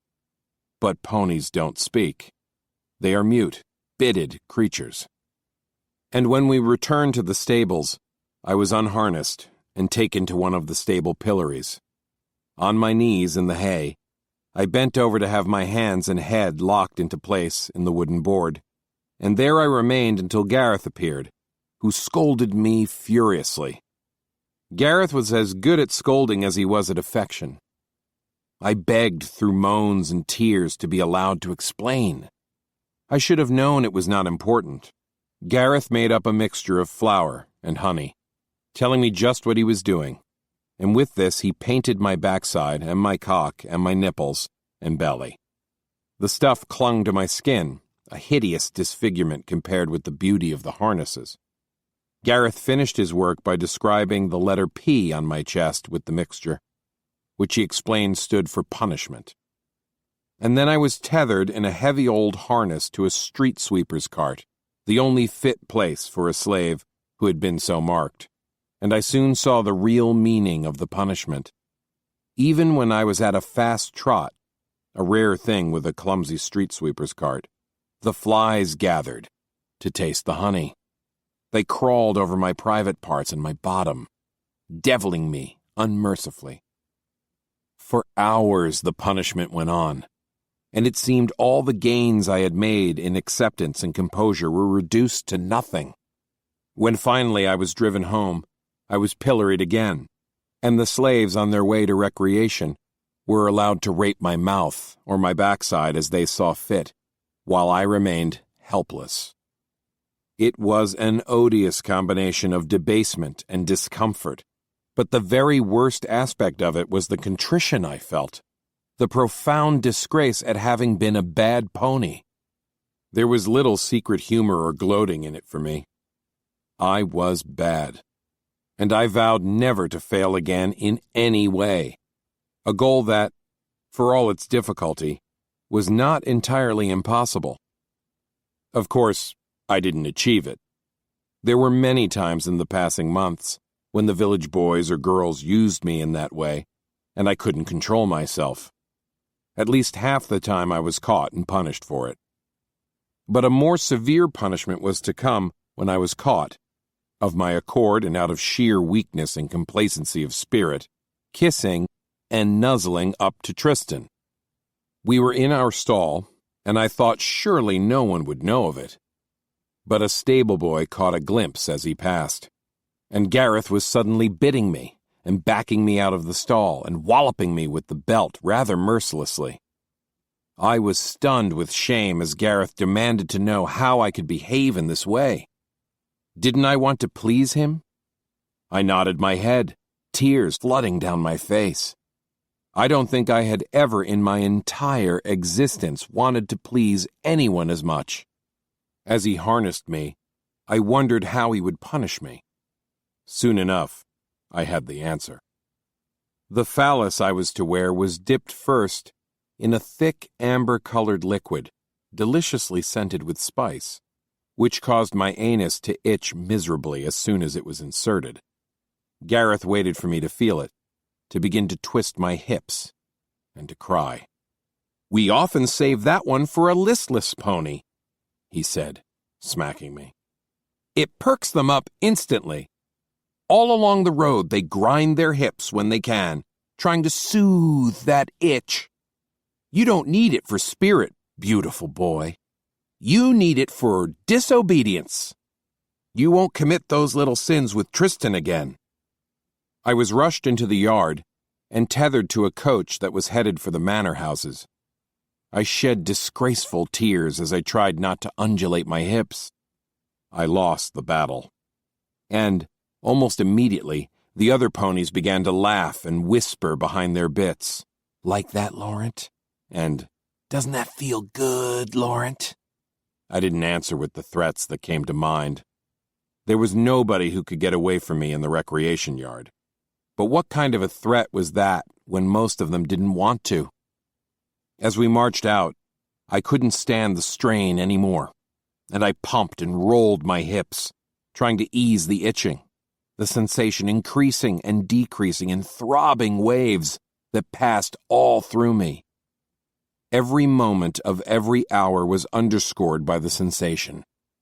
It grew no worse, it grew no better. Twisting helped and did not help. And many a villager laughed as he watched me, knowing full well the cause of my ignominious movements. Never had I known such a searing, draining torture. And by the time I was returned to the stables, I was exhausted. I was unharnessed with the phallus, still tied firmly in place, and I fell down on my hands and knees and whimpered at Gareth's feet, the bit still in my mouth, the reins dragging. "Are you going to be a good boy?" he demanded, his hands on his hips. I nodded passionately.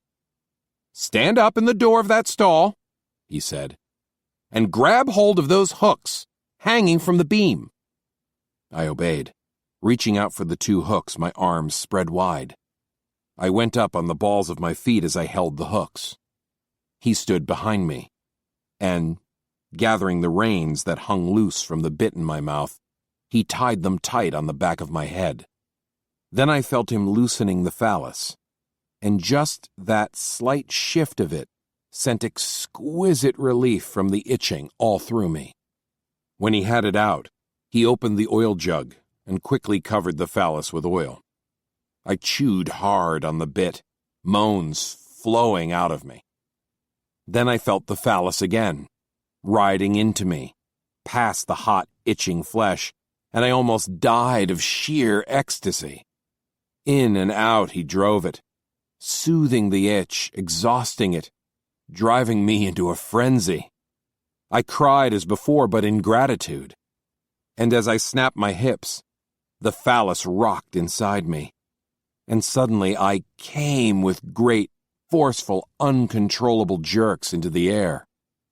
"That's it," he said, at once dissolving my fear. "That's it." I leaned my head against my raised arm. I was his devoted and abandoned slave without reserve. I belonged to him, and the stables, and the village. There was no division in me, and he knew it. I did not so much as whimper when he put me back into the pillory.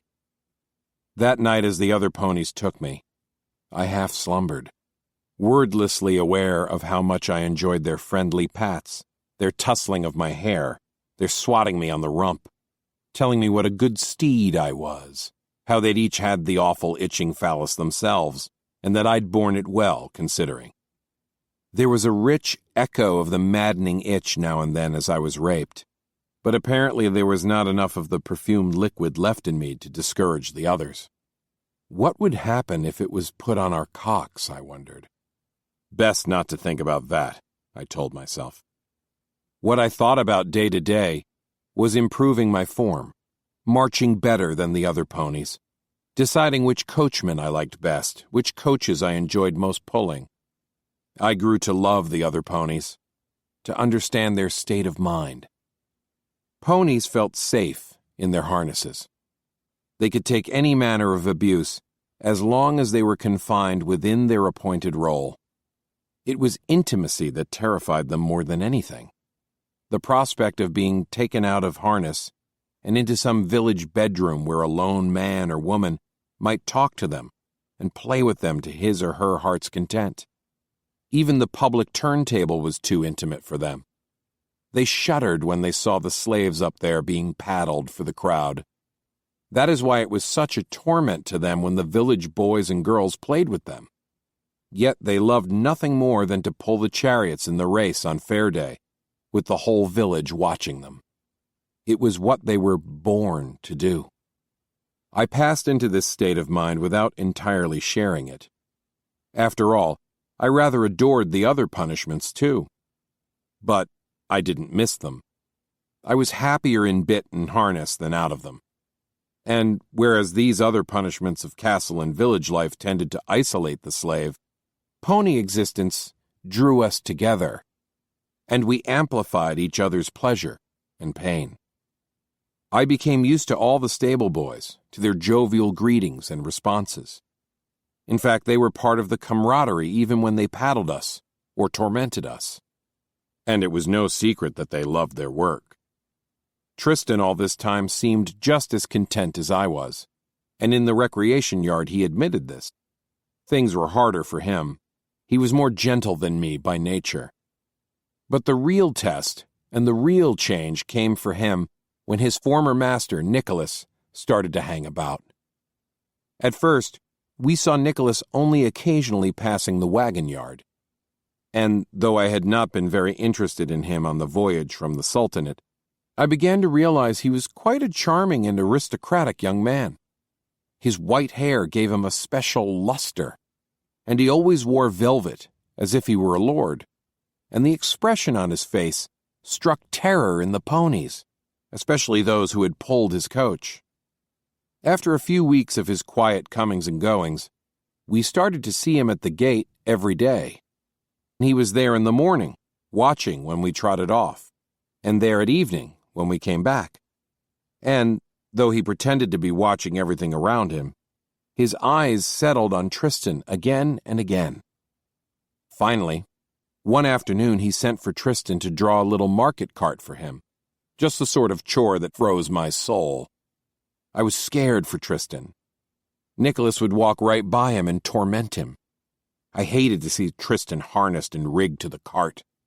Nicholas stood by with a long, stiff thrash in his hand, the kind that really marks the legs, just studying Tristan as he was bitted and fitted up well. Then he whipped Tristan's thighs hard to move him out of the yard. What a terrible thing for Tristan, I thought. Tristan is too gentle for these things. If he had a mean streak as I have, he would know how to handle that imperious wretch. He does not. Seems I was quite wrong. Not about Tristan's lack of a mean streak, but about its being a terrible thing. Tristan wasn't back to the stables until near midnight, and after he was fed and massaged and oiled, he told me in low whispers what had happened. "You know how frightened of him I was," he said. "Of his temper, his disappointment in me." "Yes, go on." "And for the first few hours he whipped me mercilessly all through the market. And I tried to be cold, to think only of being a good pony, to put him in the scheme of things like a star in a constellation, not to think on who he really was. But I kept thinking of when we had loved each other, he and I. And by noontime I knew I was grateful just to be near him. How wretched it was! He wouldn't stop whipping me, no matter how well I trotted, and he never spoke a word." "And then?" I asked. "Well, in the middle of the afternoon, after I'd been watered and rested on the edge of the marketplace, he drove me up the main road to his door. Of course, I remembered the house. I've recognized it every time we've passed it. And when I realized he was untying me from the cart, my heart stopped. He left me in bit and harness and whipped me into the hallway and then into his room." I was wondering if this wasn't forbidden. But what did it matter? What could a pony do when such things occurred? "Well, there was the bed we'd made love in, the room where we had talked. And he made me squat low, on the floor, facing his writing desk. And then he sat down at the desk and looked at me as I waited. You can imagine how I felt. That position is the worst, squatting, and my cock was unbelievably hard, and I still wore the harness, my arms bound tight against my back, and the bit with the reins over my shoulders. And he was picking up his damn pen to write. 'Drop the bit,' he said to me, 'and answer my questions just as you answered them once before.' I did as he said, and then he began to interrogate me about all aspects of our existence. What we ate, how we were groomed, what were the worst trials. I answered everything as calmly as I could, but finally I was crying. I couldn't control it. And all he did was write down the things I said. No matter how my voice changed or how I struggled, he kept writing.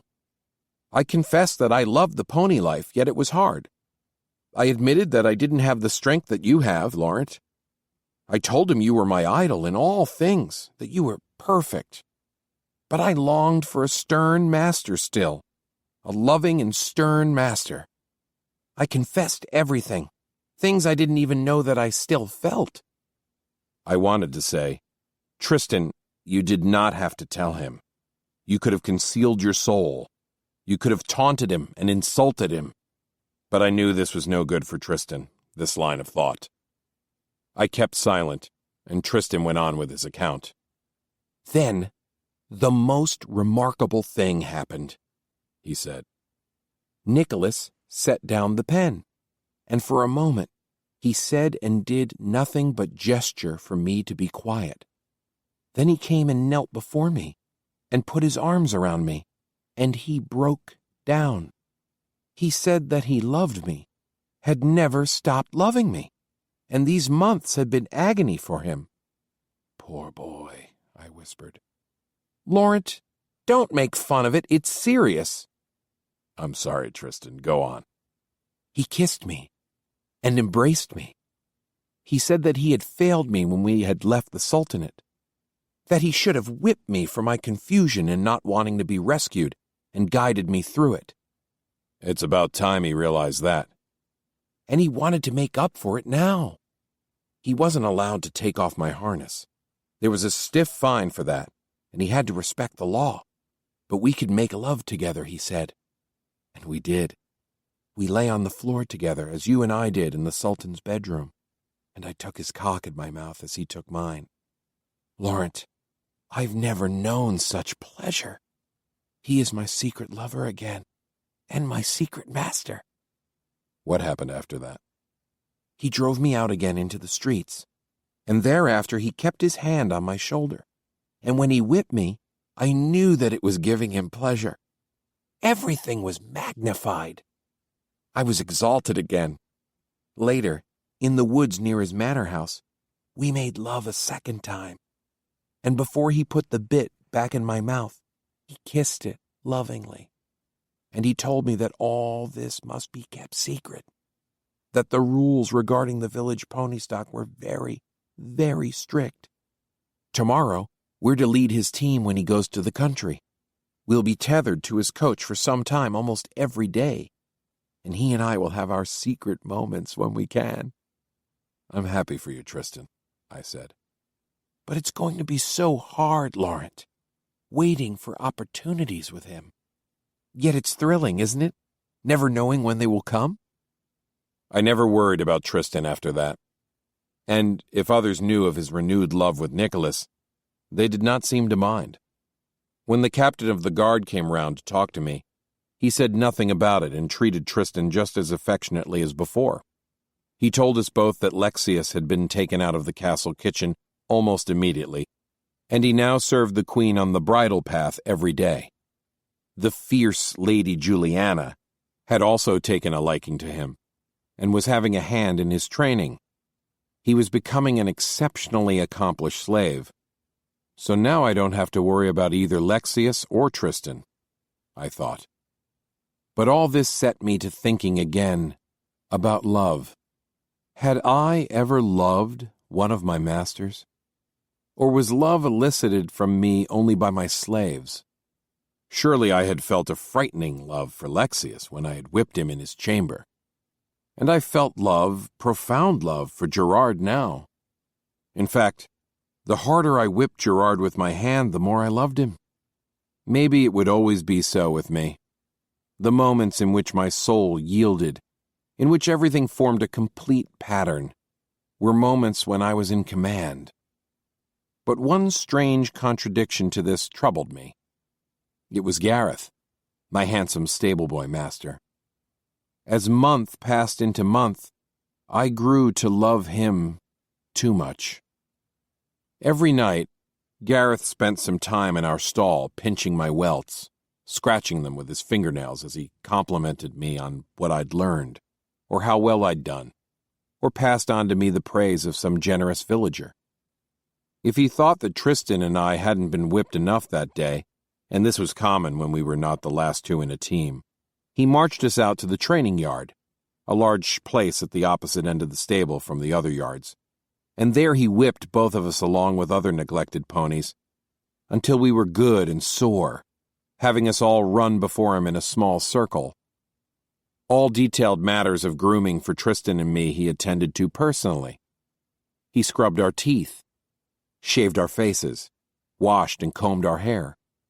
He clipped our nails. He trimmed our pubic hair and oiled it. He oiled our nipples to soften them after the pinch of the clamps. And when we were put in the fair day races for the first time, it was Gareth who calmed us as the screaming and cheering crowds unnerved us. Gareth who hitched us to the little chariots we had to pull, and told us to be proud as we strived to win. Gareth was always near. On those rare occasions when we were to have some new style of harness or rigging, he put it on us himself, explaining it to us. For example, after we had been in the stables about 4 months, high collars were introduced, much like those we'd worn briefly in the Sultan's garden. They were stiff to hold the chin high, and it was impossible to turn the head while wearing one. And this Gareth liked very much. He felt they added style and provided better discipline. As time passed, we wore these more and more often, and the reins of our bits were run down through loops on the sides of these collars so that our heads could be pulled more effectively. It was difficult at first to make turns in these collars. We could not turn our heads even a little as we had been used to do, but soon we did it well, in the manner of real horses. On glaring hot days, blinders were strapped on us that partially shaded our eyes, only allowing us to see a little of what lay directly before us. It was comforting in a way, yet it made us run at a more dogged and clumsy pace, because we were completely dependent upon the coachman's commands for guidance. We were fitted out with ornamental harnesses for festival and fair days. On the anniversary of the Queen's coronation, all ponies wore leather dripping with fancy buckles, heavy bronze medallions, and jangling bells, and it weighted us down and gave us a new awareness of our bondage, as if we needed it. But, in truth, our rigging was so much the same that the smallest change could be used as a punishment. If I showed the slightest sluggishness or sulkiness to Gareth, I was made to wear a longer, thicker bit that disfigured my mouth and made me miserable. An unusually large and heavy phallus was always used at least twice a week to remind us how fortunate we were to have smaller ones the rest of the time. And skittish, uneasy ponies were often completely hooded in leather, their ears stuffed with cotton. With only their mouths and noses exposed for breathing, they trotted along in silence and darkness, and it did seem to calm them beautifully. The times it was done to me as a punishment, however, I found it completely demoralizing. I cried from start to finish of the day, terrified at being unable to hear or see, and whimpering every time a hand touched me. In blind isolation, I was more vividly aware of the picture I made than ever before, I think. But as time passed, I wasn't too often punished, and it became more and more of a catastrophe of the heart when I was, Gareth sparing me nothing of his disappointment and temper. I was too deeply in love with Gareth, and I knew it. I loved his voice, his manner, his mere silent presence. It was for Gareth that I showed my best form, did my best trotting, bore stiff punishments with heartfelt contrition, obeyed with quickness and even joy. Gareth often complimented me on my handling of Gerard. He would come into the yard to watch. He said the added whipping made Gerard more animated and frisky, and I enjoyed the praise. But no matter how strong this love for Gareth became, the special love for Gerard grew as well. I became more and more tender with Gerard after the paddlings, kissing him and suckling him, and toying with him in ways that weren't too common in the pony recreation yard. I feasted on his body for the whole hour. And on those days when he wasn't put out for me to play with, I had little trouble finding obedient substitutes. It was amazing the pain I could inflict with my bare hand. In fact, sometimes I wondered at my passion for whipping the others. I loved it as much as I loved to be whipped. And in my secret heart, I dreamed of whipping Gareth. I knew that if I whipped Gareth, then the love I felt for him would boil over. It would be beyond my control or recall. That never came to pass. But I had Gareth. Perhaps he had had a lover in the early months, I was never to know. But by the end of the first half of the year, he was slipping into my stall and lingering there, and behaving restlessly and strangely. "What is troubling you, Gareth?" I asked finally, getting the courage to whisper to him in the dark. He might well have whipped me for speaking, but he didn't. He had moved my hands to the back of my neck so that he could rest his head on his folded arms on my back. I rather liked it, him resting there, the feel of him against me. He was running a lazy hand through my hair. Now and then his knee would nudge my cock. "Ponies are the only real slaves," he murmured dreamily. "I prefer them to the daintiest princess. Ponies are magnificent. All men should be given the chance to serve as ponies for a year of their lives. The queen should have a fine stable at the castle. The lords and ladies have asked for it often enough. They could go for little rides in the country with ponies in splendid rigging. There should be a fine academy for the ponies and more races, don't you think?" I didn't answer. I dreaded the races. I was a frequent winner, but it was as frightening a thing as any that I'd ever been made to do. It was performing for amusement again, instead of work. I liked hard discipline and work. There was that knee again, against my cock. "What do you want from me, beautiful boy?" I asked softly, using the phrase he often used for me. "You know what I want, don't you?" he whispered. "No," I said. "If I did, I wouldn't have asked." "The others will make fun of me if I do it," he said. "I'm supposed to use the ponies when I choose, you know." "Why don't you suit yourself and not worry about the others?" I asked. That was all the urging he required. He dropped down on his knees and took my cock in his mouth, and soon I was roaring towards a finish in sheer bliss.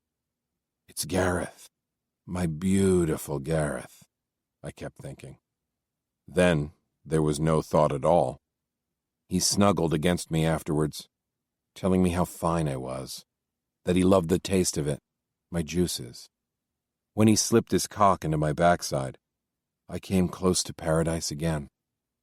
And though this happened often, his delicious mouth pleasuring me, he was just as stern a master afterwards, and I was 3 times over his shuddering slave, crying at his slightest word of disapproval.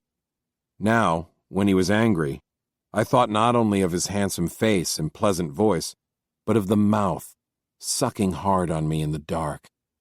I cried frantically whenever he scolded me.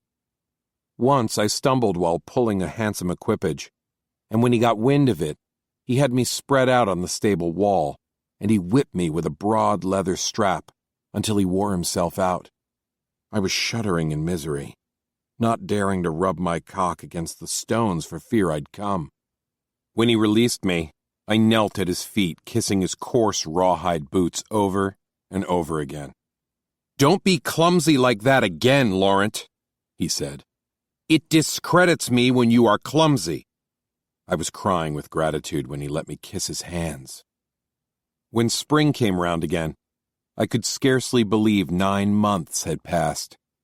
Tristan and I lay together in the recreation yard, confessing our fears to each other. "Nicholas is going to the Queen," Tristan said. "He is asking to purchase me when the year is out. But the Queen is not pleased with his ardor. What will we do when these days come to an end?" "I don't know.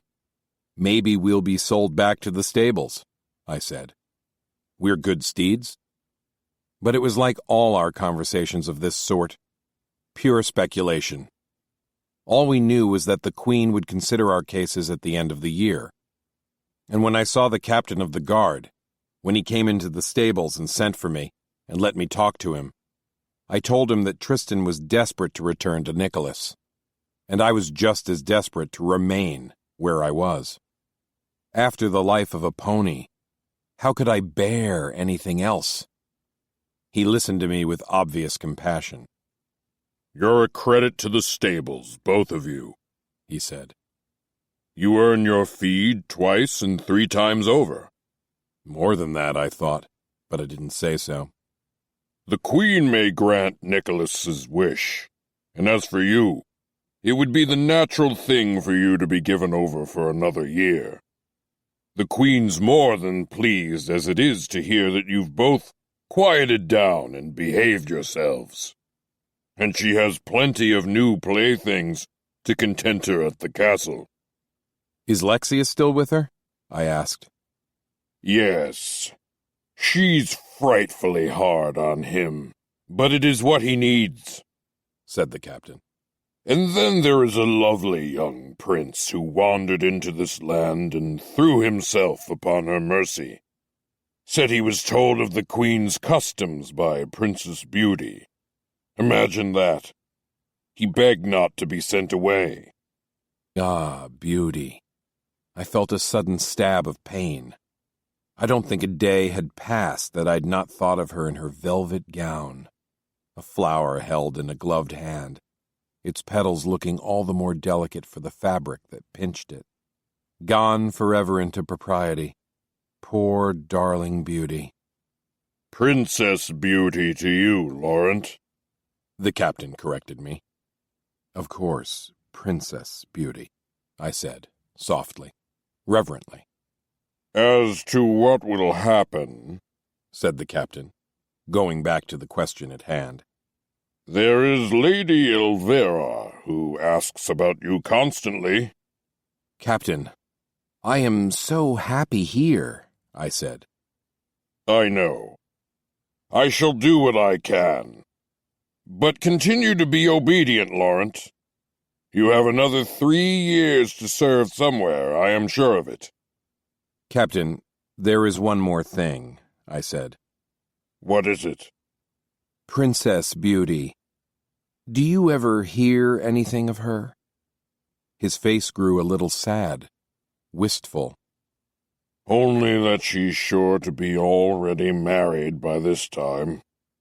The suitors were beating down the door." I looked away from him, not wanting to reveal my expression. Beauty, married. Time had not made me miss her less. "She is a great princess now, Laurent," said the captain, teasing me. "You are having disrespectful thoughts, I can see it." Yes, Captain, I said. We both smiled, but it wasn't easy. Captain, grant me a favor. When you do hear for certain that she has been married, don't tell me. I would rather not know. "That isn't like you, Laurent," he said. I know. How explain it? I knew her only a little while. Coupling in the dark in the hold of the ship, her little face blood-red as she came beneath me, her hips pumping so ecstatically. She all but lifted my weight with her, off the floor. Of course, the captain didn't know that part of it. Or did he? I tried to put it out of my mind. Weeks passed. I couldn't keep track of them. I didn't want to know how fast the time was running out. Then one night Tristan confided to me with joyful tears that the Queen was giving him over to Nicholas when the year was out. He would be Nicholas's private pony and sleep again in Nicholas's chamber. He was ecstatic. I'm happy for you, I said again. But what would befall me when the moment came?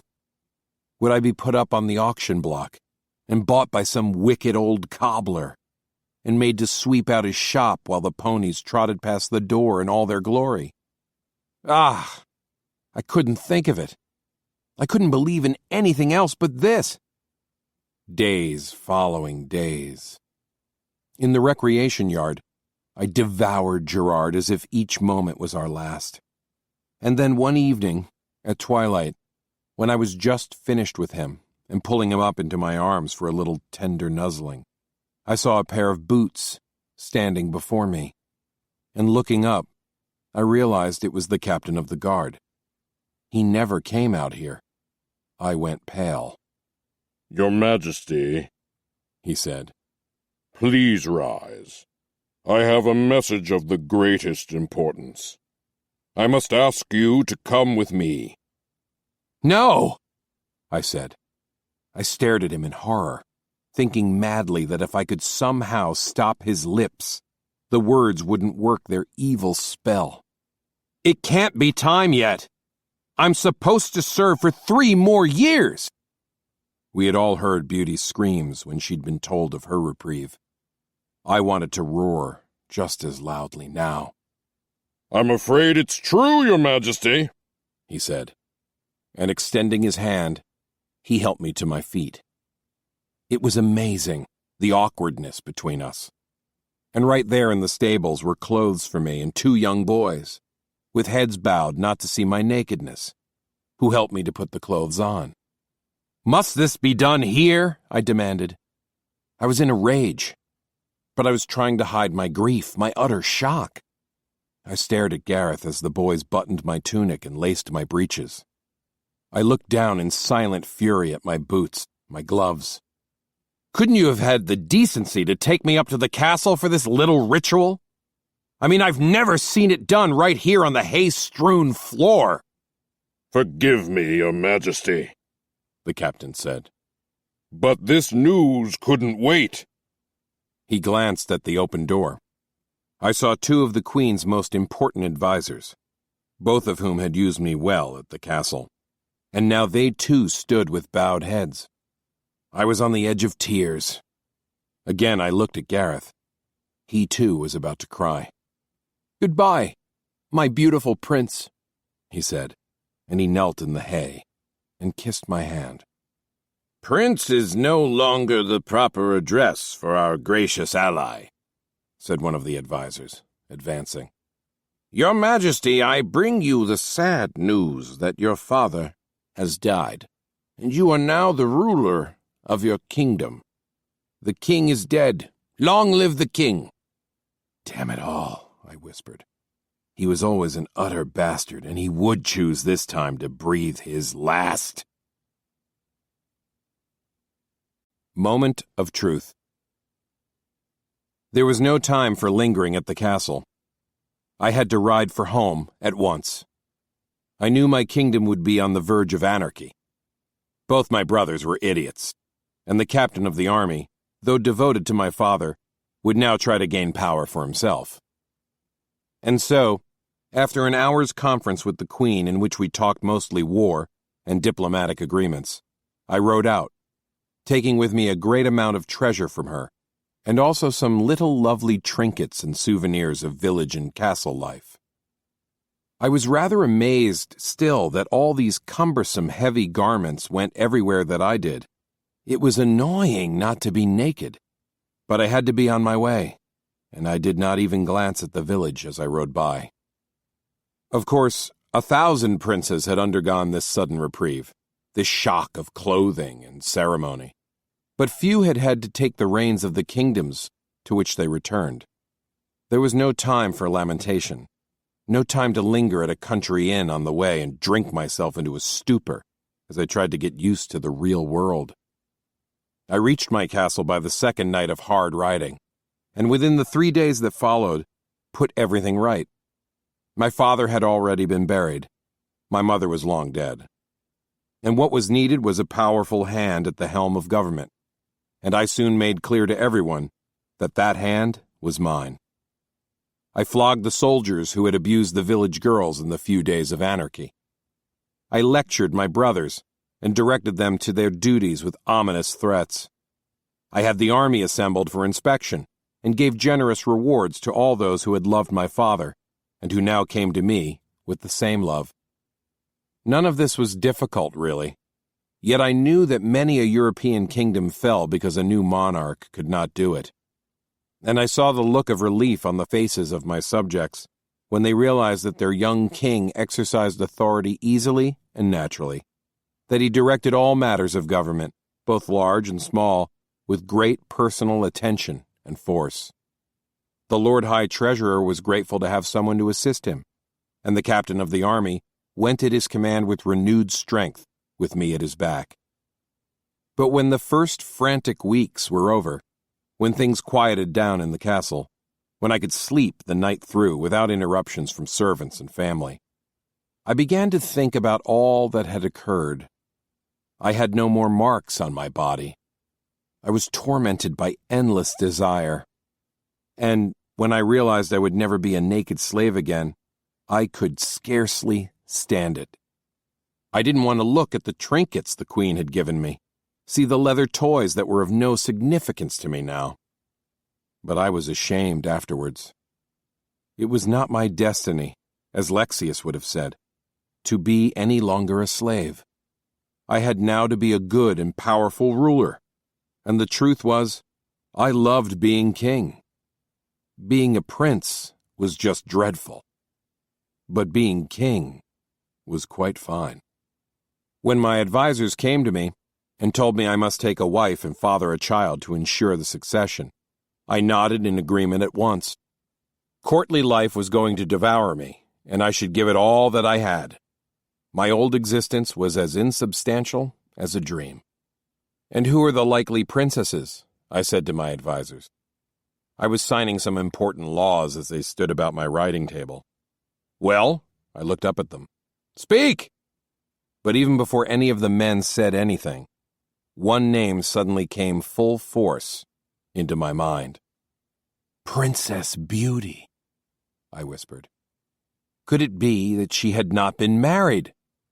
I dared not ask. "Oh, yes, Your Majesty," said my Lord High Chancellor. "She would be the wisest choice without question, but she refuses all suitors. Her father is in despair." "Does she now?" I said. I tried to conceal my excitement. "I wonder why she refuses them," I said, innocently. "Go saddle my horse at once." "But we should send an official letter to her father." "No. Saddle my horse," I said, rising from the table. I went to the royal bedchamber to dress myself in my finest clothes, and to get a few other little things as well. I was just about to rush out when I stopped. I felt a sudden invisible blow to my chest, and just as if the wind had really been knocked out of me, I sank down in the chair at my desk. Beauty, my darling Beauty. I saw her in the cabin of the ship, with her arms out, beseeching me, and I felt a surge of longing that left me naked, as I had never been. Other mad thoughts came back to me, of mastering Lexius alone, in his chamber in the Sultan's palace, of having Gerard in my full possession, of the tenderness that came out of me in those precious moments when I looked at the reddened flesh beneath my open hand, the dangerous awakening of love for the ones I punished mercilessly, for those who were mine. Beauty! It took a surprising amount of courage to rise from the chair, and yet I was so eager. I patted my pocket where I had put the trinkets I was taking to her, and then I caught a glimpse of myself in the distant mirror, His Majesty in purple velvet and black boots, his ermine-trimmed cloak flaring behind him, and I winked at my reflection. "Laurent, you devil," I said, with a wicked smile. We reached the castle unannounced, just as I had hoped, and Beauty's father was jubilant as he brought us into the great hall. There had not been many suitors of late, and he was eager for an alliance with our kingdom. "But, Your Majesty, I must warn you," he said politely. "My daughter is proud and moody and will receive no one. She sits at her windows and dreams the whole day long. Your Majesty, humor me if you will, I answered. You know my intentions are honorable. Merely point me to the door of her parlor, and leave the rest to me. She was sitting at the window with her back to the room, and she was singing softly to herself, and her hair, gathering the sunlight to it, looked like spun gold. My sweet darling. The dress she wore was rose-colored velvet trimmed in carefully embroidered leaves of silver, and how finely it fitted her magnificent little shoulders and arms. Arms as juicy as the rest of her, I thought. So sweet to squeeze, those little arms. And let me see the breasts, please, immediately. And those eyes, that spirit. Again, the invisible and completely imaginary blow to my chest. I crept up behind her, and just as she gave a start, I clamped my gloved hands over her eyes. "Who dares to do this?" she whispered. It had a frightened, imploring sound. "Quiet, princess," I said. "Your lord and master is here. The suitor you will not dare to refuse."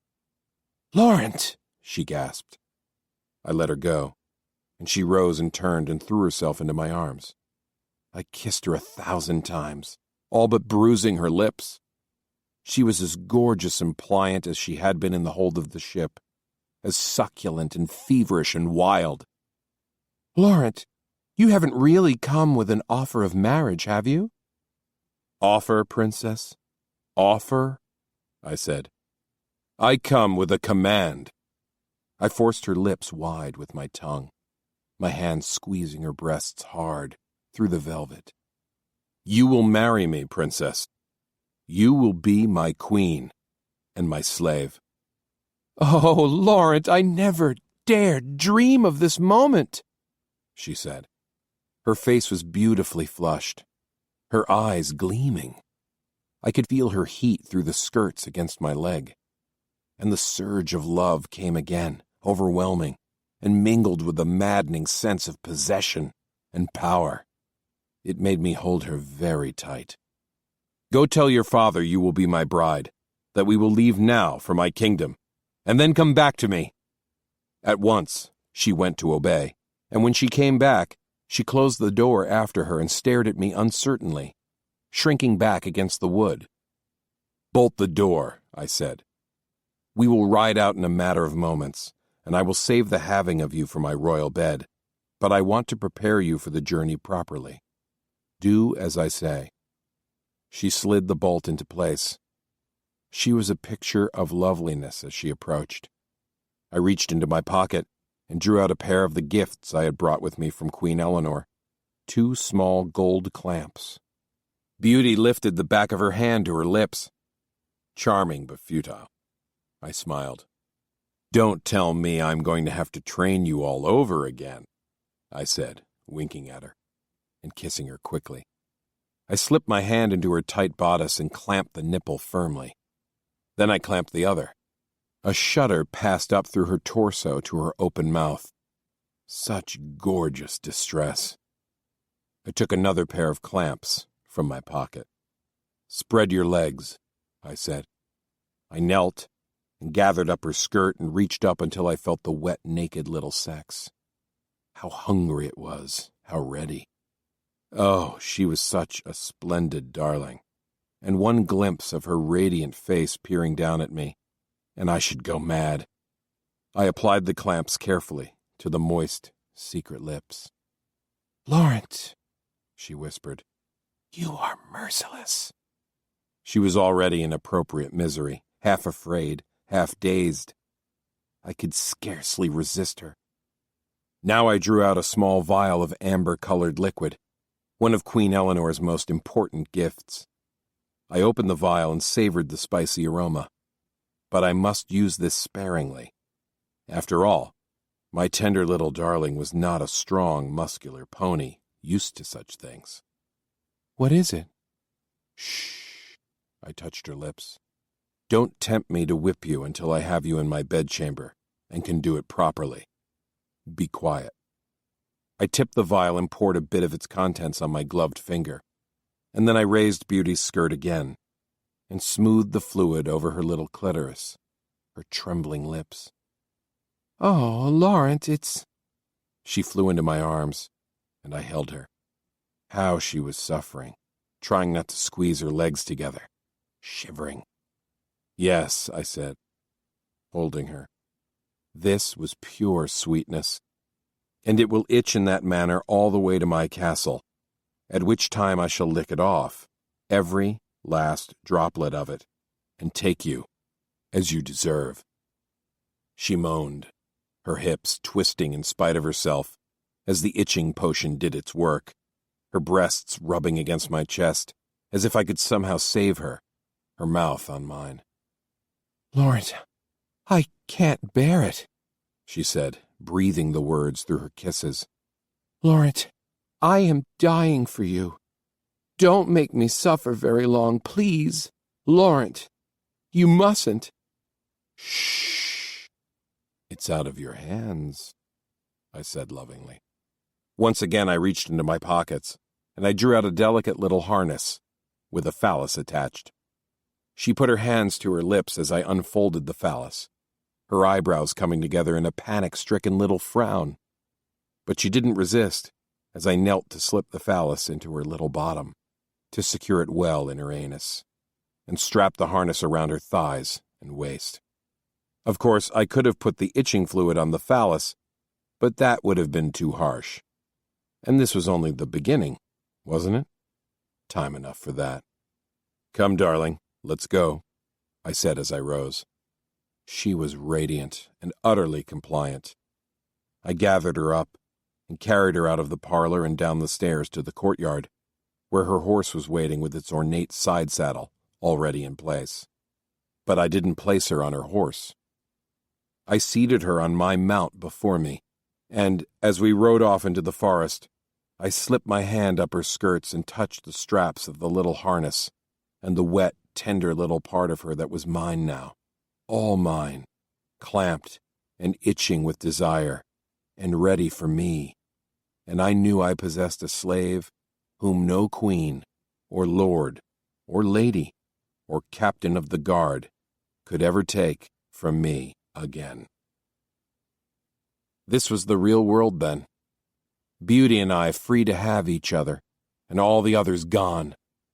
Just the two of us in my bedchamber, where I should envelop her naked soul in rituals and ordeals beyond our past experiences, our dreams. No one to save her from me. No one to save me from her. My slave, my poor, helpless slave. I stopped suddenly, the blow to the chest again. I knew I had gone pale. What's wrong, Laurent? She said in alarm. She held tight to me. Panic, I whispered. No, she gasped. Oh, don't worry, my tender sweetheart. I shall beat you soundly enough when we reach home, and adore doing it. I'll make you forget the captain of the guard and the crown prince, and everyone who's ever had you, used you, satisfied you. But it's just that I'm going to grow to love you so. I looked at her upturned face, her savage eyes, her little body writhing beneath the rich gown. Yes, I know, she said in a small, shuddering voice, and she sealed her mouth to mine, and in a soft, heated whisper, she said slowly, thoughtfully, I am yours, Laurent, and yet I don't even know the meaning of the words yet. Teach me the meaning. It is only the beginning. It shall be the worst and most hopeless captivity of all. If I didn't stop kissing her, we wouldn't make it to the castle. And the woods were so nice and dark, and she was suffering, my precious one. And we shall live happily ever after, I said, through my kisses, as the fairy tales say. Yes, happily ever after, she answered, and a good deal happier, I think, than anyone else could ever guess.